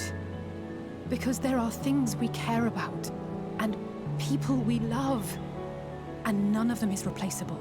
Not a one. It cannot have been an easy journey for you to have come so far.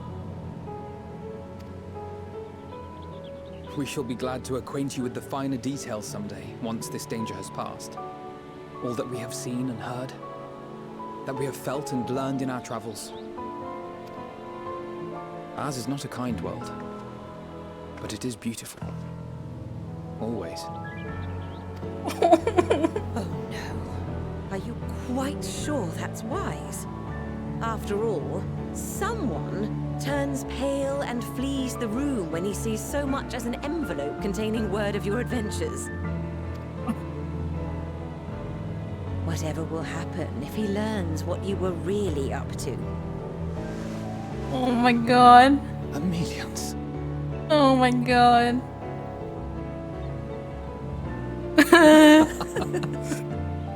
Oh, they're so... Oh, they're amazing. Oh, Jesus, man.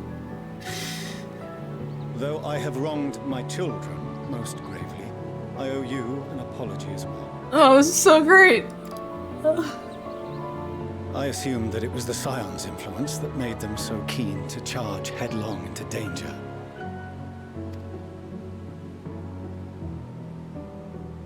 Yours, in particular. I see now that said influence instead brought them together with the many fine people gathered here today. In which case, I hope you continue to guide them. God, they're in my hands. If we've finished loitering about the harbor, might I suggest we put our plans into motion?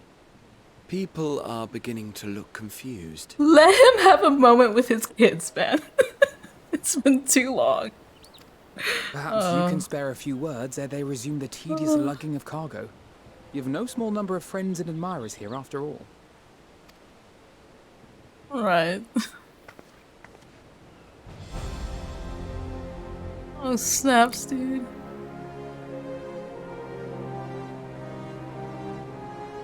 Oh, man. So... What am I doing? It's playing the music. What am I doing? Lend us your strength. Our moment of triumph is close at hand. With me! With me! Warriors of light!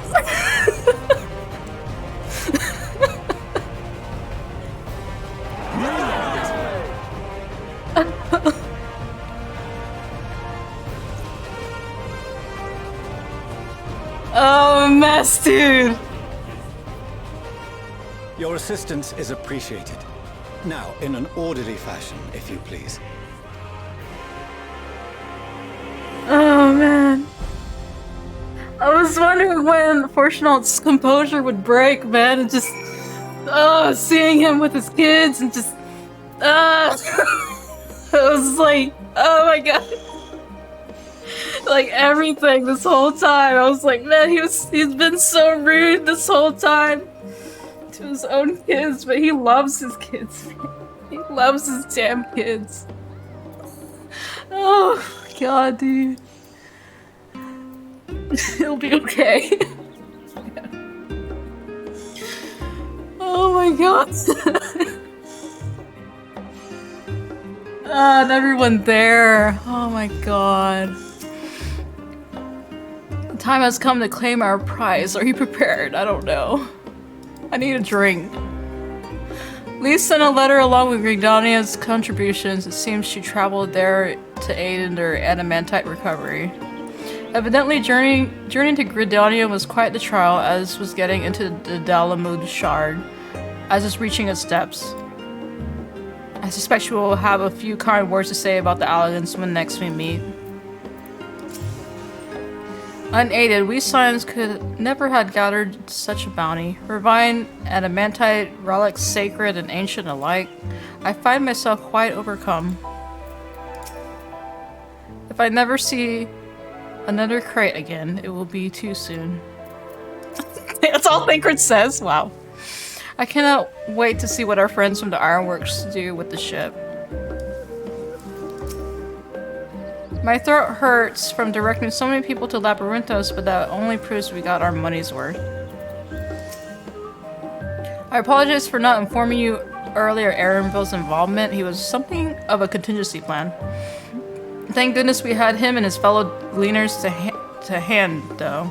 It would have been monstrously difficult to locate Sid and transport the Hanish delegation here otherwise.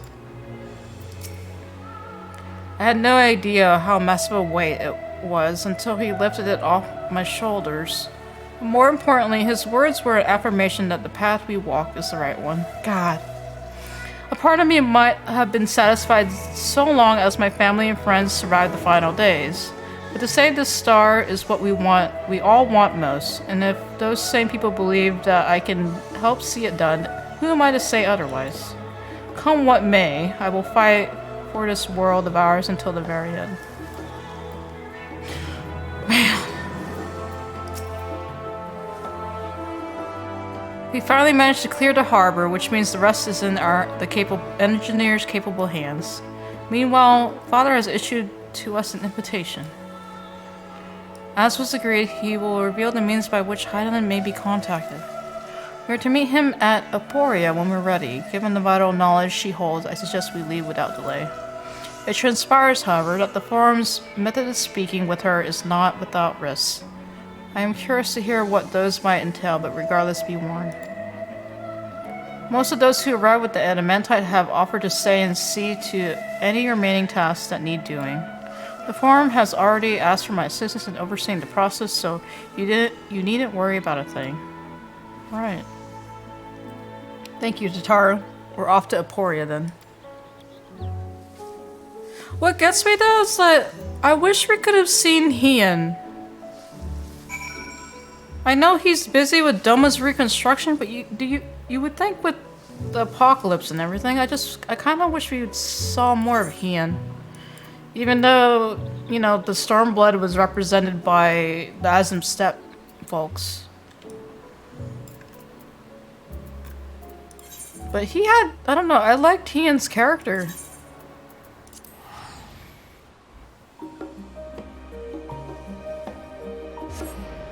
And like, he had a really good voice actor too. Dad! I've already shown the others inside. Oh my god.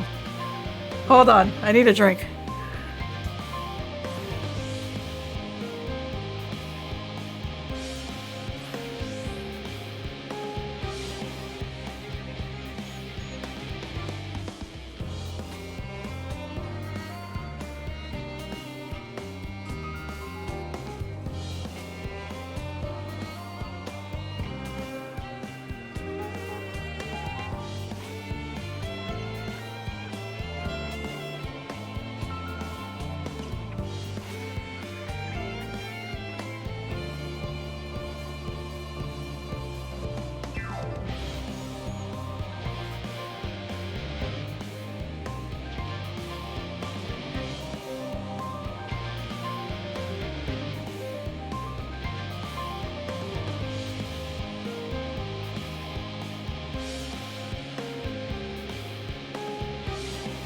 My god. You want to speak with the Clarion? Clarelian? Oh my god, I can't read. Clarelane. She has the key to the lift and can send you down after me.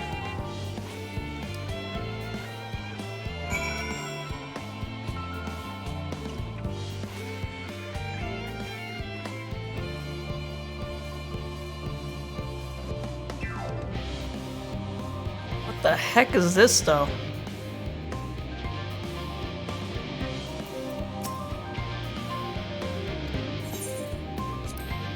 What is down here?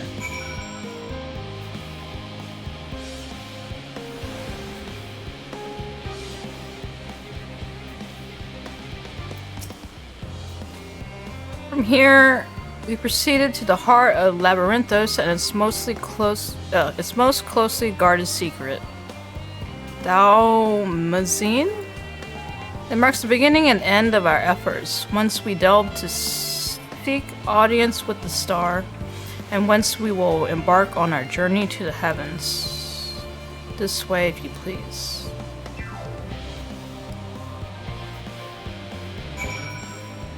Dude, we're going deeper. We're going deeper. Dalmazine? Dalmazine?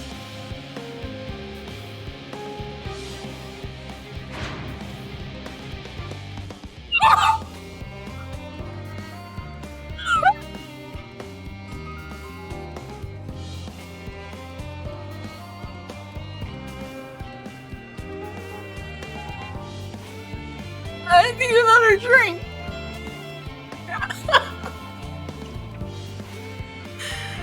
It's the literal.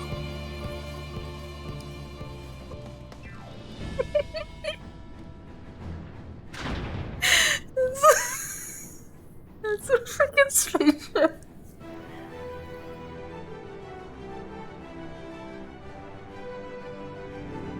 Oh my freaking god. Oh, it is like the menu. Or it looks like the ship on the menu. Oh. Oh my freaking god.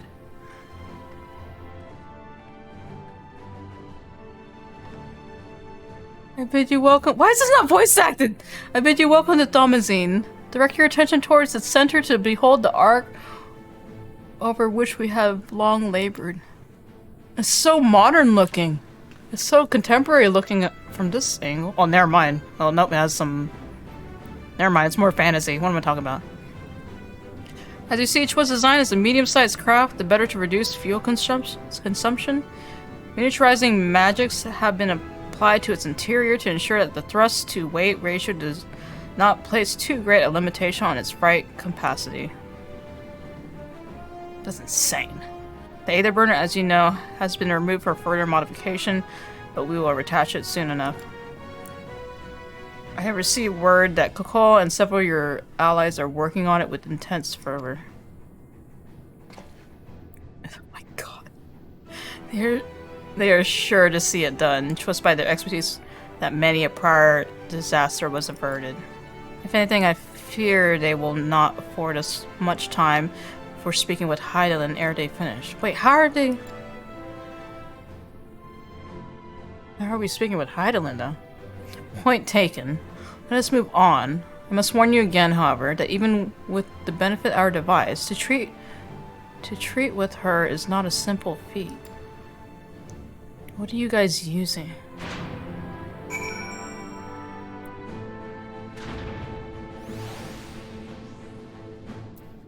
God, dude. To think how many generations labor for this end and that we aim higher still. We must spare no preparation, and that means speaking with Hydaelyn no matter the cost. I can well imagine the zeal with which they are working on the Aether Burner, and all I can say is that I'm glad we have something to do other than get in their way. Once it's ready, we'll see to it that the ship is put to good use. If meeting Hydaelyn proves difficult even for the Forum, then perhaps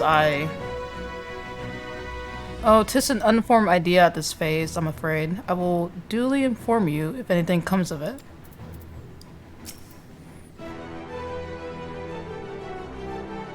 I doubt this is what Erenville meant when he said that there remains much we do not know. But I still can't believe everything that was hidden underneath the city this entire time. Yeah. We must learn of Hydaelyn's greater plan. We can only hope that she also knows the current location of Medion. And we can do neither if we do not focus on what trial awaits us within. It was the Allegans who first combined the mechanical and ethereal sciences into a revolutionary discipline. Given that this ship is nothing short of a technological marvel in that precise vein, Allegan's salvage should suit it well. It would seem enchantments most advanced have been woven into the ship's very bones. Wolfson and Blowidas were doubtless called upon for their expertise in teleportation magics. You feel it too, don't you? The ship is impressive, but it pales in comparison to the vast primordial power beneath our feet. Beneath our feet? I have done what I can to impress upon you the gravity of what lies ahead. Are you prepared? Am I prepared?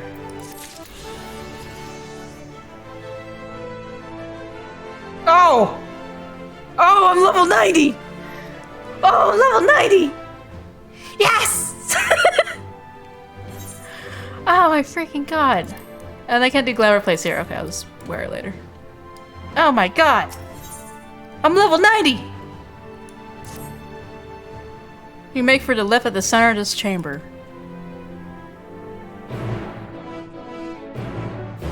Oh my god.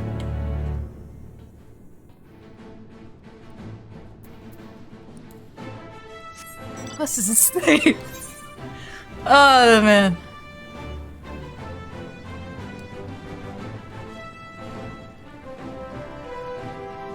I love how they made this area though, like Labyrinthos, legit amazed, and when you get to the center of it all, it's the freaking ship. That is amazing, dude. I just pass it? Okay, no.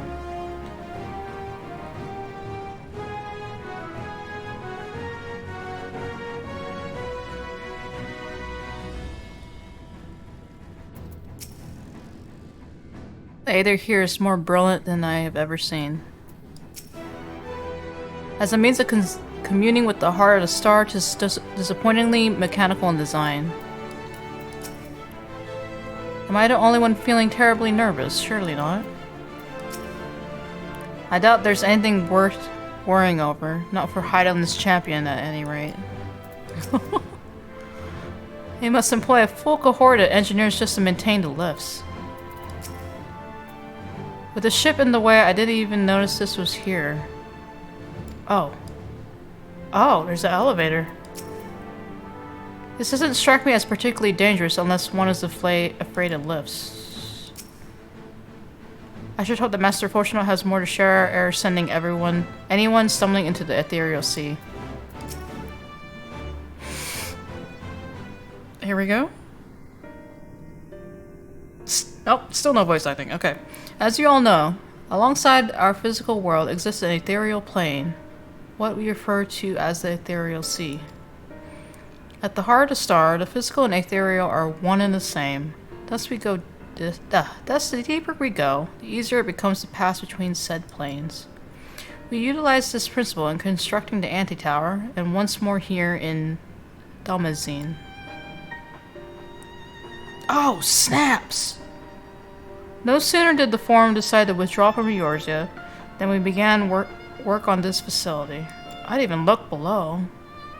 Our work culminated in a device that allowed us to peer deeper into the ethereal sea than ever before, in search of Heidelin's ever fainter echoes. The Itioscope. And you communicate with her through this device. For a time, yes, but since the 7th Umbral Calamity, it has been rare to hear even a whisper. Oh, so it's been a long time since they communicated with her. If you wish to reach her, you must journey closer to the center of the star than we have ever dared, beyond the Atioscope.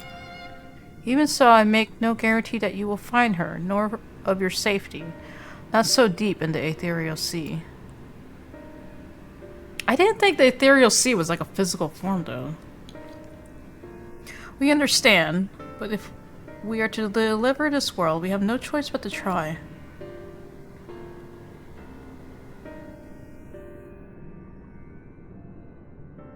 I know. I only wish we could do more than observe your progress from afar. The Itioscope's ocular lens, by which we may peer into the ethereal sea without placing ourselves at hazard, lies above us. Through it, we can watch and guide you. Oh. In those swirling depths there are pockets of aether so dense and turbulent that they can unravel one's soul. If we determine that you are at risk of coming into contact with such a pocket, we will recall you with teleportation magics. Oh, snaps. To that end, it would be best if one familiar with the composition of your souls remain here to assist in assessing the said risks. Otherwise, there's an increased probability that we will extract you too early or too late. Graha, maybe? Oh, Cryo. Please allow me. Okay. No, see you, Taven. I have thought upon this much, and in truth I do not believe I am fit to join you in the trials ahead. The events of the Tower of Babel drained me. Yes, but even before that your capabilities far outstrip my own. There's no time to have a weak link in our vanguard, no matter how much she may wish it were otherwise. If I may assist in the manner that Master Fortunato has laid out, however, I may still be of use. Will you trust me to do so? I can think of none I trust more, compared to all the effort you put into keeping us alive when our souls were in the first. Oh, that's right. Preventing us from dissolving into aether on a single expedition ought to pose no challenge at all. I totally forgot about that. And even if we did, I expect you would hunt us down and restore us to health somehow. Oh, look at Astidian joking. You flatter me, but rest assured that I will be keeping a close eye on all of you.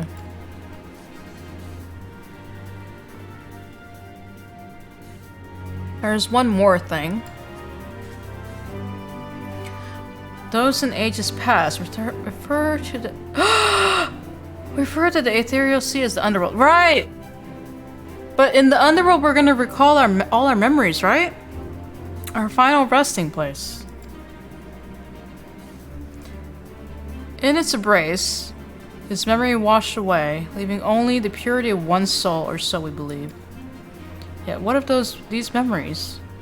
Few think to ask what becomes of them, cast adrift on the ethereal tides.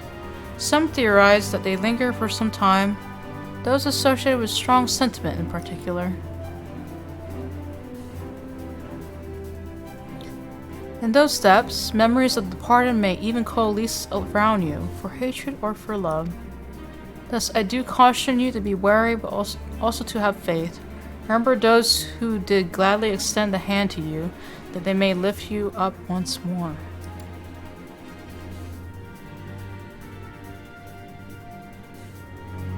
How is this possible? I didn't think the ethereal sea was like a physical thing. Oh, okay. Oh, it's a dungeon. The ethereal sea is a dungeon. Oh shoot, man. You should proceed through the telescope to the central observatory. That is where the objective lens is located. We can manipulate it to direct an ethereal current deeper into the sea. Though I shall assist you in every way possible, this is your journey to make. When you're ready, I bid you step forth. I hope to guide you via link pearl while you're inside, but given the density of the aether, I'm not sure how long the connection will hold. Even if you can't hear me, however, be assured I am watching over you. Oh my god.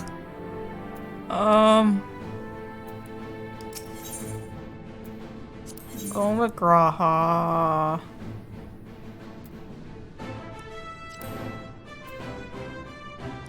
I stand ever ready. Trying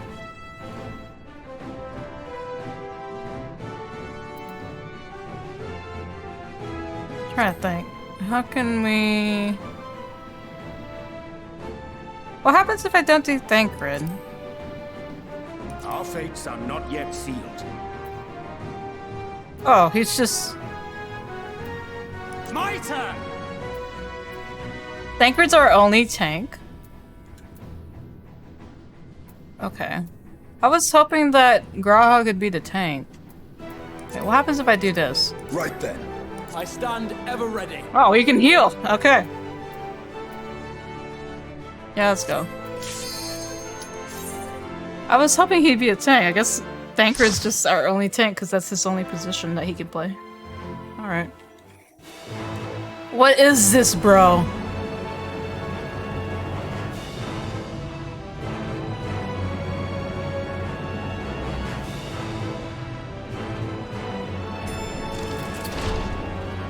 I was not expecting that.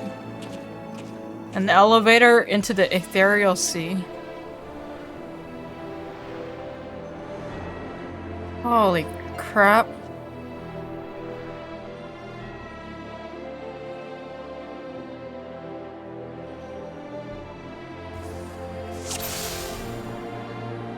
All seems in order with the lens. And I trust you can hear me? Oh, I didn't put on my gear. Oh well. It's okay.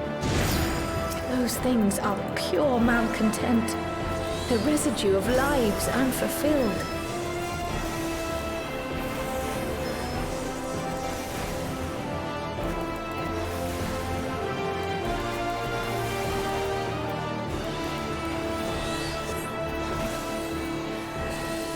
Oh my god, I can finally... Yes! Oh. Finally. I have my primals. There.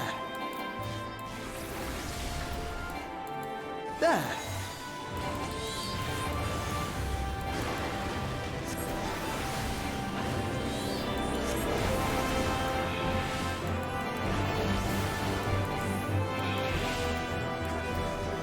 Happy New Year.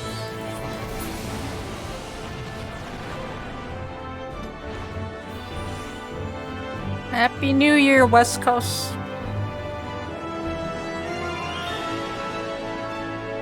Dude, this like design is such a combination of Allegan and Crystal Tower and everything. Oh.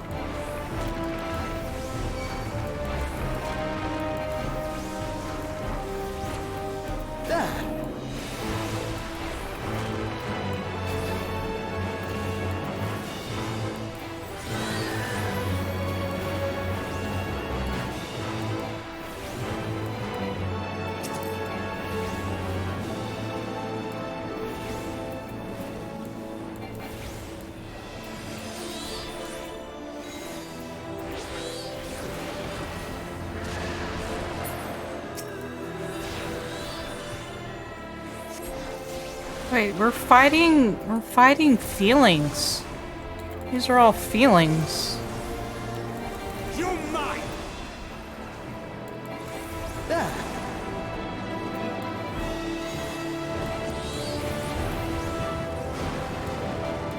Oh.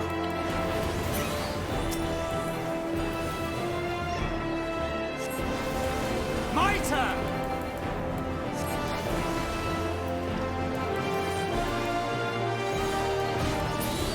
Oh.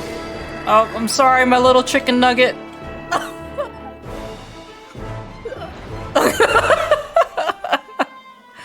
I'm sorry, Titan. I pulled you out and I didn't do anything.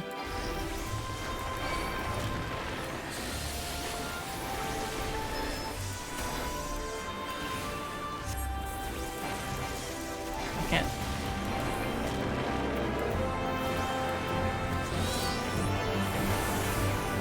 You're mine! Allow me.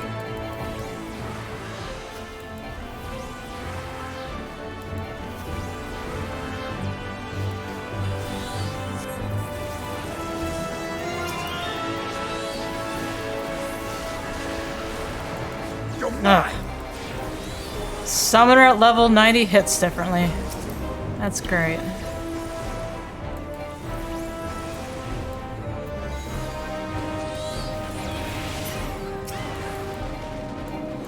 You're mine!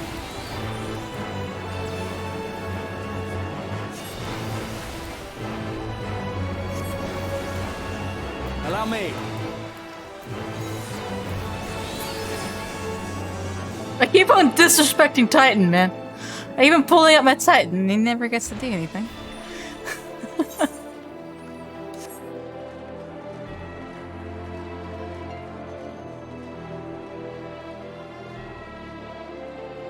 Huh?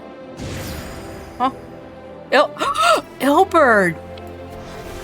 Ilbird? Oh, he's tanky. Oh, he's tanky. What?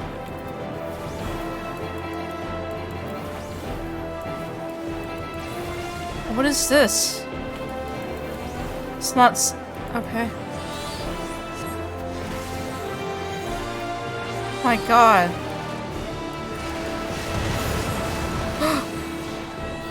Oh.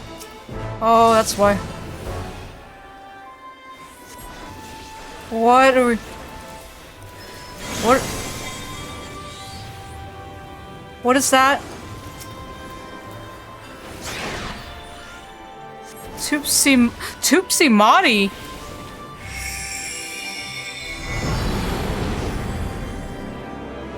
Oh my...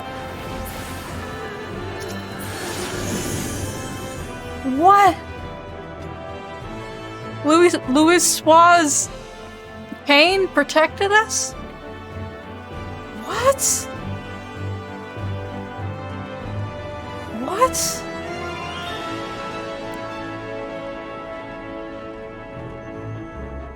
Oh boy.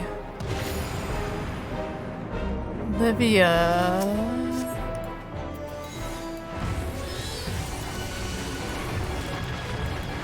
Oh god.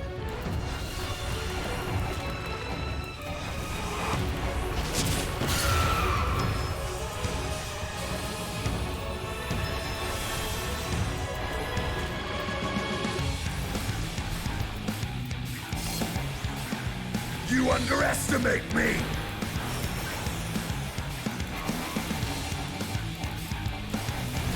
Aglia climb.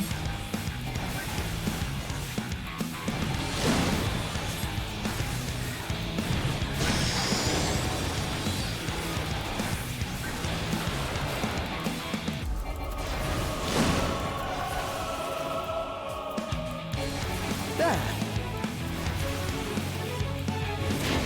There.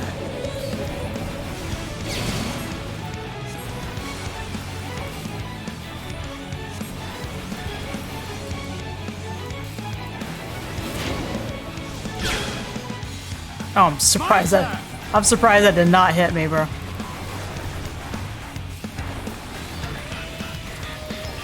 Odi et Amu? Okay. Oh.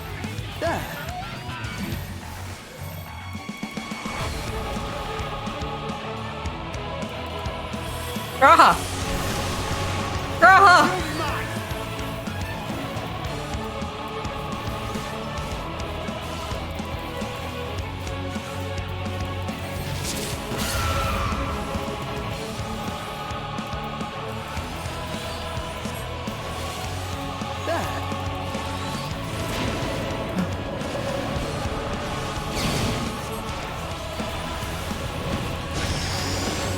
Oh, what is that? Oh, what is that?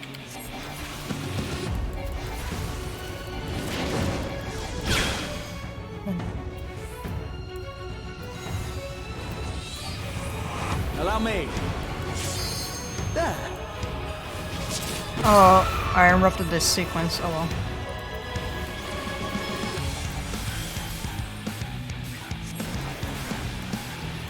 There.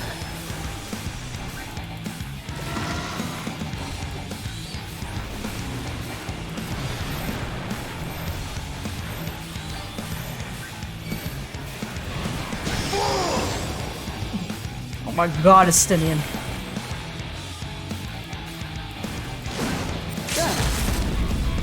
Estinian?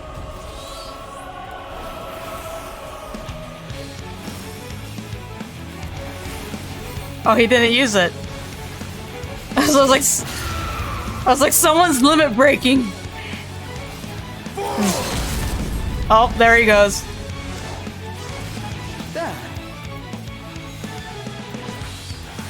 Now I did it.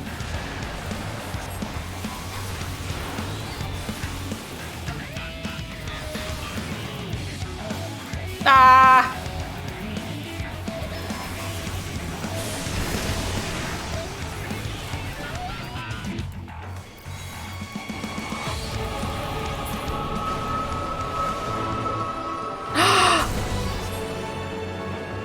Follow the flow of ether.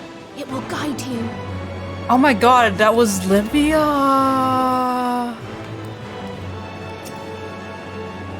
That was Livia from the Praetorium?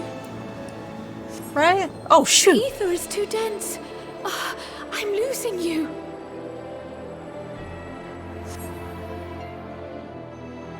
Oh my god. Oh my god, we're seeing everyone we fought before in this dungeon.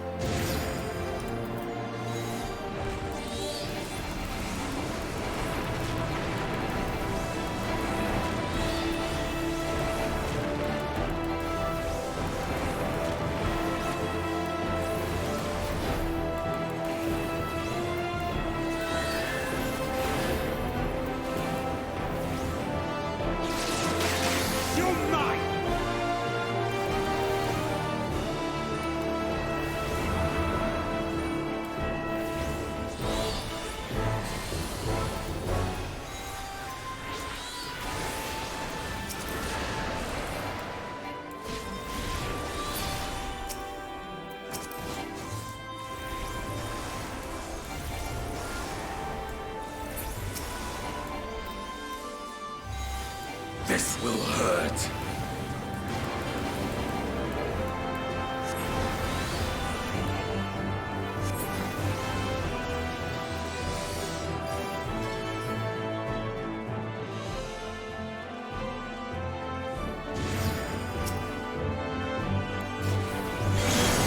Bad idea, but I'm doing it. In a rush of familiar affection, the memory of a valiant Archon takes form. What? Oh, what? Allow me. An axe?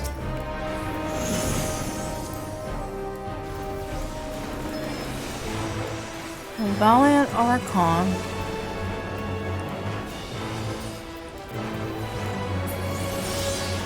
Who was that? Whose axe was that?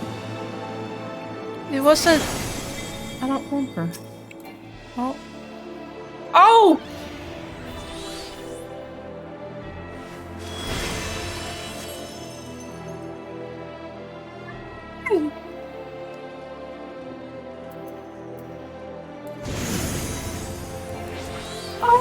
Oh my freaking god. And then Estinian saying the people of Ishgard won't forget you? Oh my god, dude. I'm about to cry. This will hurt.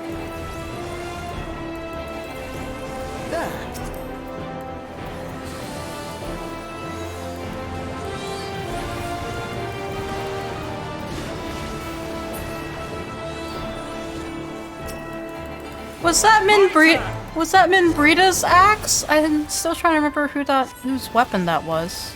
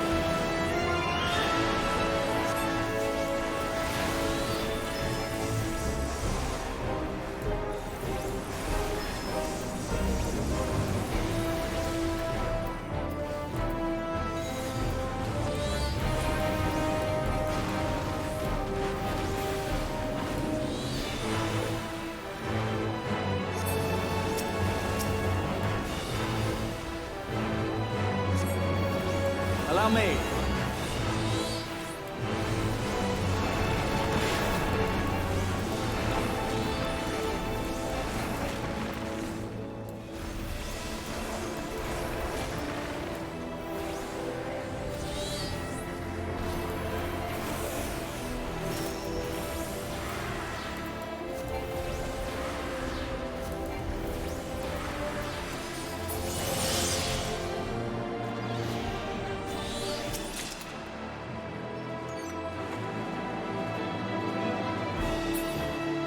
Halfway.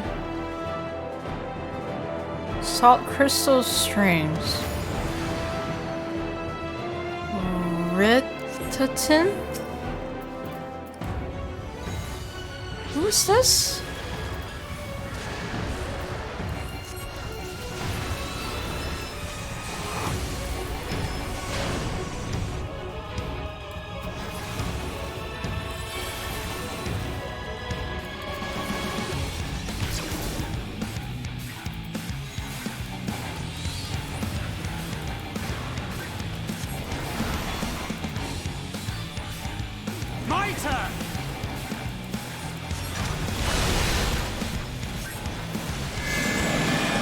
Oh shoot!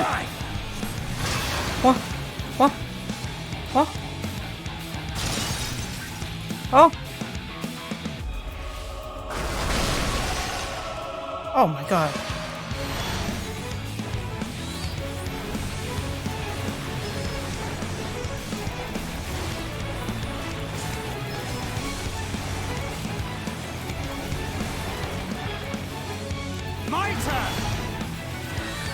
A nobody? Okay.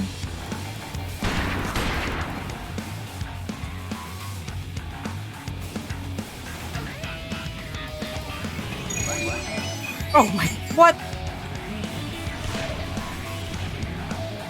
You're mine! You're mine!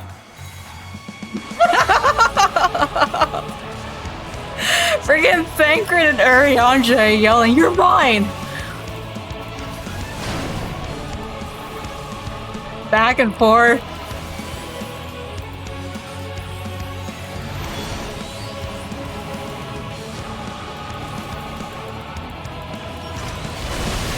You're mine!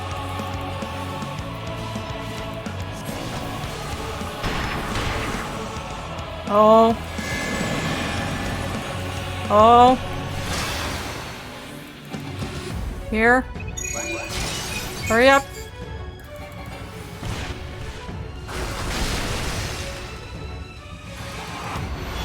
It's crazy because it's so hard to see the ground.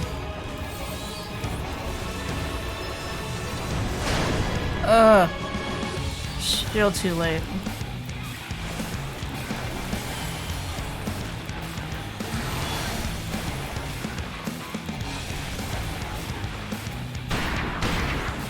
Oh, it's the... Wait, isn't that the...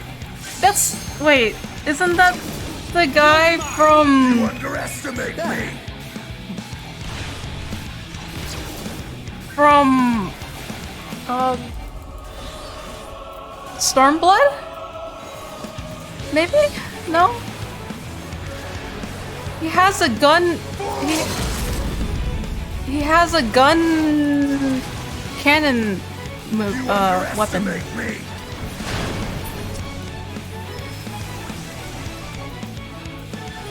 I think it is.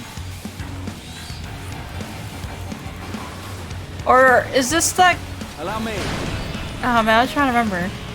This will hurt.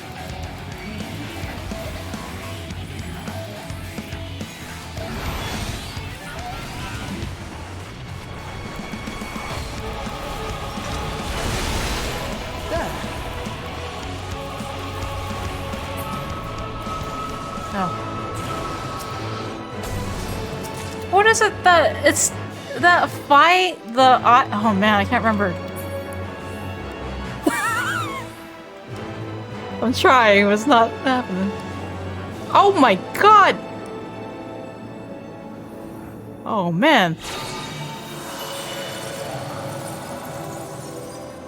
I got yeeted.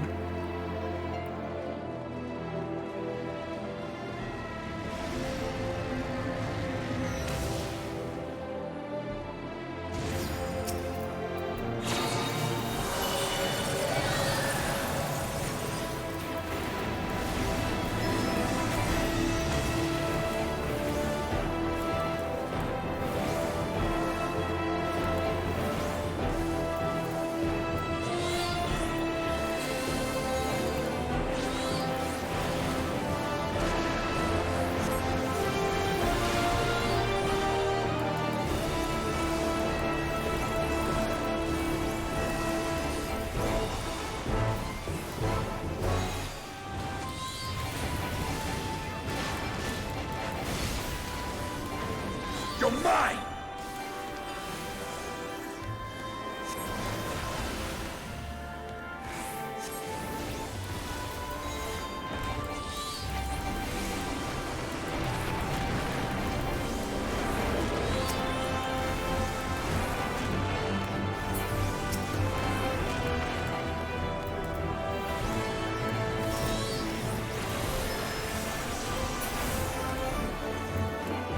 No, he's dead.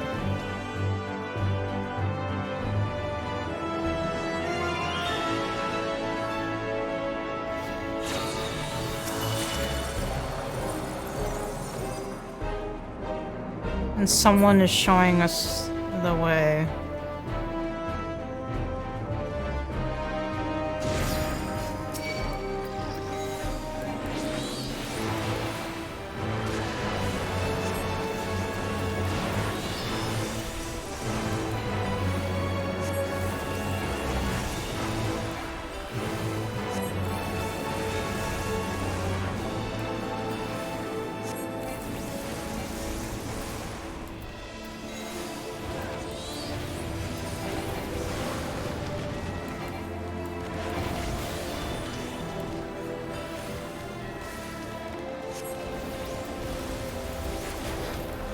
Allow me.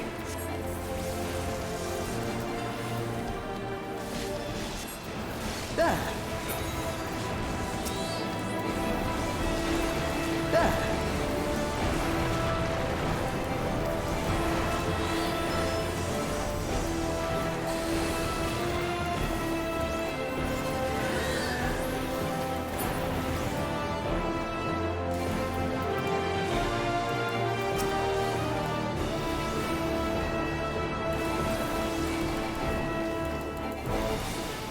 My turn!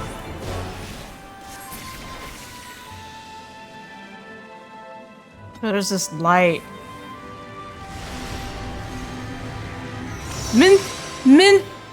Minfilia? Oh, look at Thancred! Minfilia, Oh, Thancred. Oh. Oh, I'm so... Oh, man. So, like, if you bring the different scions with you, they have a reaction to each entity.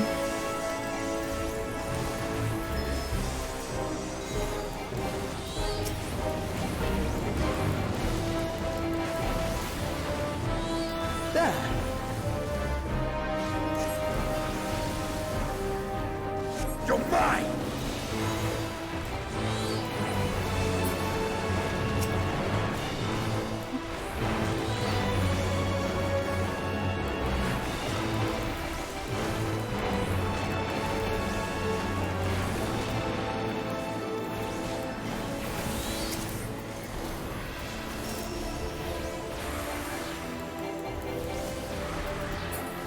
Allow me.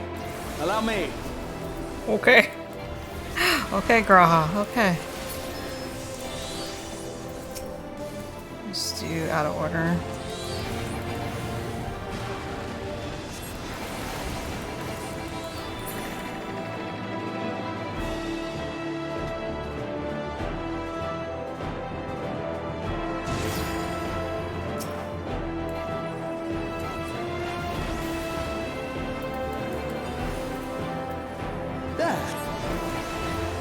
Stinking regret.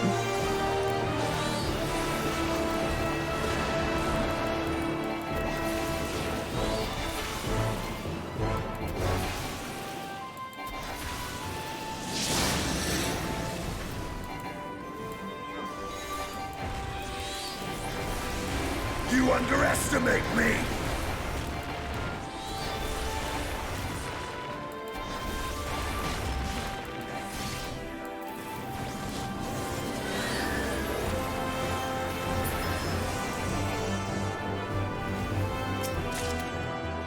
It's just giving me materia, dude. Who is this? Oh.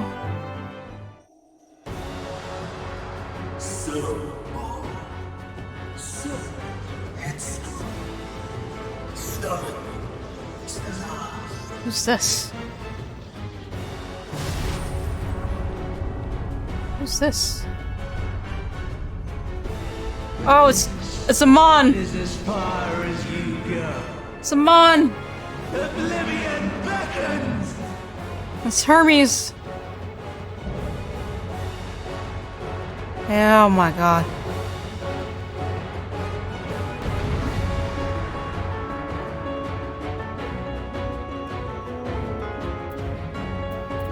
Alright, you guys ready?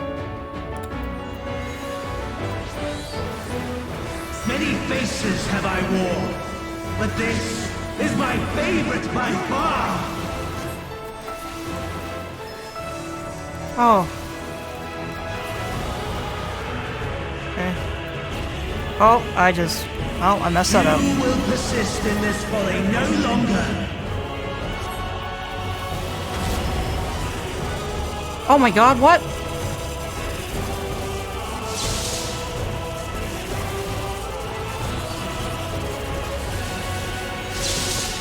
The stage is set.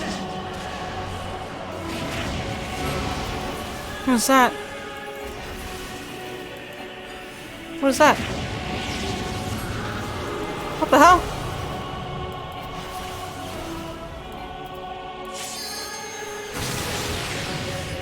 Oh. Alright, Raga. Oh. His right. Okay. You underestimate me.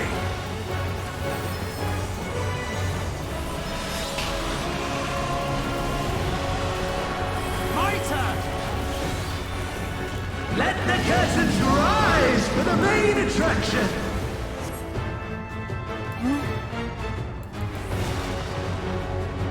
What are we doing?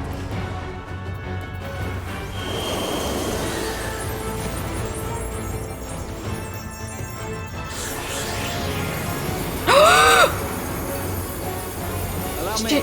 Shiva?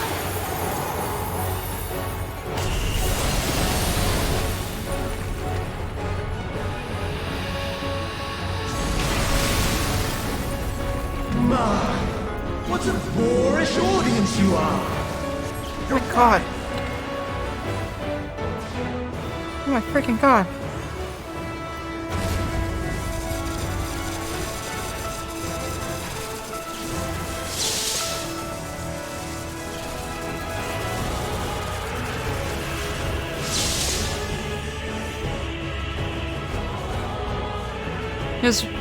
His right. Oh no! Wait, oh, his right. Oh god.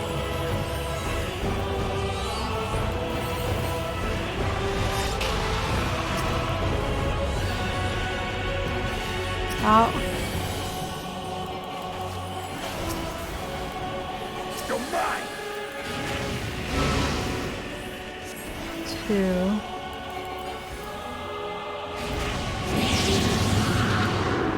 This will hurt. Nope. Nope. Not like this.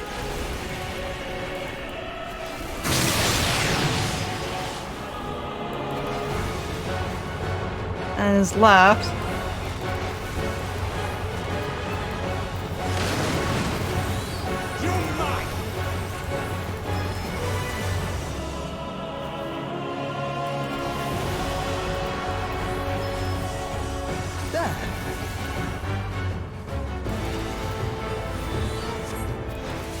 Eruption Forte.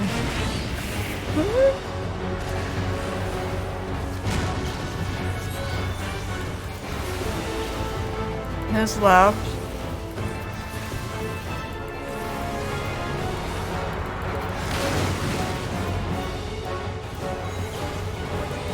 His right.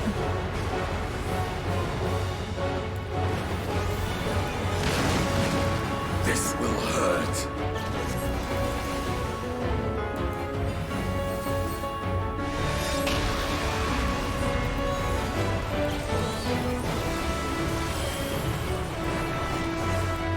Allow me. You're mine!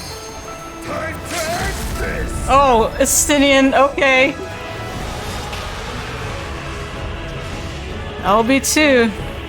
My turn!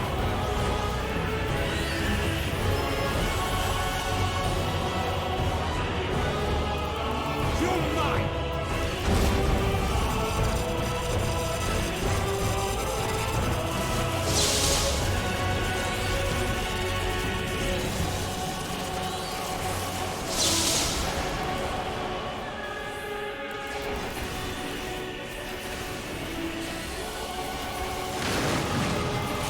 Point 1. There we go.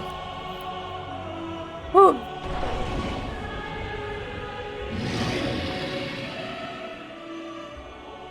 Lies! All lies! Your dreams, your hopes, your futures, delusions and lies!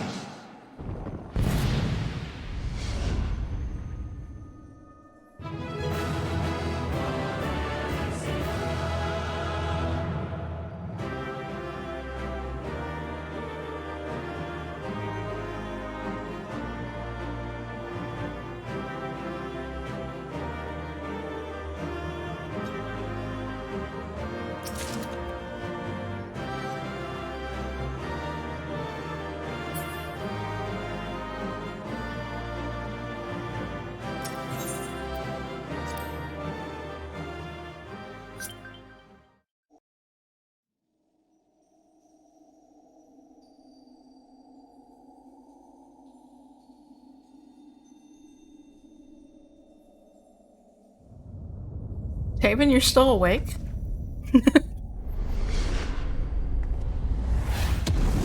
Oh, snaps.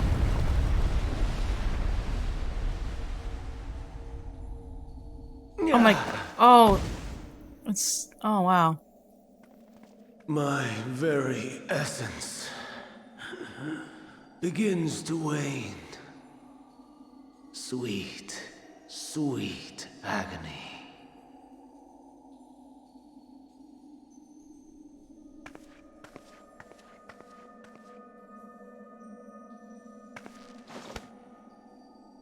Leave this to her.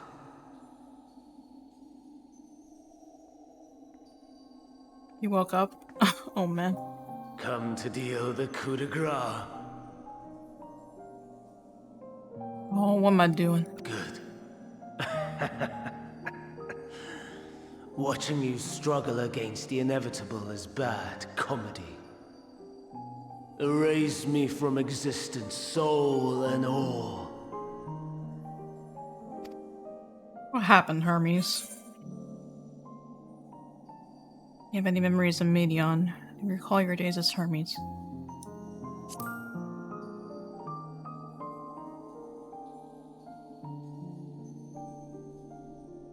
How would you know that name?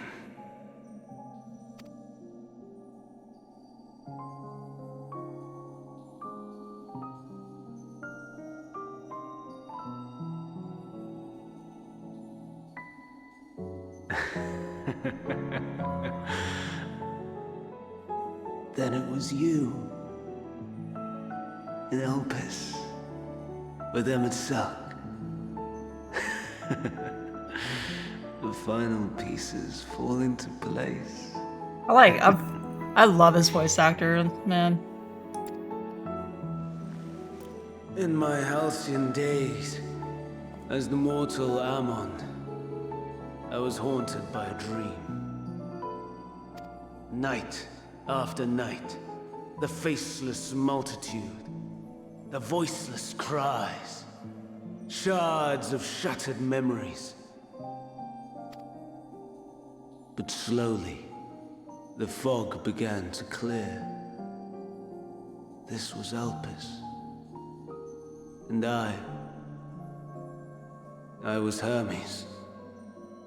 Recurring though it was, I paid this dream little heed. It was only when I was granted the seat and memories of Fandaniel that I knew these visions to be true. They were the memories of Hermes that he himself erased using the power of Kairos. Or so he thought. In his attempt to burn away the events of that fateful day, he succeeded only in searing them more deeply into his soul. My soul. Death failed to expunge them. No matter how many times it came. Rebirth after rebirth, from one Fandaniel to the next. Oh, it passed on between the seeds? Oh, snaps. I wonder, is MSQ adrift somewhere in this ethereal sea? In defeat, finally remembering your time together in Elpis? Oh my god. How it must gall him to be entrusted with knowledge of the final days, only to be rendered powerless to act upon it. So many lifetimes dedicated to restoring his beloved Amaral in blissful ignorance. Oh, folly. But make no mistake. My life as Hermes is not the reason I invited the world's end. I have lived. I have struggled. I have dredged the very depths of despair. And in the detritus of existence, I found the truth. I served a great ruler, powerful beyond measure. The world his dominion. Yet even he and his vast empire were destined to fall, to become one with oblivion. At the end of life's journey lies only death. So I ask you, why live at all? God, do I have to answer? We betray. We torment. We murder. We are wicked, spiteful creatures, without exception. If life is so sacred, so precious? Why fill it with such misery? Man wallows in a hell of his own making without purpose or meaning. To live is to suffer, and I would end that suffering by my own hand. It matters not if it flies in the face of all believed right and just. Death is the only solution!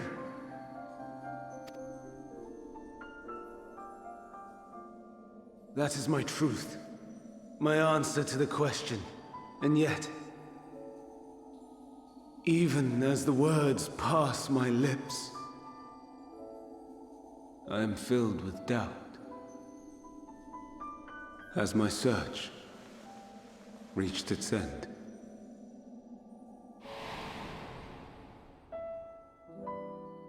Oh. Forgot what that guy said to him before. Was this the only way?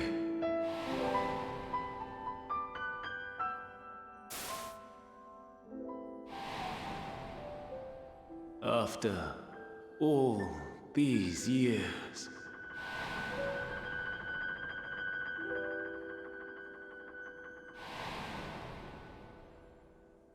Is this the answer I was hoping for?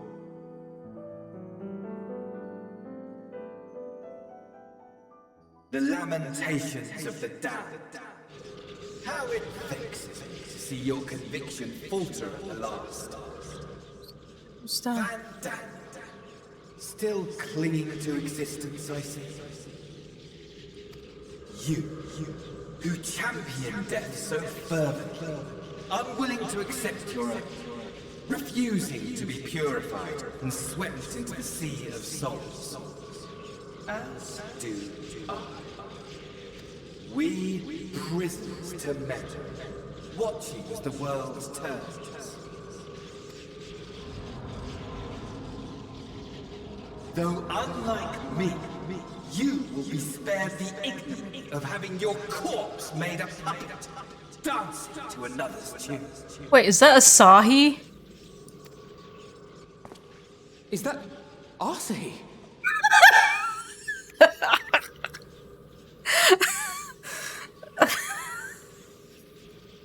Answer my own question. How very astute. Oh, Let me be clear. I have not come to consort with the likes of you. Oh my god. Nor have I come to bemoan the state of the world following my untimely demise. In fact, I delight in mankind's downfall and the anguish it brings the savior of the savages. If I played some small part in the chaos, all the better. Not that I was in any position to resist. But to be made accomplice to the betrayal of Lord Xenos. I would die 1,000 deaths to exact my vengeance.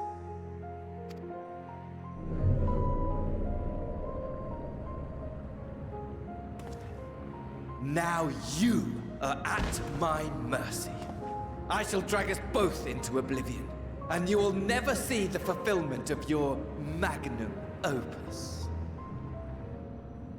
Even should you be reborn, your desperate search for answers must start again.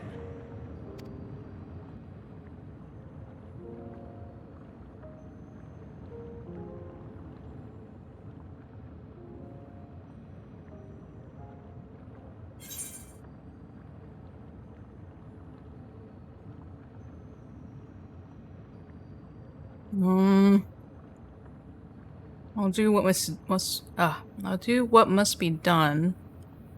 I don't want to say nothing. I like the second one.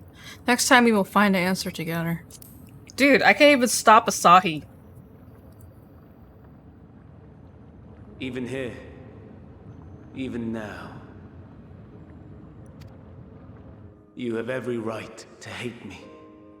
For the fool I was, for the monster I became. But I will not beg forgiveness. A tale of Hermes, the man who knew so much, yet understood so little, ends here. Damn. You just... Damn.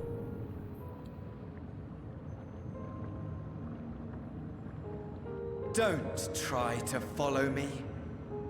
I had more of you people than I could stomach in life. Never mind in death. Dude, I saw you so done. Likewise. I pray we do not meet again. I can't believe this is happening. You had better hope not. Wow.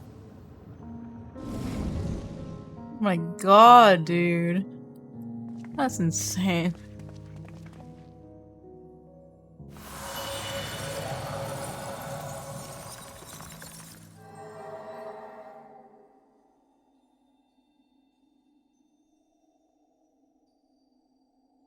Come. Hydaelyn is waiting. Can we reach out to her though?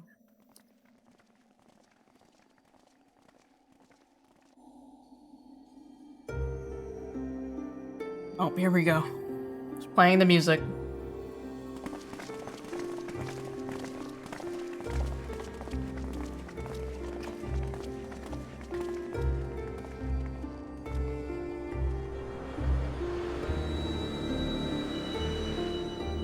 Oh my god.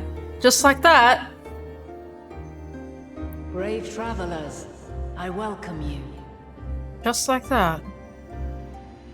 Oh my god. Whoa. Oh no. She has the mono face. Oh no.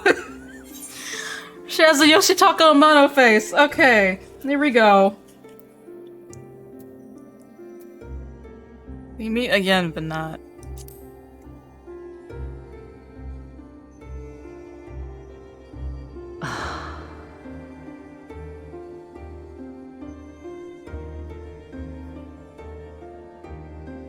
I see. Thou didst journey unto Elpis. And now, the rivers of time converge.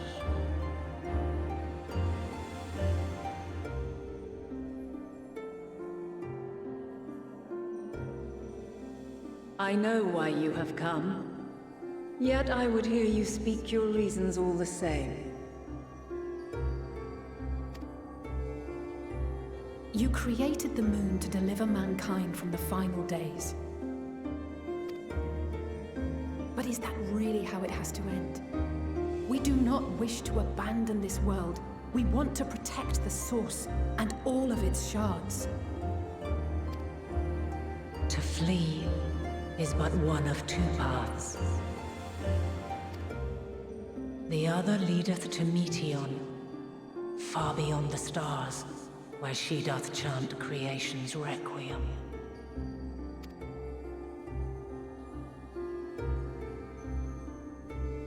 Her domain is formed of dynamis, pure, absolute. Where emotion and memory govern all, ether will avail you naught. Meteon hath gathered the pain and despair of countless stars, and to go unprepared is to go unto your doom. We'll beat her. We'll win. I swear it. Are we just okay with this? Is what I might have said. Once. Oh. After everything I've seen, all the times I've succumbed to my own anger and fear. I can no longer pretend that courage and faith will be enough. But are we truly so powerless? That our only choice is to flee?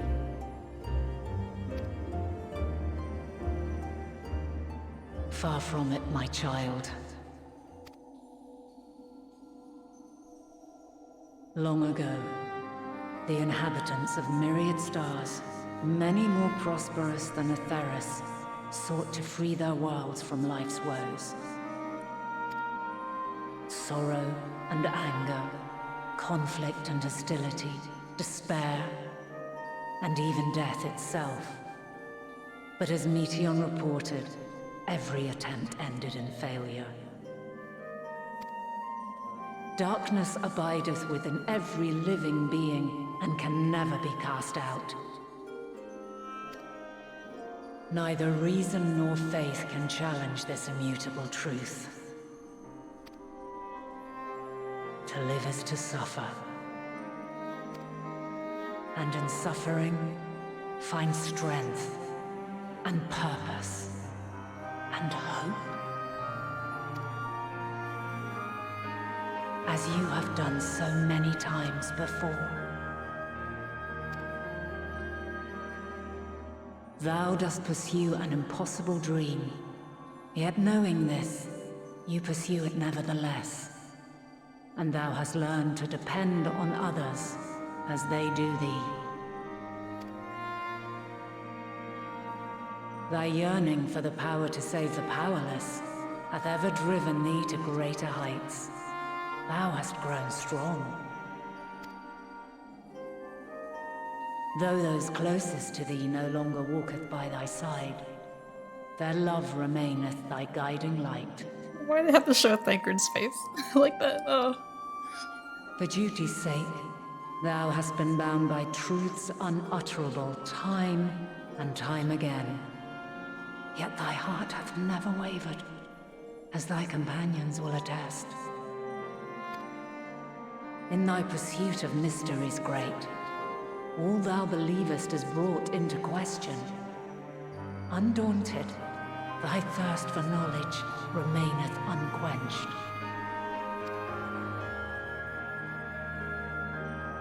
The fires of hatred that once burned in thy heart burneth no more.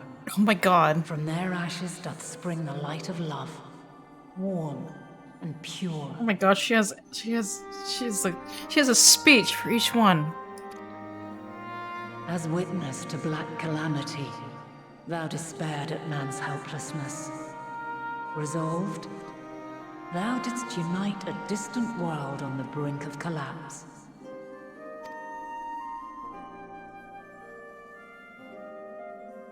And thou, my champion, when all did seem lost, thou never abandoned hope. For every trial and every foe that did bar thy way, thou hast proven equal to the challenge, drawing courage from the many bonds forged on thy journey. You have all known despair, and though the end approacheth, you walk on, heads held high. Therein lieth your power, the strength to silence the song of oblivion. Then there is a means to confront her. Yes, if you should prove yourselves worthy. Hark! What?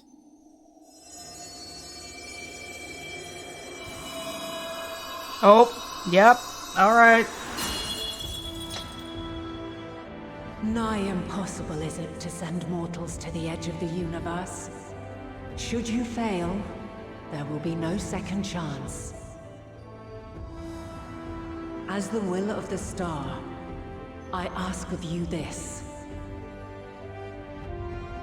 Do you possess the fortitude to stand firm when all around you doth crumble?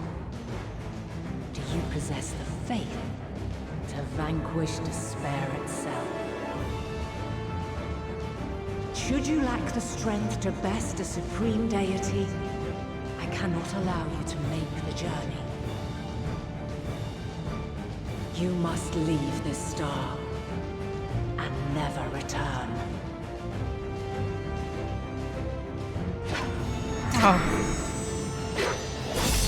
Prepare yourselves. Oh my god. Prove ourselves worthy, eh? Oh, Astinian. Sounds straightforward enough. Astinian, what are you doing?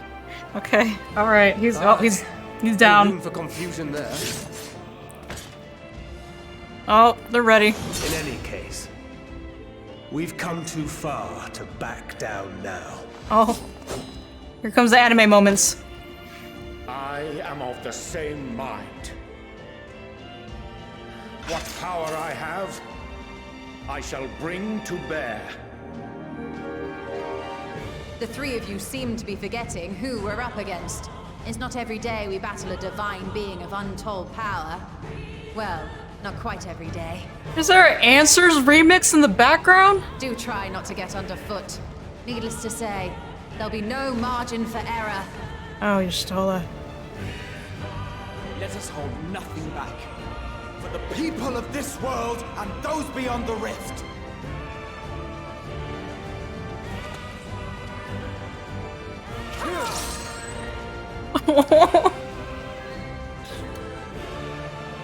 Alas, the question I posed to thee in Elpis hath remained unanswered these long years. I would hear thy response, warrior of light. Shouldst thou emerge victorious?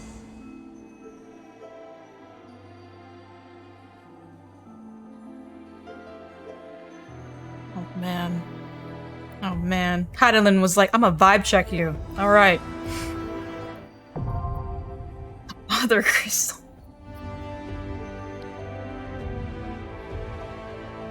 During this quest, when using the trust system scenario mode, you had the opportunity to undertake this trial with a party of scions. Some of these allies are a little different than those you are normally able to select. I can do a trial with the scions? Oh my god.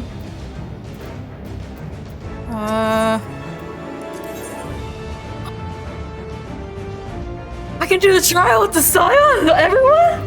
Or no, can I just... Wait. Yeah, it's a full party.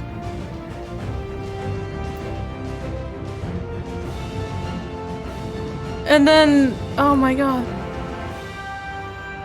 Do I have... Hold on.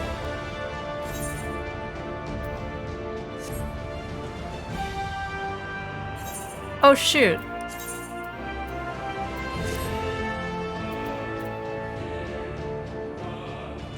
Wait, do I not have enough? Or is that enough?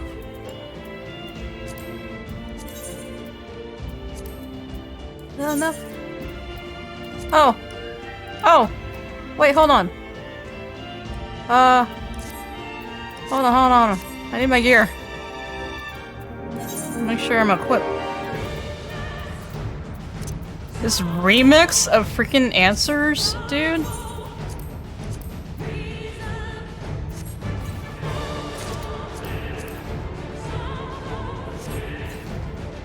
I don't think I can put glamour on, though.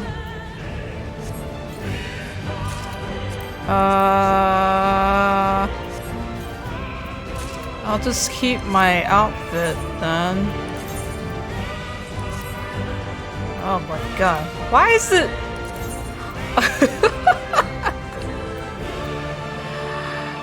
hold up. Oh, I can't. Hold up. Wait, can I come back here? Is that possible?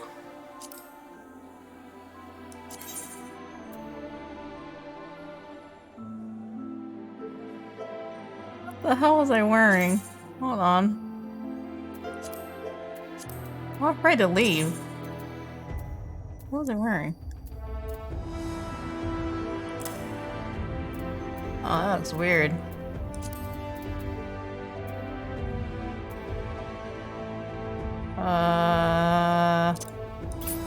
Where's my shoes?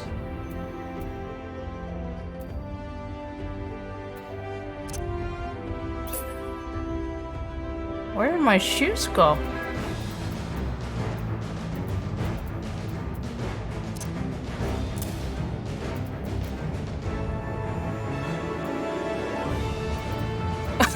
I'm like, no, I can't walk in with this glamour, dude. I'll take the gloves and my main hand.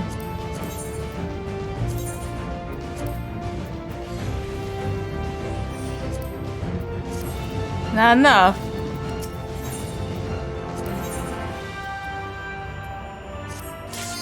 Oh.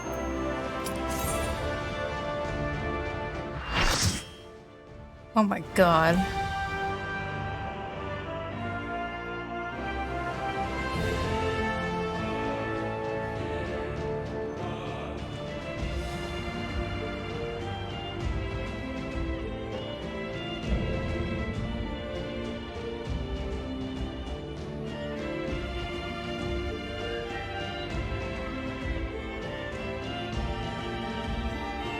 I, the last of my kind, shall test thee. Come, prove thy worth.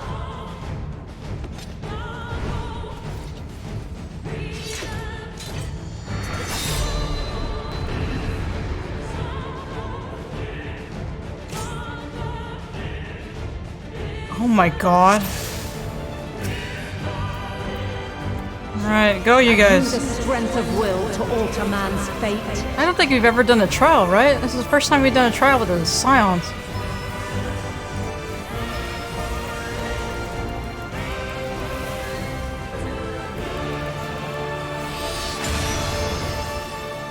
A change of arms. May the test continue. You cannot stop us! What's she doing? Together we shall overcome this. We're near or far. Oh my god, that hurt! Oh! Oh! And now this. There's a tank stack? There's a tank stack?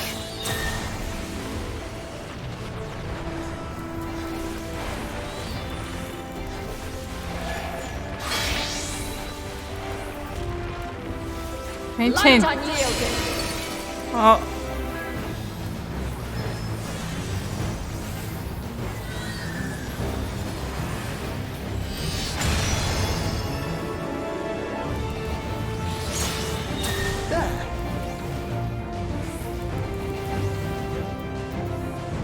What is our positions, man?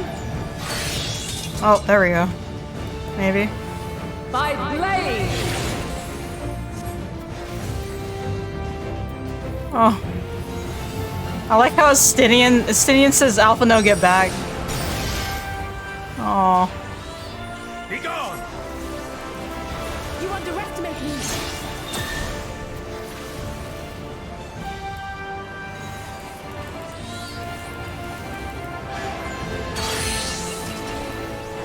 Gap closer. We're near or far. Oh, still got me. Are you kidding me? Be gone!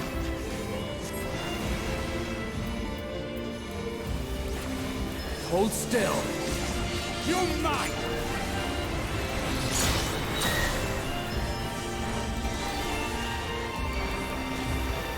Dude, how's... By blade.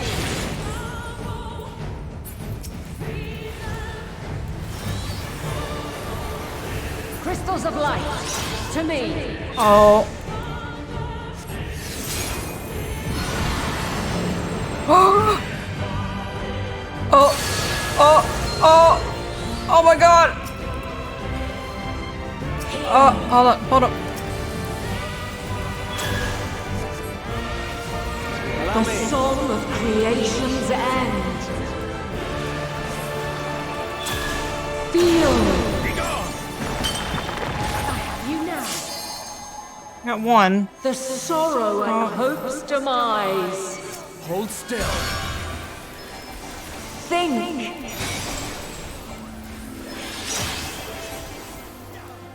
And find your way in the darkness.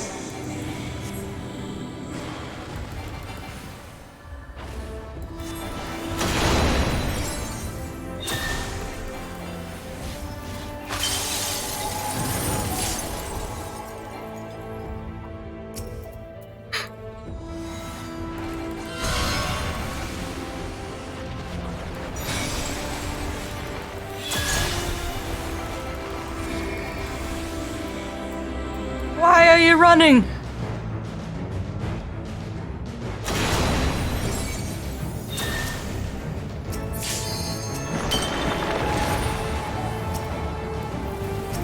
Wrong one.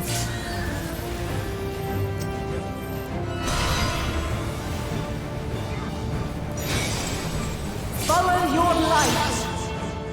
An 86%. Or fly, my children, and never look back. I'm gonna eat this. Eat. Eat. Oh, God, see ya. Oh my God. Oh, look at Grog! And you are resolved. Oh. But this test is far from over. By Crystal's light. Let's give them a show. Absolute unit. You now.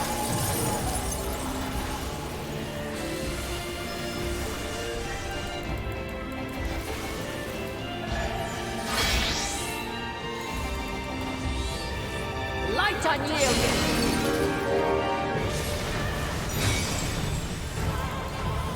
I have you now. Refulgence eternal. What are we doing? What are we doing? Whoa! Whoa! Oh, them!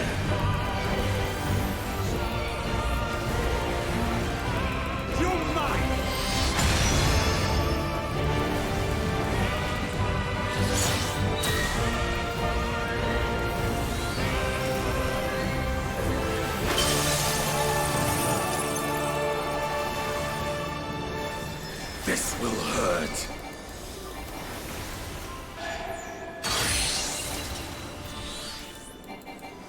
We're near or far. Oh! Oh! What? Oh. Oh. Allow me. We're high or I low. will. I ate that. I ate that. Oh my God. Oh, okay, that's not good. Oh God, no, and oh, gap closer. Bad idea.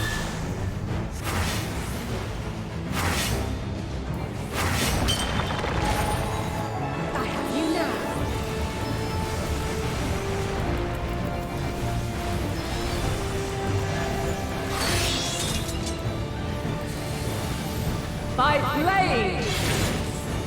Ah! Ah!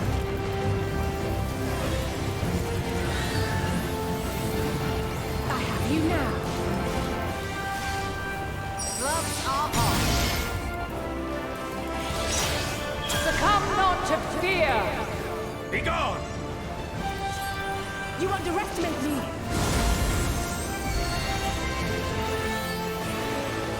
What are we doing? What is this? What's she doing? Not good. Oh my God, it's a flood. That's a freaking flood. It's a freaking flood. I will not hold back.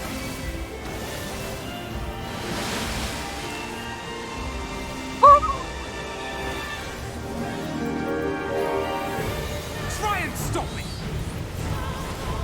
No, don't do that. Don't do that. Okay.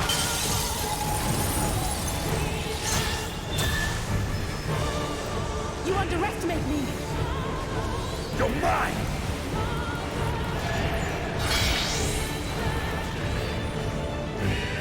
Light unyielding.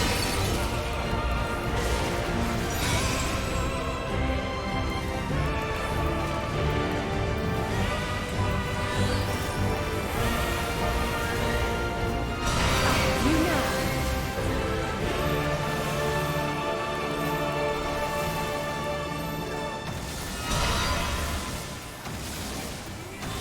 Oh. Oh. Oh my.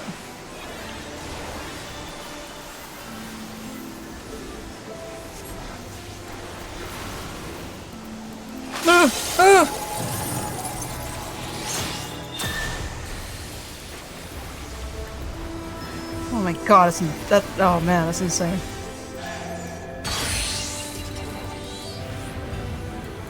We're near or far. You're mine. Oh please! Oh, I survived. Oh man, I might have. Oh my god, I wiped like twice already, technically. Together, overcome. Ah!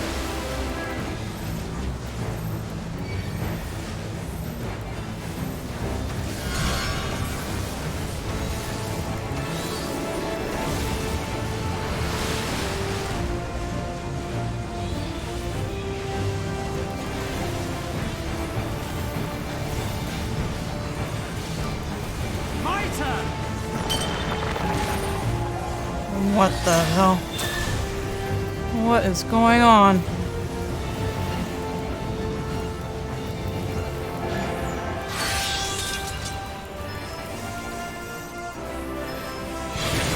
Oh no! I was trying to go to the stack marker. Oh crap, dude. Holy crap. Ugh. Okay. Oh my god. Oh my freaking god.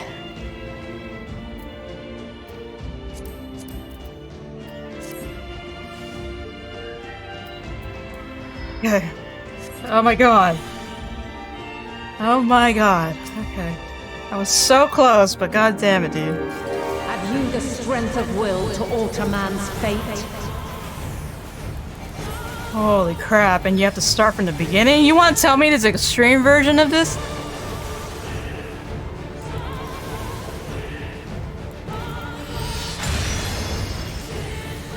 Change of arms. May the test continue. Gloves are off. I have you now.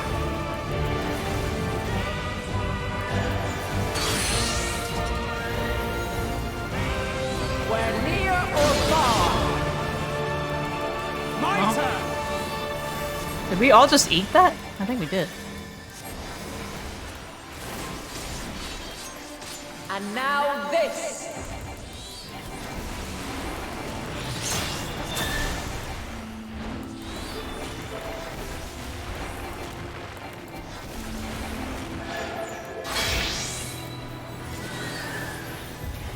Light unyielding!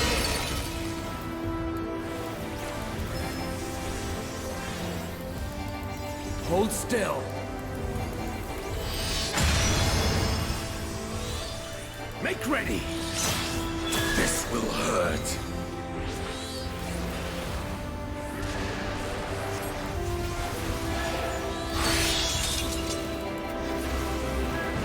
By blade!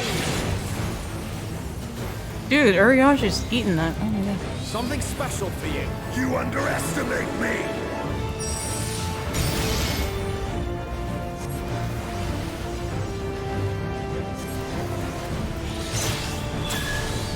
You're mine.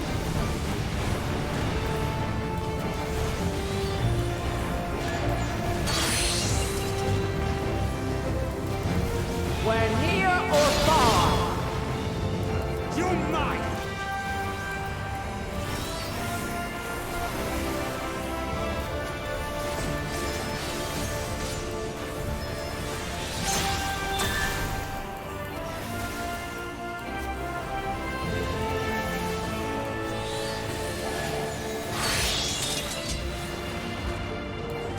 By blade!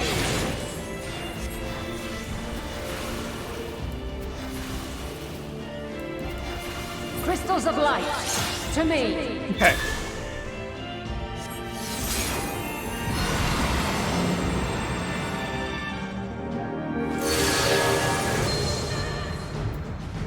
Pick one.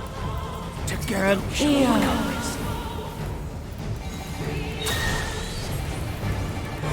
The song of creation's end.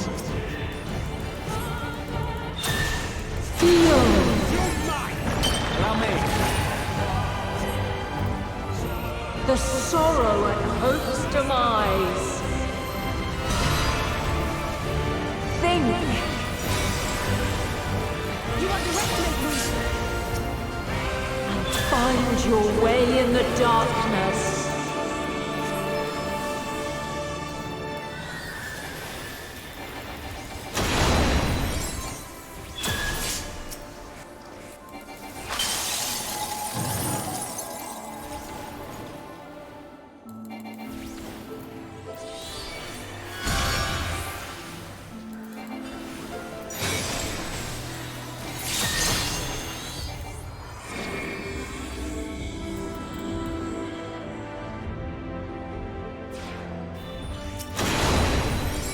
Ooh, it still got me.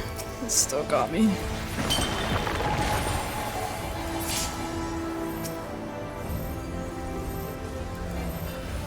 Freaking Estinian jumping with the Estinian jumping with the stack mark. Or fly, my children, and never look back. Go, Graha.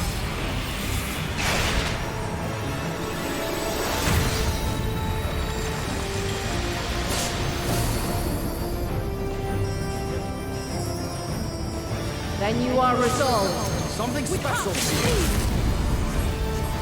But this test is far from over. Oh, I skipped my rotation. Oh my gosh! Oh. Oh, I can't see!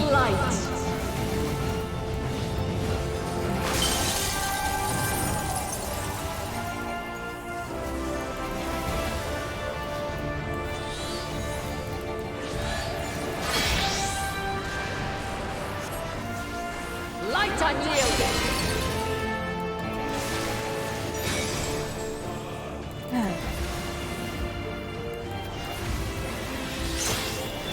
Refulgence eternal.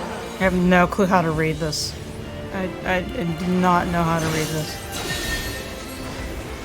Okay.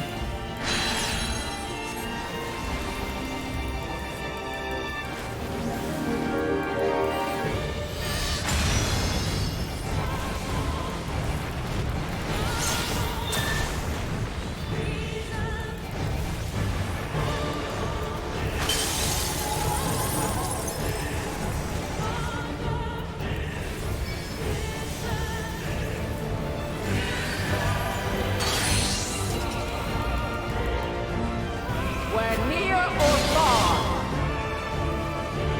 You cannot stop us.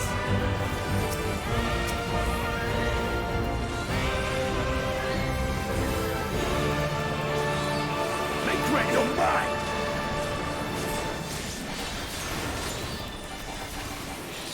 There. We're high or low. Oh my god. Oh, oh. Oh, not yet. Not there. You underestimate me!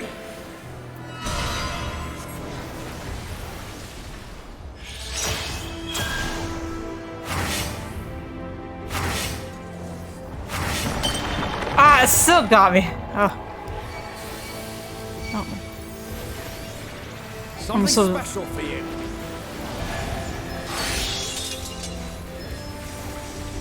Okay, My what? blade. Okay. Then stack.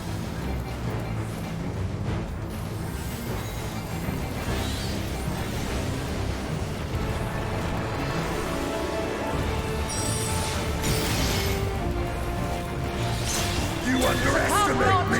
Fear.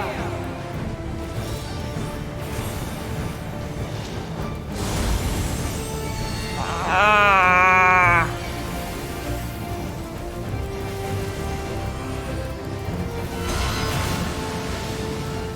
Together we shall overcome this.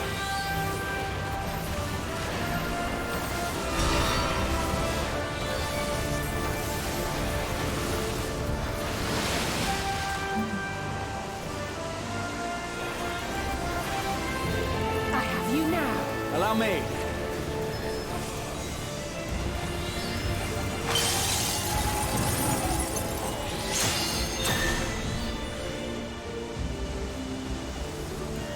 Together we shall overcome this.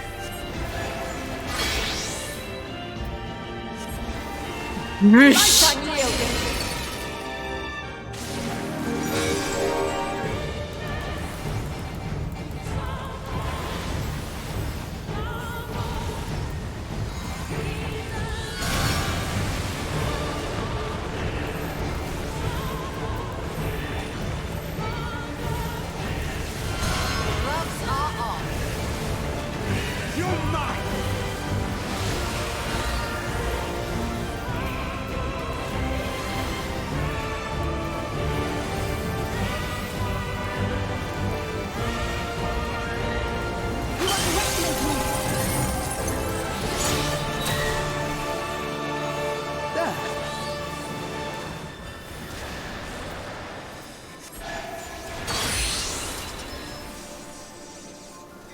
where near or far. Okay, she does a swing and then you move out. Okay, god damn it, dude.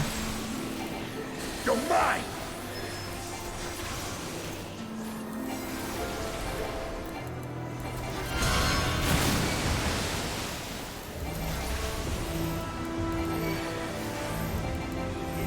Oh.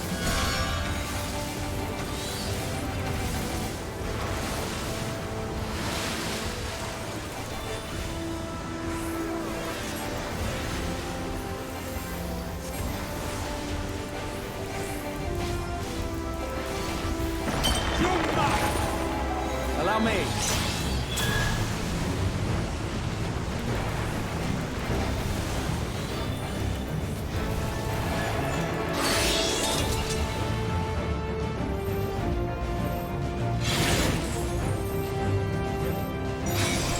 Ah, jeez.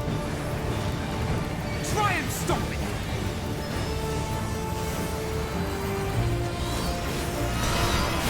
You underestimate me. You're mine!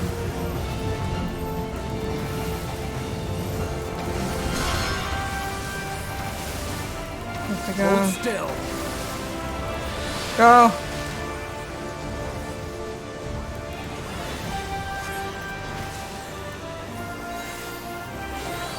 I will not hold back.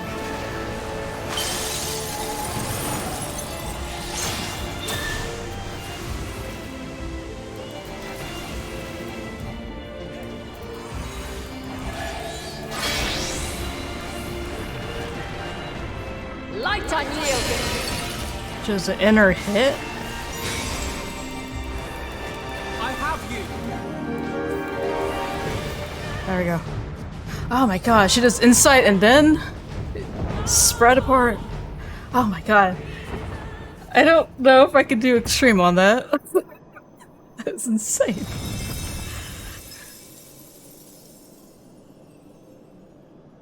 At last, man has the strength to.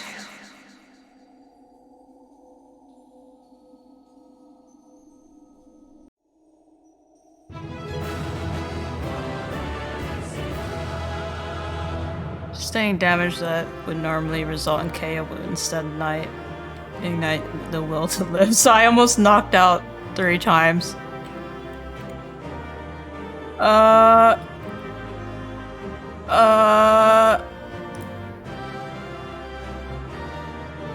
Yeah.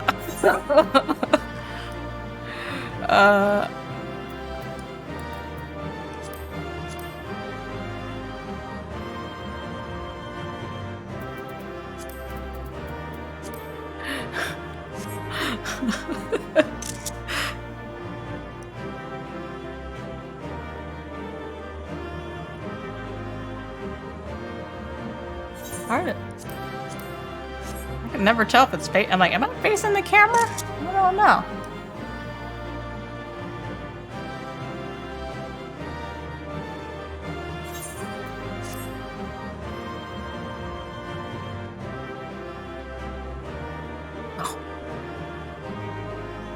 Oh my god, dude. That's insane. That we got trust trials. That is insane.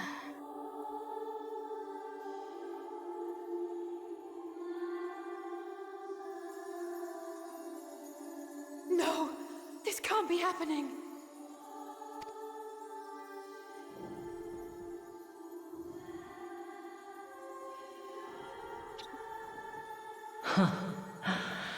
Though my power is in constant flux, I have always kept a reserve for this very moment.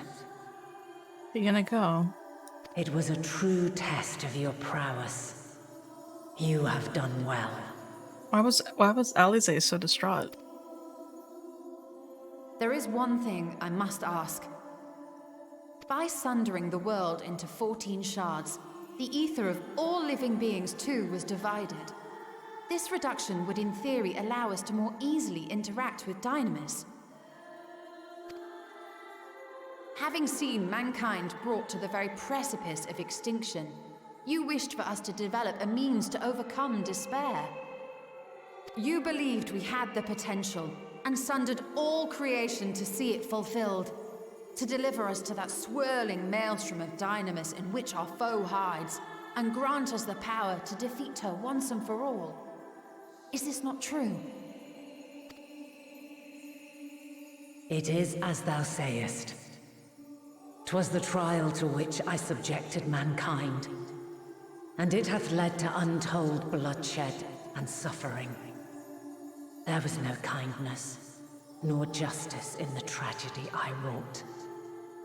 When confronted with the almighty Zodiac, my only recourse was rend him and the world asunder, that his power be diminished for a time.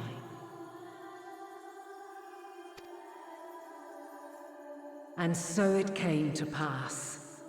Now you, my chosen, have surpassed my expectations, surpassed me.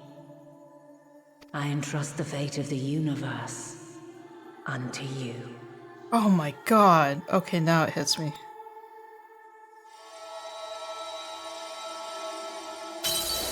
This crystal contains the memory of Meteion's passage through the stars. Deliver it unto the Loporrits. They will guide you to her.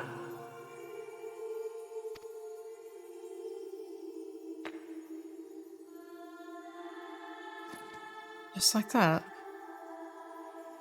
Though they may be capable of crossing great distances, there is a vast difference between traveling to the moon and the furthermost reaches of the great expanse. And unlike Meteion, we cannot simply soar on waves of dynamis to our destination. Indeed. To make such a journey would require an astronomical amount of ether. But a solution lieth close at hand.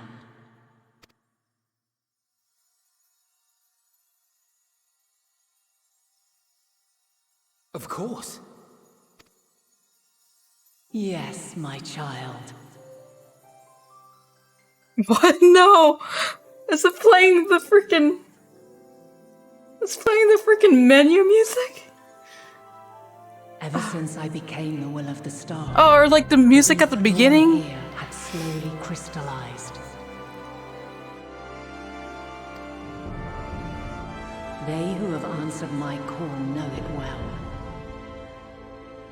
It's the music at the beginning, man. While I have remained hidden, it hath become the embodiment of the planet's will in my place.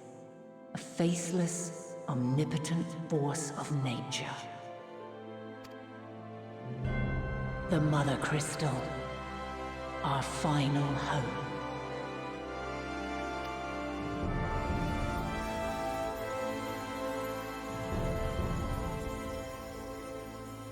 Alas, I can do no more.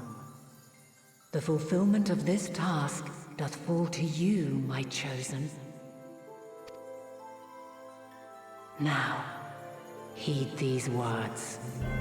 Darkness and light, despair and hope. As goeth one, so goeth the other. Become light, become hope. What am I gonna do when I meet Meteion, though?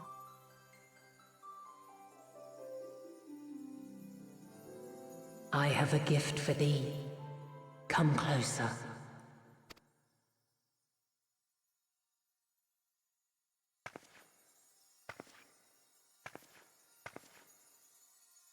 Long have I searched for a means to safeguard the future of this star.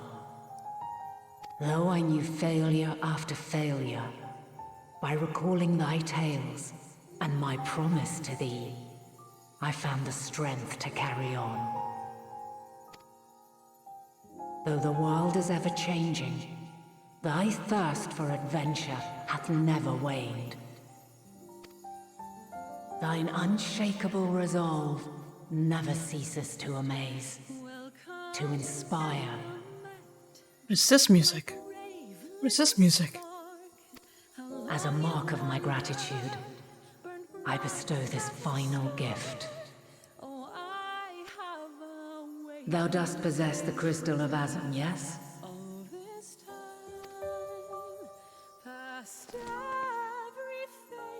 As Heidelin, I reside over the forces of stasis, tranquility, peace. The laws which impart stability to existence itself. I will weave this self-same power into the crystal, granting thee mastery over matter, to give form to the formless. Use it wisely, or it will not last indefinitely. As thou hast seen on thy journey through the ethereal sea, souls are drawn to thee. Mayhap this trait will prove to be a boon rather than a hindrance. Each drop a blessing from heavens above, and how as time flowed It is thy hopes and prayers that enable Azam's invocations and give them life. So keep them close. But pray, remember this. When the way forward is hidden, even from the mind's eye, look not to the invocation, but within yourself. These were the words of the crystal's original bearer.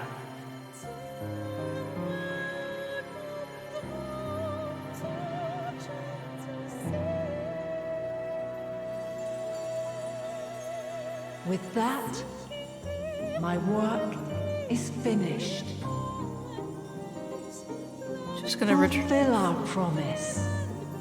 Right the wrongs committed when the world was yet whole.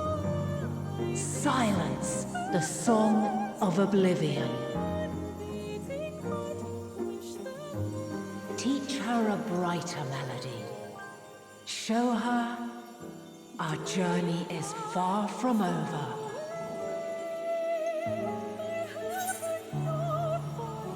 We'll find our way, but not. Thank you, Hyland.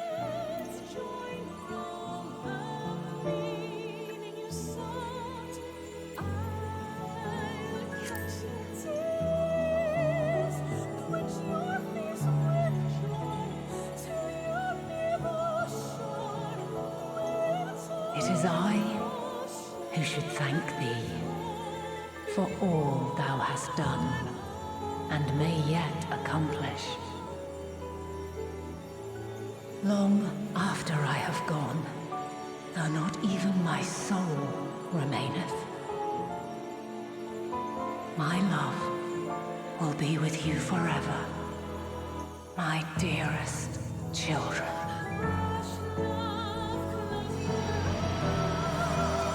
She's gonna return to the ethereal sea.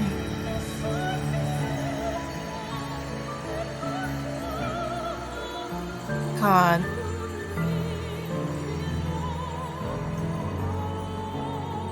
So now we don't have Hyden and Zodiac anymore.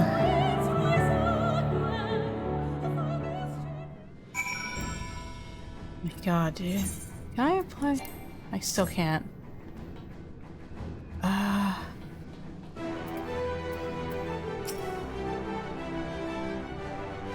Far be it from me to refute Heiden's own words, yet even her actions were neither kind nor just. We can yet give them a nobler meaning. We can make her faith the salvation of mankind. She and Heiden were two of a kind, weren't they? Full of love for the star and its people, always holding to hope for our future. She has given us all she can. We must share what we know with Father and the Loppers at once, that it not go to waste. Thank goodness. I never would have forgiven myself had any of you come to harm. I will keep Hyland's words in my heart as talisman and lodestone both. Lodestone? A bit small for a welcoming party, but I've never been one for crowds. If Dynamis is ruled by emotion, perhaps prayer has been more tangible results than I suspected, albeit ones that are not always obvious to us. In which case, we may hope that Heiden's wishes continue to move the hearts of men as they set forth time and time again. 'Tis fortunate that Fortunato hath kept Livingway apprised of our progress. We require Loper's aid more than ever. Okay. Did you meet Heidelin? Pray tell, how is she?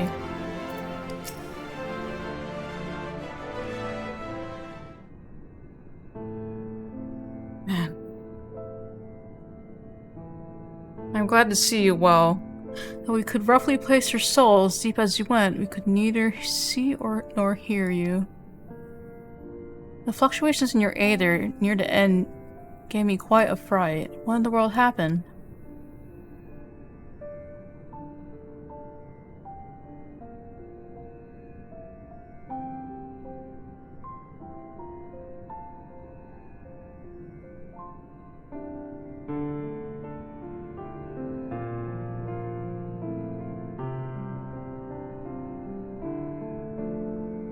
You mean to say Heidelin is... There's no time to feel our feelings. We must carry out Heidelin's will without delay. We'll find Medion if it's the last thing we do. If you wouldn't mind handing over the crystal, that is. The fancy navigatory one.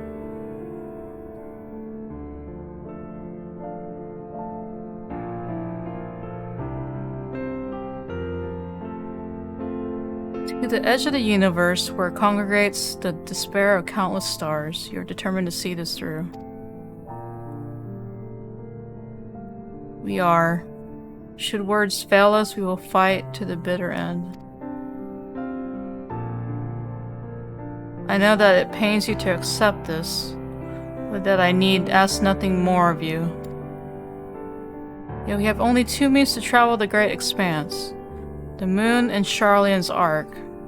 I am all too aware that without both of them, there will be no exodus. But I nevertheless beg you to honor the agreement we made. Are we gonna take the ship? The forum's decision will be honored. You have earned the right to use the ship as you see fit, and I could not rescind it, even if I wanted to. As it happens, I do not, and would do all within my power to aid your cause. Oh my god. Oh man.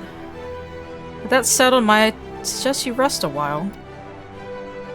Proving oneself to Heidelin is never easy, despite our unparalleled genius. We'll need a day to make the necessary calculations. You may as well take advantage of it. You can chart a course through the sea of stars in a single day. Ye gods.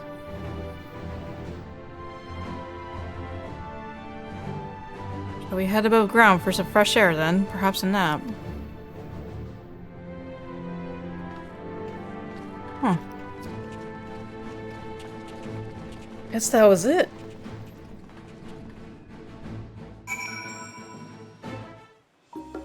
And then we're just back up here.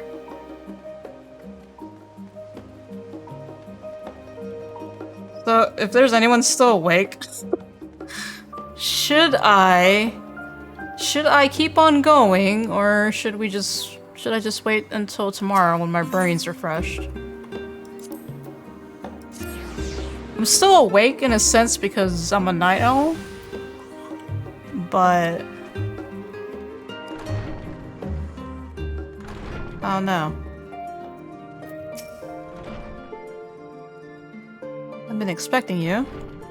I heard about your foray into the ethereal sea. The students have ventured far and wide, but never quite so deep as that. Are you experiencing any after effects from your prolonged exposure? Nausea, dizziness, hauntings?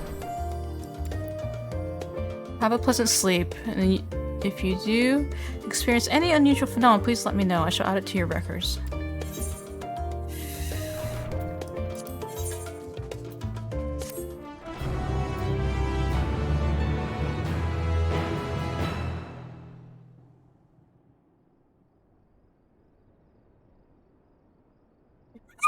God, you just see me like splayed out on the bed.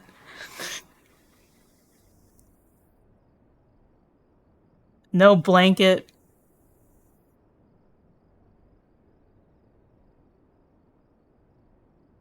heck is happening to the... Why is the moon...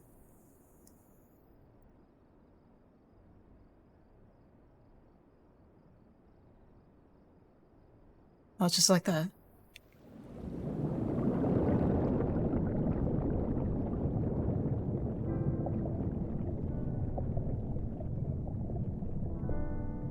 Oh god. There you are. Oh god. Emmett? Some time, indeed. Yes. For you, at least.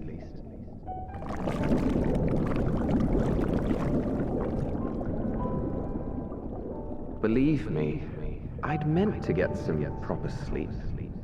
But here we are, drifting along instead. Well, well, you too. And so we remain, to watch and wonder.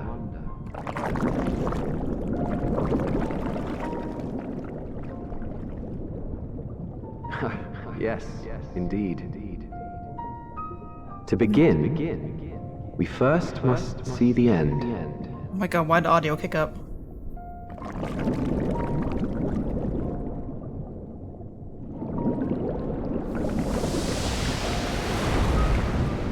There's going to be a chill scene incoming, so you can stop after or keep on going until you go on the ship. You're close to the final area. Chill out scene incoming.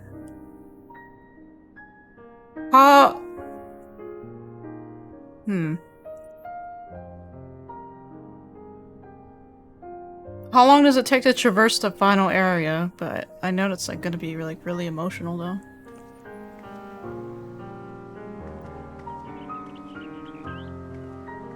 What was that? I was drowning in my dream and I could hear Emmett's voice. Pass within your arms? What is happening?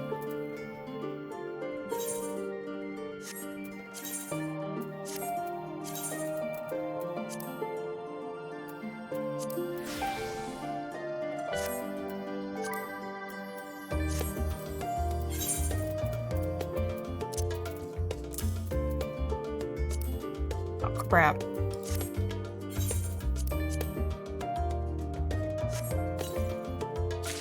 How big is the final area, Chan? Do you know? Or like, I'm just wondering, because I'm like, I don't want to just like be rushing through the final area.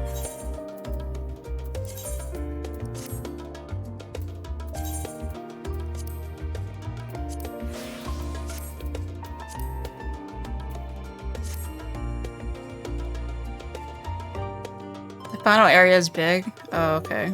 You will not want to stop when you get there. Okay. So let me do the... I guess let me stop. It's a whole area. Okay. I guess I'll stop after the chill out scene you're talking about. Please be a chill out scene. I just fought Hydaelyn. A great many of the helping hands that delivered the Adamantite are still here in Charlotte, and I, for one, couldn't be happier. Between the Aetherburner to be refurbished, supplies to be transported, and meals to be prepared, we need all the assistance we can get. Even Lord Emilian has been doing his part, albeit at a snail's pace. Still, it's the thought that counts, but it's a bit more effort. But a bit more effort wouldn't go amiss. I trust you've had a good rest. An envoy of Master Fortunaut arrived not long ago with the message. The Loppers have determined Medion's location. We've been asked to gather at the Rostra. I'll meet you there, along with the others.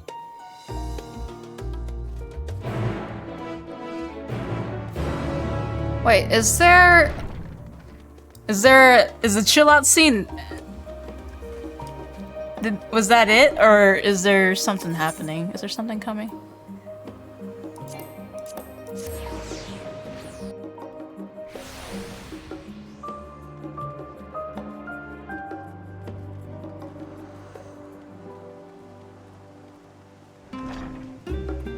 Please just let me go in. I don't care anymore.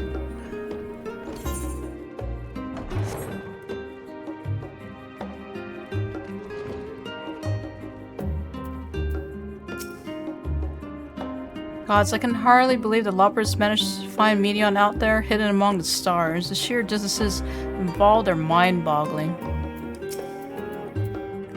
Before coming, I thought to inquire after our comrades abroad.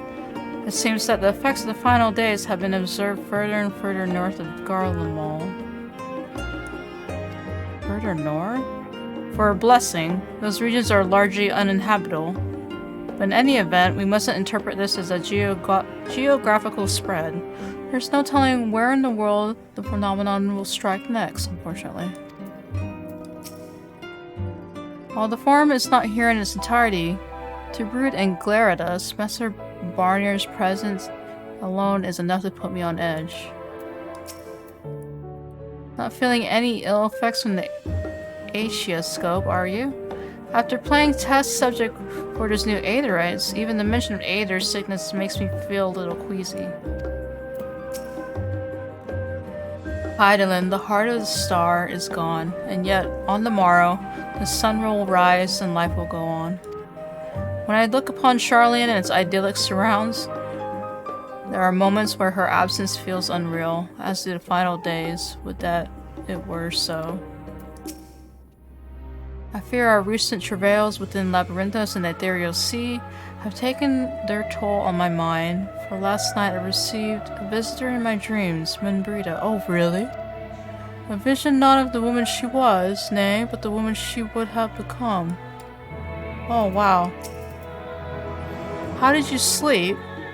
Well, I should hope. Oh, well, I should hope.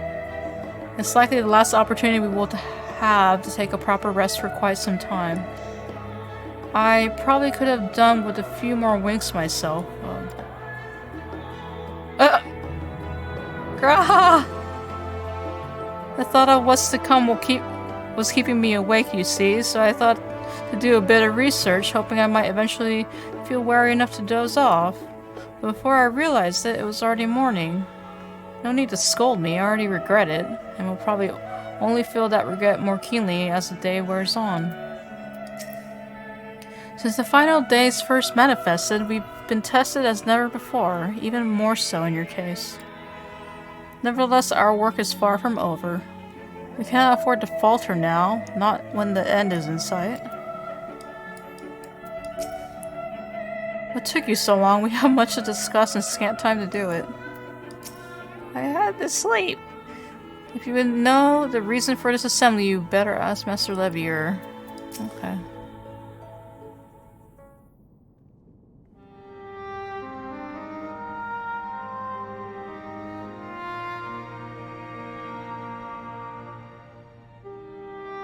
Everyone appears to be present and accounted for good. Why is this not voice acted?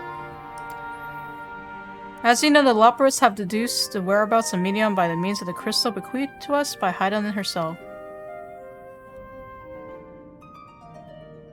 Your quarry's location is a place far beyond the moon, in the farthest reaches of the Sea of Stars, at the edge of creation.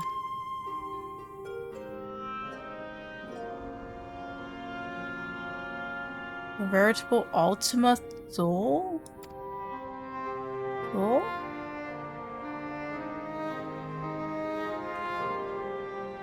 Indeed. How then are we to reach it?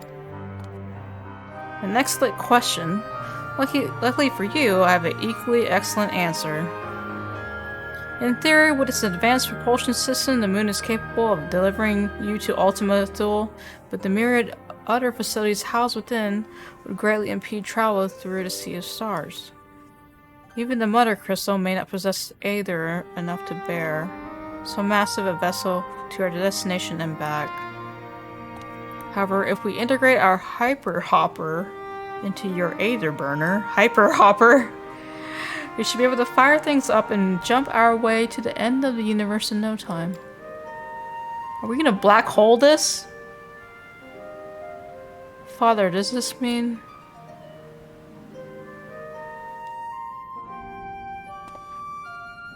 Bear in mind, this decision was not made solely at my discretion, but with the consent of the Forum. Hearing the Loppers' proposal, the Forum was faced with a grave decision. To commit the Ark to this endeavor would mean abandoning both our plans to evacuate to the moon and to resettle on another star. Needless to say, the proposition invited fierce debate. In the end, however, the forum was swayed by the simple fact that Hydaelyn believed you possessed of the strength needed to overcome this crisis. The Great Exodus was, after all, a plan of Hydaelyn's own making. Therefore, if in the 11th hour she would proffer another means by which we may seek salvation, we would be fools to dismiss it out of hand. Indeed, she sacrificed everything, her very existence, to avert the destruction of the star. Why is this not voice acted, bro? This is why we have chosen to place our faith in Hydaelyn, in you. The Ark will be made ready for your voyage to Ultima Thule. What, of all the people that have labored so tirelessly to prepare for the evacuation? They must be furious. I would not be so sure. They have not forgotten your deeds on the Magna Glacies, nor did your instrumental role in orchestrating the delivery of the adamantite go unnoticed. No, the people do not protest. Quite the contrary. They have expressed unwavering support for you and your mission.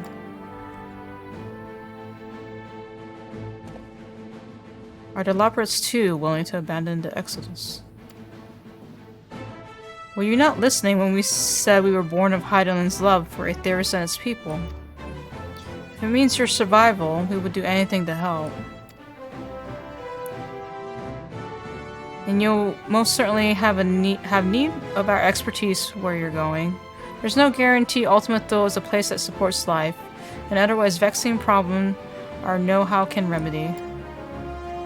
Besides, Hydaelyn chose us to lead the way to Medion. Why else would she give you the crystal only we can decipher? But more importantly, we were perfectly content to evacuate Aetheris until you brought us here, Urianger. And now we're enamored with the place, so what choice do we have but to save it? Oh my god.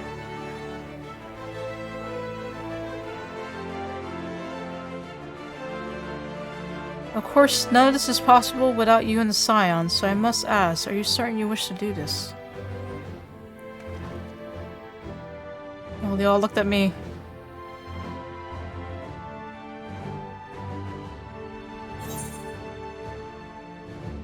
You couldn't stop us if you tried. We'll avert the final days, whatever it takes. Well, we've come this far.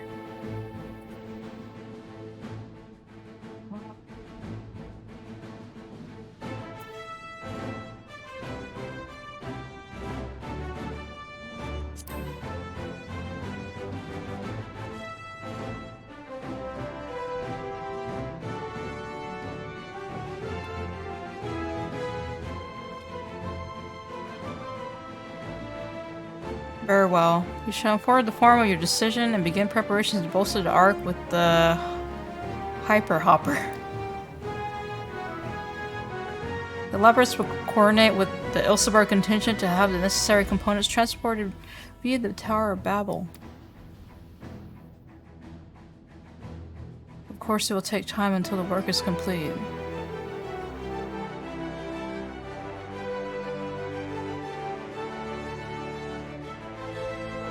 For now, pray take your ease. Oh! It would seem there is naught to do but rest and prepare, shall we?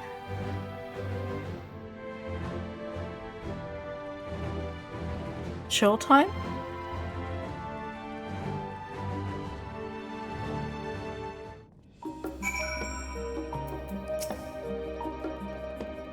No need to worry about lending a hand with the Hyper Hopper. We already have more than enough health to go and relax while you can.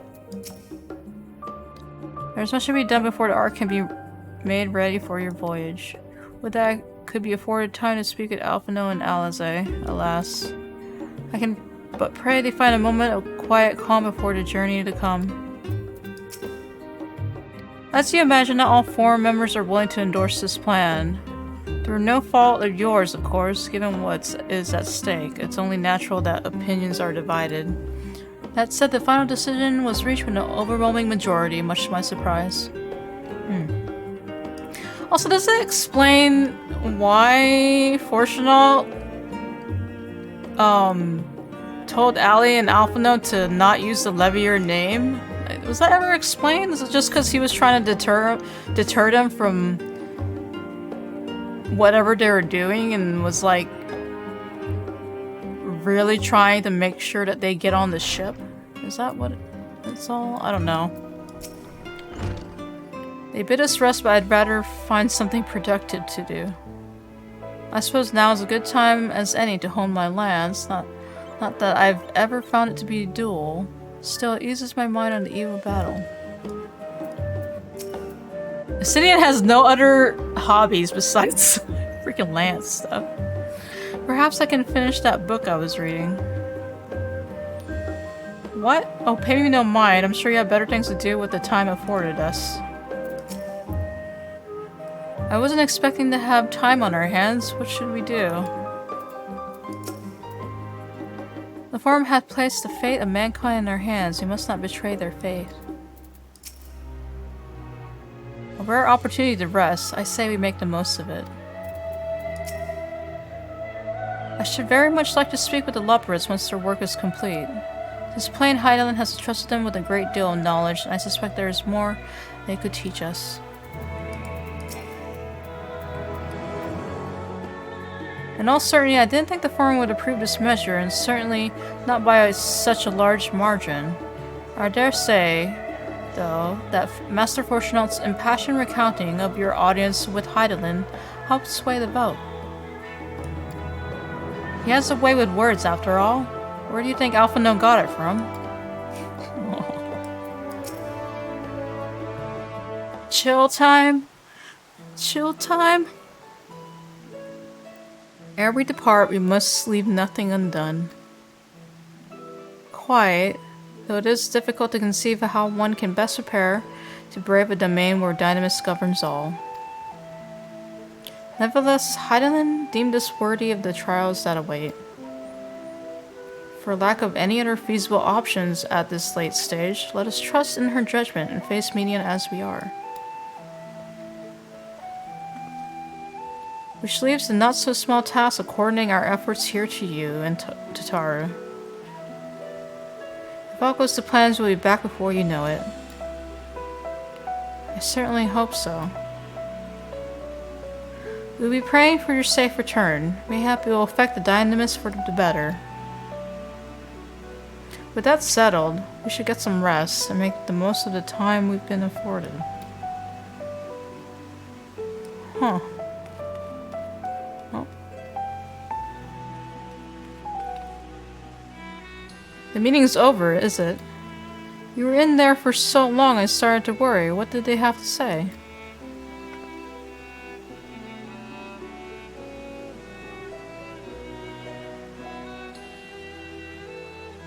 The edge of creation, I see.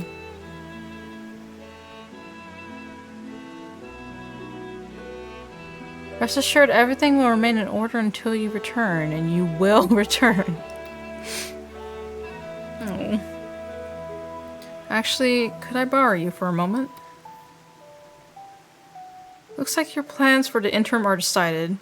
When the two of you have finished, meet us back at the Baldician Annex, alright? What are we doing?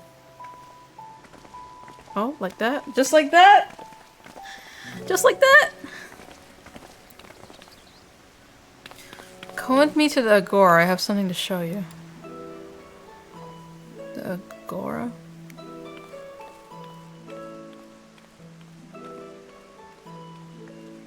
What's the Agora?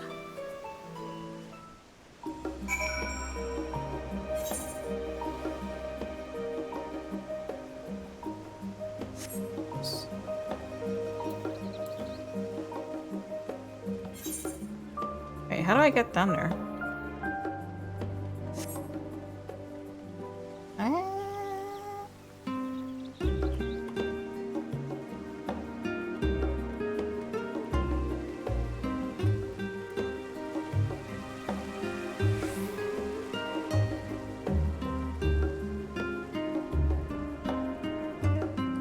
Still people.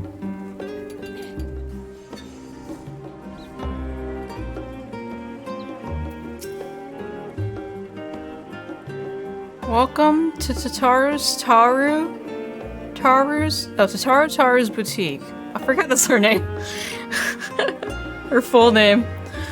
I've always done my best to provide the scions with fashionable attire, but in your case specifically, I make an extra effort to strive for the most functional yet stylish clothing one could ask for. Not that I'm playing favorites, but you are the warrior light. Faced with this unprecedented crisis, I knew you would need an ensemble unlike anything I've created before, and that I wouldn't be able to do it alone. And so after enlisting the aid of the world's finest artisans, I finally completed my career-defining masterpiece. But then inspiration struck and I saw a golden opportunity just begging to be seized. With the help of some Thabnarian refugees, I decided to set up shop here in Charlian. Of course, I would never charge you for any of our works. Perish the thought. Varsarud, how are things coming along? Everything's in order, Mistress Ataru. We'll be ready to open shortly.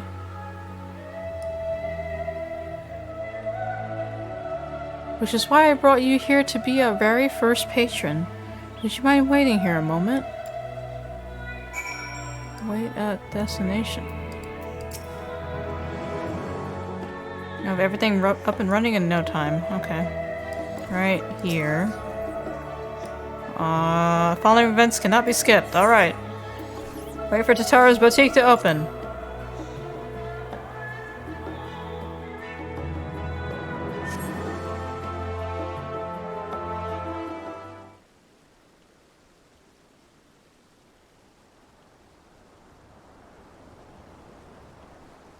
Is people gonna come up to me or something?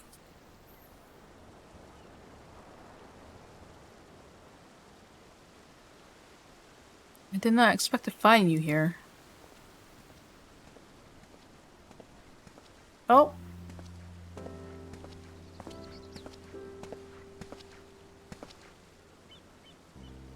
I imagined that Hana would also wish to offer her regards. Alas, after delivering our dragon scales to the engineers, she remained to assist with their work on the Aether Burner. This simulacrum, too, will stay in Charlian while I oversee matters in Razat Han.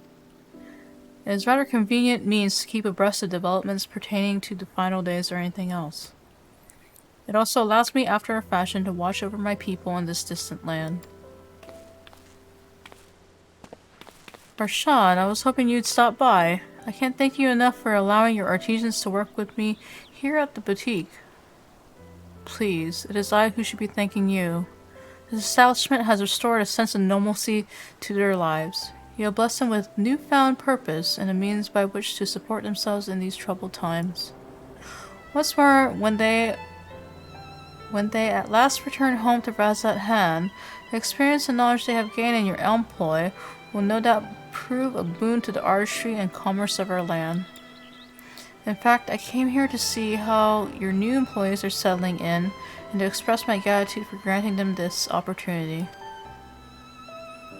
It's an opportunity for me as well, believe you me. Your artisans have taught me so much about Thabnarian craftsmanship. Their resourcefulness and ingenuity are nothing short of inspiring. I can't wait to see what wonders we come up with. I pray you every success in your endeavors, Mr. Sataru. Before coming here, I heard word of the forum's decision, or what will soon be attempted. It was only then that I finally understood why my father called this star the last bastion of hope. Indeed, it was the last bastion, for the flame of every other star he encountered had likely been extinguished. In the boundless dark, the light of brimming life must have been blinding in its splendor. You journey unto the heavens to protect that light. May the scales of my kin serve you well. I have faith you will prevail and restore peace and tranquility to the star. With that, I want we're alive to see it. I should like to visit Razat Han again when this is all over, or where your faith in me may be misplaced. I mean, I would like to say the first one, but I would go with the second one right now. And we should be honored to receive you. There's so much at Razathan you have yet to see. I would like to see Razathan not in flames, bro. Forgive me, but I must take my leave.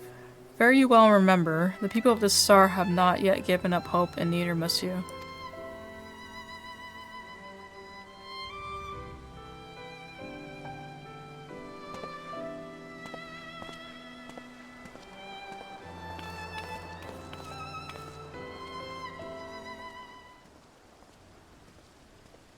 Like a wrap-up of some of the people that came by.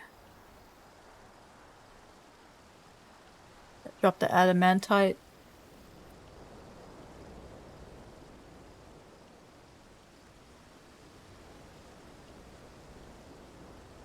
Where must I go to get a meal with some flavor in this wasteland of taste? Oh, Manelian? Oh my...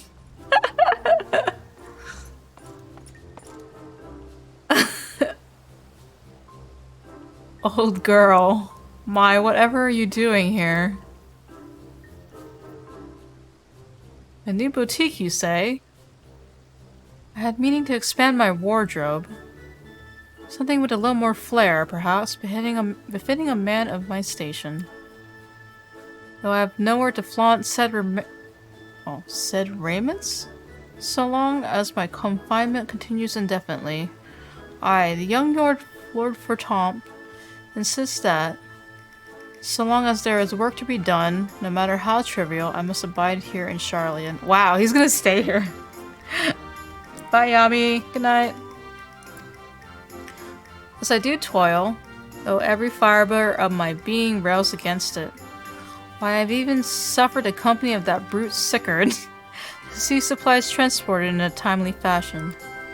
Yet he was the one granted leave this morning to participate in some supposed covert operation.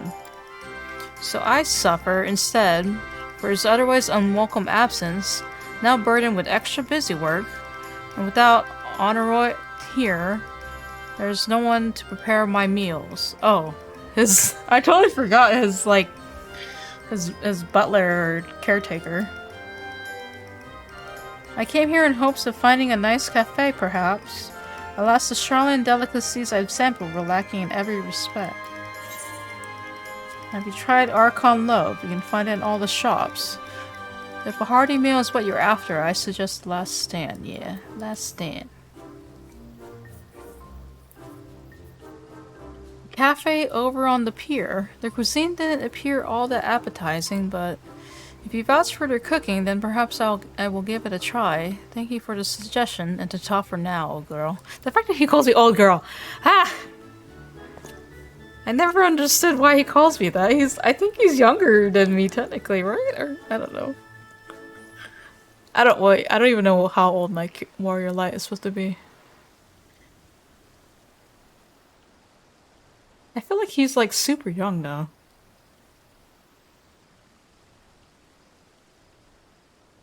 No.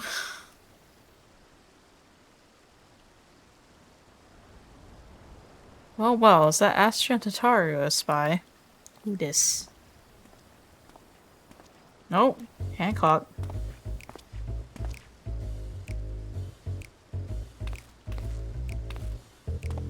Hancock, what are you still doing here? You said you were returning immediately after dropping off your cargo. Yes, that was my original plan. After all, any expertise required aside from the delivery of goods is well beyond my purview. What manner of entrepreneur would squander an opportunity to study the markets of the northern seas? Worry not, I will return straight away to Kugane once I have finished. Of course you would find a way to turn this crisis to your advantage. She wounds me, the industrious woman running a new boutique. I am not blind to the travails of those who fight on the front lines to deliver us from ruin. Indeed, I have every confidence they will succeed, and I would make myself and my business ready for their return. If you believe in them so devoutly, then why not put your money where your mouth is? If Fair enough, Totaro, fair enough. There's not more I can do to help ready the Ark and her heroes for their maiden voyage. On your return, I shall host a grand celebration in your honor at the Brocairo Inn. Accommodations are quite costly, given the reputation of said establishment, but East Aldenar Training Company would be honored to foot the bill. Will there be lemon cakes? I appreciate the gesture, but no thank you.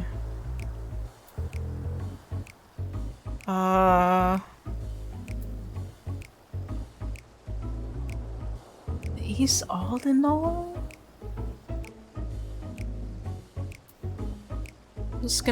I'm gonna be polite. I feel like I can't trust him. A pity. I'm rather fond of the place myself. Nevertheless, I have no doubt we will find another time and cause their celebration soon enough.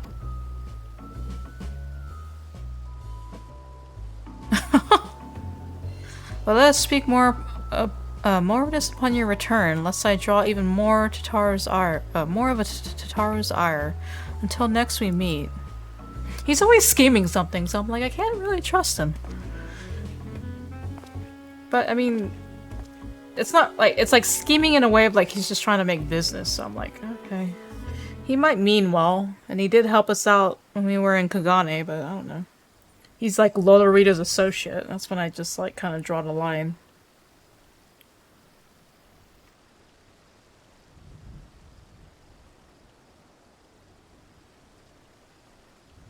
Who else can we talk to? It's like a whole day of me standing here. Astria, decided to spend your time at the markets, did you? Hey!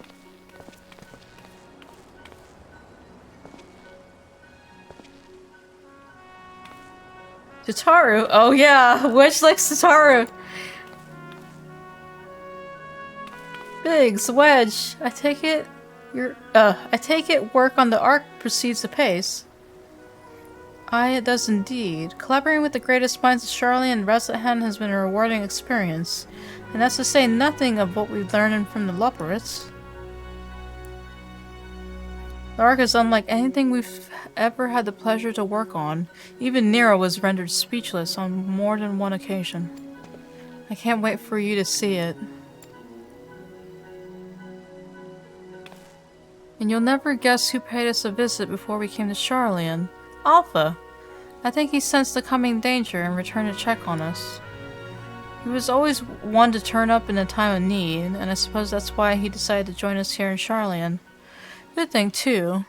I don't know how he does it, but he has a knack for brightening your day just by being there. It's still hard to believe we have the means to send you off into the great expanse, though. The farthest known reaches of, well, everything. I've never thought I'd live to see such marvels, yet here I am. More often than not, you and the science are the catalyst that sparks the need for these great innovations. I think how much I'd miss out on had I not been a member of the Ironworks. An awful lot of work, to be fair, and the privilege of being worked like a cart chocobo. Mumble mumble. Censorship. Ha, there's that too. As busy as we've been, I wish there was more we could do for you. But no matter what happens, we have to keep believing for a brighter future. That we do, my friend, that we do. And one filled with even more adventure.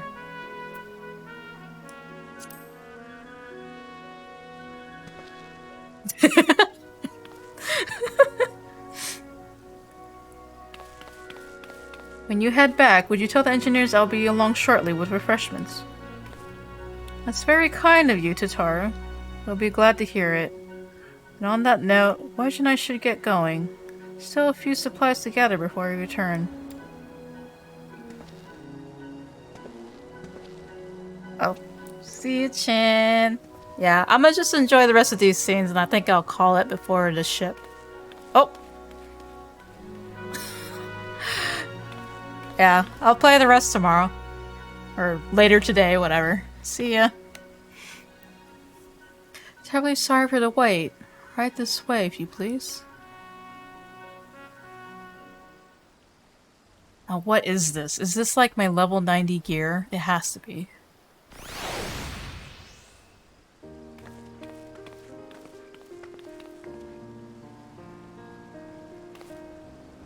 Right, I don't believe the two of you have been formally introduced. This is Varsarud. Varsarud. That's as close as I'm gonna get.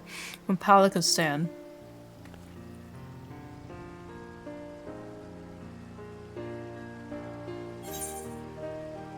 Haven't we met before? Pleased to meet you. Haven't we met before?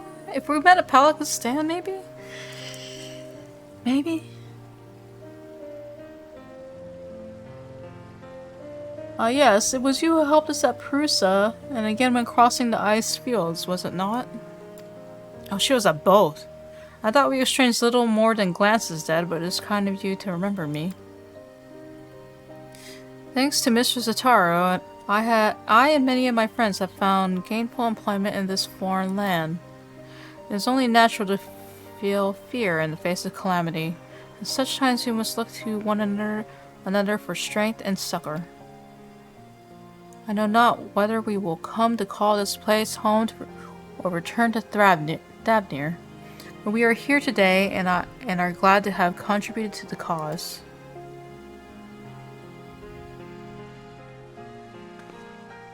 And contribute they did by helping to make your new garments as durable as possible. We put our hearts and souls into them, and I have every confidence they'll keep you safe in the battle to come.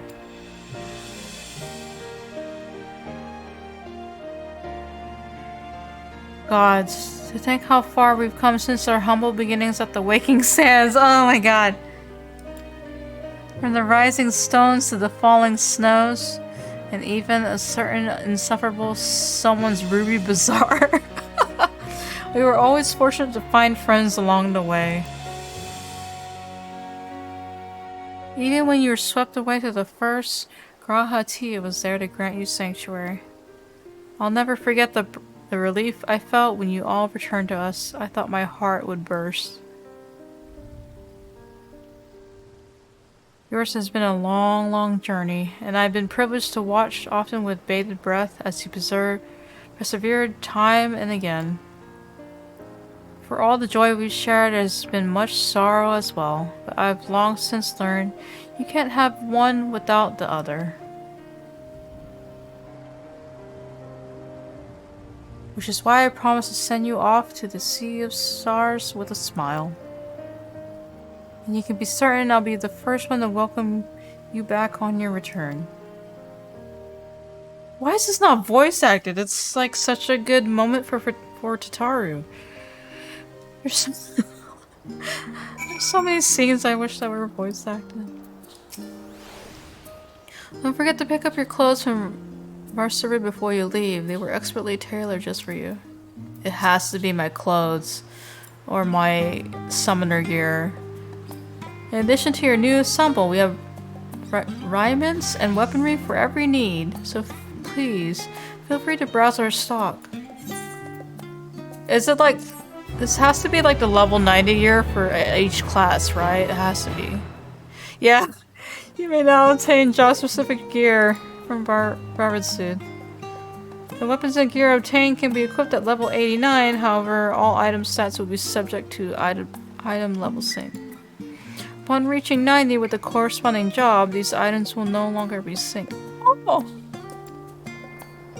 The gear can be dyed upon completion of the role quest associated with said job. Oh no!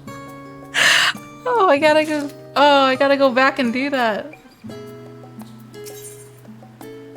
Oh no!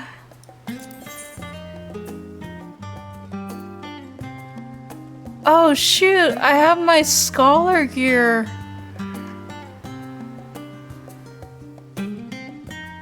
Wait, hold up, it's all available? It's all available! But I can't just equip everything that's gonna be sitting in my inventory.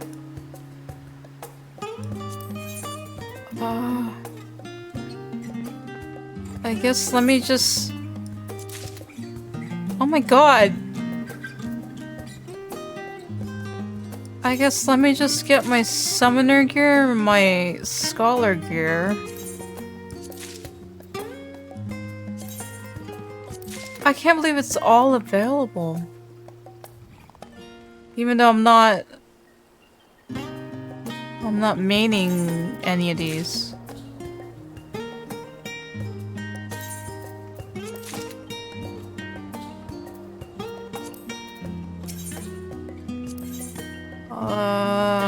Where's my scholar?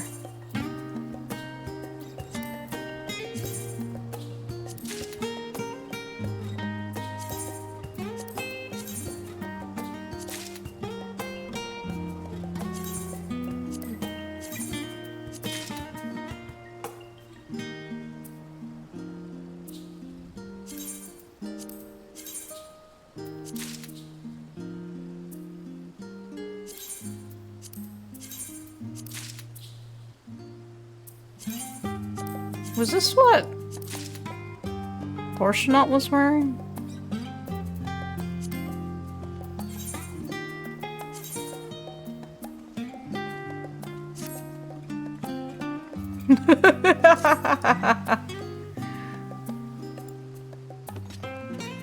Oh my god. I can't believe.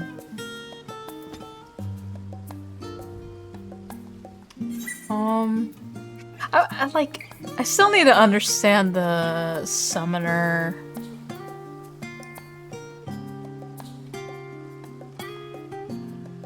horn thing. Damn, dude. Oh, let me put my glamour plate on though. I can't diet yet though. I need to go do my job quest, man. Where is my scholars? Yeah, my scholar's level 90 now too. Oh my god. Oh my god, the little bow. Dude, the scholar outfit's actually pretty nice. I love the back.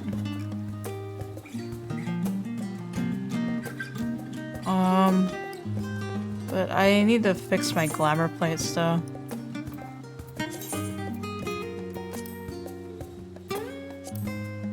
Let me just put my... I think I still have it. Yeah. I'll fix it. Oh, hold on. I'm like, wait, I'm not maining scholar, hold on. Alright, there we go. I realize you still got lots to do before you depart, so I won't keep you any longer. I do hope you will find a moment for yourself, and that the others can as well. They said they were returning to the Buddhistian Annex, though I doubt they stayed for long. If you decide to go looking for them, I suggest speaking with Kryle first. I'm sure they would have told her their plans. Be sure to stop by the boutique if you find yourself in need of more equipment. I think it's crazy that I can just go claim everything even though I'm not like fully level 90 on most classes. That's like, that means I can just have all this in my inventory if I wanted to.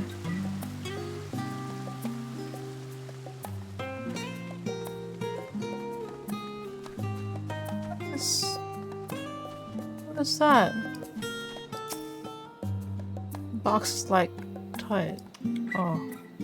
What the heck? I guess I gotta talk to her. What the heck? That's strange. I thought I was seeing something. I was like, why is that glowing? There's still people in the server, man. Of course there is, but... goodness. You're back. I take it you received your gift from Tataru.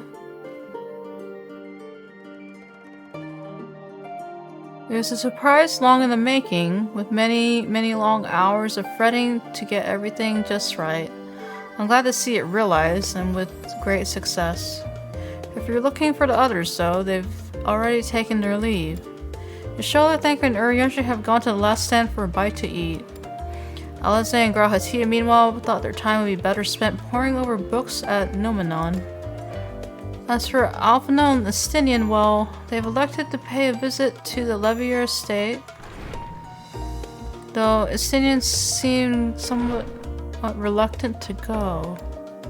I'm sure they would all be glad for your company if you've a mind to seek them out. Should you be feeling peckish, I suggest heading to the last stand before your stroll and the others finish eating. But above all else, it'd be foolish to run headlong into battle of fatigue mass. Do remember to get a good night's sleep. I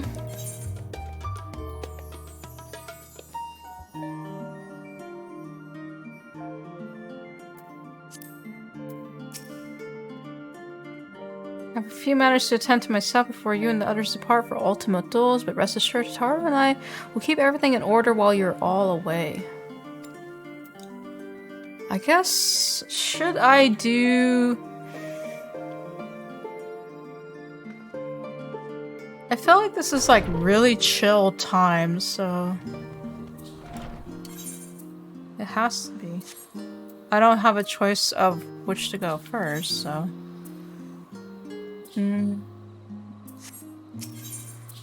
I guess let me do these and then I'll call it.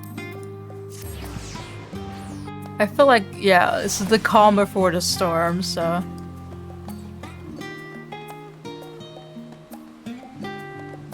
I'm just gonna do... Yeah, I think I'm just gonna do these little interactions with the Scions and then call it.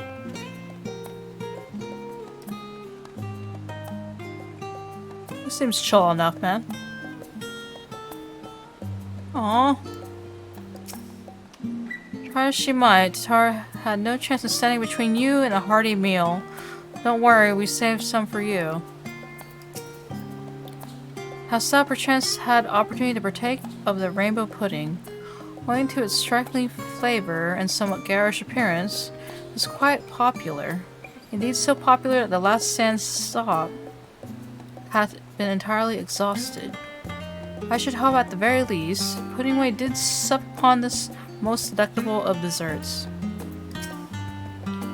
Come to make our trio quartet, have you? Please, have a seat and we'll see about getting you a drink. I can have a meal with the Scions!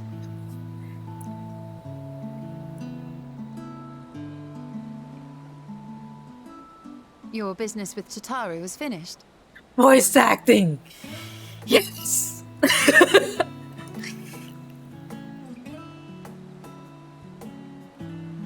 My, what a thoughtful surprise.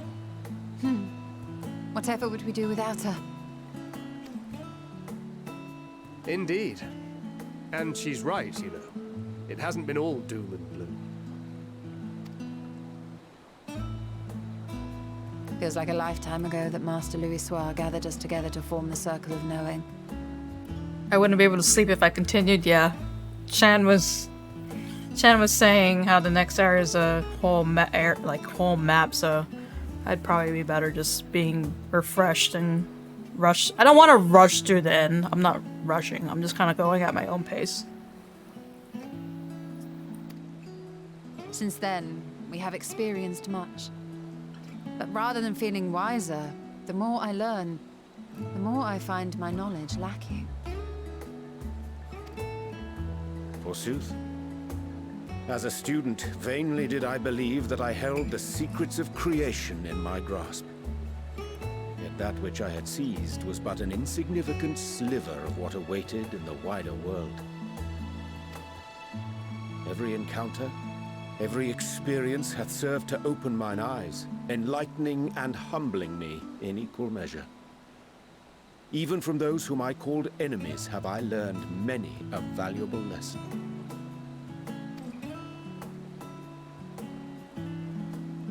What will we learn at the edge of the universe, I wonder?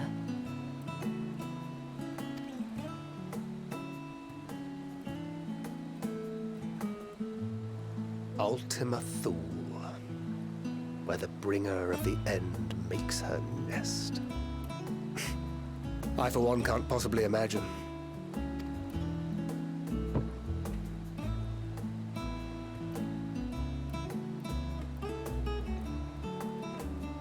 But whatever awaits us there, we will survive. We must. For her.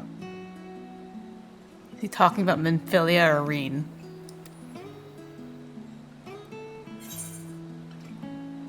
God, I said it. You have nothing left to prove. Not to Reen nor Minfilia. We'll get through this together. Just make sure you bring enough ammunition.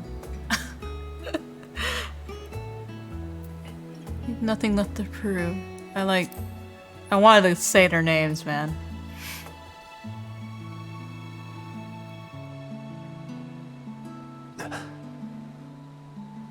Is aught the matter?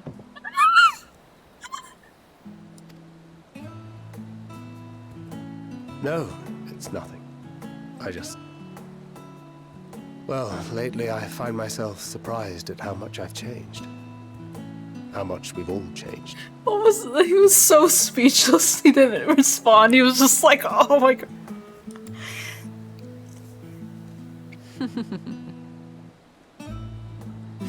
We've come far together, and if we have aught to say about it, we'll go further still. Aye, we will avert this calamity and return home. In preparation for which, we must give thought to what we hope to achieve after the proverbial dust has settled. What with the primals and Ascians all but dealt with, I suppose we'll need to look for new hobbies. Oh shoot, I didn't think about that. The thought of after. I can't even process that. In all seriousness, though, in uniting to overcome a common foe, the disparate peoples of the world have found a way forward together.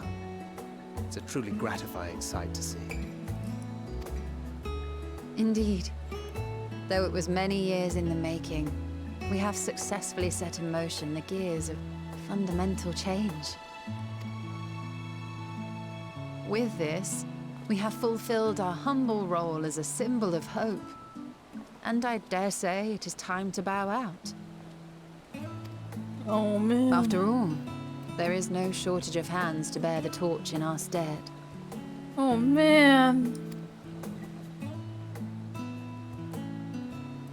You know, I never really considered I might live long enough to see an after. But even if my time as a scion came to an end, I don't expect that much will change.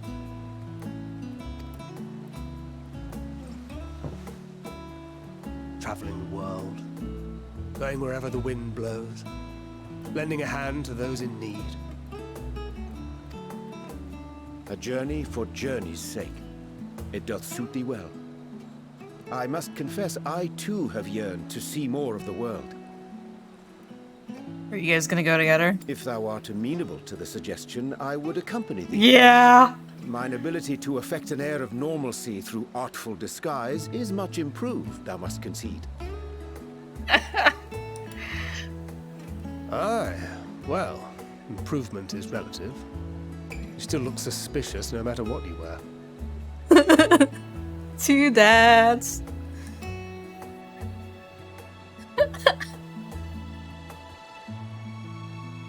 What of you, Ishtola? Any grand plans? Why, continue my quest for knowledge, naturally. To begin with, I wish to know the state of the reflections, to which end I must find a means to travel between worlds. Okay, I agree with that. I kind of want to do that, because we still don't know, like, all the other shards. Tis the least I must do if I am to keep my promise. Oh my god, she's gonna... Was it go back to Reynard?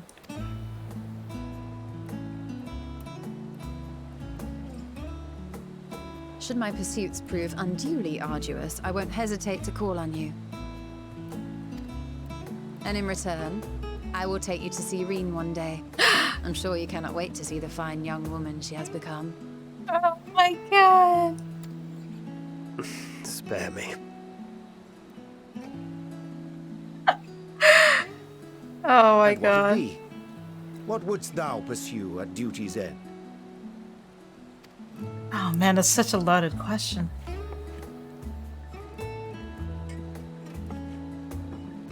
Here's yours. My apologies for the wait. I can't answer the question. Well, shall we make a toast? I don't get to answer the question. I get interrupted every time.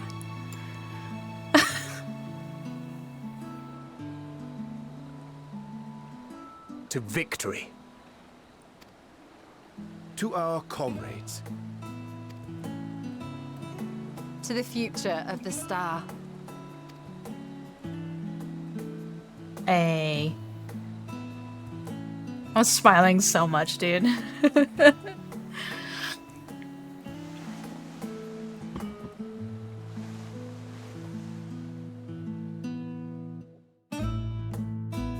Oh man, this is so sweet, but I'm like, please don't be like an ominous thing. This is such a nice moment.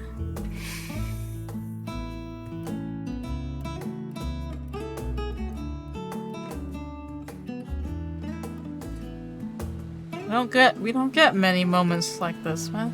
It's great.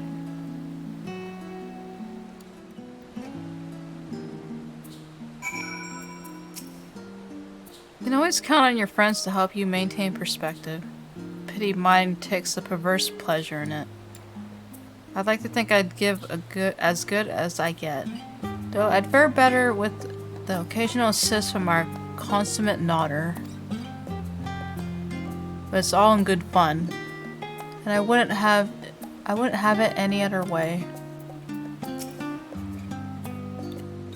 I say, whence came this? Oh my god, he's a light drinker. He can't hold his liquor. Whence came this? Simulacrum that standeth beside thee. Oh my god! Urianger can't drink! I see falsely. But you're still in Thinkered but moments ago employ the self-same doubling magic. Oh my god, he's a lightweight! Alright then. Keep thy secrets. Leaving so soon, I suppose it's for the best. Would you rather not explore the bottom of the bottle with Urianger? I dare say the others would welcome your company as well, if you can find them, that is. In any case, as long as you make the most of your time, that is all that matters. We will remain here a while longer, at the very least, until Urianger finds his legs again. That's hilarious, right? Alright. Yeah. Oh. Every time they ask me what am I gonna do after all this, I never get to answer. No. Studio. Like, the first person who asked me that, what is it that you want to do, was freaking Amaric, man. And I don't think I ever got to answer. I never got to answer. Oh my freaking god, there's Puddingway! Oh my god, there's Puddingway! He's reading a book! I've come to this studio in order to study the ways of pudding. Alas, my creations don't jiggle as they should just yet, but I persevere. Oh my god, he's so precious! He's so precious! Oh.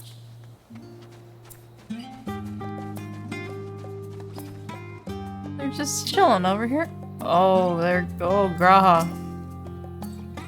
Oh my god, Graha sleeps sitting. Oh, Allie's about to fall asleep too. We tried speaking with Alice, but she is fast asleep. Oh. They both sleep sitting? Sitting up?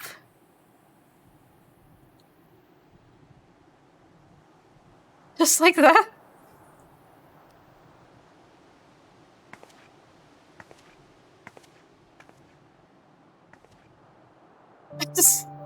Oh man. Ah, no, I was playing the freaking Eternal Wind or whatever. I was playing Tia's song.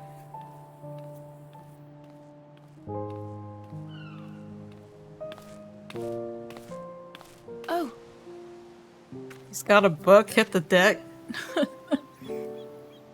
Am I sleeping with them?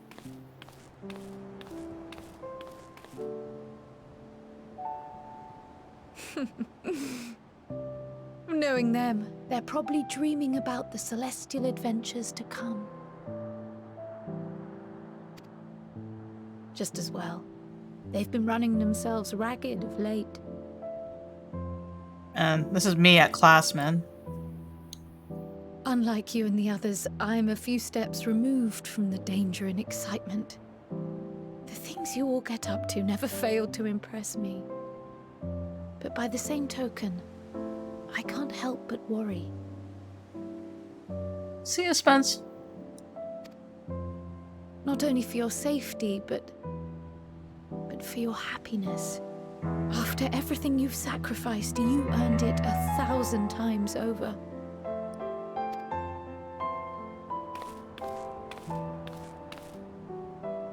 From the simple pleasures of tucking into a hearty meal or collapsing into a comfortable bed, to the grand triumphs of visiting legendary lands or finding true love, you deserve all the joy in the world. There is so much that life has to offer, so much to be treasured and shared with those we hold dear. So promise me this. Come what may, you won't give up on your own happiness. Oh, wow. When you're out there fighting tooth and nail, it's all too easy to forget. But in the end, your passions will be your greatest strength of all. Remember that. God, and the Eternal Wind music is the best. Oh.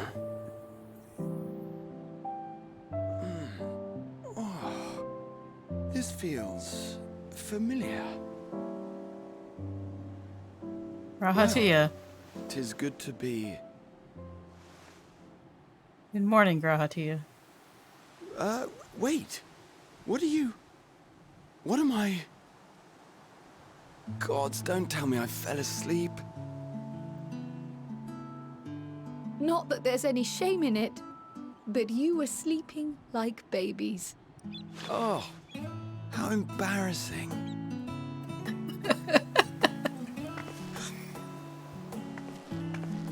Oh, Allie. Allie just. Not a word to anyone. Understood? Not one word. Oh my god.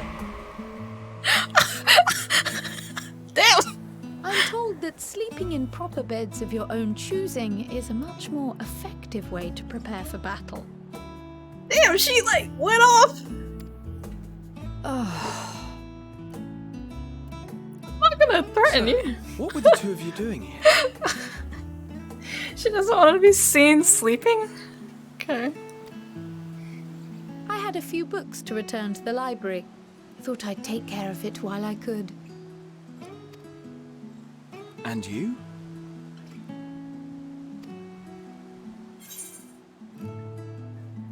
It's a secret. Just enjoying a little peace and quiet. Nothing in particular.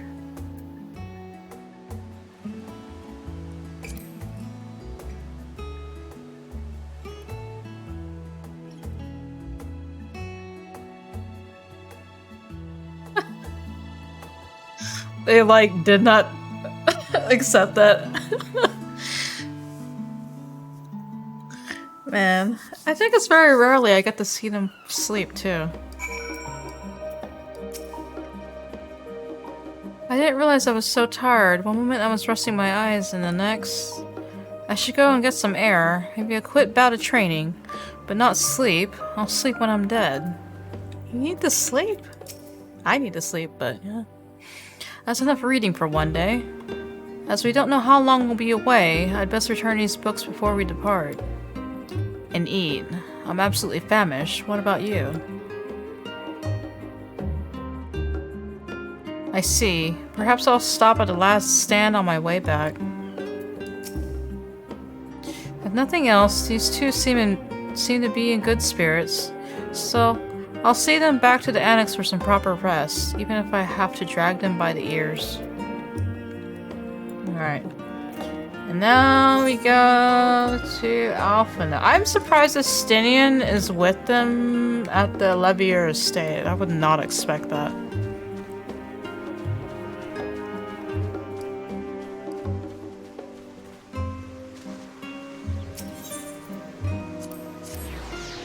The fact that the Levier estate has its own Aethernet, man. Holy crap.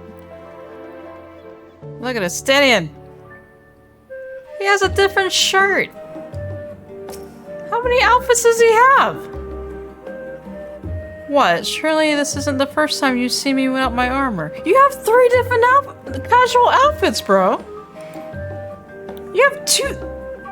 Yeah, you have 3 different casual outfits now. Oh my god. I'm keeping count. Oh. What brings you here?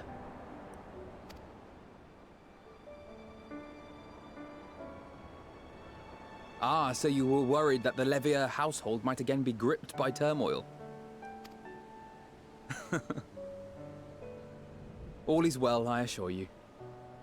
In my letters home, I had made mention of Estinian, you see.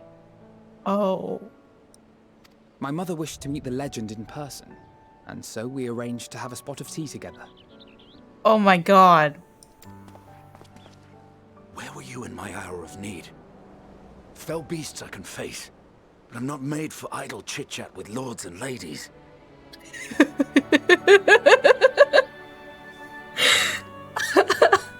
Well, I for one thought you held your own. Mother was the picture of delight. Oh my god, I wish I could have seen this. I might have been delighted myself, were we in a tavern with more agreeable drink. Oh, I would love to see Estinian have tea with Alphinaud's mother. Holy crap. The thought of fleeing crossed my mind, but what then? I'd never hear the end of it, least of all from Tataru. I'm sorry. 'Twas not my intent to cause you such distress. It's just...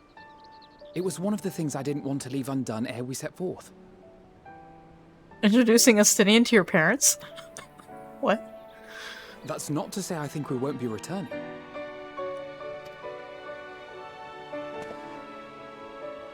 Yet, given what lies ahead, I did not wish to leave for later that which I could do today. Oh god, it's the line from the trailer. After all, tomorrow is never promised. It's fine. Not like I had better things to do. Besides, seeing you with your mother brought back fond memories of my own. Be we rich or poor, family is family. Man, Estinian's been talking more about his home. Well, it's past time we were on our way. Oh, that's all he says. Damn it. Just followed him. Okay. Wait!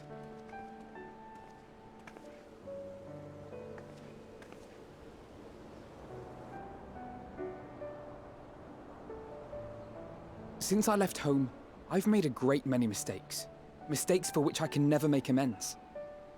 But through it all, you didn't give up on me. To have returned here with you at my side, it means more to me than you know. This is the lines from the trailer.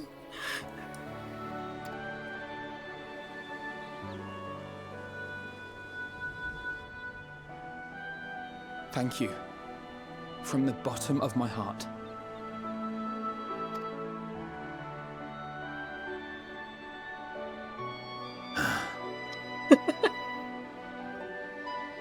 Forgive me, but it needed to be said. I'm the one who owes you thanks. Oh my Were it god! not for you, I would not be alive today, nor come to terms with Nidhogg's spirit. My god. I am ever grateful. Yes! I suppose I ought to thank you both as well. You were never one to forsake a friend, Alphino. I'll be counting on you. No, I'm gonna thank both of them.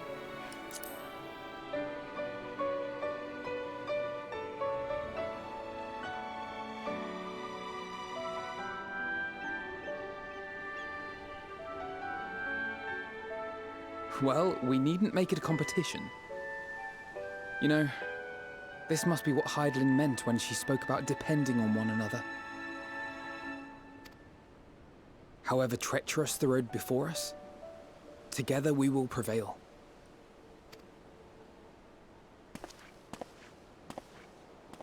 Damn. Oh. That's so good. That fills my heart with such joy, man. I like to imagine, like, friggin' when you come from the end of Heavensward and it's like out there trying to save Estinian.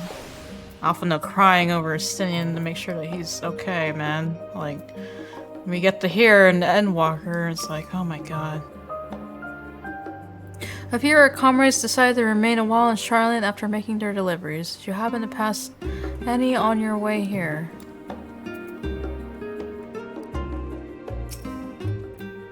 All that remains is to return to the Annex and give my armor one last polish. I expect Alphino has maintenance carry out on those floating things of his too. Oh. And that's it. Man.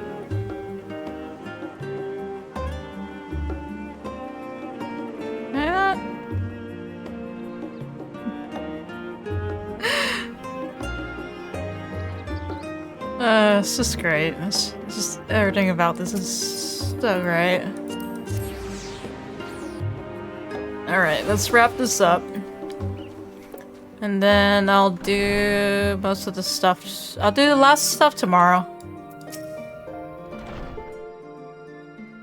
Welcome back. Return to catch a final few weeks before embarking on your mission, I presume. You'll be happy to know your chambers have been cleaned and fresh linens laid out. I pray you enjoy the sweetest dreams on this final night before the big day. Yep.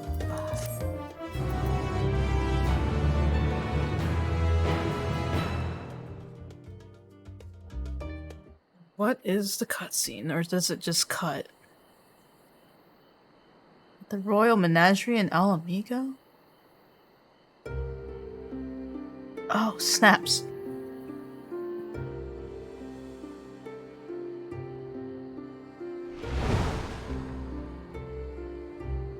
Xenos? Xenos?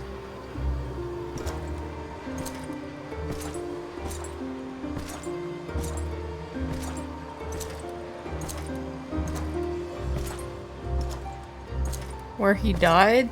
Air quote.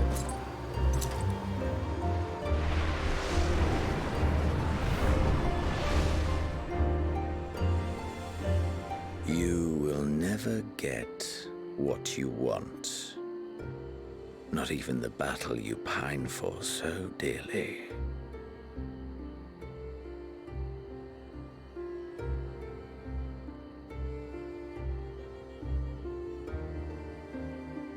In that transcendent moment, what was it that I sought in you? Friendship. And what was it that you sought in me?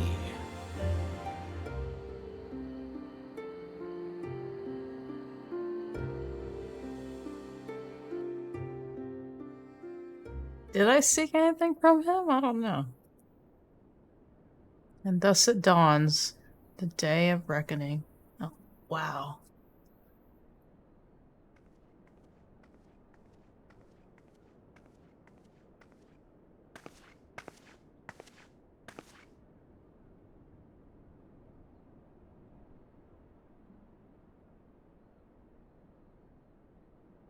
Am I just going... Is this...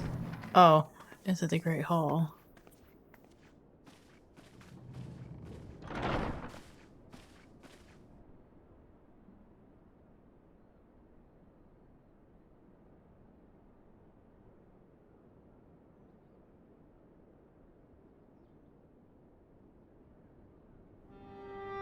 How often have we thus assembled?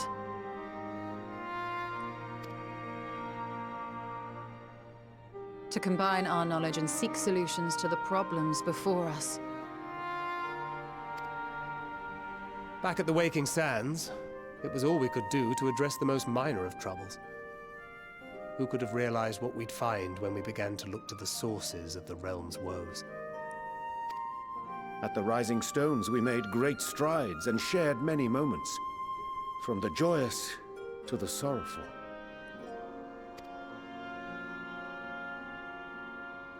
We've had occasion to call other places home too.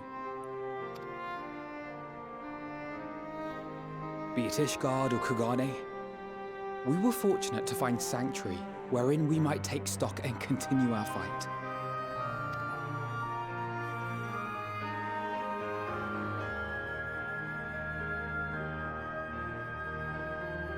I was honored to host this company in the Crystarium, to stand with you all as we confronted the truth of the star itself.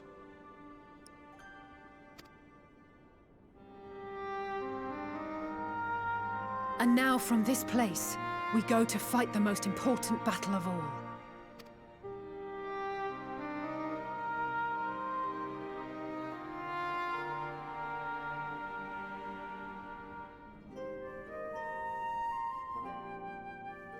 The Forum has sent word. The Ark is ready. The Loporrits naturally will be commanding the vessel.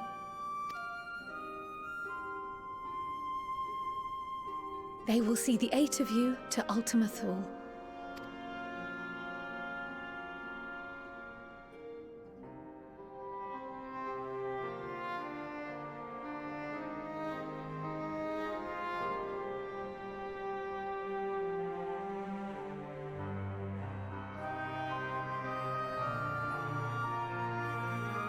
Upon arriving, your objective is to find and vanquish Meteon.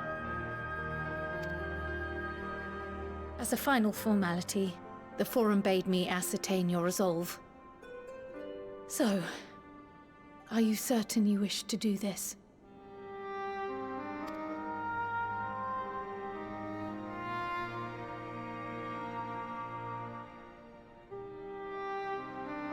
We are. Alright, your soul has said it. I was like, do I have to pick? Ere you report to Thalmasane, I leave you with these words.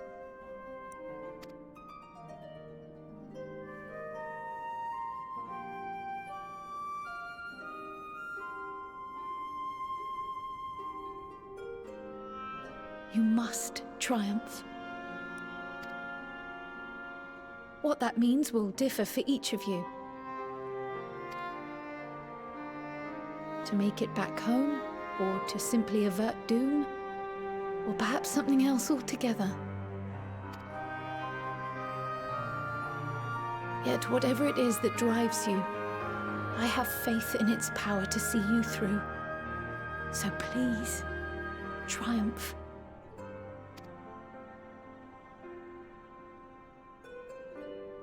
Triumph, as we who remain behind believe you will.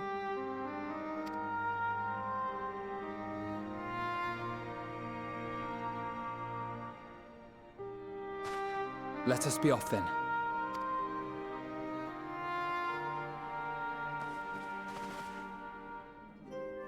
Haru? Wait! You didn't say goodbye to Tataru. Both Kryl and I will be there to see you off, but as your receptionist, I feel I need to say this here. Is that the line from the trailer? Safe journey, all of you.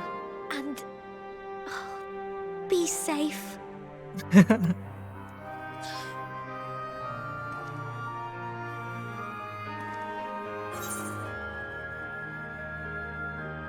You too, Tatara. You can count on it. I'll say her name.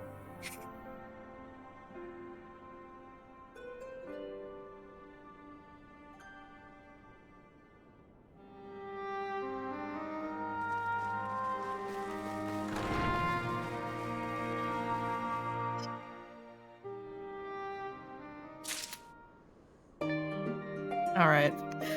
I will end it there, because there's still one more area we gotta go to. And I don't want to rush it through in the early mornings like this. I've been going for quite a bit. I'm surprised. Feel like I got a lot done. And that's good enough for me. So I'm gonna end it there. Happy New Year, everyone. And have a good night. Or good morning. And see ya.